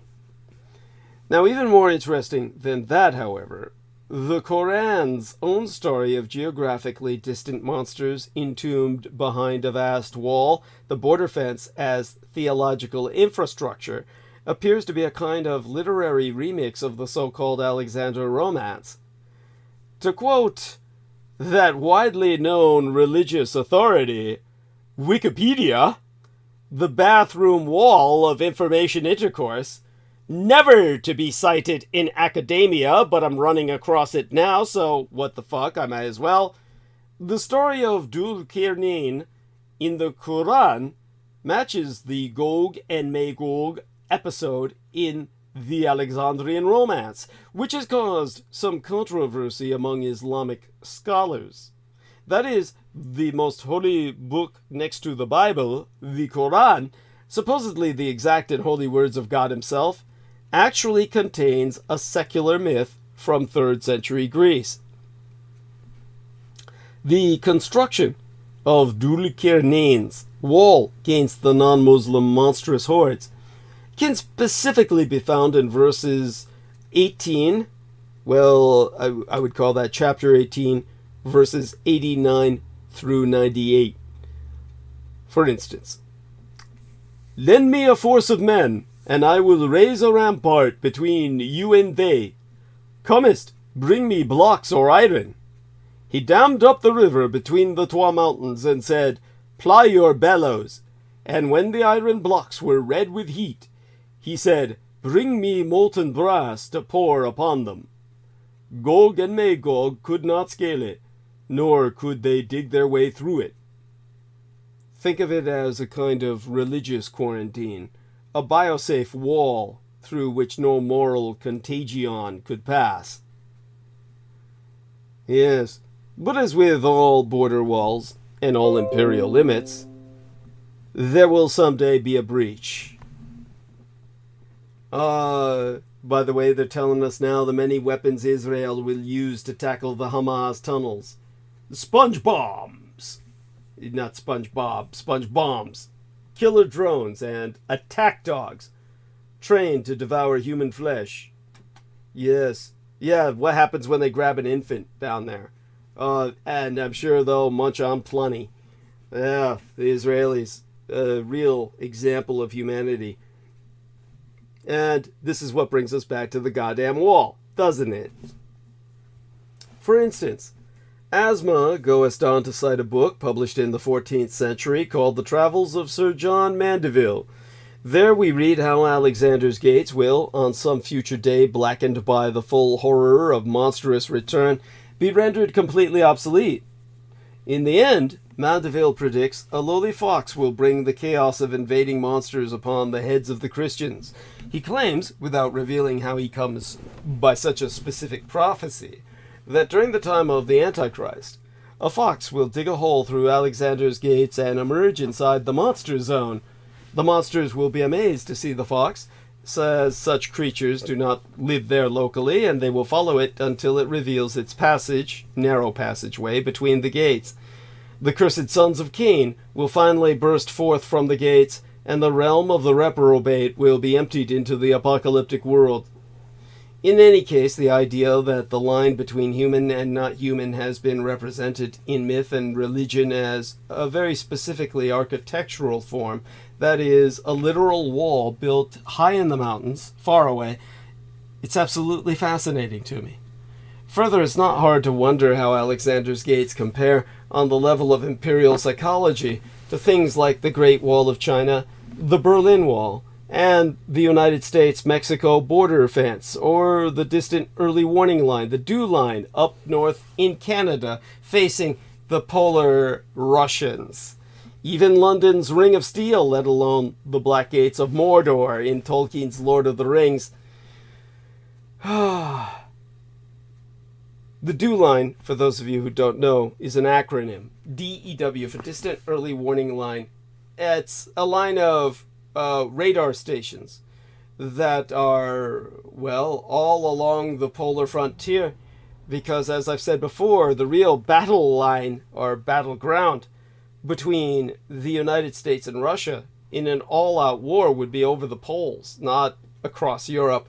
The attack would make Canada the battlefront between the Russians and Americans. The distant early warning line, the Dew Line of radar stations, is, well, an electromagnetic Alexander's gates for the Cold War. Perhaps there is a kind of theological hyperborder waiting to be written about the wall of Gog and Magog. Or could someone produce an architectural history of border stations as described in world mythology? I myself sense an amazing PhD research topic here. Now, this is what brings us to the real wall.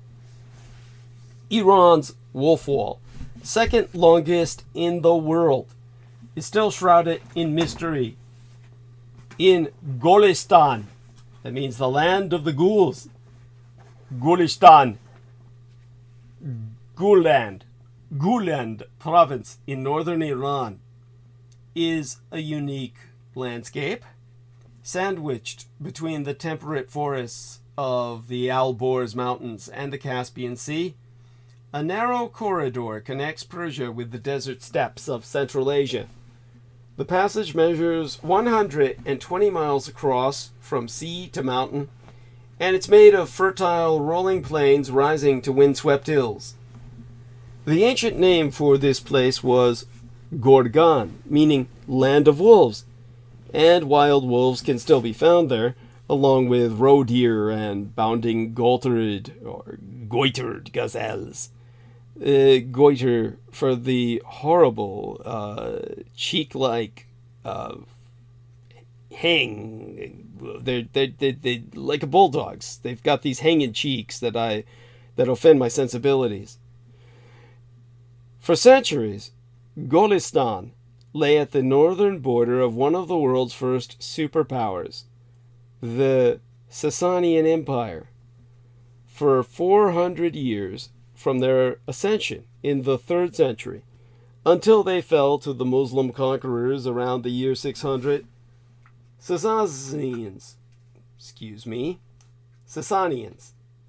They ruled a vast stretch of the ancient Near East from their capital in Ctesiphon, just south of Baghdad. While the Western Roman Empire struggled in Europa, the Sasanians brought a golden age to the region, now covered by Iran, Iraq, Syria, and Turkey. But the Wolf Wall. Here in Golestan, the scope of this empire's ambition left its mark on the landscape in a remarkable way. Across the plain stretches a mighty border wall, surpassed in size and scale only by the Great Wall of China with which it ultimately connects. It is known as the Wall of Gorgan, and unlike its Chinese counterpart, much of its construction remains an unsolved mystery to this day.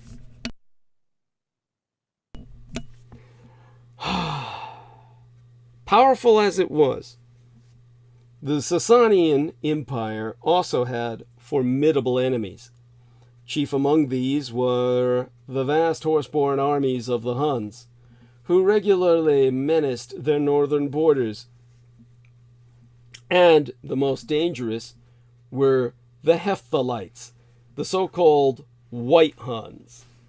They left no written records behind, so who they were, what language they spraketh, and where they came as from is a mystery. We do know, however, that their swift armies routinely made forays out of the harsh desert lands deep into the Sasanian Empire itself.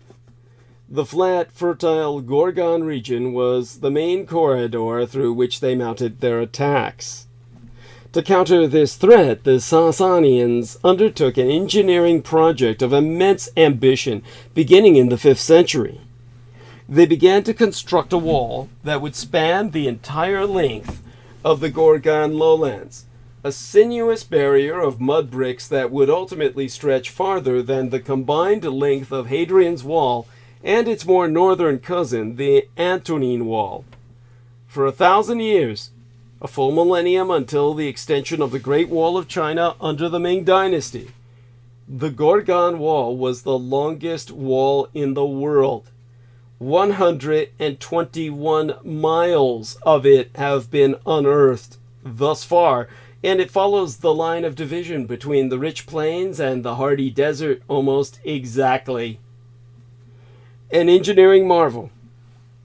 The archaeologist Warwick Ball has called the Wall of Gorgan amongst the most ambitious and sophisticated frontier walls ever built. That's especially high praise given that the wall is made solely from mud. With no trees or stone available on the Gorgan plain, the only building material was dirt from the river basin itself.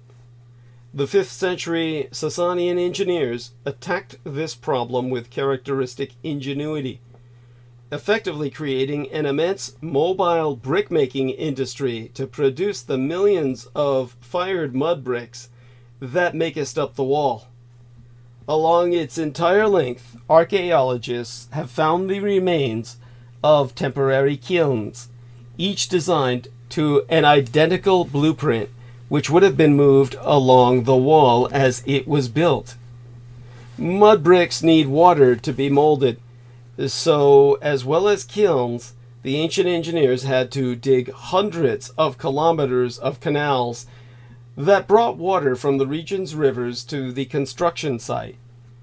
Once the wall was completed, the engineers joined up the canals and turned them into a moat on the wall's defensive side, an enormous earthwork that is still visible today. They may also have used this as a water source for their soldiers and workers in the arid plain. The wall's design reveals the immaculate planning that went into its construction. Along its entire length, there is very little variation. It remains 10 meters wide and 3 meters tall for over 100 miles. Each brick in the wall is of uniform size and shape, 16 times 16 times 4 inches. And the distinctive red color of the bricks giveth the wall its local name, the Red Snake, Kizil Ilan, or Kizil Alan in the Turkmen. The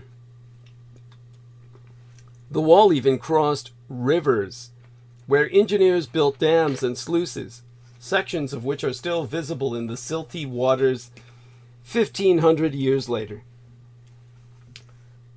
To add to the wall's strength, 30 forts also bolstered the defenses, spaced at intervals of between 6 and 30 miles. To have been effective, the wall must have been constantly garrisoned with a standing army, and indeed excavations of possible barracks buildings in the area prove that between 15,000 to 36,000 men were stationed in the forts along its length. Organic material found in the forts proves the Sasanian soldiers consumed a rich diet, including fish from the nearby Caspian Sea, and crops from the wall's verdant hinterland. Despite all this, the exact details of the Gorgan Wall story are still wreathed in mystery. In 2008, the magazine called Current Archaeology reported that no ancient textual source refers to the wall, no inscription, and no coin has ever been found upon it. Though many theories propose to explain who ordered it built, the wall still refuses to give up its secrets. So we can only wonder at the wall. We also don't know why the wall was abandoned and left to crumble. Around 200 years after its construction, something changed. All activity at the wall suddenly and mysteriously ceased, and it was no longer manned or defended. Archaeologists speculate that maintaining its enormous standing garrison must have become too expensive, or the threat of Hunnic raids simply faded. Perhaps the troops were needed to support dynastic feuding or an attack on the rival Eastern Roman Empire. After its abandonment, the wall began to break down as natural weathering processes ate away at the bricks, and it has been covered in places by shifting sand dunes. Human needs have taken their toll as well, as successive generations have digested the walls' constituent parts for building materials. Even today, people continue to plunder the wall for its perfectly shaped bricks, using them to furnish their own homes. But the Gorgan Wall has made its mark on legend as well, inscribed in the popular imagination as deeply as it leaves its marks on the Golestan landscape. In the Quran, a hero called ذو-القرنين is said to have built a wall encased in iron to repel attacks from the savage people of Gog and Magog. The Surat al-Kahf, pages 83 through 98. I'm translating here from the Arabic for you. Help me therefore with strength and labor. I will erect a strong barrier, a wall, between you and them. At length, when he had filled up the space between the first two steep mountain sides, he said, blow with your followers. Well, with your bellows is what it says here in the Arabic, actually. Then, when he made it red as fire, he said, bring me, that I may pour over it molten lead. Thus were they made powerless to scale it or to dig through it. There we are. Now, while the historical accuracy of this description has never been verified, many Quranic scholars believe that the wall of ذو-القرنين and the Gorgan Wall are one and the same. ذو-القرنين, in fact, is often rumored to be none other than Alexander the Great himself, who is supposed to, well, also supposed to have built such a metal wall known as the Gates of Alexander. Little evidence for his role in the construction of the Gorgan Wall has been found beyond this legend, but it, of course, is one that I adhere to. Today, the Gorgan Wall is a stark reminder that the history of the world is not just the history of the West. Its breadth is a testament to the ingenuity and determination of ancient peoples, and it illustrates how, at a time when the order of Western Europe was collapsing, great powers elsewhere were achieving marvels. So, by describing the Great Wall of Gorgan to all of you, we're revealing one of the world's greatest frontier walls, period. It is longer than Hadrian's Wall and the Antonine Wall put together. It is over 1,000 years older than the Great Wall of China as we know it today. It is of more solid construction than its ancient Chinese counterparts.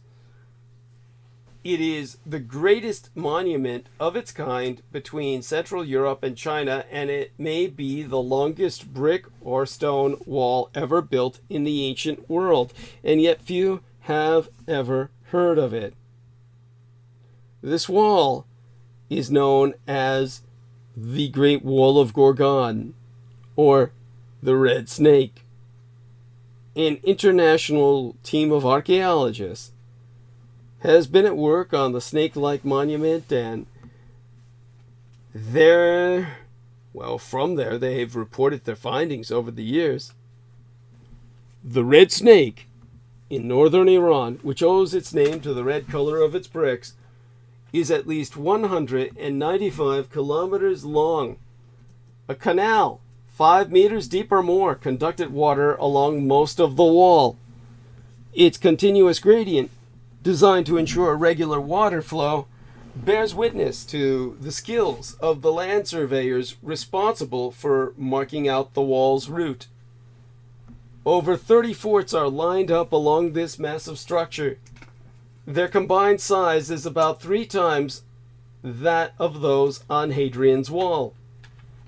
Yet these forts are small in comparison with contemporary fortifications in the hinterland, some of which are around 10 times larger than the largest wall forts. The Red Snake is unmatched in so many respects, and an enigma in yet more. Who built this defensive barrier of awesome scale and sophistication? When?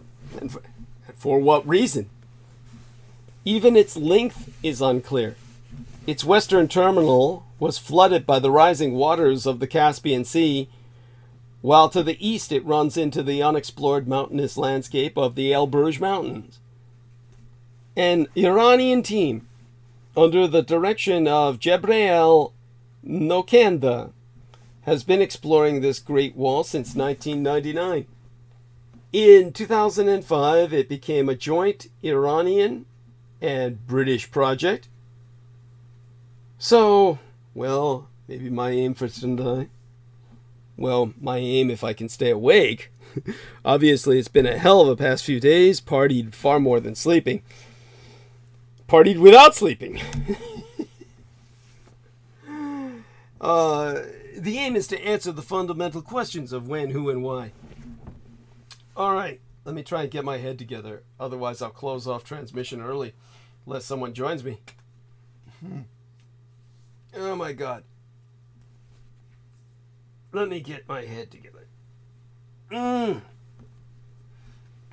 Oh, my neck.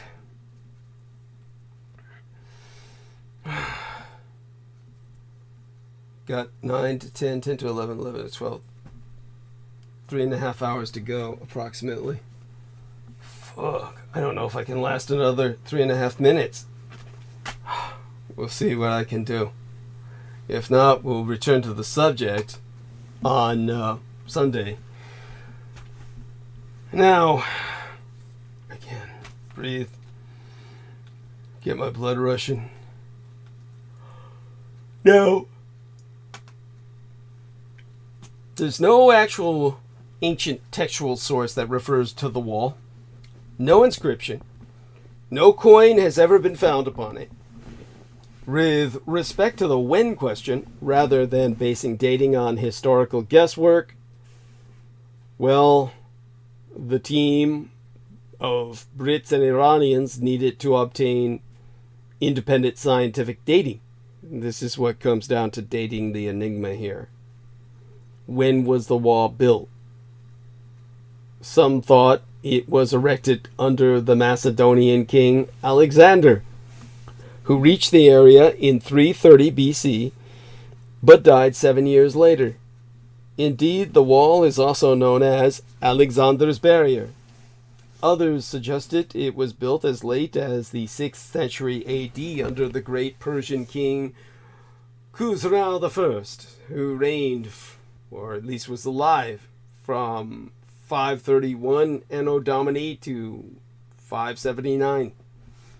Owing to his 1970s fieldwork, Mohammed Yosef Kiani and many scholars thereafter have favored a 2nd or 1st century BC construction. I mean, but just who was right?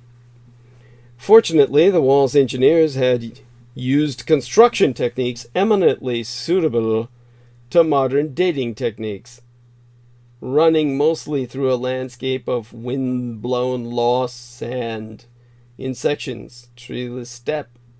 There was no sufficient supply of stone or timber for construction purposes.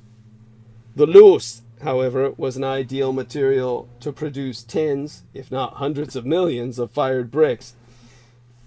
Each of them was a square and of standardized size, 37 centimeters diameter in the west of the wall, 40 centimeters in the east, and some 8 centimeters to 11 centimeters thick. These large bricks were produced on an industrial scale. Surveys indicate that brick kilns line most of the wall. In some areas, they found kilns under 40 millimeters apart. In others, almost 100 millimeters. Overall, there was probably several thousand brick kilns built for the sole purpose of creating the ancient the ancient Near Earth, the ancient Near East, I mean to say, greatest linear barrier. Okay. Oh my God, gotta breathe. See if I can oxygenate my poor brain. Don't do drugs, kids. Now, maybe the kilns could have yielded the evidence to date the monument. If they used wood fuel, they would have left charcoal, a material suitable for radiocarbon dating. Furthermore, a kiln seemed a promising candidate for a second independent technique, OSL, or optically stimulated luminescence. Each time sediments are exposed to direct sunlight, or in this case heated up by fire, the luminescence clock is set back to 0. This allows for them to be OSL dated or deleted, which in turn promises to reveal when the kilns had last been used. With all these possibilities in mind, it was in September of 2005 that the archaeological team ventured to the vicinity of the wall's easternmost point in the foothills of Oberus Mountains, where a kiln had been located in a previous survey. Their chosen kiln seemed particularly suitable. It was just 13 to 20 meters away from the wall, and it was on a slope without traces of settlement or any other period, and so steep it was sometimes difficult to gain a foothold when excavating it. They could thus be certain that it had been constructed specifically for burning bricks for the wall, and it is unlikely anybody would have reused it at a later date. Soon they established that it had virtually identical dimensions to a kiln excavated in the 1970s over 60 kilometers further west and also next to the wall.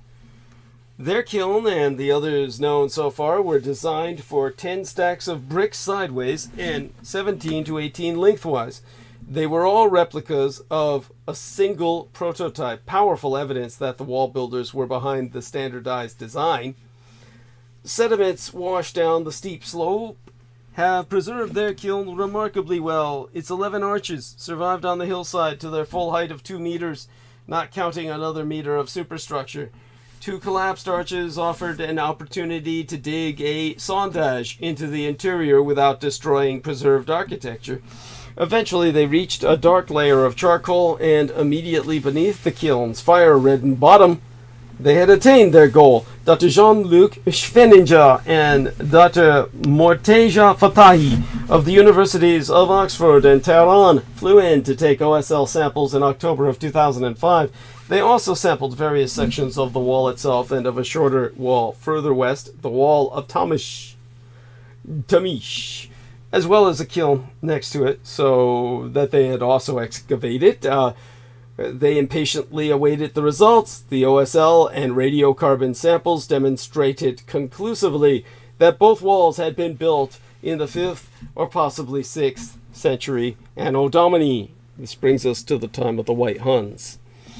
With the benefit of hindsight, it is easy to see why the walls would have been constructed at this later date. It was near the northern boundary of one of the most powerful empires in the ancient world, that of the Sasanian Persians, centered on modern Iran.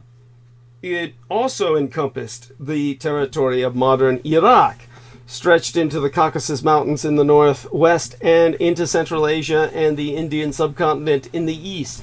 The Persian kings repeatedly invaded the Eastern Roman or Byzantine Empire, yet they also faced fierce enemies at their northern frontier. Mountain passes in the Caucasus and the coastal route along the Caspian Sea were closed off by walls, probably to prevent the Huns from penetrating south.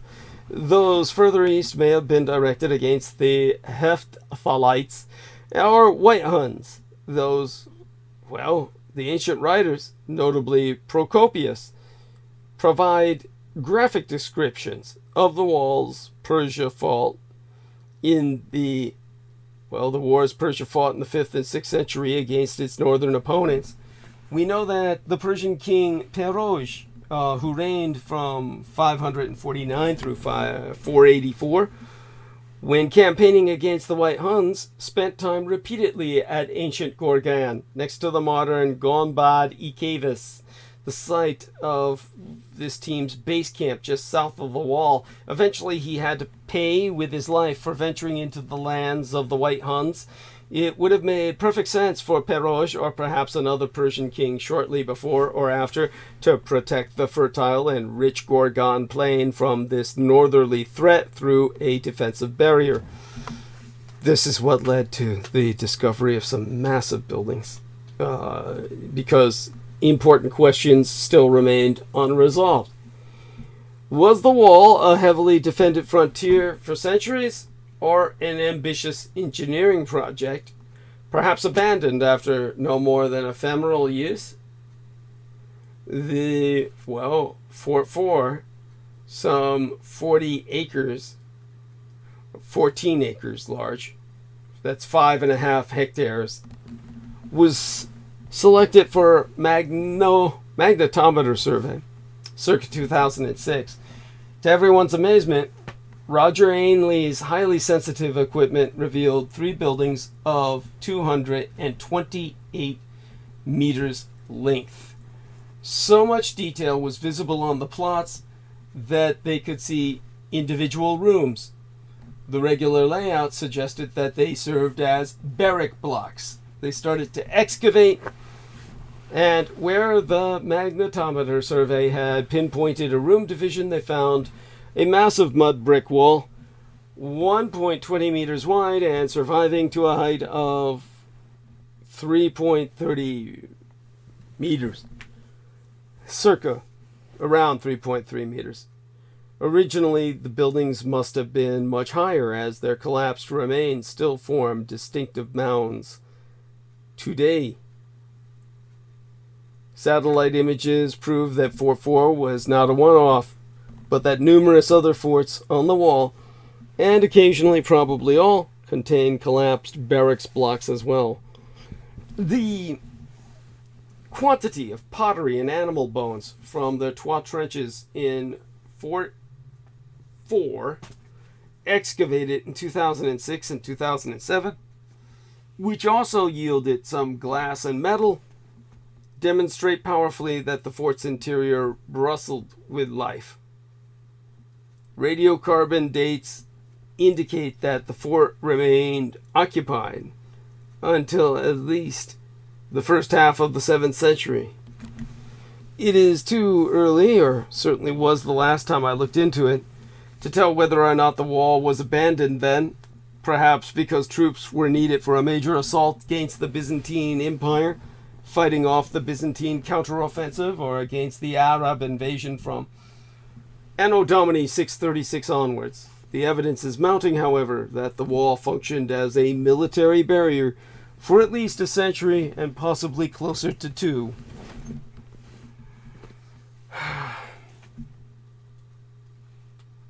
Now, maybe we could discuss a little bit about this powerful military garrison.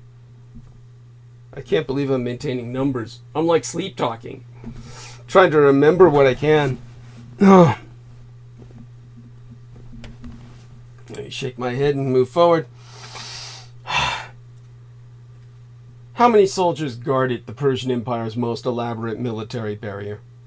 If we assumed that the forts were occupied as densely as those on Hadrian's Wall, then the garrison on the Gorgan Wall would have been in the order of 30,000 men. Models taking into account the size and room number of the barrack blocks in the Gorgan Wall forts and likely occupation density, producing figures between 15,000 and 36,000 soldiers.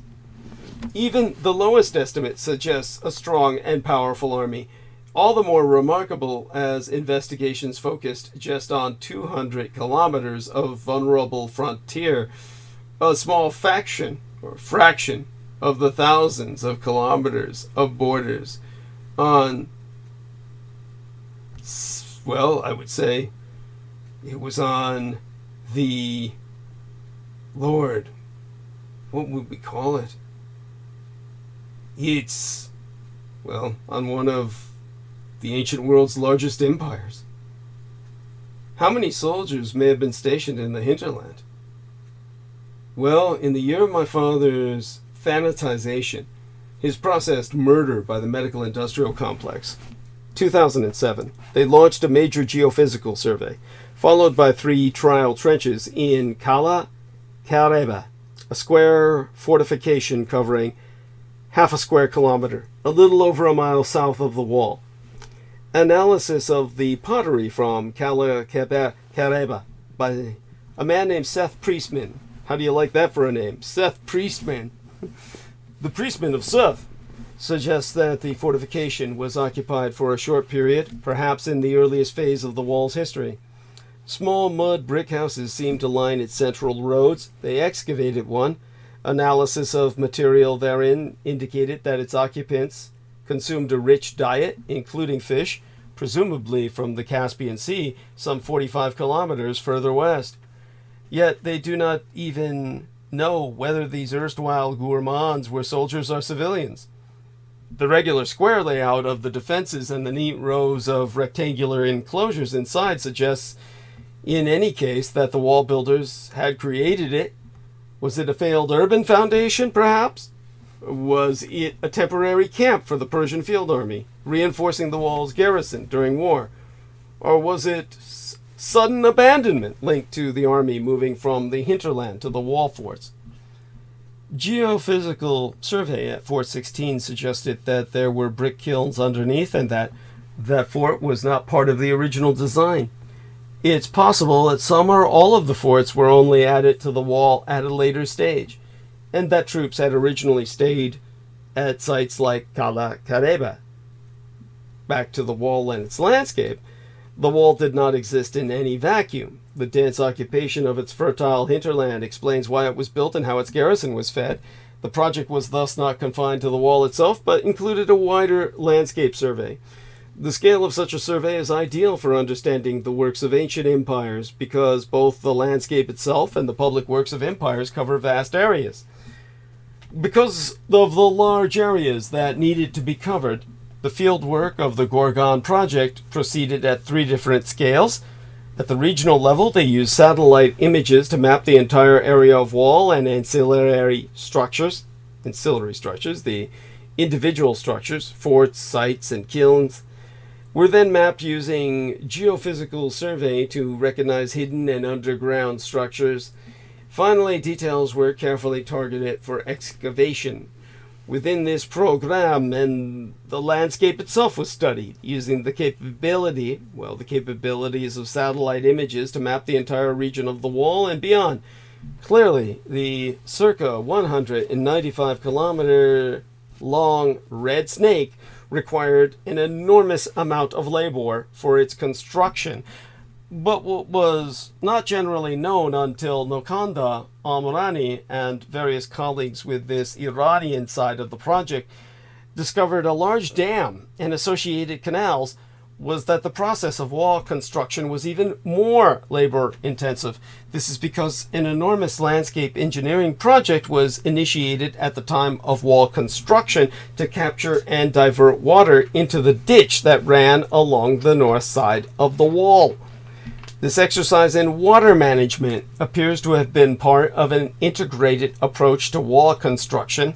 In such a semi-arid area, the water required for manufacturing bricks, as well as for use by the inhabitants of the forts, was not readily available. Water was therefore brought to the building site via a series of at least 5 canals that then directed the water into the ditch on the north side of the wall.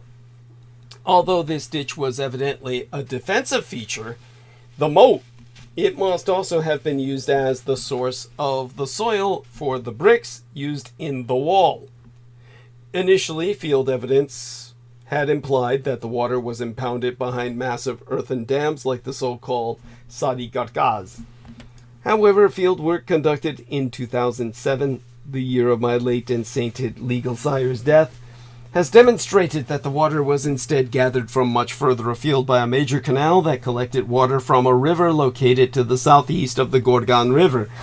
Water was then led across the top of the dam, which was actually an enormous earthen aqueduct, into a canal which led water northward toward the main ditch along the wall.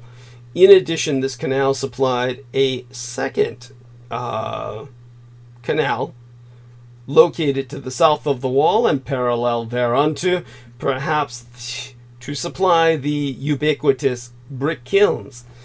Although the precise mode of water capture, one of the other canals, is less clear. These appear to have received their water directly from the Gorgan River, presumably via a water diversion offtake, as is customary with major canals in alluvial plains. Not only did the Sasanian kings create a new landscape by the construction of water supply canals, they also cut through the pre-existing Parthian and earlier Sasanian landscape like a knife. This resulted in the wall severing pre-existing landscape features, such as a canal that had probably provided the essential supply of irrigation water to the massive site of Tokmag a few generations earlier. The Gorgan wall appears to have cut through at least one other major earlier canal system again, cutting off its recipient settlements in the process. There is, however, nothing to say that a massive and wholesale abandonment of land took place at the time of wall construction. Rather, the site surveys, as well as studies of the associated pottery by Seth Priestman, suggested that a considerable area of arid steppe to the north of the wall, which had been occupied intensively several centuries earlier, was abandoned long before the wall's construction, with the result that it was a redundant landscape that was severed by the Red Snake. Now, that's a model that requires testing by future work. And of course, there was the ultimate do or dare. They searched for the wall under the sea. You see, the Red Snake is by far the most elaborate Persian defensive wall, but it has several smaller counterparts. The land corridor between the Caucasus Mountains and the west coast of the Caspian Sea is closed off by a series of walls. The most famous is the Wall of Derbent in modern Dagestan, Russia. Then, much closer to the Red Snake is the temporary Wall of Tamish, which runs from the southeast corner of the Caspian Sea into the Eldridge Mountains. The Caspian Sea is the world's largest inland sea and depends on overflowing rivers for its water. Its water level has thus fluctuated much more over the centuries than that of the oceans. In 2006, it was excavated, or the team of Iranians and Brits excavated a test pit in the Sasanian brick kiln, or into a Sasanian brick kiln, next to the Red Snake. Though it is now 7 kilometers inland, it is overlain by marine shells. Radiocarbon dating revealed that the kiln had, in fact, been submerged under the waters of the rising Caspian Sea in the 14th or 15th century. Whereas when the wall was built, about 1 millennium earlier, the Caspian Sea's water level had been a few meters lower than it is today. Today, the Derbent Wall runs into territory currently flooded by the Caspian Sea, and according to a report by the 19th century British traveler Charles Edward Yates, so too is the Red Snake. The only wall, however, so far explored by underwater archaeologists that I know of is the Tamish Wall, discovered by an Iranian team, involving the underwater archaeologist Hossein Tofighian. A joint Iranian and British team followed in their footsteps and dived into the murky water of the Gulf of Gorgan in 2007, that very year of my late and sainted sire's passing. Despite the shallow depth of around 12 meters, visibility in the uniformly greenish to yellowish cloudy water does not reach as far as 1 foot. The divers, notably Julian Jansen van Rensburg, relied solely on their sense of touch. Yet, the knowledge of local boatmen, a satellite image, and a depth survey allowed them to precision target promising features. In some areas, the seabed was so densely strewn with fragments of Sasanian bricks that one hardly ever touched the seabed without feeling the rough surface of yet another broken piece. Their map of high brick concentrations, not all in one line, suggested that there must be more than just the wall running into the sea. Future work may tell what other monuments the Caspian Sea conceals, perhaps a Sasanian fort or perhaps a harbor. But all of this bespeaks of an ancient superpower. This project that I'm relating seriously challenges traditional Eurocentric worldviews. At the time when the Western Roman Empire was collapsing, and even the Eastern Roman or Byzantine Empire under great external pressure, the Sasanian Persian Empire mustered the manpower to build and garrison a monument of greater scale than anything comparable in the West. The Persians seemed to match, or more than match, their late Roman rivals in army strength, organizational skills, engineering, and water management. Archaeology is beginning to paint a clearer picture of an ancient superpower at its apogee.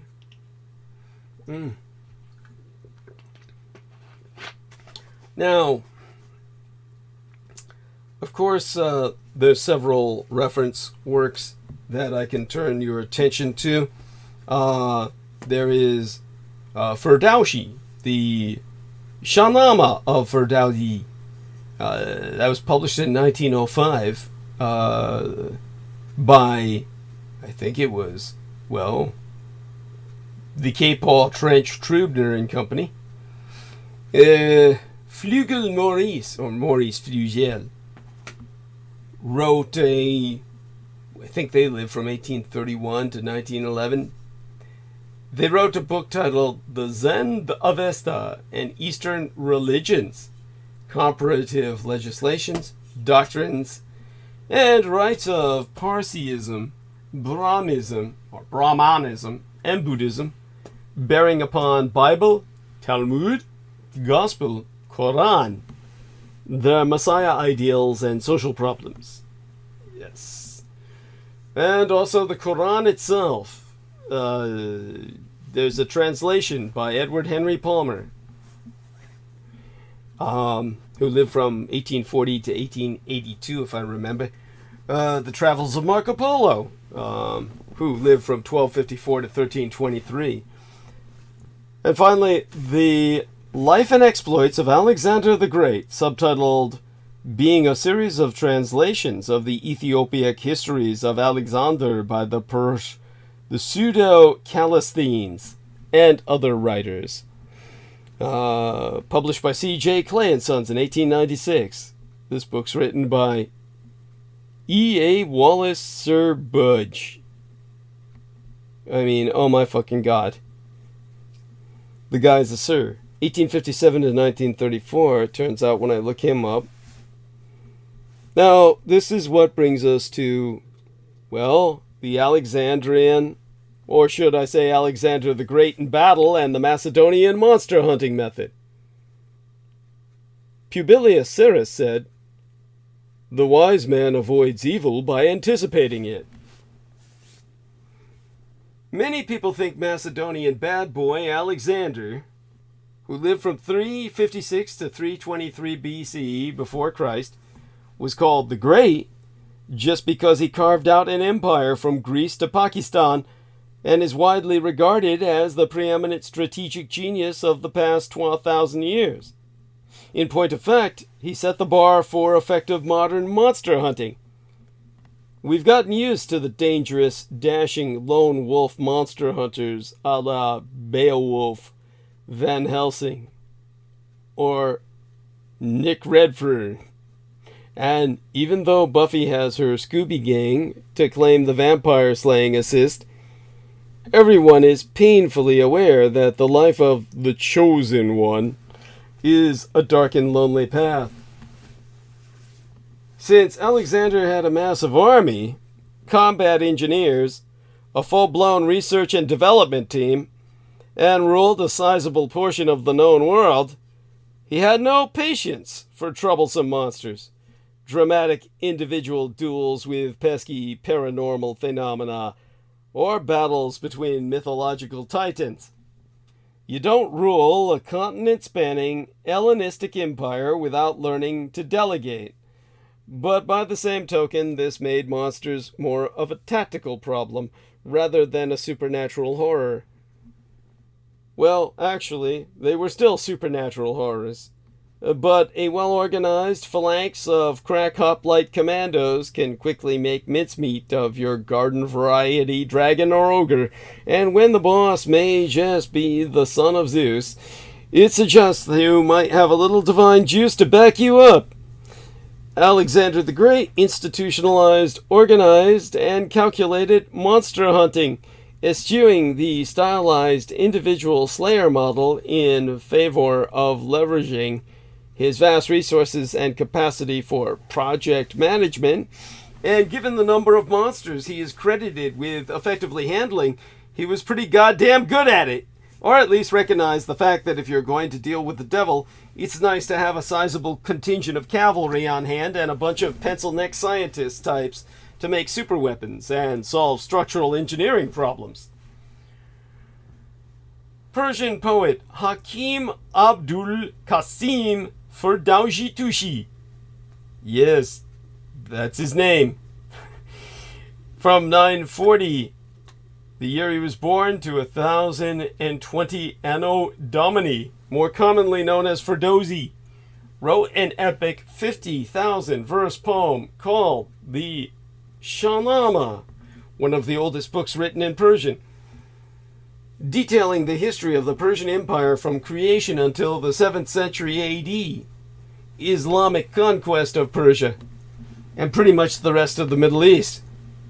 Now the Persians were generally not big fans of Alexander, holding him largely responsible for the dissolution of the Persian-centered Achaemenid Empire that lasted from roughly 550 to 330 BC, and particularly the Zoroastrians, who referred to Alexander as Gujistak, or the Accursed, as he leveled the capital city of Persepolis, and demonstrated a propensity for burning Zoroastrian temples and holy books, sometimes referring to him as Iskander or Sikandar. Even the Persians had to admit that Alexander had some mad skills at dealing with monsters. Most folks in antiquity that dealt with monsters got their macho on, slung a sword, and waded in swinging.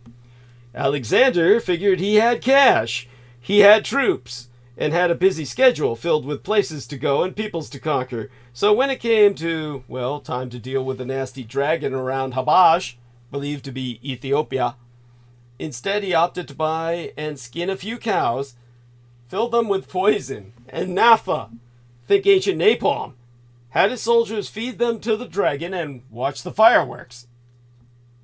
Because whatever gas was inside that dragon's intestinal tract that enabled him to belch fire, that really blew him up from the inside out. And the only reason he bothered was that the dragon happened to be blocking the mountain pass he wanted to march his army through. Medieval knights and saints wanted a lot of credit for the slaying, of the odd dragon here and there after epic single combat, saving the maiden, and defending the kingdom.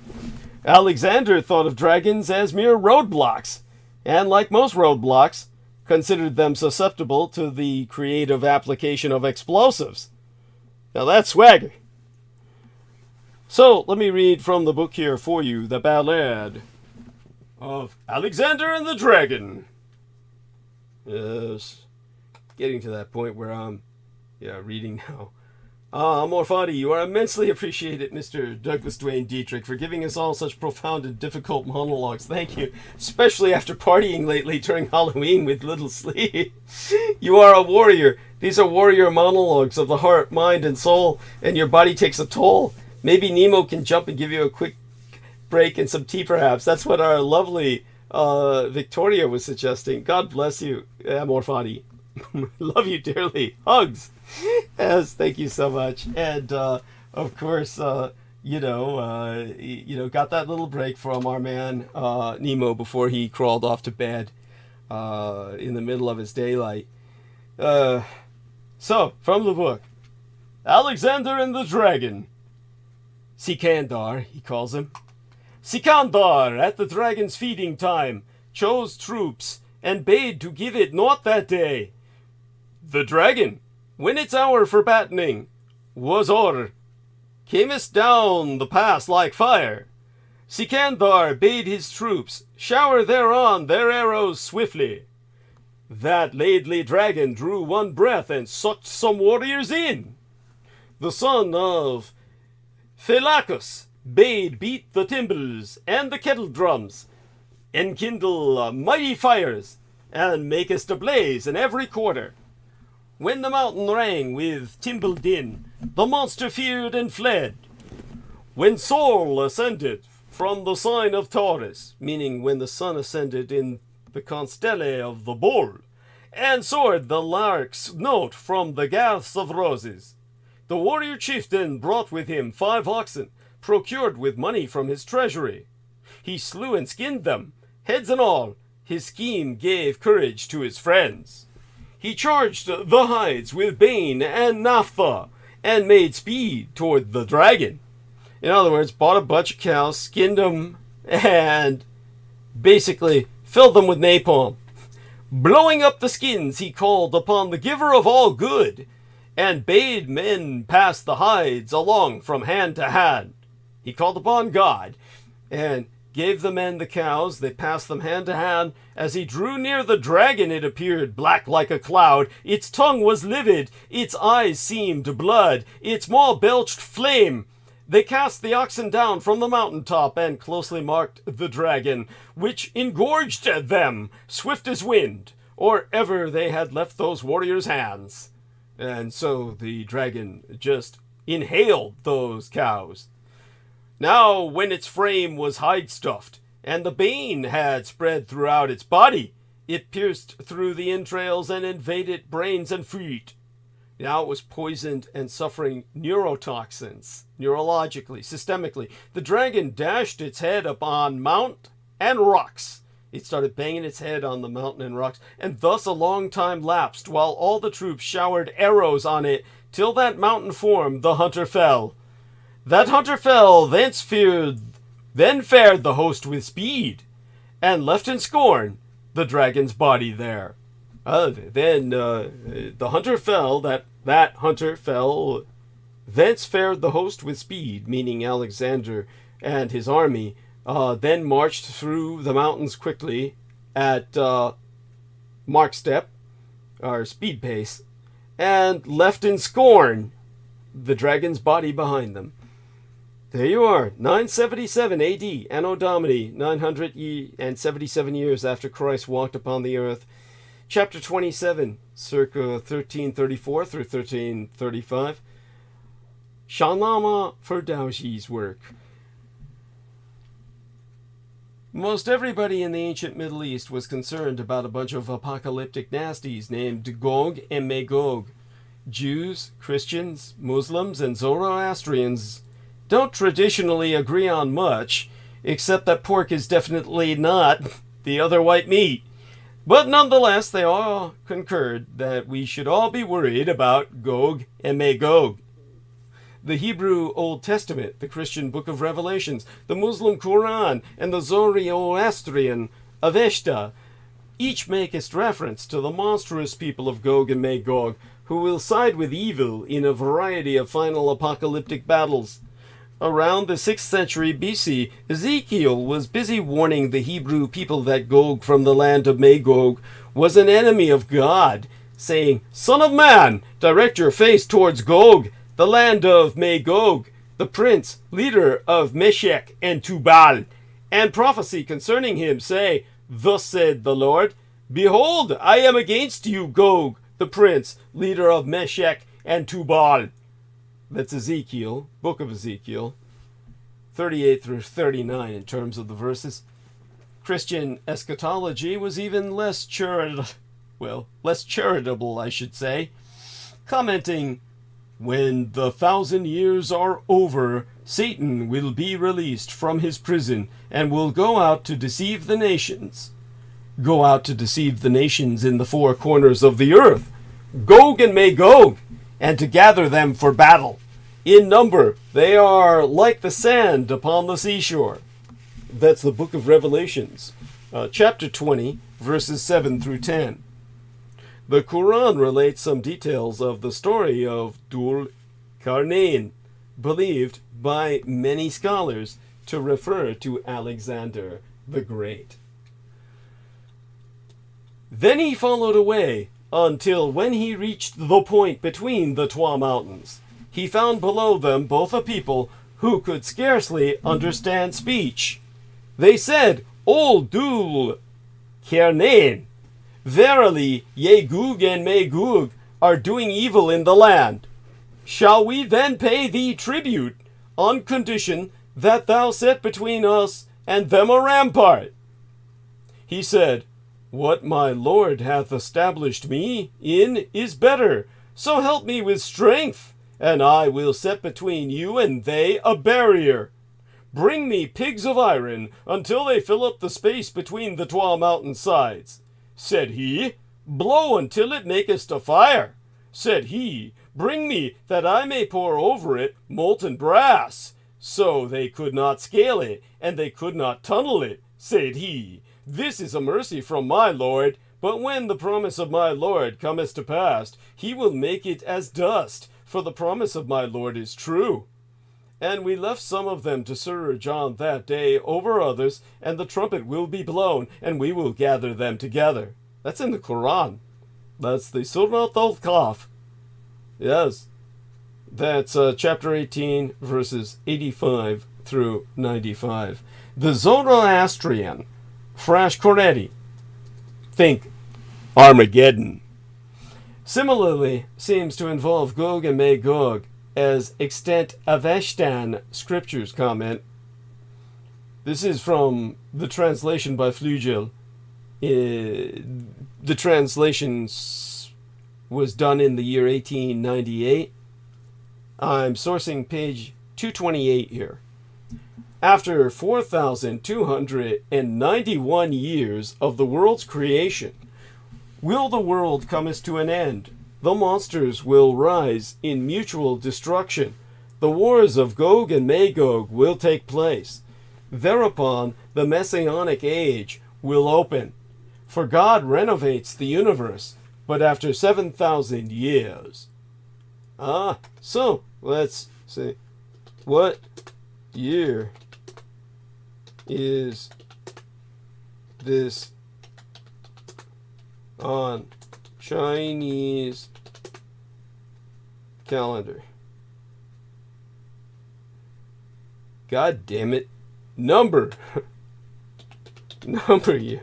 What number year is this on the Chinese calendar? And they keep giving me the goddamn zodiacal animals. Fuck my life. Fuck my life. Okay, well, we know the Dietrich Artelecht was born in 1987. And that was 36 years ago. Okay? So, the Dietrich Artelecht was born in the year of the Flamma Lepus, the fire rabbit. Fuck me.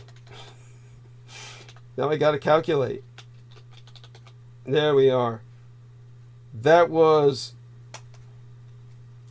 4,685 years. So let's get that calculator out. 4,685. The 4,685th year plus 36 equals, it's 4,721 now by the Chinese calendar, by the Chinese calendrical system. It's year 4,721 via the Asian lunar calendar. And they said 4,291 was when we were gonna see the shit hit the fan. 4,721. Okay, so we're way behind. Shit should have hit the fan generations ago. Anyhow, whatever the case may be, these Gog and Magog dudes seem to figure pretty prominently in the end of the world, and by all accounts are not a very pleasant bunch. Luckily, these scourges of humanity did not meet, well, they didn't bother Alexander one whit, and rather than engage them, he dealt with them as a practical engineering problem. He simply walled them up and let them rot behind what came to be referred to as the Gates of Alexander. Marco Polo, in his travels to the east, believed the Gates of Alexander were in the Caucasus Mountains, associating Gog and Magog with what were called the Tartars in his day, but included the story of Alexander's building a wall to pen them in. Let me read therefrom. Okay, this source is from The Travels of Marco Polo, translated by Maysfield and Marsden in 1908. These are pages 38 through 39. This is the province into which, when Alexander the Great attempted to advance northwards, he was unable to penetrate by reason of the narrowness and difficulty of a certain pass, which on one side is washed by the sea, and is confined on the other by high mountains and woods, for the length of 4 miles, so that a very few men were capable of defending it against the whole world. Disappointed in this attempt, Alexander caused a great wall to be constructed at the entrance of the pass and fortified it with towers, in order to restrain those who dwelt beyond it from giving him molestation. From its uncommon strength, the pass obtained the name of the Gate of Iron, and Alexander is commonly said to have enclosed the Tartars between two mountains. It is not correct, however, to call the people Tartars, which in those days they were not, but a race named Cumani, with a mixture of other nations. In this province, there are many towns and castles. The necessaries of life are in abundance. The country produces a great quantity of silk, and a manufacture is carried on of silk interwoven with gold. Here are found vultures of a large size, of a species named Aviji, with a question mark. The inhabitants in general gain their livelihood by trade and manual labor. The mountainous nature of the country, with its narrow and strong defiles, have prevented the Tartars from effecting the entire conquest of it.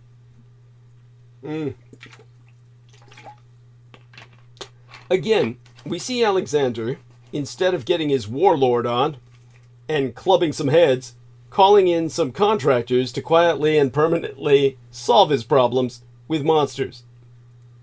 He seemed to take his monsters in stride and largely ignored them unless they were obstructing the path he wanted to march his army on or interfering with combat operations.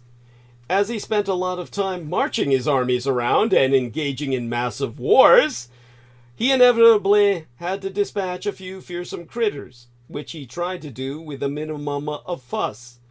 Alexander made it to India around 326 BC, part of his larger plan to conquer the entire world, and wrote home to his longtime teacher, the philosopher Aristotle, who lived from 384 to 322 years before Christ, giving a first-hand account of the wonders of India and the occasional monster he had to dispatch from its mortal coil.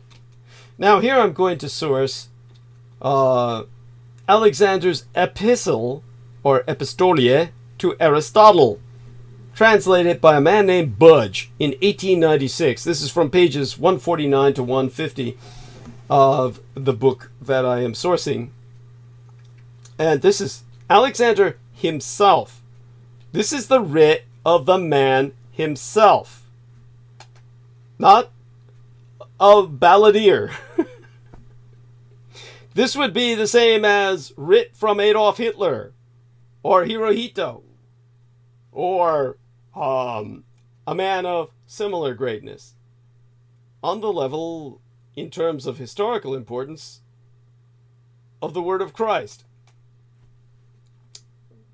And on the second night, behold, there came as to monster a beast which was larger than an elephant, and when it drew nigh to the ditch within which we had entrenched ourselves, it wished to escape, but was not able to do so.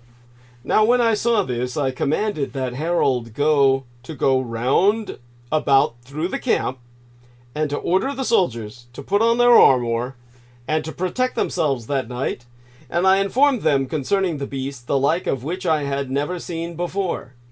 And I commanded them, moreover, to light fires round about them, and that each man should abide in his own place the whole of that night. And when the beast saw the fighting men, it lifted itself up and betook itself to flight. But as it was fleeing, by reason of its mighty rage, it fell into the ditch within which we had entrenched ourselves. And I commanded 30 of our mighty warriors to rise up against it and to slay it, and they slew that beast. And it came to pass, on the morrow, when daylight had appeared, that I commanded the men to bind the beast with ropes, and 300 men dragged it out of the ditch, and cut open its belly, And they found therein great numbers of snakes and scorpions, and fish larger than oxen, and each of its tusks was a cubit in length, and its claws were like unto those of hawks.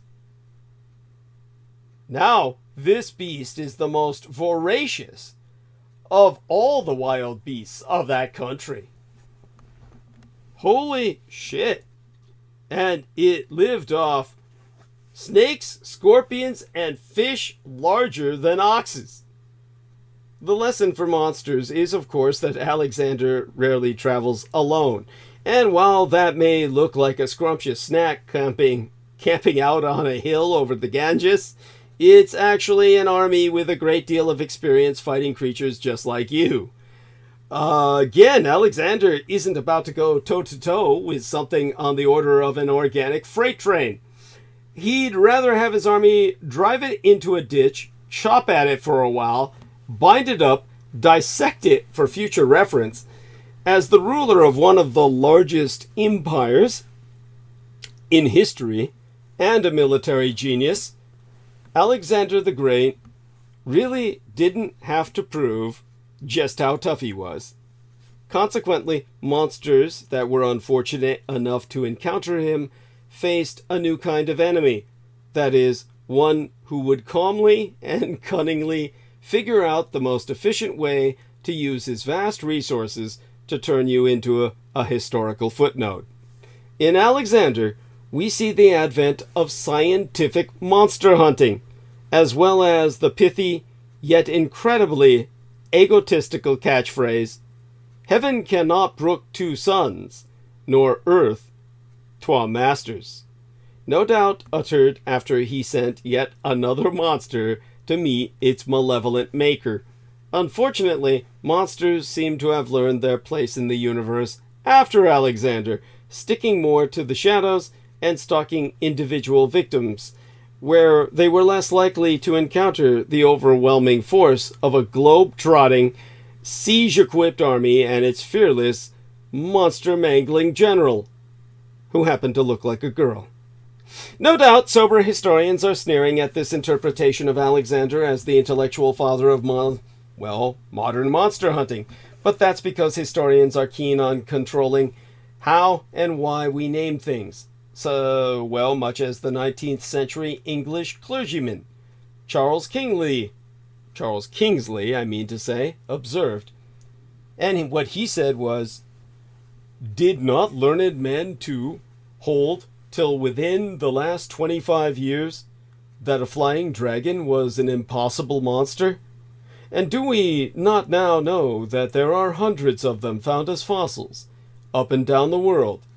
People call them pterodactyls, but that is only because they are ashamed to call them flying dragons, after denying so long that flying dragons could ever exist." It's hard for most to admit that Alexander the Great was a monster hunter when we spend so much time disbelieving in monsters. Now, let's turn towards Gog and Magog behind Alexander the Great's wall in China. You see, it's all connected. But I'm the only one who can tell you that. Because I'm the only one who knows. And you know I'm the only one who knows. Which is why you're here. So, let me see if I've got the voice to tackle this. And we have officially 2.5 fucking hours left. Well, we still have a lot to talk about. Gog and Magog are apocalyptic figures in Jewish, Christian, and Islamic scripture. Alexander the Great was an ancient Greek leader who conquered much of Western Eurasia and Northern Africa. Like Gog and Magog and Alexander the Great, a great wall in China was well known about 2,200 years ago. A millennium later, a story existed, with learned support, that Alexander the Great built a wall in China to protect civilization from Gog and Magog. Those story pieces incredibly fit. The book of Ezekiel describes Gog like a Mongol leader. Early Jewish and Christian references to Gog and Magog variously refer to them as individuals, peoples, and lands. In the book of Ezekiel, Gog is from Magog. Prophesying about 2,600 years agone, Ezekiel declared that Gog from Magog will come with many peoples, out of the remotest parts of the north, all of them riding on horses, a great horde, a mighty army. Gog from Magog attacks quiet peoples living in unwalled places, wastelands, and carries off plunder. Those people seem like migrants to the great expanses of Eurasia. Ezekiel prophesies that Gog and Magog will attack the people of Israel. The people of Israel have walled and gated cities. However, the decisive defense of Israel in Ezekiel's prophecy comes from God showing his power to the world. In the book of Ezekiel, chapters 38 through 39, these are quotes from the New Revised Standard Version. Here I'm looking at Ezekiel, chapter 38, verse 15, and chapter 38, verse 12. In stories popular among sedentary peoples of southwestern Eurasia, Alexander the Great walled off savage peoples living somewhere north. The story appears in the writing of the Jewish Roman historian Josephus in the 1st century GC of the general calendar. Josephus, War of the Jews, Book 7, Chapter 7, Section 4. Alexander the Great did not attack Jerusalem and is well regarded in ancient Jewish literature. Alexander the Great was a world conqueror broadly similar to Genghis Khan. Alexander the Great, unlike Genghis Khan, was from a sedentary people. The conflict between civilized, that's sedentary, and nomadic, which would imply savage peoples, is the underlying structure of the story of Alexander's Wall. Having Alexander the Great as the protagonist suggests that sedentary peoples consider the threat from nomadic peoples to be world-threatening. The threat that Alexander walled off was like the apocalyptic threat of Gog and Magog in Jewish and Christian literature. No later than 630 Anno Domini, in the year of our Lord, 630 years after Christ walked upon the surface of the earth, the stories of Gog and Magog and Alexander's Wall came as together among Syrian Christians in northern Mesopotamia. Legends about Alexander the Great probably became as popular soon after his death in 323 years before our general calendar.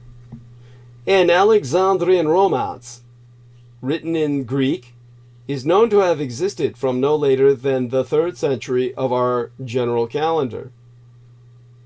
That is referenced or translated by Stoneman in 1991, a comparatively recent English translation of texts associated with the Grecan, or the Greek, Alexander romance. A Syrian Christian author, these are the same people who gave us the revelation of the Magi, showing that the 12 Magi who baptized the Christ titled him the Christ. Till then he was just Jesus, son of Joseph. The same Syrian culture that brought us that great revelation, that the Magi were from China, an Asian expeditionary force that invaded Roman Israel, and the Romans were incapable or powerless to stop it. One of those products of that same culture, a Syrian Christian author in the year 630, wrote a text that described itself thus: An exploit of Alexander, the son of Philip the Macedonian, how he went forth to the ends of the world and made a gate of iron, and shut it in the face of the north wind, that the Huns, variously also called the Scythians, might not come forth to spoil the countries. Okay, this is translated by Donzel, Schmidt, and Ott in the year 2009 on page 18 of the book I'm referencing. The text identified the Huns as Gog and Magog. A Syriac poem written about this time described itself as Poem on the pious king Alexander and on the gate which he built gainst Gog and Magog. And there we are, page 22.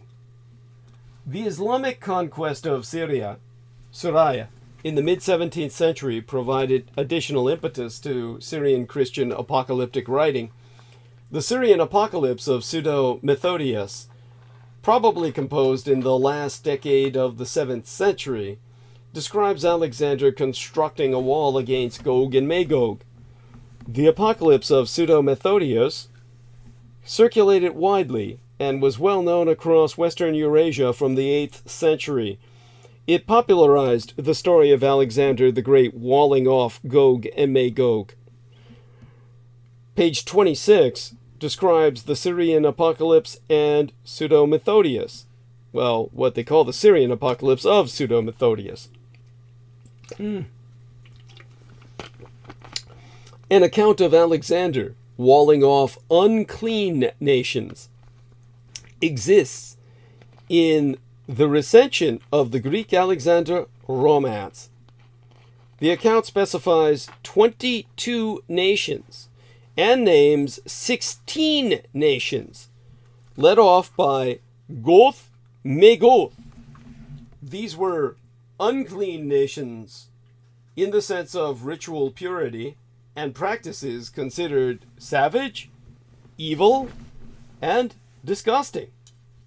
To quote us from the writ translated by Stoneman in 1991 on pages 185 through 187, this is Book 3, Section 26a, they used to eat worms and foul things that were not real food at all. Dogs, flies, snakes, aborted fetuses, dead bodies, and unformed human embryos. And they ate not only animals, but the corpses of humans as well. The ghoul. By the mid-9th century, learned men believed that Alexander's wall against Gog and Magog was in northwestern China. The influential early 9th century Persian astronomer, geographer, and mathematician Al-Khwarizmi placed Alexander's wall in northwestern China. In 842, Caliph al-Wathiq sent Salim at-Turjumani, who was highly proficient in languages, on a mission to determine whether Gog and Magog had broken through Alexander's wall.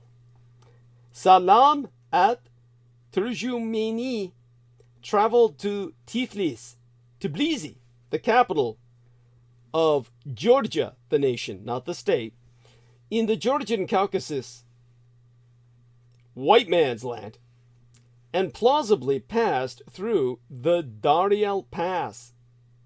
Some accounts of Alexander's feats suggested that he had walled off the Darial Pass. Evidently, what Salam saw in the Caucasus was not compelling. He headed east, traveling, 3,200 miles, to northwestern China. Salim ultimately reported to Caliph al-Wathiq that he found Alexander's wall in China about 300 miles from Yigu, present-day Hami, probably at Yumenguan. Assuaging the Caliph's anxiety, Salim declared that this wall against Gog and Magog was intact. Now, the book that I said was written by Donzel, Schmidt, and Ott in 2009, Chapter 7, pages 10 through 12, they provide an English translation of the text from Ibn Khaldun and compares other sources, cross-referencing, arguing with detailed analysis that Salim actually took the trip from Samarra to western China, giving routes and mileages.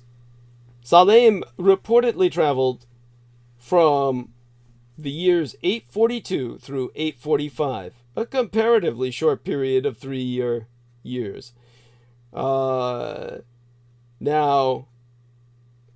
when Dusain in 2012 maintained that the trip was fictive, well, even if it was fictive, it seems to have been believable. Now, that comforting report probably depended on identifying Alexander's Wall with what has become known as the Great Wall of China. Eastern Christian stories of Alexander's Wall indicated that the wall was in the Caucasus. Now, Eastern Christian sources located Alexander's Wall at the Caucasian Gates, the Caspian Gates, the Derbent Pass, in present-day Dagestan, where, of course, they just had an enormous riot protesting the Jewish war, the Israeli war on humanity. Okay. And the Daryel Pass, on the border of present-day Russia and Georgia. In these sources, the story includes Alexander praying for 12 mountains to move together to close off the unclean nations. Thus, the most consistent location in the Eastern Christian sources is the Daryel Pass. Islamic tradition located Alexander's Wall similarly. This is from the Donzel Schmidt and Oath edited book of 2009, pages 51 through 56. In Arabic literature, Gog and Magog are called Ya'juj and Ma'juj. But at a location in China, that location in China had supporters in the Islamic world. Al-Masudi, who died in 956, and Qudama ibn Jafar, who died in 932, or circa that time, around that time, Ibn Hokal, who died in 988, and other later thinkers located Alexander's Wall in or near China. That location also had the advantage of corresponding with the location, well, to the location of an actual enduring Great Wall. Possible effects of communication are boundless. The circulation of claims and stories about Gog and Magog, Alexander building a wall, and a great wall in China coalesced in an official report to Abbasid Caliph al-Wathiq, one of the most powerful and learned 9th century leaders on earth. The report and similar accounts of Alexander's Wall in China annihilated the 3,200-mile wide space from the Caucasus to northwestern China. The most amazing communication technology has always been human minds and human networks. And what this proves to us was that the Gorgan Wall, the Great Wolf Wall, was connected to the Great Wall of China. The Red Snake connected to the Red Dragon. They were one and the same in a single wall that stretched across Eurasia to the white man's world, or, well, the lands from which the white man himself originated in the Caucasus Mountains. There's... How would I say this? Trying to describe some of these images I'm looking at. There's images in these books. I don't know how to take pictures with my cell phone very well and then load them into my files and then transfer them to you. So I'll just try and describe some of these images in these books for you. Our numbers are up. Good. I've got the bottom half of this one ancient painting, Alexander builds a wall against Gog and Magog from the dispersed Falnama, Iran, Safavid period, mid-19, 1550s, I mean to say, and early 1560s, held in the Chester Beatty Library in Dublin. The Quran describes a story of Dhul-Qarnayn's wall against Gog and Magog. Dhul-Qarnayn, the two-horned one, he's like Moses. He's got these horned brow that is not like Echino's, but rather kind of a skin disease that actually results in the growing of natural horns in gifted people. Dan Van der Meulen says that would be nice if you could upload the book. That would take a technical skill. I'm at the technical level of the year that this book was written, okay?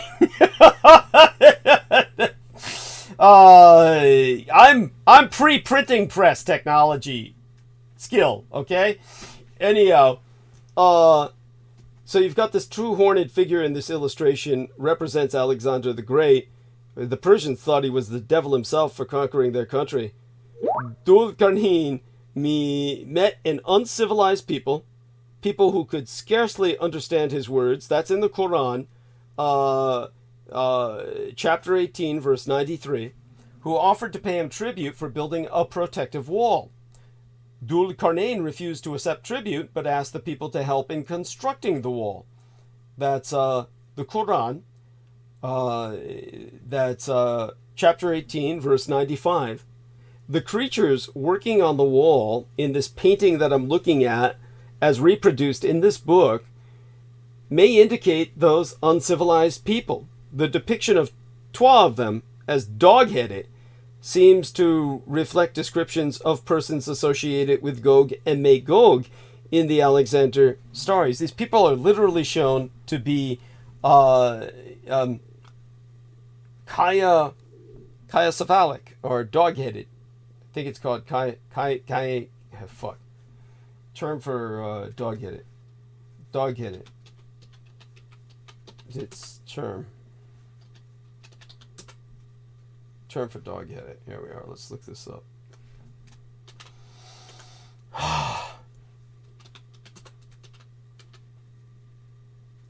Kynocephaly.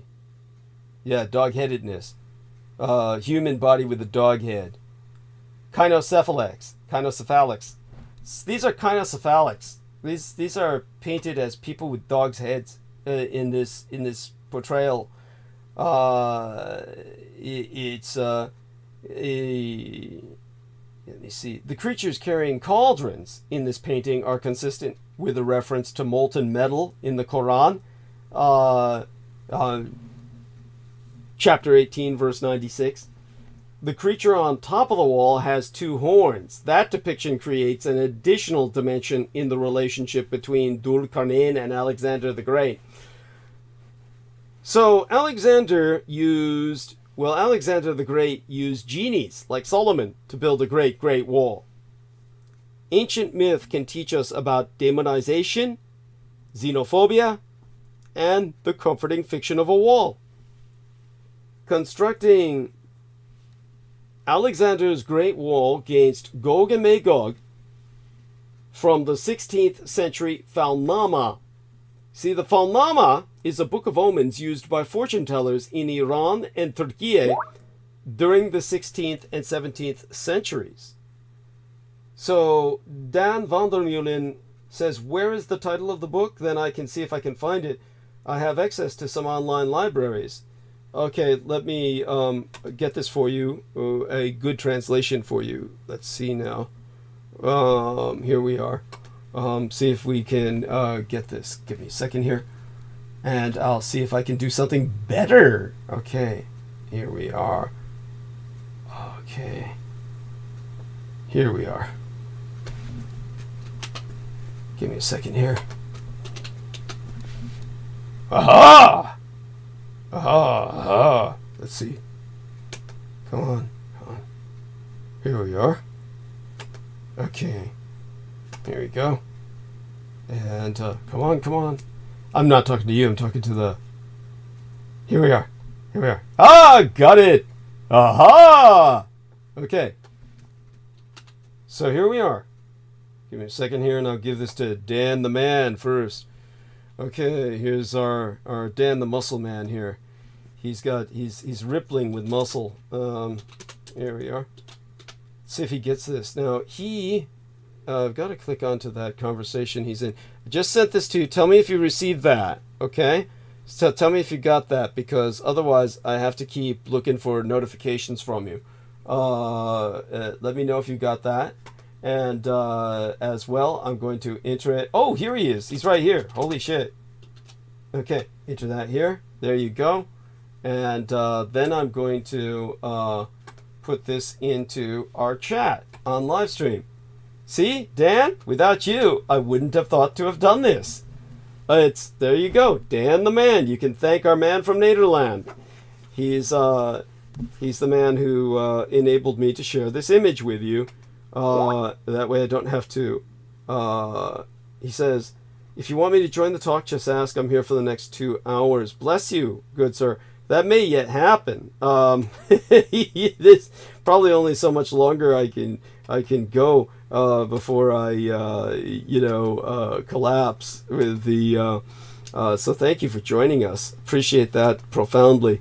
Okay, so let me try and kind of finish my thoughts here, and then I'll probably turn towards Don.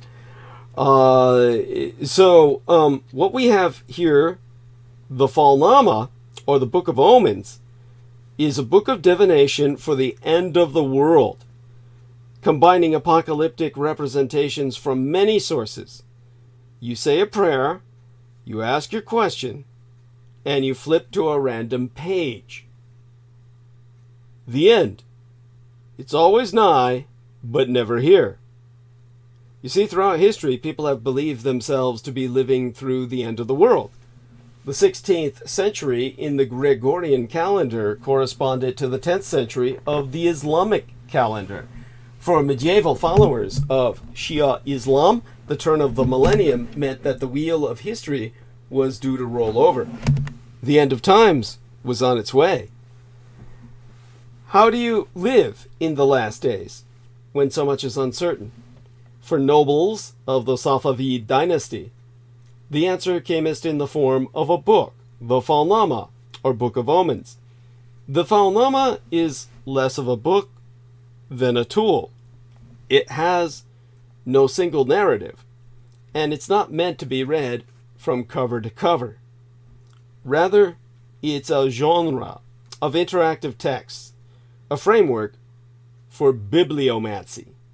That means fortune-telling by page-turning or flipping. To consult the Falnama, you first say a prayer and pose your question. Should I get married? Will I be safe on my travels? You let the book fall open to a random page. On one side of the spread, there is a piece of text. On the other, a full-page illumination. This is your omen. It's your task to decipher it.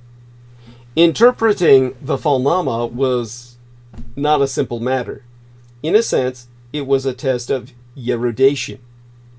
The reader had to be able to connect the image on the page to the story from which it came, and to understand the story's context within the literary and religious canon. Interpreting the omen was a matter of understanding the subtle relationship between text and image, of grasping how each side of the page reflected the other, like a pair of mirrors. In the Falnama, stories from religion, history, and folklore intermingled.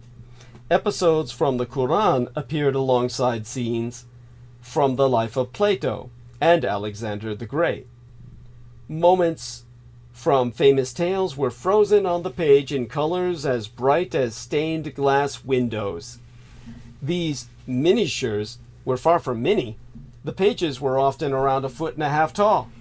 They were big enough for a small crowd to gather around them and marvel together, which implies that these books functioned as a form of entertainment as well as prognostication.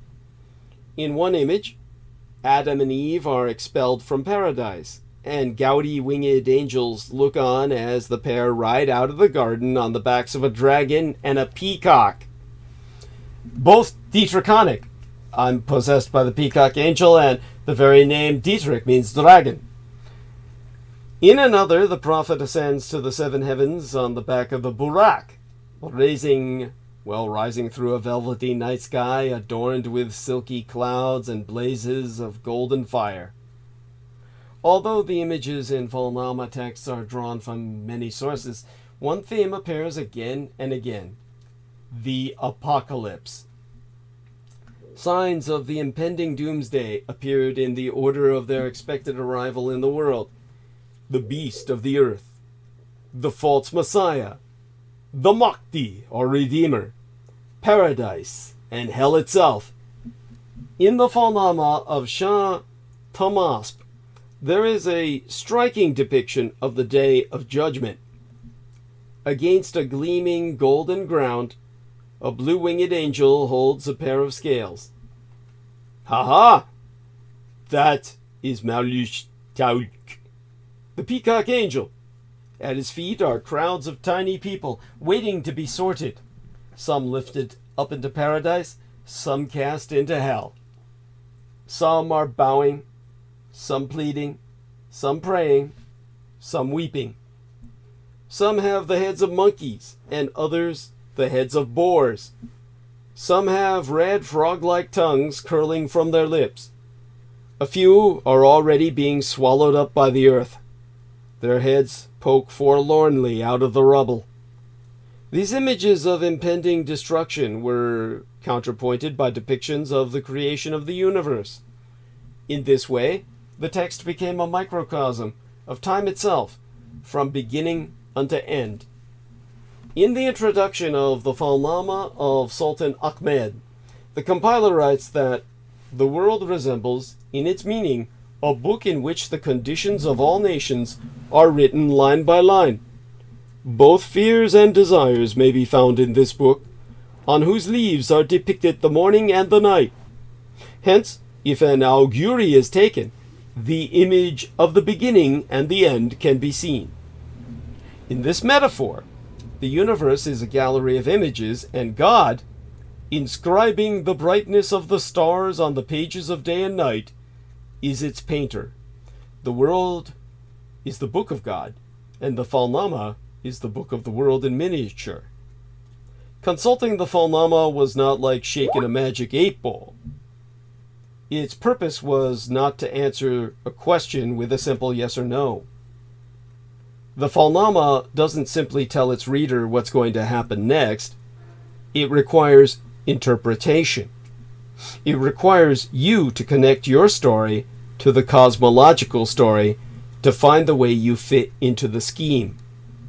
By posing the questions of the daily life to this universe in little, readers of the Valnama unveiled the subtle linkages between the mundane and the divine, and discovered their place within the network of symbols that makest up our world. In this way, consulting the Valnama was a means of making meaning out of chaos, the chaos of experience. What better way is there to cope with uncertain times? So get yourself a Valnama, F-A-L-N-A-M-A. I mean, they're all relics at this point, and probably thousands of dollars each. Two men participating, Don the man from Nederland says, yes, every generation believes to be in the end of days, just to keep people in a state of fear, never to realize their own inner power, never to think for themselves. There is nothing new under the sun. And yes, our man from Germany, the Ukrainian from Germany, ÄNDRÉ says, interesting fact, a Dietrich in German slang is a tool with which you can open doors. Yes, the skeleton key. Also, thank you so much. Going to download this wonderful. Yes, they've got a Dietrich set. Oh, I love it. Oh, beautiful. Send me that one, please. Yes, Love all that. That's great looking. No, that probably cost him too much. That's $19.99. I guess it's not that much, but hey, don't want him to put himself out. So, let's see what we have here. I'm going to look up a few more illustrations for all of you. Let's see if we can get these up here for you all. Okay. Let's see if we can find these. Here we are. Okay. No, these are same one. Okay. And let's see what else we've got here.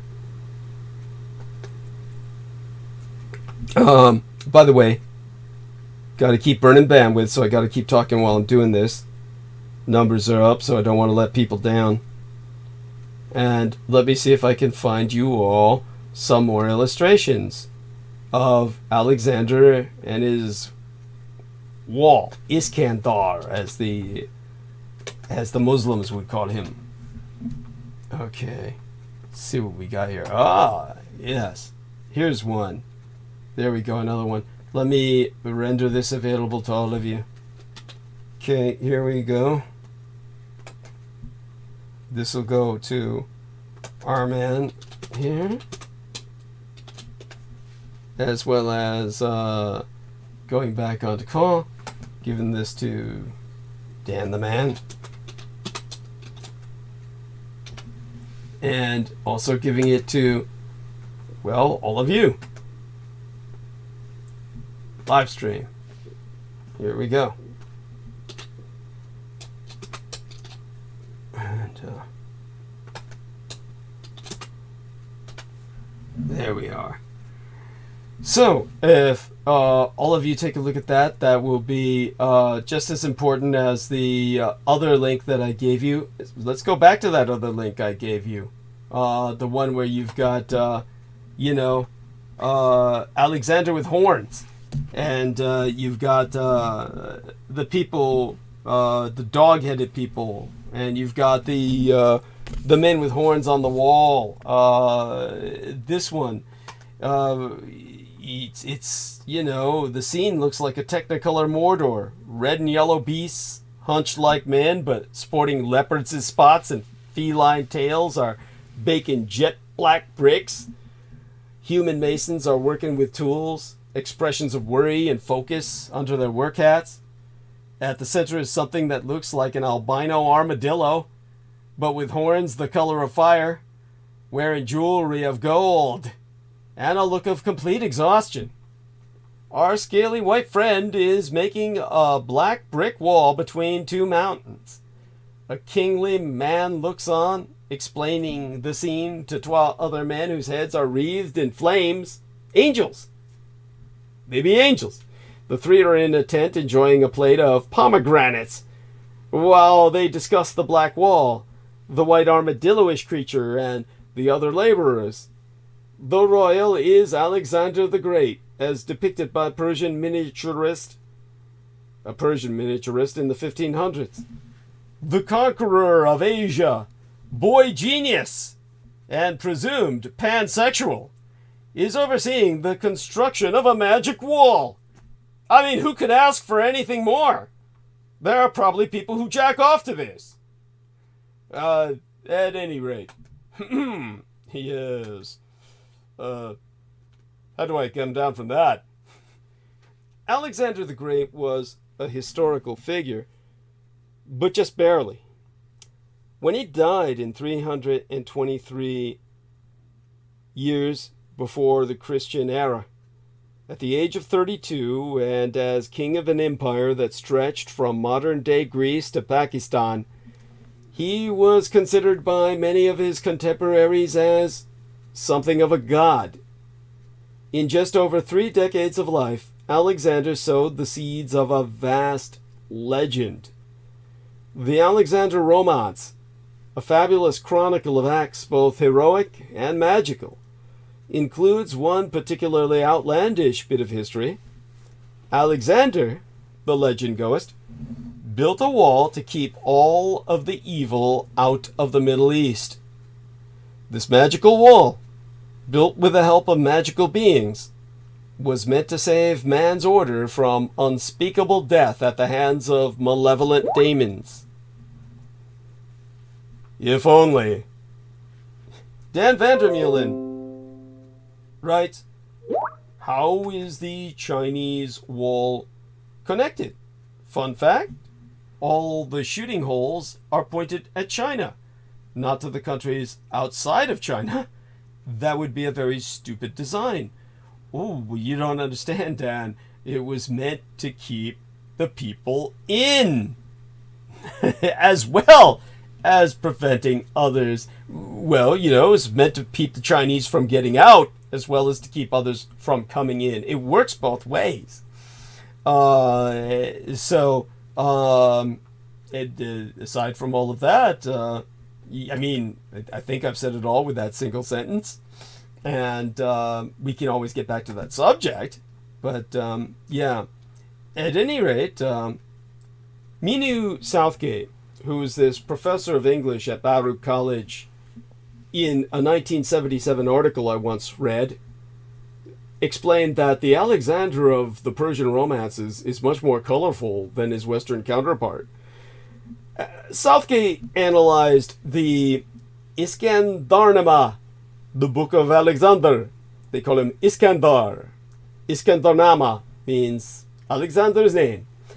An 1194 tract that describes the historical king in superhero terms. A peerless warrior and ardent lover of travel and of woman. Ha ha! Anyhow, just because he looks like one doesn't mean he can't get into it. Okay, Dan says, okay, interesting. And yes, as ÄNDRÉ says, like they did with people in the GDR, the German Democratic Republic. Okay, interesting. Good. Both men are in here. These are both wonderful human beings, and they speak the same languages. Literally. They truly are men who can understand each other. Like I said, they're kind of like the film Universal Soldier, where, Dolph Lundgren and, Jean-Claude Van Damme are getting together and just learning how to talk English. At any rate, back to the business at hand. The Persian Alexander visits the land of gold, fighting off enormous bees. He marries a pious hermitess, reasoning that it will have him made in both worlds. Hubba, hubba. And later adds a fairy princess to his harem. Yeah, I'm not quite sure if the fairy princess is implying a cross-dresser or, someone like Tinkerbella, who I would fuck, though it would probably kill her because she'd split on my dick because she's 6 inches. But aside from all of that, it's all riveting stuff. And to the postmodern mind, as ridiculous as it may read today, one can empathize a bit with the romance's pre-modern audience. Most important for the credibility of the romance, it had the backing of God. The Quran tells the story of one ďul-Qarnayn in Surah 18. ďul-Qarnayn, the two-horned one. Maybe they mean he swings in both directions. He's horny both ways. Cometh across people in a valley with whom he can barely communicate, but who beg him to protect them from Gog and Magog, who are spoiling the land. ďul-Qarnayn builds an iron wall that will keep out Gog and Magog until the end of times, a noble deed attributed by contemporaneous Jewish and Christian sources to Alexander. The Persian Alexander visits the land of gold, fighting off these enormous honeybees, marrying that hermitess, a woman who lives by herself piously, like I said, and, then gets that fairy princess. This mysterious horned man who comes into the Quran with moral force, no less, is, according to all scholars, in concurrence, Alexander the Great. The Muslim Persian writers of the Alexander romance could point to their hero's appearance, the equivalent of a guest track, in the Holy Book. What's more, it is difficult even today to comprehend the extent of Alexander's impact on history. Historians confirm that Alexander defeated Darius III and burned Persepolis to ashes, a ruin that can still be seen today. Silver coins bearing Alexander's face and cities named in his honor crop up in the most unexpected of places. It seems petty to stand in awe of Alexander's historical accomplishments, but then to scoff at the myths that camest in their wake. Alexander's conquest of Persia came nearly 1,000 years before the advent of Islam. That leaves a long time for history, legend, and pure fabrication to mix. The task of trying to sort out which is which deserves no small degree of imagination. But all this discussion of Alexander's legendary derring-do prompts the question, who were Gog and Magog that they could terrify a man as bold as Alexander? What could make a world conqueror go on the defensive? Most keepers of the romance identify Gog and Magog with basic inhumanity. A source from the 800s states that they are cannibals. Even worse, the Twa eat puppies and kittens. A modern historian, Adam Silverstein, connects Muslim descriptions, the Muslim descriptions of Gog and Magog, to the Epic of Gilgamesh, which reminds myself of H.P. Lovecraft's Great Old Ones, who harbored an unfathomable evil. Think back to that Persian miniature, with its jaguar people and its shiny armadillo, those flaming heads, and yes, those ripe pomegranates. Those are the good guys. They are so terrified, they are prepared to bunker down until the end of days, to build a wall of iron and coat it with lead rather than face Gog and Magog. Who are the devils that terrify even Alexander's own demons and genies? The Ascandarama, the name of Iskandar, Alexander's name. That's a book. The Iskandarnama, which imagines all manner of beings whom Alexander either wooed or pillaged, is uncharacteristically bland in describing the creatures excluded by the wall. The text says they are Russians. This may be a result of what counted for geographical rigor in the 1100s. The Iskandarnama's author hailed from a city in what is now Azerbaijan, a few hundred miles southwest of the fortress of Derbent. Sitting high in the Caucasus Mountains, that fortress sealed the Persian-speaking world behind the Caucasus from the vast plains to the north. The romance attributes the fortress to Alexander. In fact, it was built by Persian kings in the 6th century of the Commonal era. Beyond the wall lay the Mongols, who seemed properly chastened at the time. But beyond these horsemen were people who could reputedly defeat Mongols in a land war. In this case, it was Russians. But the Iskandarnama would develop a more universal trope for its iconic terrors. Gog and Magog were the people that the scariest people were afraid of. The pair constituted a sort of eschatological Kaiser Soze. In the centuries that followed, Gog and Magog became political bogeymen. Persian shahs would tell their people that they must keep out the rival Ottomans or scheming Romanovs, lest the old demons return. Gog and Magog had a star turn in the 1970s, as governor of California, Ronald Reagan, used these harbingers of the end times as avatars for communism.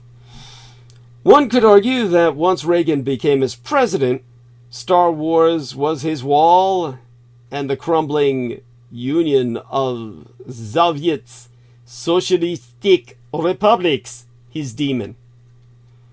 Today, of course, there be no shortage of candidates for comparison to Gog and Magog. According to Ali Karju Ravari, a scholar of religious studies at the University of Pennsylvania, Gog was used in history to describe the forces that have usually caused mass migration. The wall was thus usually identified with something that kept steppe peoples outside of the urban centers that marked medieval Persia. ΚΑΡΓYÄ-RAVARI's steppe peoples were the nomadic Turkic communities that gradually converted to Islam, but continued to flood south into Persia and later Anatolia. ΚΑΡΓYÄ-RAVARI admits that most Persians saw these horsemen as the evil itself, but some onlookers were more sympathetic. Another perspective would have seen them as refugees from turmoil on the steppe. Gog could be interpreted as refugees from social strife in a faraway land. In this understanding, it is not their eating habits or military superiority that giveth Alexander reason to fear, but their threatening inertia. Alexander and the medieval Persians who studied him feared Gog and Magog as one domino fears its teetering neighbor. In that way, the wall is more of a physical than a political solution. It's a way to keep the bad things over there from becoming bad things over here. It is this same threat, in this case the specter of refugees of the Middle East, that Hungary's Prime Minister, Magyarország's Viktor Orbán, is seeking to stave off by building a wall, arguing that his country has no option but to defend our borders from the refugees and migrants pouring into Europe. For millennia, politicians have built walls to keep out a cresting mass of foreign bodies. Once the walls are built, it is easy to hide behind them and avoid asking difficult questions about that cresting mass. Demons and monsters, or rather the creatures that we call demons and monsters, are most frightening when we construe them as a horde, a headless mass with no individual appeal to empathy. Syrians became as difficult to demonize only after the body of ÄLÄNDRY:KURDI, a child, was photographed on an otherwise idyllic beach. A politician can't portray Mexican Americans as monsters if he must rely upon their votes. But the forces that push immigrants into Europe or the United States are complex, and all the more terrifying for it.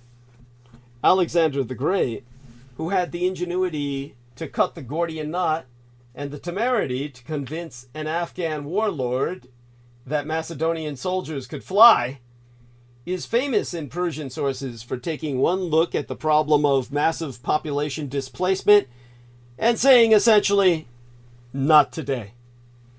Which is to say that, in Alexander's time and today, a wall remains a cop-out. If legend is to be believed, Alexander's wall will one day be defeated by a common fox. That fox will ally with Gog and Magog, then send the armies of darkness through the gates. Alexander had an army of demons at his disposal, yet even his wall is doomed to failure. It is difficult to imagine the somewhat less ingenious, somewhat less temerarious politicians of today succeeding where he will not. ΚΑΡΓYÄ-RAVARI, whose work focuses on Sufism, mystical Islam, also points out that Gog and Magog can be interpreted as analogues to human tendencies. That is, the bottomless depths of evil may not be kitten-eating armies or even communists, but rather a lack of belief or empathy. One could tease this reasoning out historically and argue that the fear of Mongol hordes or Syrian refugees is not the dread of political evil, but an unwillingness to confront a social problem.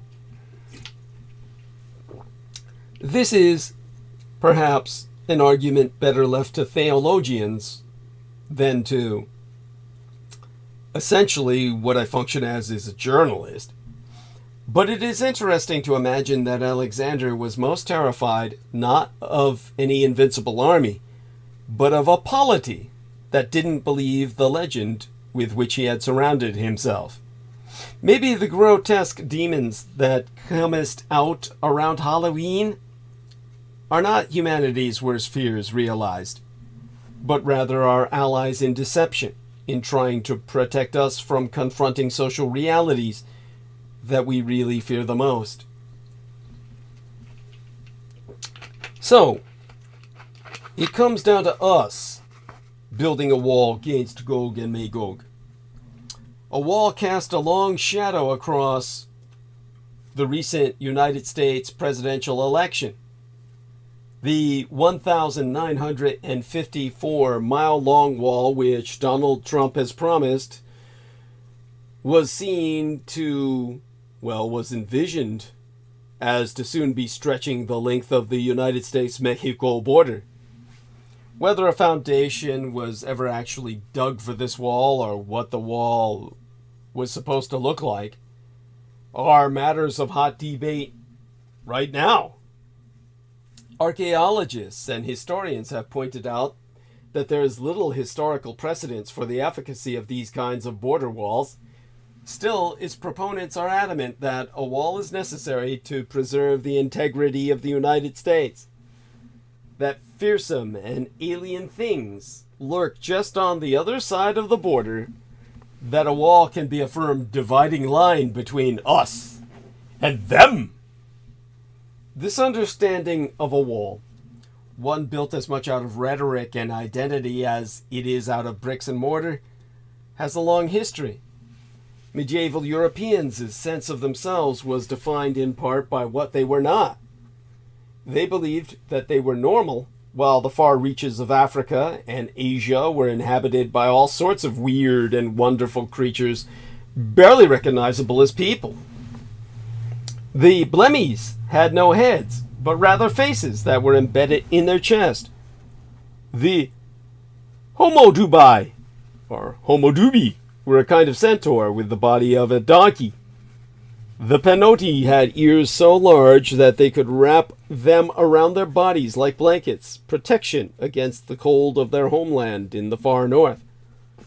The most ferocious of these quasi-humans were the peoples of Gog and Magog, cannibalistic invaders who were kept at bay only by the walls which had been built around them.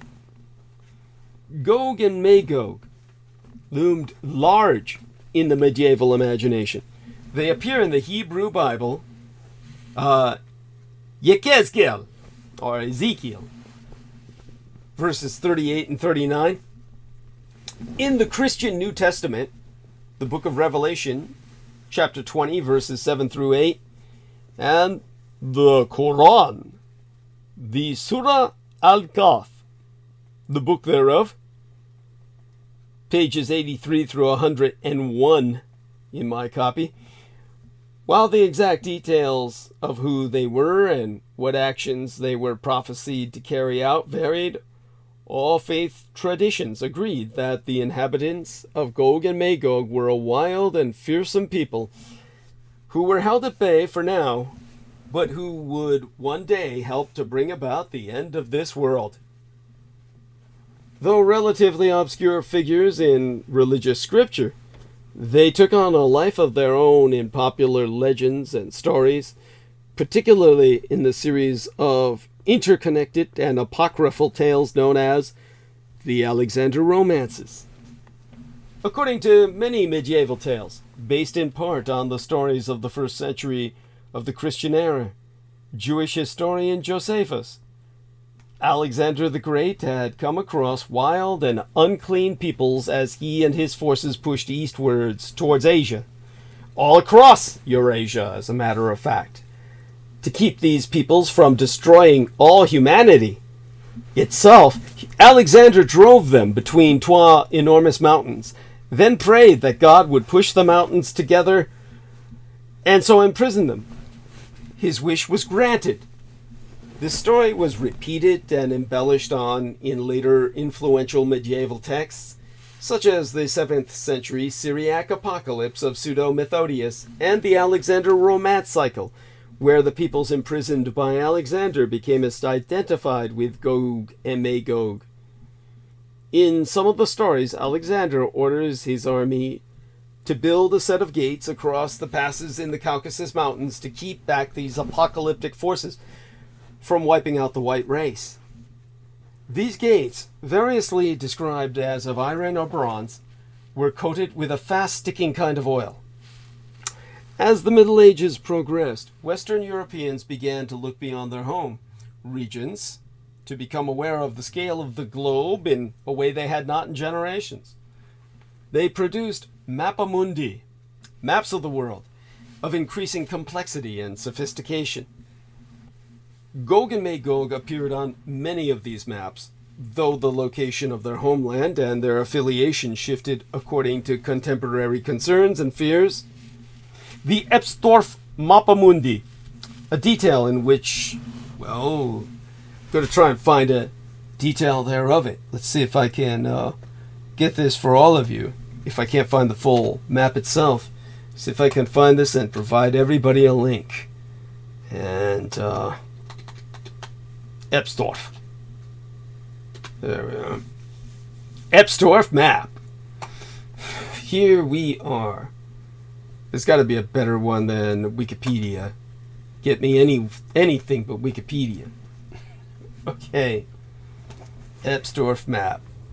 Right. Here we go. All right. Da-da-da. Ah! Excellent, excellent, excellent. Here we are. Let me shove this into the live stream, and then I'll give it to our gentleman here in chat.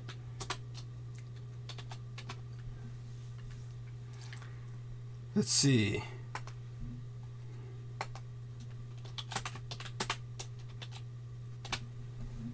There we are. And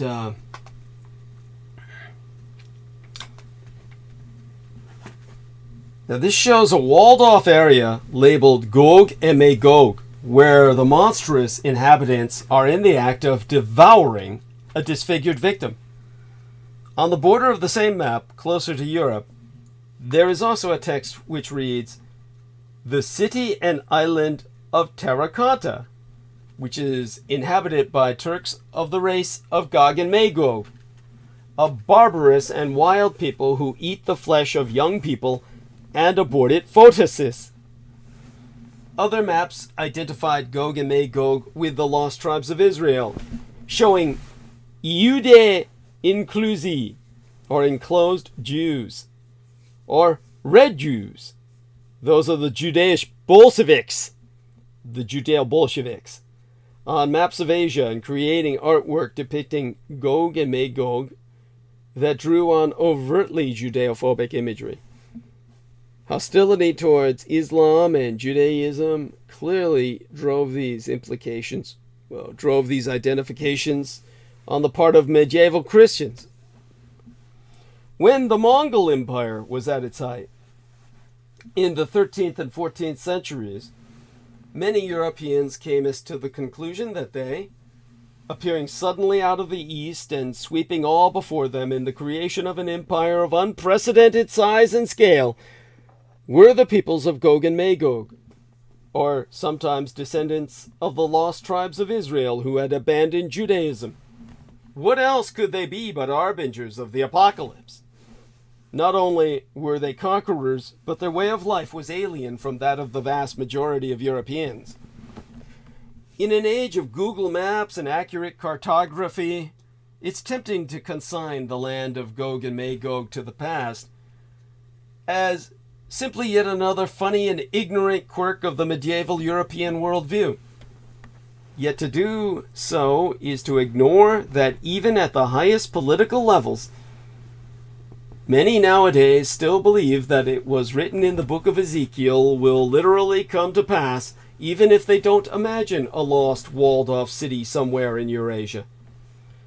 Exempli in 1971, Ronald Reagan, then governor of my golden state, California, explicitly stated that the communistic and atheistic USSR was the fulfillment of the prophecy in Ezekiel. It's been claimed that in a 2003 phone call to Jacques Chirac, George W. Bush cited end-time prophecies about Gog and Magog in an ultimately futile attempt to persuade the French to participate in the invasion of Iraq. It is also to overlook the ways in which modern people are still capable of making sharp divisions between us and them based on little, if any, evidence. Political rhetoric turns desperate refugees into an overwhelming horde. It conjures up a criminal threat poised just the other side of the border. Whether in medieval Europe or the modern West, people tend to define themselves by what they are not. But as was the case with Gog and Magog, those fears do not truly originate from behind distant mountains in lands with unfamiliar names. Their origins lie far closer to home. Now with that, I'm going to bring on these two gentlemen to finish up the show with myself. We got an hour and a half left. I am not going to make it. Let's bring on Dan and Andre. Gentlemen, please, if you would be so kind. Don't all start talking at once. I mean, are they lost in the maps? Come now, gentlemen. There we are. Dan the man. From Nederland. Yes. Good man. And, how about Andre? Come on, Andre. Yeah, my dinner with Andre. Come on. Hello. Yes, hello, Dan. Andre joins us. So, these two wonderful gentlemen are here to bring us to the end of the show. I'm ready to collapse. Thank God for the two of you. Okay, so you gentlemen join in on this discussion. Give us your own analyses.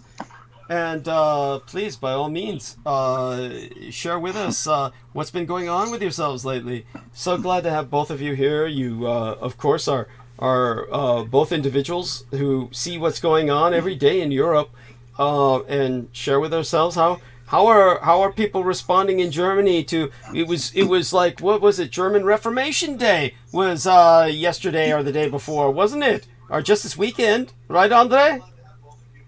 Yeah, that's another way they try to split Germany. After we had the United Germany Day, the Tag der Deutschen Einheit, then we had these two celebrations, Reformation Day and Allerheiligen, and one part of Germany is having on one day the celebration day, and the other half of Germany has it on the next day. So this makes lots of chaos, because if you travel, then in one part you have the shops closed, and in the other part you have them opened, and so on. And yeah, they made it new. In earlier days, I don't know how many years ago, maybe 10 years, it was all on one day, and now they split it. And this is like, yeah, the 1 hour summer winter time change. It also, like you said, makes lots of trouble. And with these regulations of the celebration days, Allerheiligen and Reformation Day, they keep it up. And at this time also the change of winter and summertime went on. So you had double chaos, so to say. Oh my God. What is their reasoning behind this? What could it possibly have been on their minds? Yeah, they always keep the control of the people. Because it's very hard to organize in those days, to work and to visit your relationships and so on, because they do not maybe have the celebration day, and they have to work. And yeah, this makes it for you yourself very complicated to organize these celebration days. And in the end, maybe it's not even a celebration day for you because, you wanted to visit some relationships and they have to work and so on. So it's a very complicated time in the beginning of October in Germany. Wow. And November. Oh Beginning of November, yeah. Oh, how about yourself over there in Nederland, Dan? We don't have problems like that here. Oh, okay. But it was interesting this week. One of the opposition leaders, he got hit with an umbrella, but he got hit so hard he had a concussion. But the thing is, I think maybe 15 years ago, there was another opposition leader who his party was growing too large, and they hit him with a cake.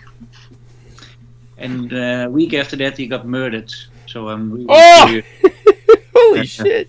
What is going on this time? It's like first you get marked and then you get killed. Holy shit!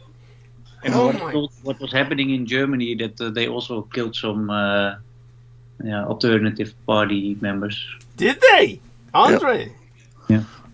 No, I did not hear about that, but I had lots of trouble in the last weeks, I can tell you. Really. It's going dangerous in Germany. Mm-hmm. How so? And the racism I have experienced in the last 3 months and my job in the official swimming pool, that was overwhelming. Really. I never thought Heidelberg's inhabitants have such a lot of racism in their souls. That was really astonishing. What have people been saying to you? Yeah, it was always against the Ukrainians, that they cannot behave and that they all drive Teslas and now they go here and go swimming for free and all those small things where you think about, wow, that's a luxury problem, yeah? Then if they do not drive Teslas, then the German would say, oh, now the poor Ukrainian come and all want to take our money and also such things. And yeah, I mean, Heidelberg, that's they have so-called Weltruf. They have everybody knows the city for its university, for its open-mindedness. But what I have experienced was the complete opposite of everything. I always thought to myself, hey, because of you people, there were written books that those people do not exist, or such mindsets. Really. I thought I'm with the stupidest people I have ever met, and this was sehr enttäuschend. It was cleared up my mind a bit about this place. Wow. Yeah. So, but you of course still feel that it's home, right? Still feel that. Yeah, of course. But I'm maybe I was a bit childish about the mindset of the people here and a bit too illusioniert. I had too much illusions about them. But now I have to. I know how to capture the people in the right sense, so to say. Yeah, incredible. Yeah. And yourself, Dan, you found your family shield. Look at that. It's so impressive. This is his German background. Dan, tell us more about this. I'm still looking into it.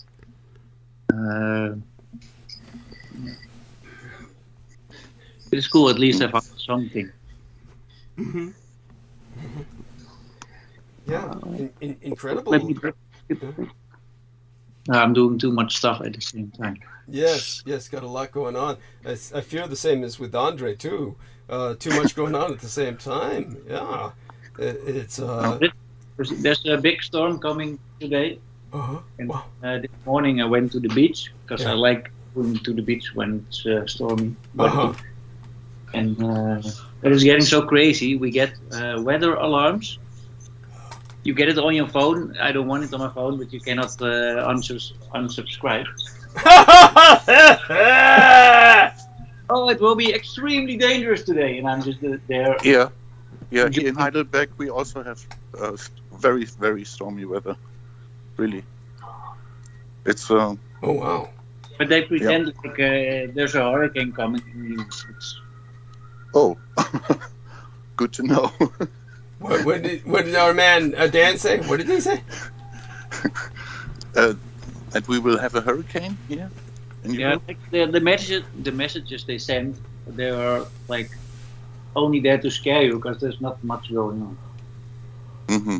But it's just like everybody stay inside. Oh wow. I mean, well, there you go. I mean, hopefully then it's hopefully it's just that, and so it's all like that. Yeah. But like for my job, I cannot say I will not come. We have to come to work. So. Wow. Yeah, you've got to take care of the elderly people, or they're going to die. So you will notice it. Like you get the alarms, and you still go to your job, and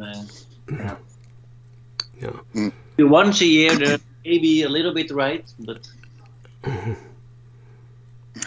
it's a big hoax just to keep people inside. And you're still working at that swimming pool, right, Andre? No, my contract ended in the end of October. Uh-huh. And now I'm again arbeitslos, workless, so to say. But that's no problem because I will get this Arbeitslosengeld, the suspense from the government, and everything is going okay so far. But for example, last week we had the police here. This is the German method of searching your house. They sent 2 people, mostly foreigners from Afghanistan or something like this. And they have clothes from the German Telekom, the telephone company. And it was by accident. Marcus opened the door, and I was here in the kitchen and was hidden, so to say. And then they said they had to control our socket for the internet, and they wanted to see our router. And if they cannot do this, we will cut off from the Glasfaser, from the fast internet. So, and I heard this, and they came in, they watched everything, every room, and then through a small slit in the door, I watched them, and I could see the socket, and I thought by myself, okay, why are they not controlling the socket like they said? And then they tried to make a new contract for the telecom, because we are clients from the Vodafone. And and Marcus somehow managed to get them out, but they did not want to go. And then I showed up, and then they were surprised, of course, because they did not calculated that the second person showed off. And then they let me call the police because they did not want to go. And then police showed up very late. Somehow we managed it to keep them. And the police was not even interested. They said, okay, you go back in your compartment, and you 2 people from the telecom, you go your way. And that was it. Incredible. They were not even interested. What they do to people, because they get into their compartments without any license, just with a cheap trick. Jesus. And of course they were instructed from the police, and because of that, the police was not interested in clearing that up. And this is the German method to look up all your rooms if you have something forbidden there, and so on. What do you think they thought you might have? Maybe they saw my plant lamp, or how you say, is for flowering plants, and maybe they saw this lamp and they thought I will grow some wheat plants or something like this.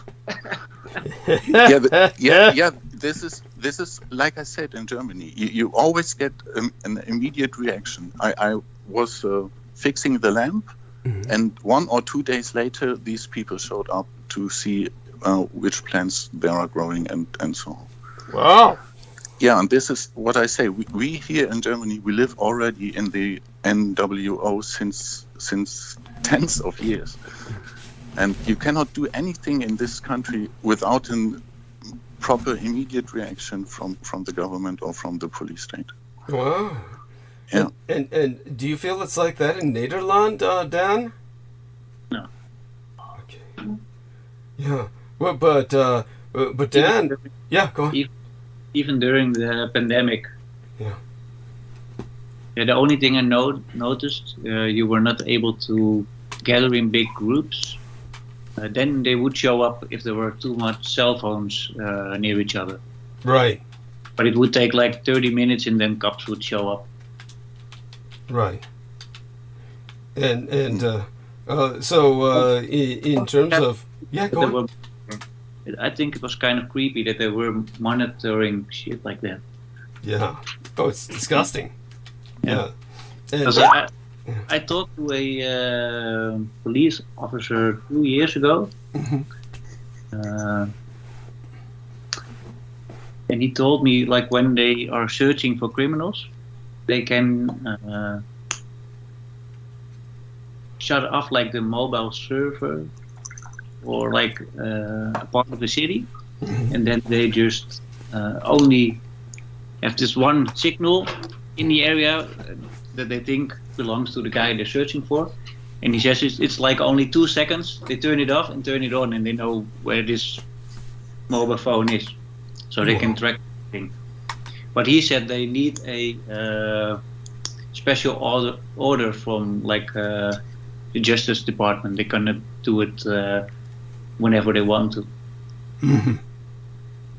Oh, and this is also very strange. Like, I'm in the medical field. Yesterday, I read some literature that they're now, I found out, and it was my presumption, that most of the people who died in the hospitals, they died from CO2. Like they gave them so much oxygen, and you have to breathe out the CO2. And if you don't, you will suffocate from it. Jesus. And that's what happened. Like, I have people in my care who have like chronic... Explain to people that you work at a rest home. Is that the best name for it? The best term for it? No. Okay. It's like when you're only a couple days in the hospital. Yeah. You have to leave the hospital, then you come at my place. Okay. So that's where they kept... All people, so just for sick people. Yeah, most people are... What about Andre? Isn't that where they put you, Andre, in Germany for a while? No, they put me into a psychiatric hospital. Okay. But the thing, normally when I have to give somebody oxygen, it's only like 1 liter per minute or 1.5 liters per minute. Even the 1.5 liters, it's only good for a couple of days, and then you have to turn it down. What they did in the hospitals, they put it on 10. Wow. Holy so there's shit. no way that you can clear the CO2 from your body. Wow. And you're normally when it's on a higher setting, you have to moisturize the lungs, or else if your lungs get dry, they will just they will get. Yeah. I don't know that. So. I mean, But it was interesting to read it in like literature that they're now saying from, oh yeah, sorry, we messed up.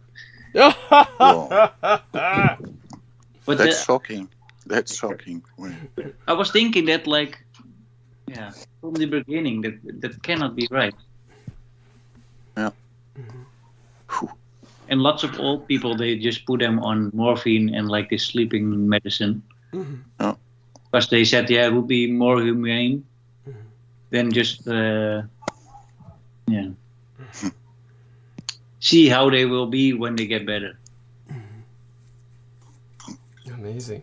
So, to do me a favor, gentlemen, keep speaking. I'm going to refresh myself. I'll be back in a matter of some 5 to 10 minutes, but you guys have got this. Just keep talking. I invited, of course, the lovely Victoria to... Oh, she joined us! Oh, my goodness, I didn't even see you there, young lady. Oh, hi. Good morning. How are we today? How long do we have to be blessed with your presence before you have to go to work? I open at 10, so I have to leave in about an hour. Oh, in about an hour. Well, Yes. I'll gladly stay for you. So, dear young lady, as you can see, these two gentlemen are just learning to talk. We can help them learn. Oh, no, I'm unfamiliar with these faces, so let's see. We have here a few new people that I'm not. This is ÄNDRZEJ from of Ukrainian descent, but he lives in Germany, and we have Dan van der Meulen. Dan lives in Nederland, Holland, as they say. So both these gentlemen. Beautiful. Yeah, it's like I said, the Universal Soldier film where Jean-Claude Van Damme and Dolph Lundgren are just learning to grunt to each other. Yes. Yeah. So they hop around a lot. That's why you see a lot of action, because they can't really talk. But both these guys are actually well educated, and it's incredible. Dan is actually he's a what do we call that? He does kind of like what you do, Victoria. It's homeopathic. He's a homeopathic nurse. Yes. An integrative practitioner type. Yes. Yes, that's right. He helps the elderly. He's in this home where they have the elderly, and they keep them alive. They actually keep them alive instead of killing them, which is my gosh. They actually do nice stuff with them. Yeah. How novel. Yes. How novel. Yes. Yes. It's really novel. Yeah. It's European. They're nuts over there across the other side of the Atlantic. They haven't gotten the word yet that Logan's Run. You kill people after a certain age. No. The normal life expectancy of people in homes like where I work is 9 till 15 months. Wow. But we have people that are living at a place for 20 months, so we take care of them. Yeah. So I think he's trying to say they live longer than 9 to 15 months where he works, right, Dan? Yeah. And they're like an extended family. There's some glitch over there because they are experiencing heavy weather. Over there they've got basically what they said is a yellow alert or something like that is what they have in England. And so it's right across the bay. They've got this heavy rain coming in, but Dan was taking advantage of that to, I don't know. I can show you the weather, and you can see how nuns. Yeah. Oh, here he is. So as you can see, show her your muscles, Dan. Yeah, he's actually buff. It's pretty impressive.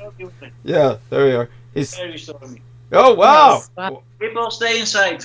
Yeah, wow. Our man in England was saying how it was really alarming. So I guess it didn't make it across the channel there. That's and now he's going to show us the other side. Yes, he's got quite the home. He's a lucky man. Beautiful. Yes. Yes, cars outside, all that good stuff. Wow. Gorgeous. Yeah. And Andre, how about the weather where you're at in Heidelberg? You can feel free to show us. Yes, here we are, and Dan has got his and there's Andre. Hey. Yeah, and what's up, sweet faces? Yes, nice. they're character studies. Yes, they're quite the tour there, Dan. Yes, and.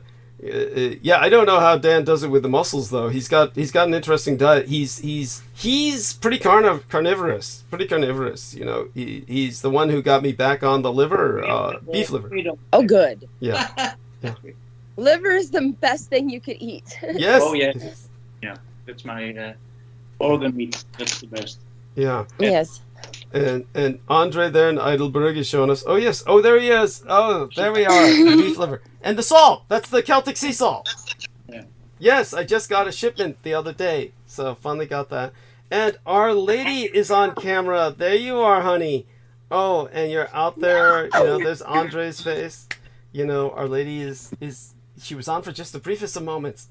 Yes, just to show us the countryside. And it started glitching, so I'm not going to do that. Understood. And Andre is showing us the roof. That's right, where they might have seen his watering. Yeah. And they assume he's growing. My camera does not work. Yes. It's your wheat plantation. Yes. Yeah.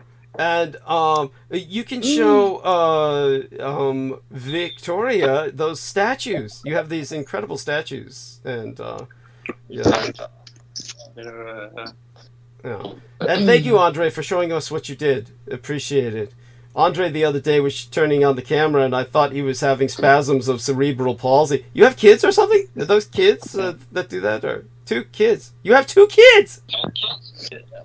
Oh my God! There they are. Oh, that's right. His children. There. He's married to a beautiful black woman from Suriname. Nice. Yeah, she's a model, or should be a model. There's also a big conspiracy going down in Suriname. Yeah, what's they used to have like this. They used to have what? The leader of the country, they were always saying like, "Oh, it's such a bad man," because he was involved in some murders in 80, and he was like a military guy. Uh-huh. Now they had elections, they got rid of him, but now there are Hindus are now running the government. Oh, that's right, Asian Indians. They're all over Suriname. They're more corrupt than the. Oh fuck yeah! Oh fuck yeah! Corrupt guy they got rid of because this guy he just works for the government. Yes. And so in terms of, I noticed the skyline behind you. You've got a painting of New York City skyline back when the Twin Towers were. Yeah. Oh boy. Yeah. And now he's got some of these statues here, these fetishes. These are from Suriname. They're like, are these like voodoo statues or more like art? No, it's a hoodoo. Okay. From Hoodoo. Suriname, by the way, Victoria, is where the Dutch, who had a vast empire, many of their black slaves were relocated into Suriname when they ceased slavery. And then, and the painting. So this is from, the futurist painting. Look at that car. It's a DeLorean. Incredible. Yes, and the skateboard. Yeah, and the future glide board. Yeah, the hoverboard. Yes. And then Andre's... It's funny, I always thought by now we should have had hoverboards. I really thought that as a child. Like, okay, well, by the whatever 2000s. But now we have like 385 genders instead. So, that's fine. That's fine. That's just divide and conquer. Yeah. But of course.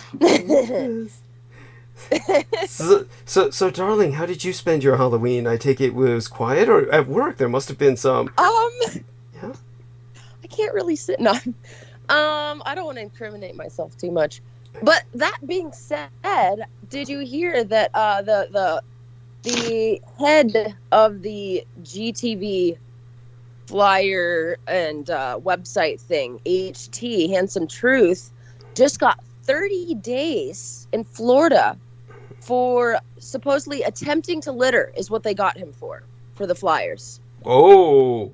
Attempting to litter. 30 days. Oh, that's man. bad, y'all. All right. So all to say is I'm just, be a little careful is all. Yeah.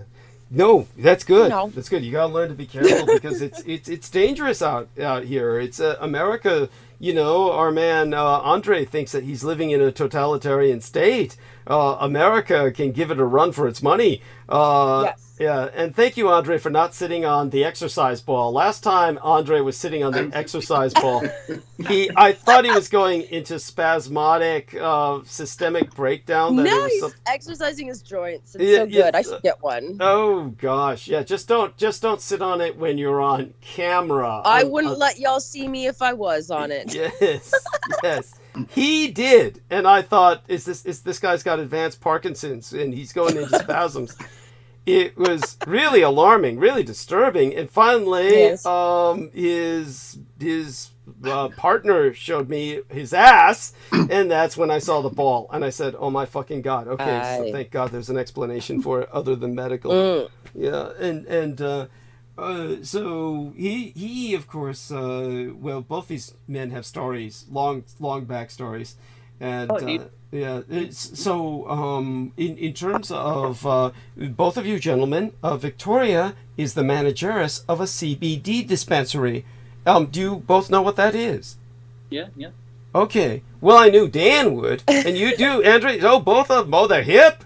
Jeez, I get it. It's funny because I've done a lot of stuff. I mean, I've only done the managing the CBD shop for like a year, so I don't really I don't like associate my whole identity with that. It's funny because he always introduces me as Victoria, the girl from the CBD shop. But just so y'all know, it's probably a homeschool thing, but because I was homeschooled all the way up, I just identify myself as an old homeschool kid because it's a very, very particular type of person that was not let out of their cage for those first formative years. Yeah. It really does set you apart from even people who were homeschooled for a couple years because they had some trouble in school, etc. It's a very different type of upbringing. So that's kind of how but yes, for the last year I have worked in CBD, but I've done a lot of different jobs. I've grown weed, but I've also done construction. I've worked in food. I've worked in tech. I've worked, different things. So, but anyway, yes, sorry.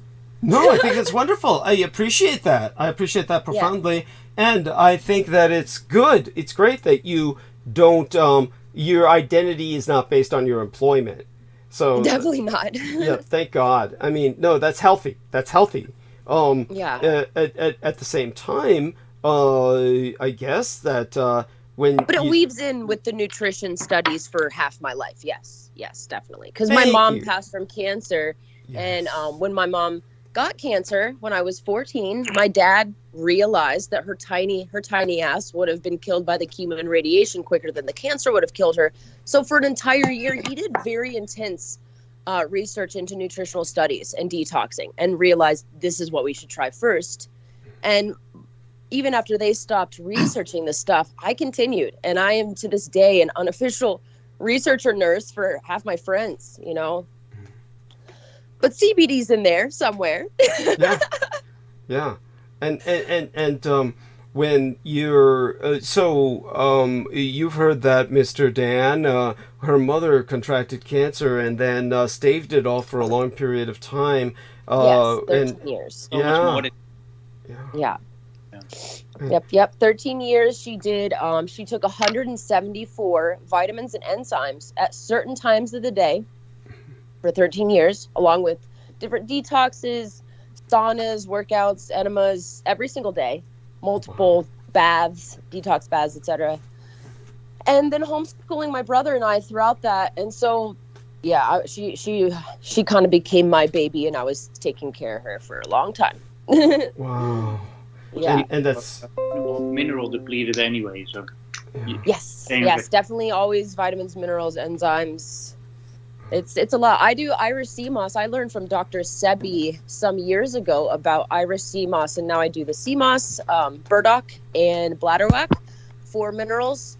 And through also Dr. Sebi, I learned that if you have it with cinnamon, it cuts the taste, and you're getting all those. It's like 93 plus trace minerals, or with the other two powders, it's all of them.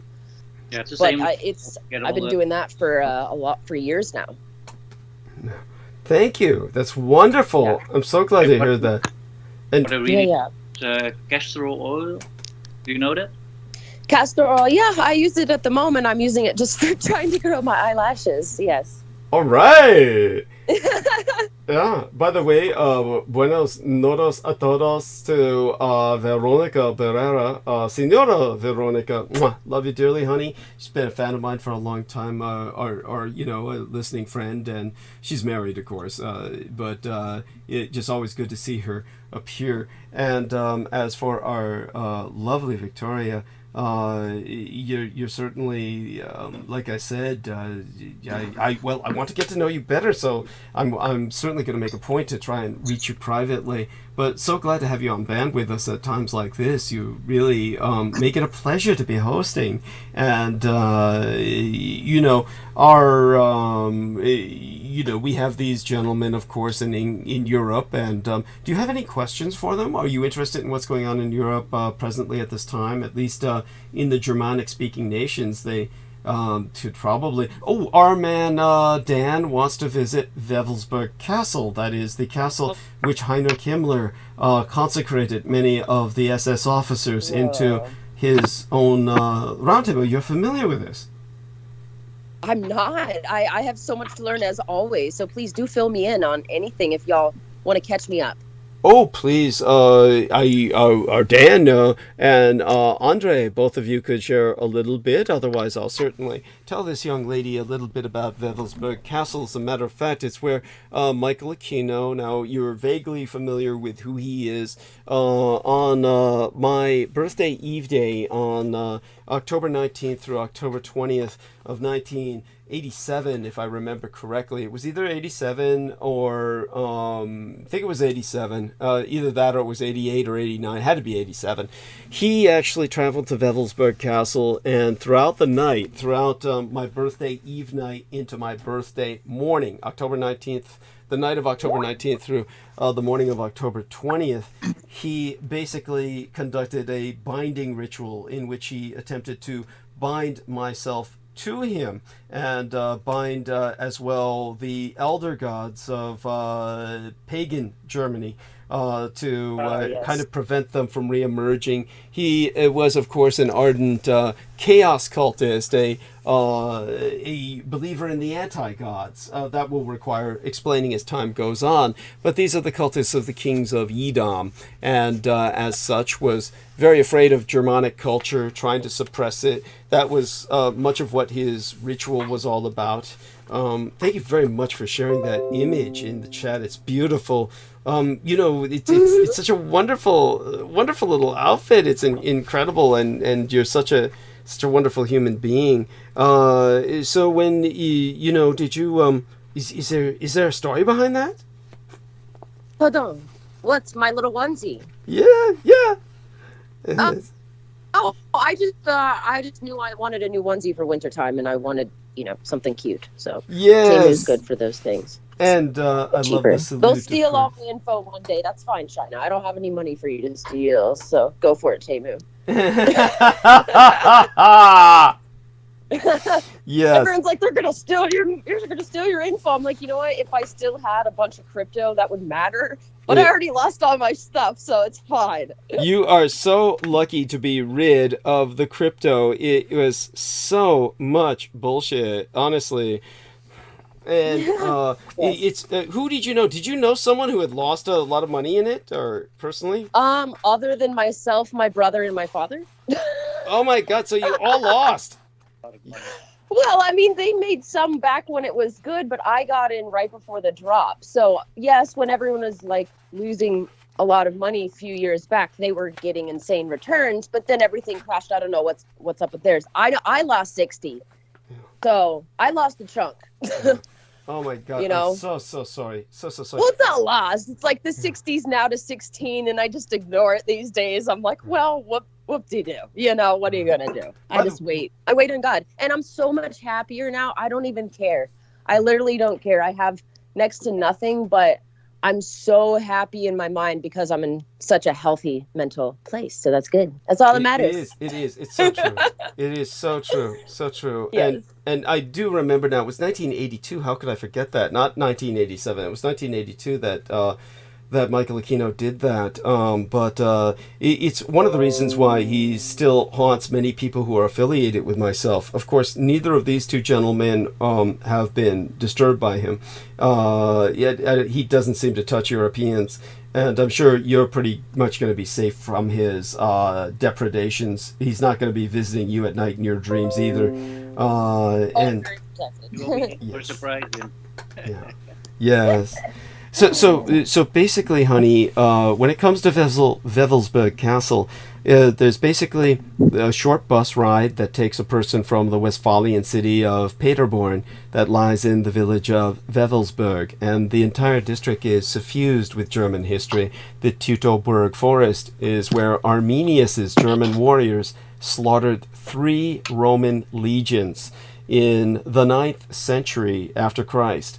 It stretches north over these low mountains. It's nestled into these mountains. 20 miles from Paderborn is the still more ancient solar site, the ley line convergence. It's a convergence of ley lines. Are you familiar with that phenomena? I am not. I did not pay attention to this kind of stuff as a child, so now it's all new and interesting, and guess what? I'm not being lied to as an adult, so now I care. Well, it's known as an Exernstein. That's a network of carven pillars. He's showing you now. See this? What he's showing you is this network of carven pillars, altars, standing stones, deep caves. Is the oldest Germanic pagan sites, and there is a story that there was like a really big tree there that they cut down. Yggdrasil, like the Yggdrasil tree, the tree that stretched to the heavens, like a supermassive tree. Yes, go on. Yes. Yeah, the church they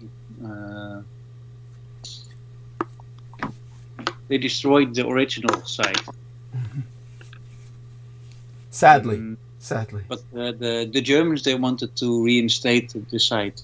And my brother has been there like 2 months ago. I wanted to go with him, but I was not able to. But we're now planning to make a trip to Weselburg and to ANCÈ in one trip. I wanted to go like 2 weeks ago, but it was not possible to go. But he's going to rendezvous with Andre. Andre will perhaps the two of them. No way. Yes, well, yeah, Andre That's lives. awesome. Yeah, lives in Germany, and they both speak each other's language. Dan speaks German, and Andre speaks Dutch. So they'll both hopefully travel there together. Maybe Andre can't because they'll put him in a camp or something. But he's I was gonna say. Yes.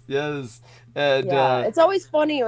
They talk about, like, I would love to go to Germany. I would love to go back to one of these places in Europe, but I really fear that I would probably end up disappeared.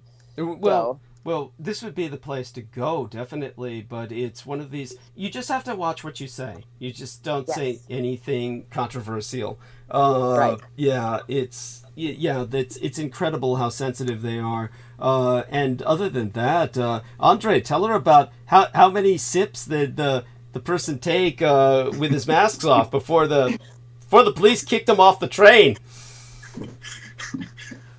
It was a fictitious measurement. They just invented spontaneously some kind of scale how much drinks you can sip without your mouth cap on.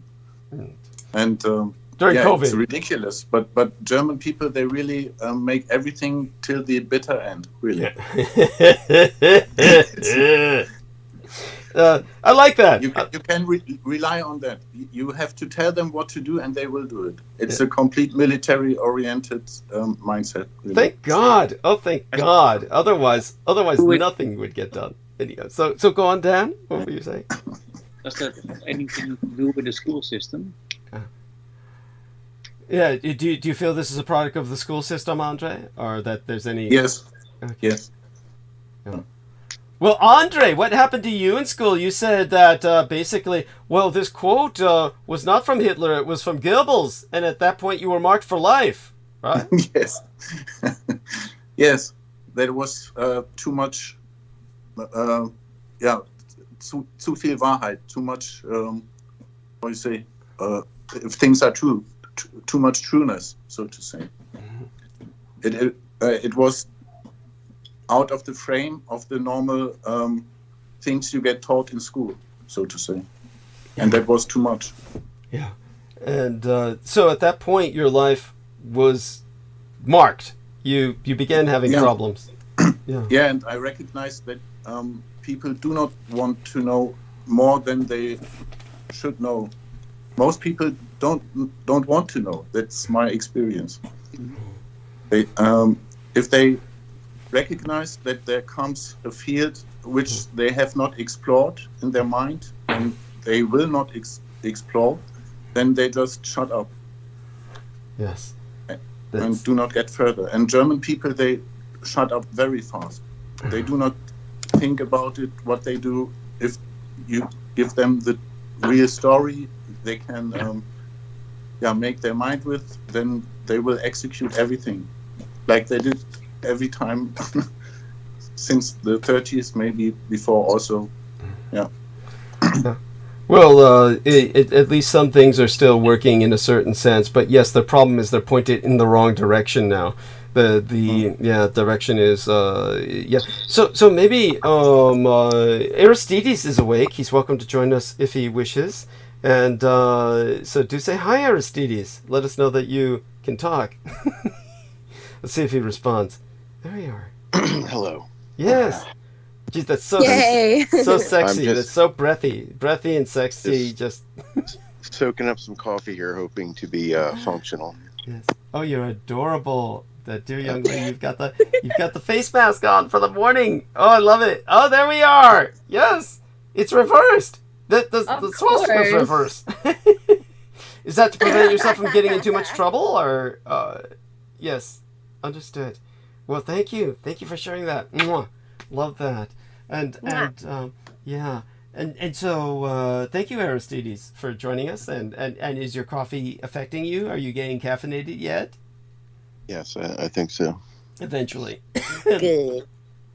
So Dan, maybe you could tell us the adventure. I've forgotten. How did you get the scar on the forehead? What happened with the scar on the forehead? What was that from? Oh, this was just from falling down as a child. Okay. Is the child any sport or something? Oh, he's got the book. I would recommend reading the... Oh, nice. Wim Hof. Yeah. Yes. I love Wim Hof.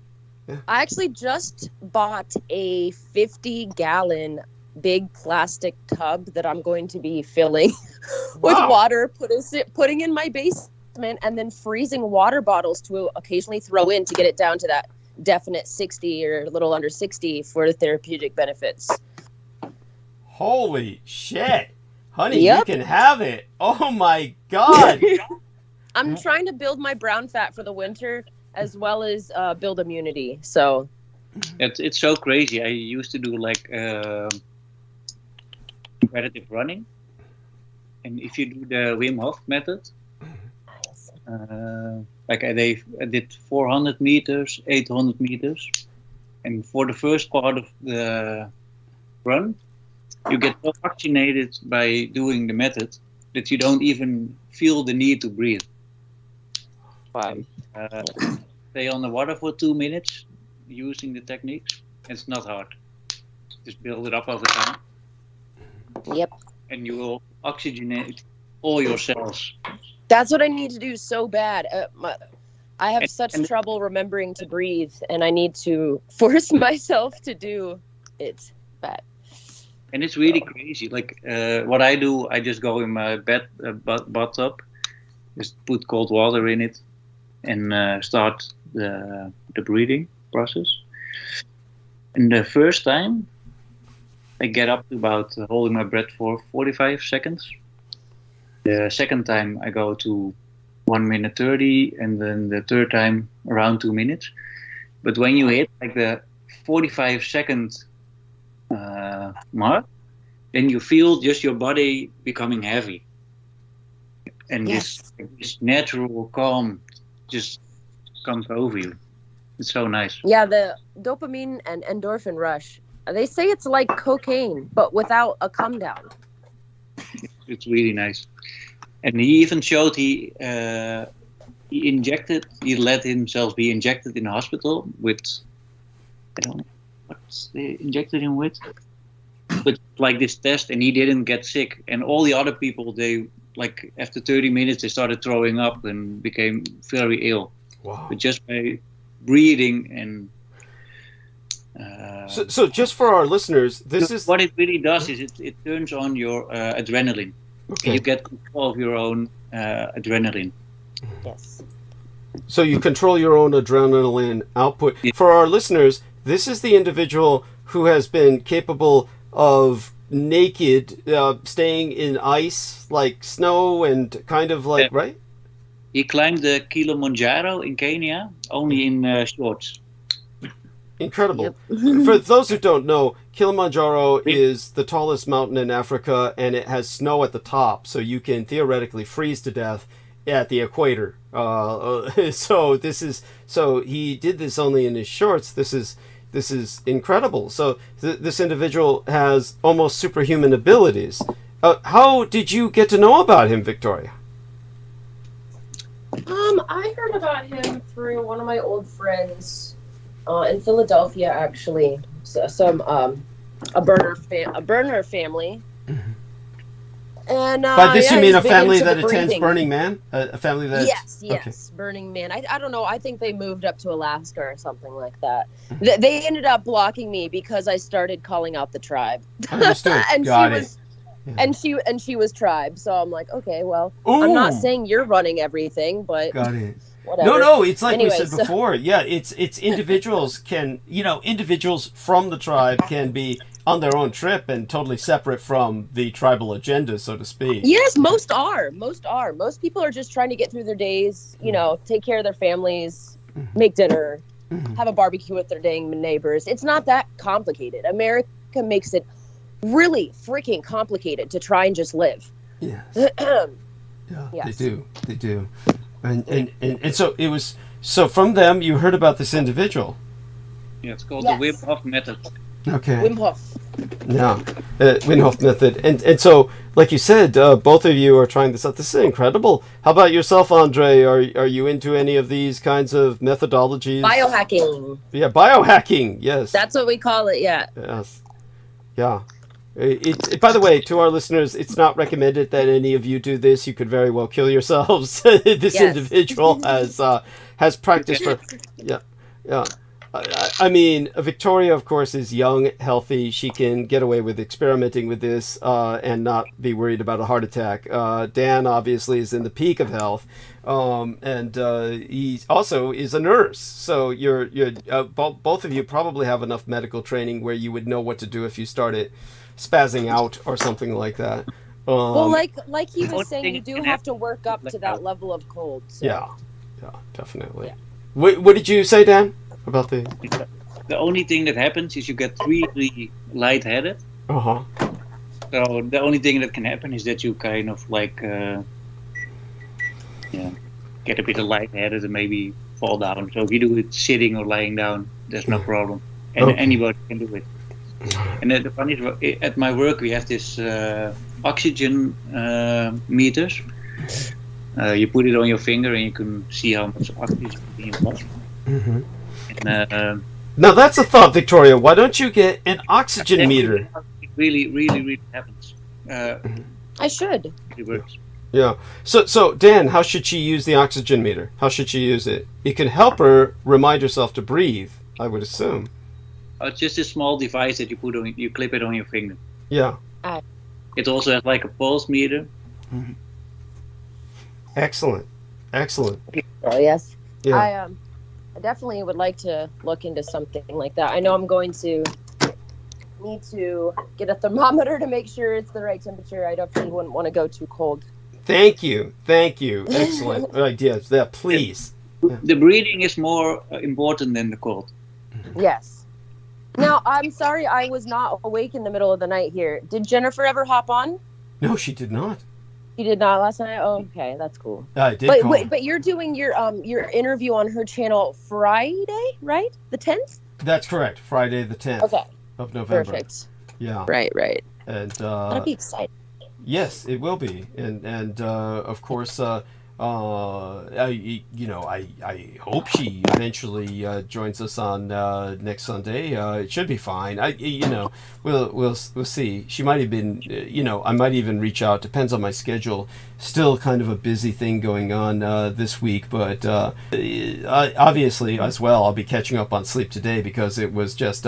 I partied too much over the weekend, or what for me was a weekend, and came back and, oh my God, I felt like I was going to die with just decompression. Oh shit. It was awful. I don't know if you heard me at the beginning of tonight's transmission. It was... Oh, you sounded rough, darling. I was like, is he going to make it? Yeah, thank you, honey. Oh, I appreciate There's an entire frog stuck in your throat. So. Oh, yeah, thank you, honey. No, you were there. That's right, you were there. Oh my God, I saw you. Yeah, you sound a lot better now. So hopefully, you drank some tea or something. No, it just the body rearranged itself, so to speak. The chemistry, the chemistry rearranged itself. It's so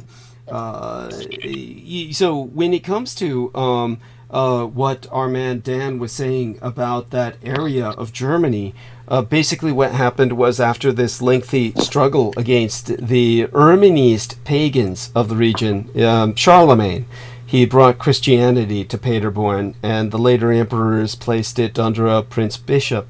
So Wewelsberg Castle was built by the Teutonic Knights of the 15th century, and they served as the prince-bishop's secondary residence, probably from around 1603 to 1609, and the residence of the religion 300 years later of the warrior cult of the SS, the Schutzstaffel. As for the castle itself, unlike the rest of the Nazi buildings that were destroyed by the Western Allies or the German governments, it was historical, so they left it alone for the most part. Even with the SS interior, it just sits on this low cliff overlooking the village and the Alma River Valley. It's built in the shape of a triangle, probably a large round tower holding the north point. Got a real atmosphere to it. That captured the imagination of Heinrich Himmler's clairvoyant, Weisthor. Weisthor identified Wewelsberg as the occult heart of Germany, and in August of 1934 was when the SS moved in. So it's, there's some of the history behind that for you. That's so kind of them to leave something not carpet bombed. Yeah, thank God. Yes, thank God, those bastards. Yes, and it's European heritage. That's all European heritage. I'm sure Dan agrees. And Dan has, if you scroll up a bit further, you'll see Dan's family shield from his German side. He's just now beginning to trace the genealogy of his German ancestry. So that's further up on, right before you do the clasped hands at 4:44 a.m. Excellent hour. 4:44, very, my lucky numbers as far as I'm concerned, even though everyone else in Asia would consider that the illest of omens. For myself, I consider it blessed. So one of these days I'll explain that to you, darling. Hell, I'll explain it to you now. It's okay. Yeah. I get it because I like everyone would hold their breath while driving past a cemetery or a graveyard. I was that weird child who would try to breathe in the whole time to breathe in all the souls. That's cute. That's cute. Well, there's something similar with this. Yeah, I mean, basically in Asia, both Japan and China, 4 rhymes with shi, or rhymes with death. And so everyone considers 4 to be like the number 13 in the West. Just like they don't have 13 floors in the West, they don't have a 13th floor. They don't have a 4th floor in many Asian buildings. And nobody wants that number. So my prefix to my phone number is 444. And so I always tend to wake up at 4:44, go to sleep. I'm not even trying to conspire this. It just organically works out that way. But I've been surrounded by so much death all my life that, it doesn't bother me at all. I consider it like death is my constant companion. So when you came on at 4:44 a.m. with the clasped hands, that's synchronicity. We were meant for each other. There we are, the way of the Iceman. How do you pronounce this guy's name again? Wim Hof? Yeah, Wim Hof method. Yeah, Wim Hof. Did you say? I'm sorry. Dan was saying it. It was and Victoria was saying it. There we are. The full Wim Hof method. All right. Really easy. Yes. The Way of the Iceman PDF, and so Dan put that up there. Good man. There we are. We can, and thank you, honey, for those wonderful memes concerning my biological sire. Let me download those. As a matter of fact, save those to the downloads, and then there we are. They'll never show that to Christians, will they? No, of course not. What got the base of Castle is this book. I really love this book. This is my favorite book. Yeah, Peter Moon's Black Sun. Yes, there we are. Montauk's Nazi-Tibetan Connection. Go on. Yeah, it's an amazing book. Yes. But it's hard to talk about it with other people because they do not want to understand. But the history is so mind-blowing. Yes. Yes. And so you heard me speak the other day in the opening hours. Yes, you left a heart. Oh my God, let me acknowledge that heart. Our man Dan left a heart on our last transmission. How could I forget? Thank you so much there, Dan, for that support. I only listened to the first 2 hours of the last transmission about Nyaga. Yeah. And it got me thinking, when I was like 16 or 17, my brother got involved with the Hare Krishna movement. Yes. And we have like a temple here in Amsterdam. And my brother said, "Oh yeah, you have to come. It's so cool." Gesundheit, honey. Yeah. So I've been there for a couple of months, just joining the ceremonies that they have. But the thing is, there are a lot of people living in the temple that have a lot of knowledge. And I bought a lot of books from them, from the Mahabharata, and started reading. So what you were talking about made a lot of sense. And it also connects a lot of other dots with things in Hinduism. Yes. Yeah. Thank you. Excellent. I'm so glad that you brought that up, and I'm so glad you could understand. So your brother, did he ultimately, what was your opinion of Hare Krishna? Did you feel he had joined a cult? Was this a negative, or did you feel overall this was positive? Did he ever leave, or did that become his life? The crazy thing is, I really like stuff where people say about, like, "Oh, this is a cult, this is bad." Then I'm like, I need to investigate it. My brother, he kept going for a long time. He never went into the temple. Yeah, sometimes he still goes to, like, in Belgium they have a bigger temple. But some real cool guys there, because they devote their life to reading the Mahabharata, so they know a lot. And I feel like they're just being made fun of because people don't know what it's about. Yeah, it's go on. They view history in a different sense, because most of the big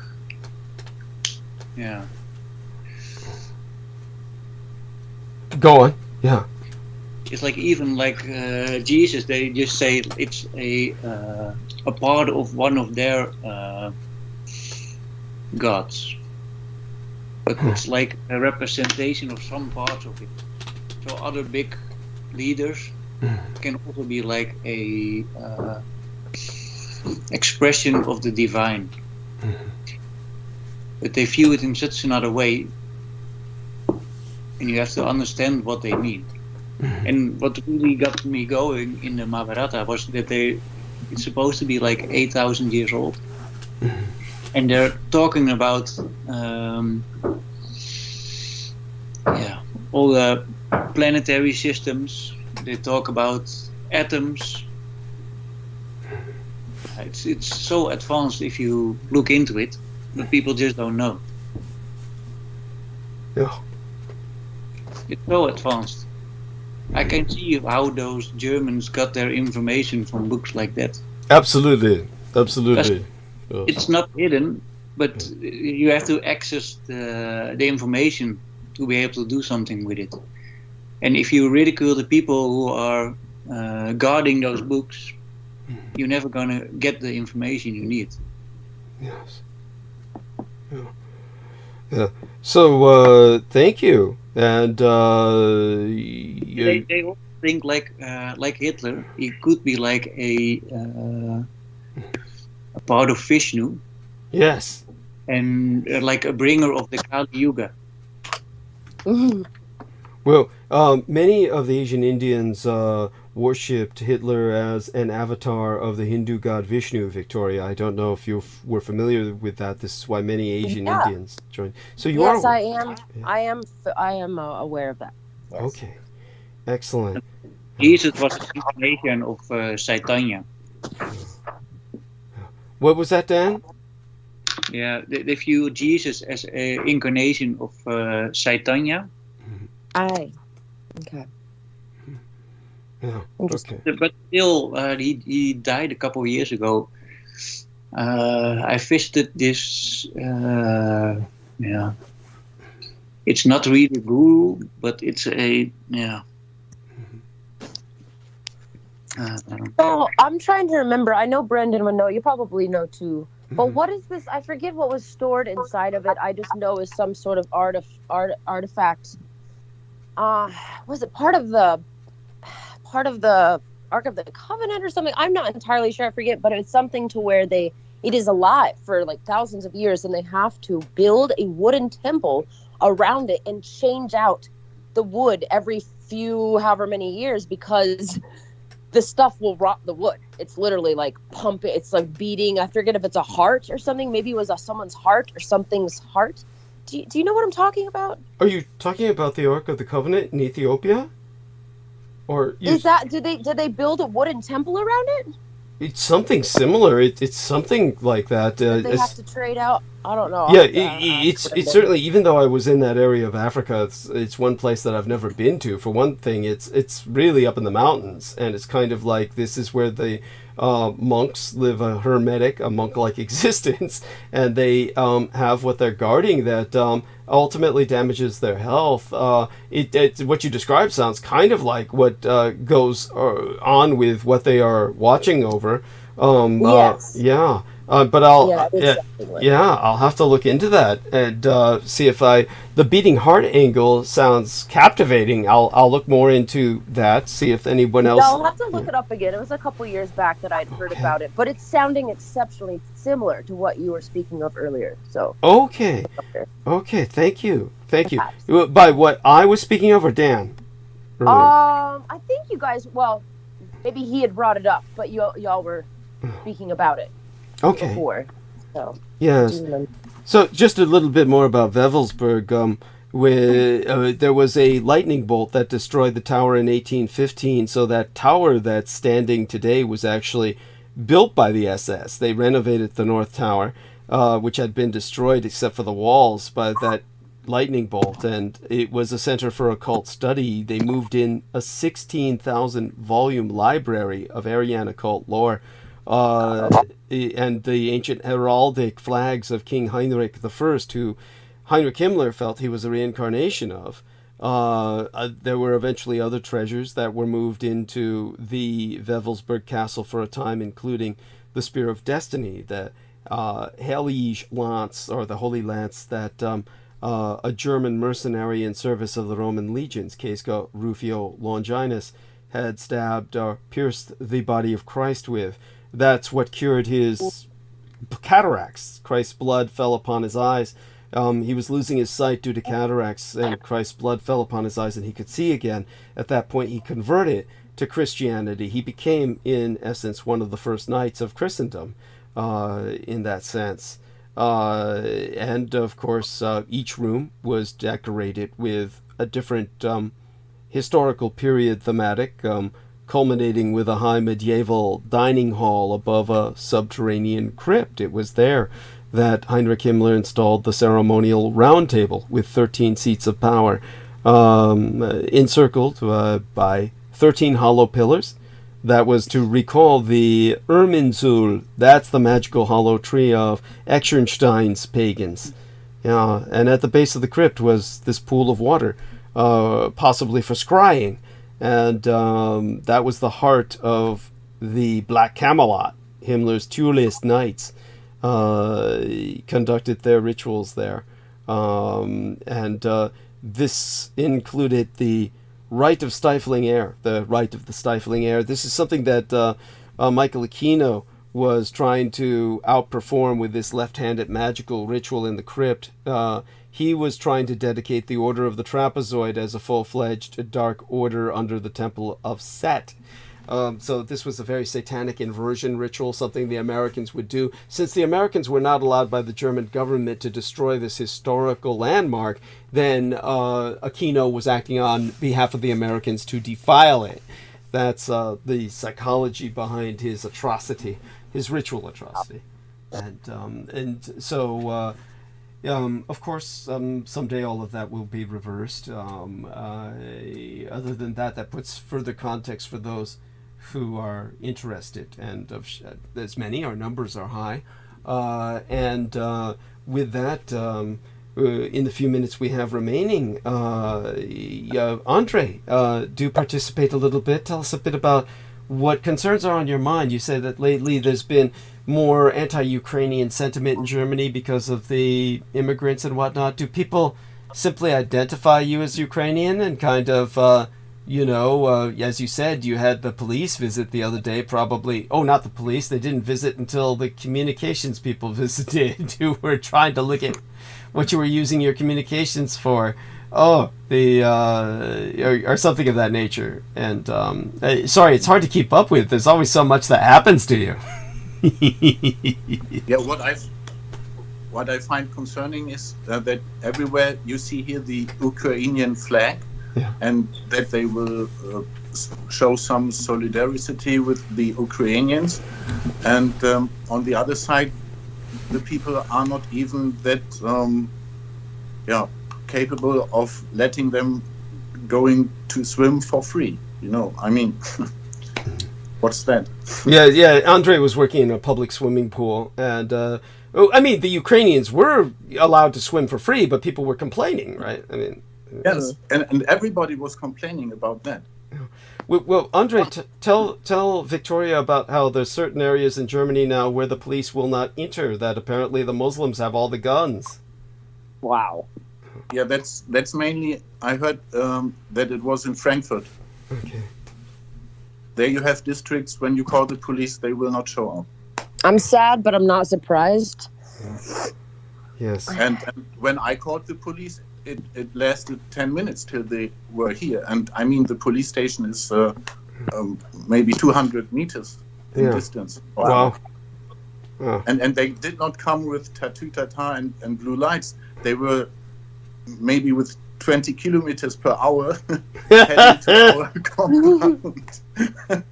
So to get the robbers the maximum chance to flee. I mean, oh my God! Yes. It does not make any sense here anymore in Germany. Really. But it's total chaos. But it's not that. What did you say? Total chaos? Do you feel there's chaos? Is that what you said? Yeah, and we have chaos everywhere. The prices are exploding. The people are in a mood like civil war. On the last day at my work, a colleague told me that in Berlin, there are the people who have the, in German we say Bademeister, that the people who observe the people that they do not drown, they just get stabbed in the middle of the open openbare swimming pool, in the public swimming pool. They just get stabbed just because of some really small problems, And now it's dangerous to work in Germany. And I always felt this Stimmung in this atmosphere when I was working. It is very, very hard to get along with the people because there is so much of fear, so much of wrong informations. Really, and they do know that they get fooled very harshly by this COVID thing, and they don't want to recognize that they get fooled, and then they show really bad reactions to small problems which are not really even problems, because everything is here. Meanwhile, everything is very expensive, but the fear is growing and growing because lots of people see that they go into poverty. They want to keep their job at every price. It's like in the concentration camps where the prisoners were blackmailing themselves, and this is if you go to work here, you get blackmailed because of every small thing you do wrong. It's horrible, really. Wow. And yes, but you were blacklisted when you brought up what you did about Hitler and that quote in school, and after that you were monitored essentially for the rest of your life. I mean, they sent me into the ancient German Democratic Republic. That was like they talk in super social talk where they go mentally in some, I don't know, worlds. Yeah, they sent me in real. This is wow. bigger. There's no bigger punishment than doing this. Because as a West German, this is the big taboo nobody talks about in Germany. As a West German, if you are in ancient Eastern Germany, they treat you like crap. You are a Wessi, like they call, and with that, you are the enemy. Oh my God, Wessis and Aussies. Wessis and Aussies. Yeah. What about how do you say it's kind of close to civil war? Is it like East versus West or something else? It's everywhere in Germany, I guess. Mm-hmm. Everywhere there's this very anxious and brutal. It's some kind of a brutal atmosphere. It's everywhere. Yeah. Oh, wow. But I mean, obviously if Victoria visits, she'd be fine, right? Nobody's going to bother her except which areas might be dangerous for her? I would not go to Berlin at these times. Okay.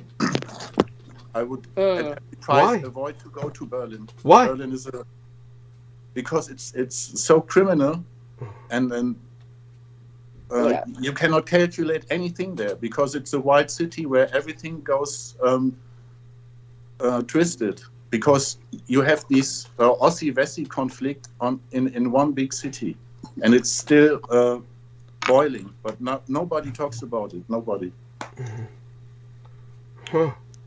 And so in terms of but where would you recommend she visits? Where would, aside from Wewelsburg? I don't know. Maybe Hamburg is somehow safe, but I don't know. Okay. I don't know. And even Heidelberg, where I always thought about like a holy place. Yeah. Mm-hmm.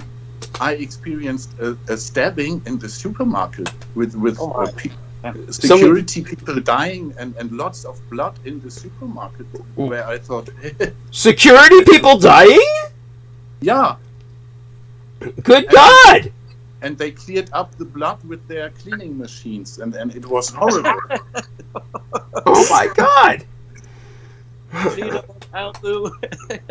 and that was the first week when I was arriving here.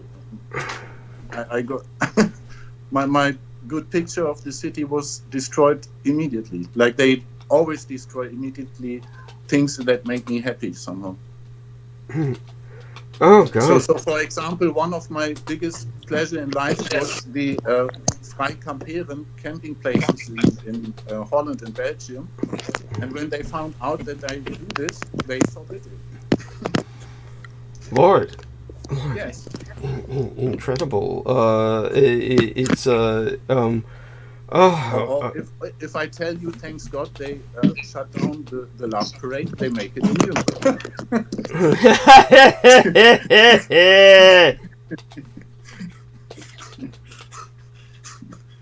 And that's my last 20 years. It's always like this. I do this, the opposite will happen immediately. I will put on my raincoat, it will stop to rain.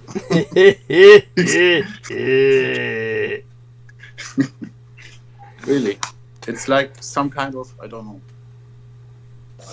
bad influence from some people. I don't know. Maybe I got in contact with the wrong people. I don't know. It started when you were young, of course, and your parents turned you in. Basically, your parents turned you in. Your parents didn't like you after they just couldn't relate to you anymore. And they, yes. And so let's take a look at check on the time. Let's see what time we have remaining. And with let's see now, live streaming. We have okay. We should prepare for closing down live stream. Our lovely young Victoria has to essentially, go to work. She has her responsibilities, and it was just so wonderful to have you all here. Everybody, say good morning to our listeners. Let's start with Sleepyhead, Aristides. Aristides, say good morning to our listeners. You should have enough caffeine in you at this point where you can articulate somewhat. Yes, good morning, everyone. Douglas, I'm very proud of you that you made it through the whole night. Me too. Everyone, please donate to Douglas. We cannot replace the information and insight that he brings us, and we have to support him. Oh, thank you. Thank you so much. Say good morning to everyone, dear Victoria. I hope everyone has a very blessed morning and the rest of your day. I hope. Thank you. Thanks for listening. Please do donate to Douglas. There is no one on the planet like him. Thank you, honey. You're so kind. Very gracious. Mwah. And Dan, say good morning to everyone. Morning. Yes. That was fascinating. What was that? That was the egg timer went off.